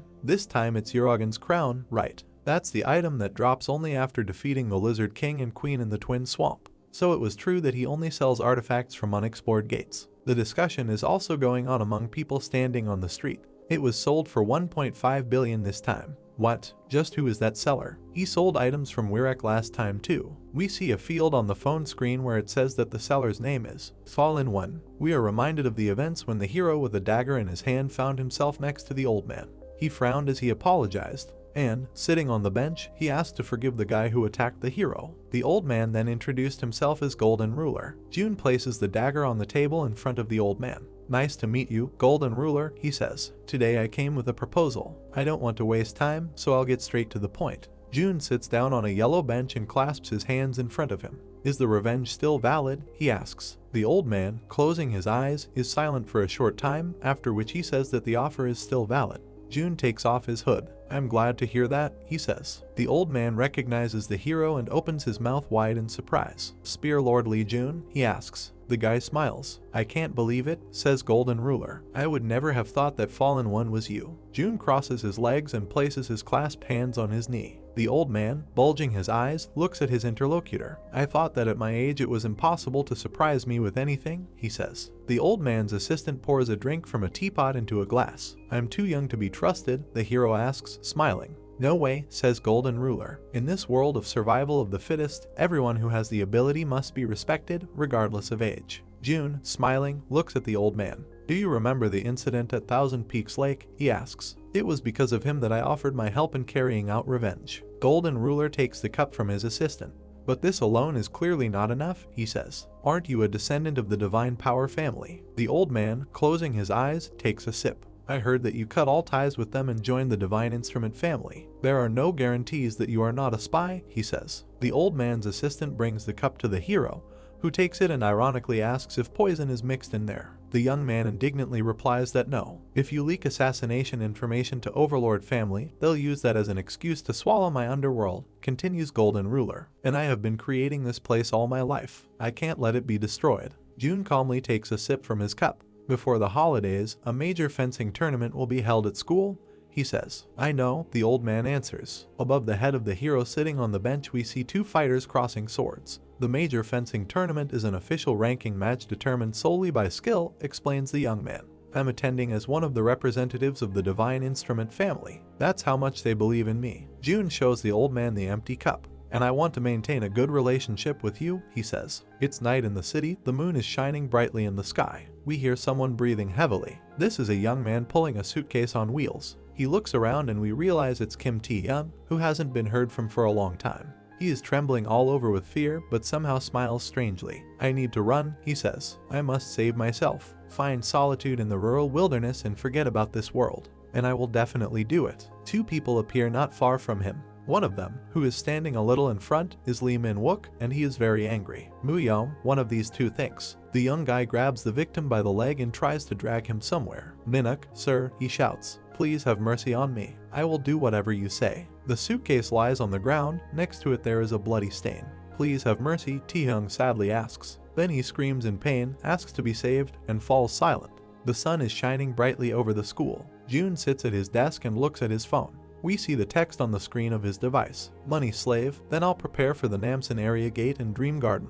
Why did you choose the Dream Garden? Asks the hermit. It hangs over the hero's shoulder. I think it would be good to go there and learn more about Blue Eye from the Fairy King, June replies, smiling. They communicate against the background of pink bunnies. This will help raise the fox cub properly, asks June. I think there is logic in your words, the mentor answers. The hero looks ahead thoughtfully, resting his head on his palm. And above all, I'm curious why the other black zone gates are hostile, he says. What kind of child is Blue Eye that the divine beasts are hostile towards him, the guy thinks. I don't want more enemies since I already have plenty. He lays his head on the table and seems to be falling asleep. I have so much to do, so why do I keep having new problems, he says. Yoonbai draws Jiho's attention to the hero. She adjusts her glasses on her nose and takes a closer look at the guy. June is sighing while looking at you, she says to her friend. What do you think he thinks when he looks at you? Jiho sadly closes his eyes. Well, whatever he thinks, I don't care, she says. Her two friends glance at each other. What a modest girl, they both say in unison. Would you look at this? Jiho, one of them asks. It's a romance classic I recommend, and it's perfect for reference. In front of us is a classroom window. Why do I need this? Jiho asks irritably. A girl bursts into the classroom with a magazine in her hand. Silence, she screams loudly. Take your seats. Yoonbai stands up and raises his hand. Teacher Cha Kyung-jin, what's going on? She asks. Where's our homeroom teacher? The teacher takes her rightful place and reports that she has very unpleasant news for the students. She stands up, puts her hands on the table and lowers her eyes. Teacher Kim Tae-young had an accident and passed away, the girl reports. Was not attacked while returning home drunk last night. It seems Nee was attacked by a monster that came out of a gate. The students excitedly discuss the news they have heard. No way. Teacher Kim Tae-young died. Was it a monster wave? Although the exact cause is unknown, it's presumed to be a monster shock, continues Kyung-jin. The hero looks calmly at the teacher. Finally dealt with, Kim Tae-young, he thinks. We see scary creatures falling out in a black and red portal. Unlike a monster wave, when monsters pour out of the gate, a monster shock is when part of a monster's body appears outside the gate due to an unknown wave, June thinks. We see a bird's paw emerging from the portal. If you get caught and dragged into the gate by a suddenly appearing monster, no matter how strong an awakened person you are, you won't survive. June looks a little down thoughtfully, placing his fist on the desk. However, there is no way a monster shock could occur at such good timing, he thinks. It's good to get rid of the trash I had been putting off because I was busy with Thousand Peaks Lake Gate. The hero remembers his uncle. If Kim Tae-young had properly dealt with me, things wouldn't have turned out like this, he thinks. My uncle must be the most furious one to have dealt with him. The hero hears someone whining nearby. He sees his classmate being comforted by another student. A thoughtful expression appears on the hero's face. They are so sensitive because they are still essentially children, he thinks. Then a photograph pops up in his memory, in front of which lie white asters. Or maybe even such a person has someone to mourn them when they die. We see a page of an online store with very decent products. Who? Someone says. A young man sits in front of the screen. Looks like you found something decent in the dungeon this time, he asks the joyfully smiling guy. Prepare to depart, says the young man, raising his right hand. We see a hero who again hides his identity with the help of a hood. We're going to the underworld, someone says. Outside the window you can see a multi-story building. What? Someone asks. It becomes clear that the question was asked by Golden Ruler, who is sitting on his yellow bench with a worried look. Did I hear right? He asks. Can you repeat? Opposite him sits a hero who eats a chocolate bar with appetite. I want to buy a large number of seedlings as well as rice and wheat seeds. Can you get me enough of them? So, I heard right, says the old man. Why does the patriarch need all this? Nothing special, I just want to try farming. June smiles happily with a piece of chocolate in his teeth. The hero, holding a shovel, wipes sweat from his forehead. Fairies fly next to him, and a rat is also visible carrying a bag. We see that the planted plants are doing just fine. Behind the thoughtfully standing hero, the fairy controls a rat that is digging the ground. Blue Fox's nest is a desert, so it must be hard for plants to grow there, but you guys manage to grow them well, says June. A fairy sitting on a rat laughs joyfully. It's easy for us, she replies. Slaves, I mean rats, plant the crops and we cast buffs on the fields. We see beautiful flowers. This significantly reduces the growth period. Clearing a field wouldn't take more than a week, the fairy concludes her report. June looks up in surprise. Is that so? He says. In front of us is one of the columns on which the roof of the house in which the conversation is taking place is supported. I will prepare everything you requested, says Golden Ruler. In his hands is a mobile phone. This may take some time as this is a slightly different range from what we usually deal with. It's okay, don't rush, answers June, smiling. We see our interlocutors from above. Where to deliver all this, asks the old man. In Busan, the young man answers. Golden Ruler looks at him in amazement. Busan, are you sure that's okay? He asks. Yes, everything is fine, June assures. Agreed, says the old man. Suddenly he turns to the assistant standing next to him. I almost forgot to give something to the patriarch, he says. Bring it, you know what it is. Okay, the young man answers. Golden Ruler opens a brown box in front of the hero. Look, he says. June looks at the gift in shock and seems to realize what is in front of him. Since you'll be frequenting the dark market from now on, I prepared this so you can move around comfortably, says the old man. I hope you like it. Two young people walk through a magnificent hall. The hero looks at the platform below, where visitors examine objects standing on stands. There will be an auction today, he asks. A young man in pince-nez explains what's what. That's right, he says, and below are the items that will be auctioned today. This will be an event for the most important people. June looks thoughtfully from the balcony at what is happening below. He notices an object lying on a red pad.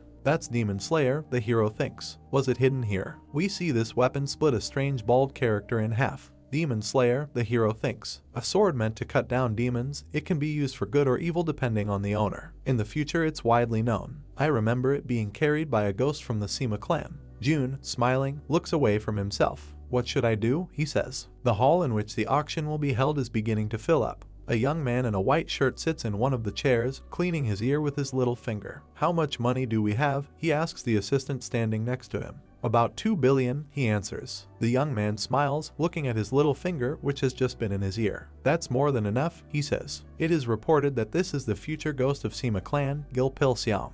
The young man touches the system message with his finger. Demon Slayer, I really love that name, he says. I wonder how such an artifact could end up on the black market. We have an information window in front of us. Demon Slayer. Grade description. A weapon used by a sword master only against demon cults. Effect. Strength plus 50, stamina plus 40, attack power against demons plus 40%. June watches the two young men from behind. This should be fancy enough, don't you think? Says Pilseong. You truly have a keen eye, his assistant replies. The hero, who is now quite difficult to recognize, silently watches them, sitting in one of the back rows. The presenter approaches the sword, which is placed in a glass container. Let's start our auction for the VIPs, he solemnly suggests. The first item is the Eastern class artifact weapon, Demon Slayer, starting at 100 million. He looks into the hall. Yes, we have 120 million, the presenter announces. The audience present in the hall raises signs, raising the stakes. 200 million, 250 million, 300 million, 400 million. Pilseong picks up the sign. He is ready to shell out 700 million. The young man smiles smugly, he is confident in his victory. Will anyone offer more? The presenter asks loudly. Then it's sold at 700 million, he says, but notices another sign raised in the hall. This is a hero who, with a completely indifferent look, announces a new bet 2 billion. Those around him look at him in shock. Pilseong jumps up and turns around, completely shocked. This can't be happening, he screams loudly. Will anyone outbid the 2 billion bid? Asks the auction host.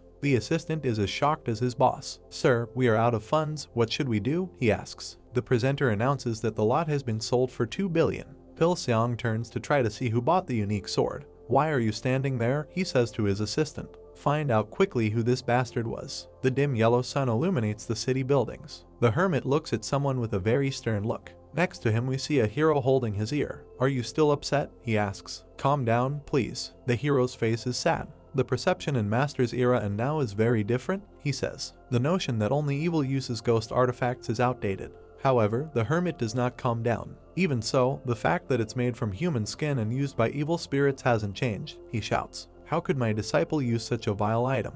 Oh my, this is so distressing. The old man contemptuously turns away from the hero, who looks at his teacher in bewilderment. So dramatic, the guy thinks. He walks down the street, and the hermit moves nearby through the air. Please understand me, says June to the old man. Thanks to this artifact, we received a very valuable item. In front of us is a sword, which is slightly removed from its sheath. Although it seems to be a very good item indeed, says the hermit. Master, I had no doubt that you would immediately recognize its value, flatters the hermit June. Smiling, he takes hold of the handle. It may look like a regular grade artifact, but the blade of the sword shines brightly. The hero looks at him through the prism of the blue information window. If you infuse a certain level of internal energy, it becomes awakened demon slayer. He completes the sentence he started earlier. We have another information window in front of us. Demon slayer awakened. Grade S. Description: a weapon used by the sword master only against demon cults. Effect: strength plus 50, stamina plus 40, attack power against demons plus 40. Hidden effect: the more demons it cuts down, the more the demon slayer's power and the user's internal energy increase. June looks at the last part of the message. He remembers a character from his past life. That's why the ghost of the Sima clan was so strong in the past, thinks June.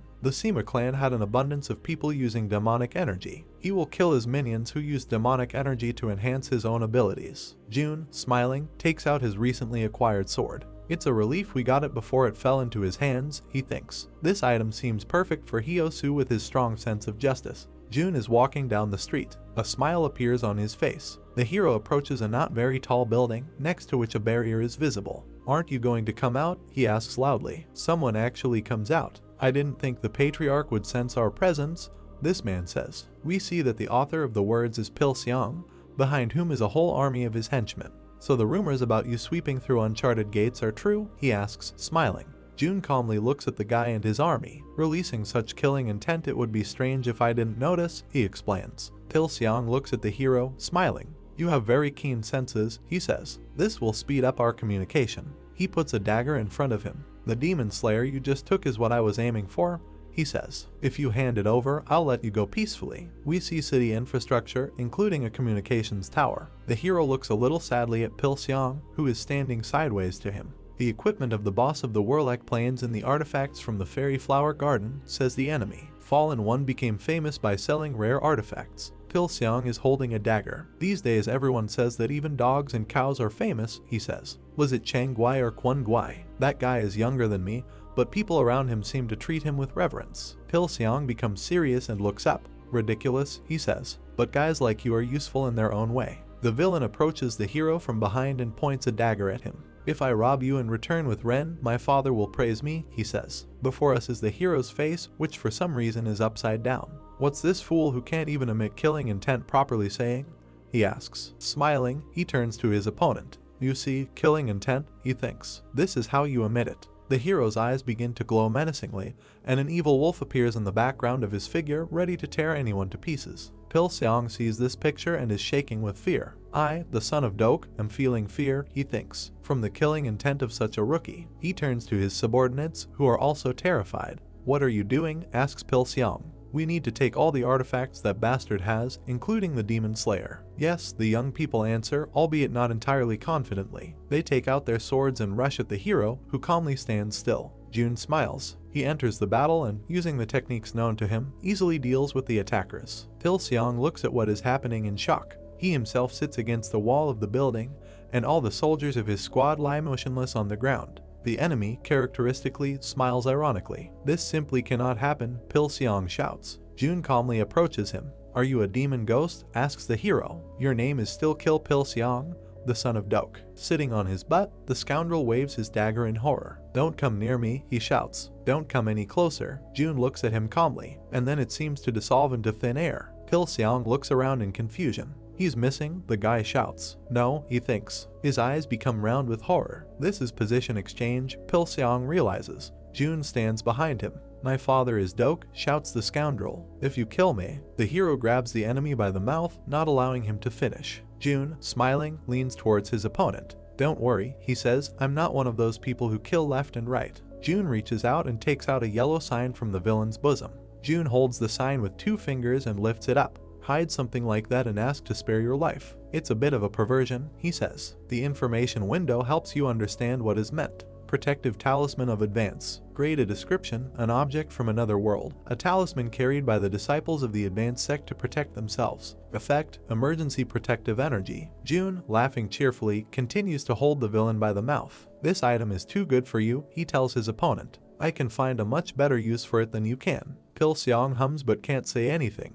June lowers the opponent to the pavement and presses the back of his head against the rocks. Now, what should I do with these? He says. Here is a reporter who tells his viewers important information. Last night in front of the Union building, the son of Dok, Pil Seong, was found tied up with ropes along with people presumed to be his subordinates. We see a column of people in question pass by. The person who captured them is unknown, and even after checking all the nearby CCTV footage, no trace could be found, the reporter reports. That man left this note at the scene and disappeared. A piece of paper is attached with a piece of plaster to the scoundrel's back. The journalist reads out the text of the note. I caught a bad guy who bullies innocent people, so please punish him. I won't negotiate with Dok even with this guy. Fallen one. That's all, the journalist reports. A car passes behind the operator who is filming it. The Union plans to investigate this fallen one who left the note, the reporter tells his viewers. Before us is a bearded man with a rumpled face. What did the Union say? He asks. This man is riding in the back seat of a limousine, which was passing behind the operator. They say it will take some time to negotiate since there are many eyes watching. The driver answers his question.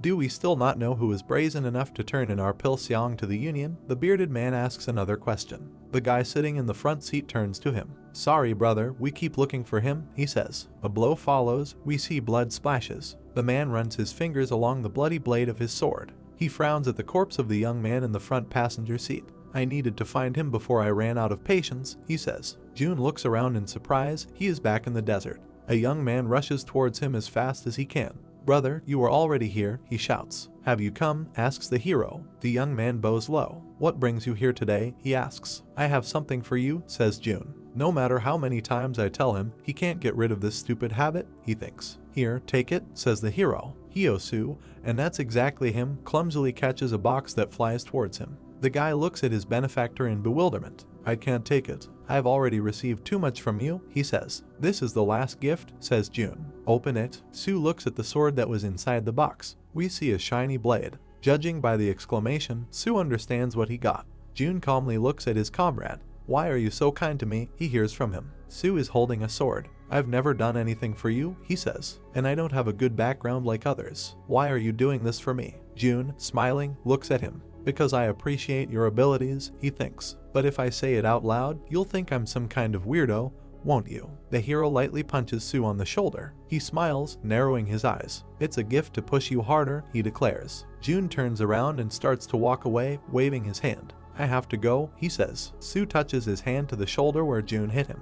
He says things he doesn't mean, so I won't feel burdened, he thinks. Then the guy grabs the hilt of the resulting sword with both hands. The guy bows his head, although June, who is leaving him, does not see this. His magnanimity is like the Pacific Ocean, Sue thinks. I respect him beyond admiration. I'll follow you for the rest of my life. We see a glowing window. June plays with the blue fox and talks on the phone at the same time. Yes, hello, he says. Hello, fallen one, he hears. This is the underworld. The item you requested has arrived. June listens carefully, holding the phone to his ear. Thank you, I am very grateful for what you did, he says. Blue Eye plays with a white tassel. You're welcome, the hero hears. If you need any help, just let me know. Any time of the day and wear it. June smiles, standing next to the window. Now we need to get ready, he says. The bright moon illuminates the roof of a traditional Asian house. We've finally managed to track his movements, someone says. The young man stands on one knee and says Shimjin HWA. Apparently, this is the name of the guy standing with his back to the kneeling young man.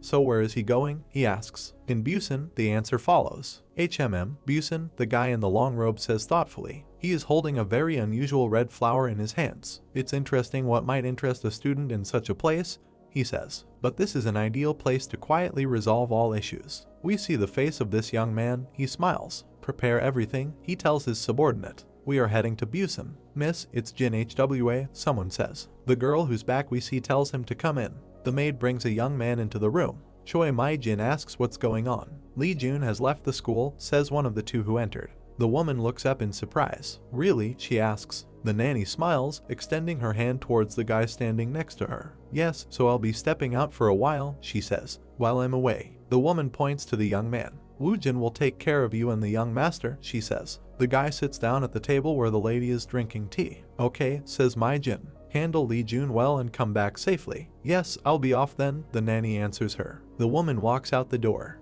Jin and a young man are sitting at the table. Mom, does the nanny know how to fight? The guy asks. I thought she was just an ordinary maid. This is impossible, says the mother. Smiling, she remembers her past. Nanny is no ordinary person, she declares. She was brought in by your maternal grandfather after he cleared the red zone gate. The guy jumps out of his chair and stares at his mother. What? That means they are monsters, he shouts. A woman drinks from a cup. They are not monsters, they are people just like us, she explains. Although, a slightly strange expression appears on her face. Their essence might be a bit different, she admits. Before us is a large city in some parts of which serious damage is visible. Busan, once known as the second capital of South Korea, thinks June. Now the city is in ruins due to the dungeon break. Monsters released from uncleared gates have taken over the entire city of Busan. A bloody sword sticks out in the ground with a red ribbon tied to its hilt. The alliance of 15 families, the Martial Alliance, and Samarion tried multiple times to reclaim Busan, but failed every time. The hero looks from the roof of a high-rise building at the majestic bridge crossing the bay. Korea eventually gave up on reclaiming the Busan area, now only keeping the monsters from escaping beyond Busan, leaving it still as an uncleared gate area. There is a thoughtful expression on the hero's face. It's been a long time since I've been here, he says. June remembers his old self, very badly beaten, with a plaster on his face. Not far from him stand 3 young men talking in their circle. Those damn divine power family bastards, the hero thinks, betraying humanity and siding with the demons of this world. What a trash. 3 guys look at the hero with eyes burning with evil energy. The only help we get are these useless D-rankers, says one of them. The hero turns away from them. He is clearly upset. Jin appears behind him and calls out to him. June turns to him and greets him. How are you feeling? Jin asks. After this standoff, we'll be facing the demons soon. The blonde smiles, stroking his neck. I'm always grateful, he says. You could have sided with the Divine Power family and the demons, but you made the difficult decision to turn your back to your family. June, smiling, looks away from the guy. It's only natural, he says. Not everyone would think so. June looks to the sky. I was completely useless then, he thinks. Now I can get stronger with my ability, and I can fight off the monsters. June clenches his fist and looks at him. It's the complete opposite of before, he says. Something moves under his shirt. This is Blue Eye, who, having made a funny sound, sticks his muzzle out. June strokes the animal's head. Yes, it's all because you helped me, he tells his pet. A hermit appears next to the hero, fanning himself with a fan. You owe your strength to the master who recognized your potential, the old man objects. June looks at the hermit as if he is mortally tired of him. We spent so much time together, and he continues to behave like a capricious child, the hero thinks. He sighs heavily. The hermit rages over the young man's head. My words seem pathetic to you? He asks. Of course not, answers June. You are an ungrateful student?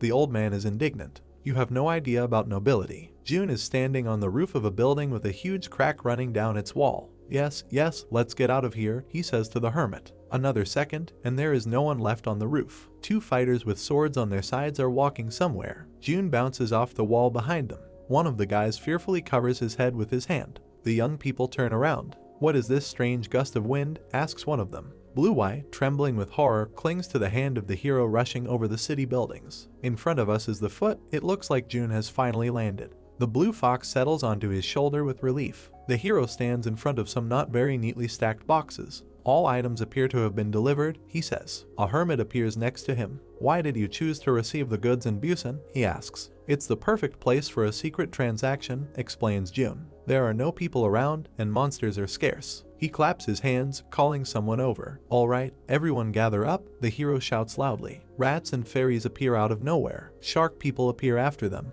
Monsters surround the boxes lying on the ground. We are working, June orders. The monsters unanimously drag bags and building materials into blue mini portals. June and the old man watch them work. Have you ever seen such diligent workers? Asks the hero. They've reached the pinnacle of menial labor, surpassing the ultimate level and entering the sublime, answers the hermit. The leader of the rats runs up to the young man. Master, we've moved everything, he says joyfully. Great job, Teger, praises him June. Smiling, he says that the monsters can now return home. Yes, the leader shouts joyfully and orders his subordinates to clean up everything after themselves. The hero looks at the screen of his phone. It seems I need to go back too, he says. Jun heads towards the portal located nearby. However, something makes him look back. We see the leg of a man appearing behind him. The hero looks closely at the one standing in front of him. A very familiar and incredibly disgusting aura, he says. Long time no see, Shim Janhwa, he says. Behind the back of the character whom the hero greeted is an army of his henchmen. The woman folds her hands in front of her face,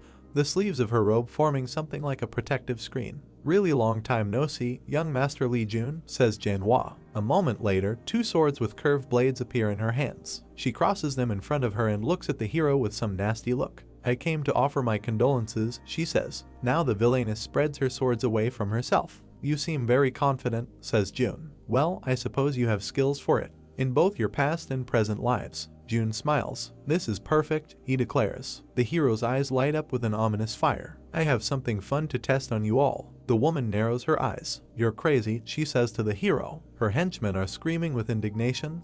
They are ready to rush at the insolent right now. Boss, just give the order, we will cut off his head, they shout. Shut up, orders the woman whose back we see. She gets lost in thought. Lee Jun. No matter how strong he's become, he can't take on me and all the Ghost Slayer members. She looks at the hero, who stands completely calmly in front of her. Where did he get this confidence? Jin Hwa thinks. Could it be that coming to Busan was a trap to defeat us? Narrowing her eyes, she orders her subordinates to stand still and not take rash actions. Jun looks at her a little surprised. We see how her ward, who is now married to the hero's father, clings to the nanny's chest, smiling. Shim Jin Hwa, Jun thinks. Normally she serves as the nanny for Choi Mijin, the wife of the Divine Power family head, but secretly she is the leader of the Ghost Slayers and one of the strongest in the Overlord family. Jin Hwa, smiling, holds two curved swords. With such power I thought she would charge without hesitation, thinks Jun. But she is very cautious. The hero smiles wryly. It's very unpleasant, he says. Jun assumes a fighting stance and tells his opponents that if they don't attack him, he will attack them.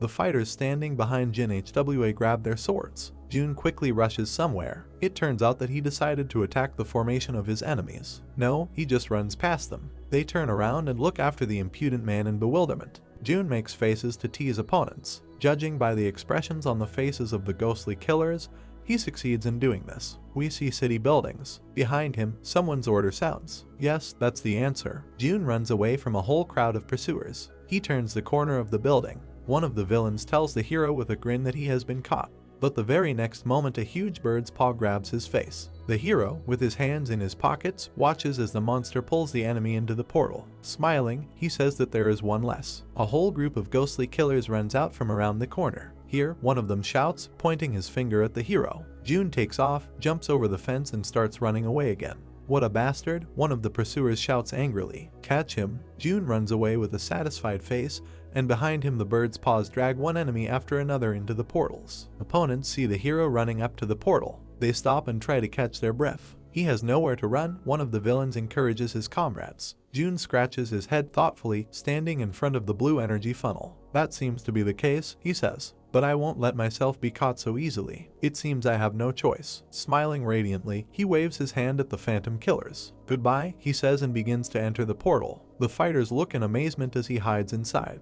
Yes, this is some kind of psycho, one of them is screaming. Jin Hwa stands next to two of his subordinates. One of them reports that Jun escaped through the portal. The guy stands behind the woman with his hands behind his back. Many of our people disappeared trying to catch up with him, he says. What will we do next? Jin Hwa looks thoughtfully somewhere to the side. Lee Jun, she thinks. What are you up to? Okay, let's do the following. We can't go back until we kill him anyway, she says. Jin Hwa, gritting his teeth angrily, brings one of his swords to his face. Notify all Ghost Slayer members, she orders. Prepare to enter the gate when I arrive. Jun stands in front of the portal. He is met by the leader of the shark people. Ah, sir, you're back, the monster asks, grinning his teeth joyfully. Have you dealt with those I sent? The hero asks. We see the monster's limb and understand that it was precisely this that snatched the ghostly killers through the portals. Naturally, the leader of the sharks answers. We will use them as fertilizer for flowers. Just make sure that these are not edible plants, Jun asks. Well, okay, the monster answers in bewilderment.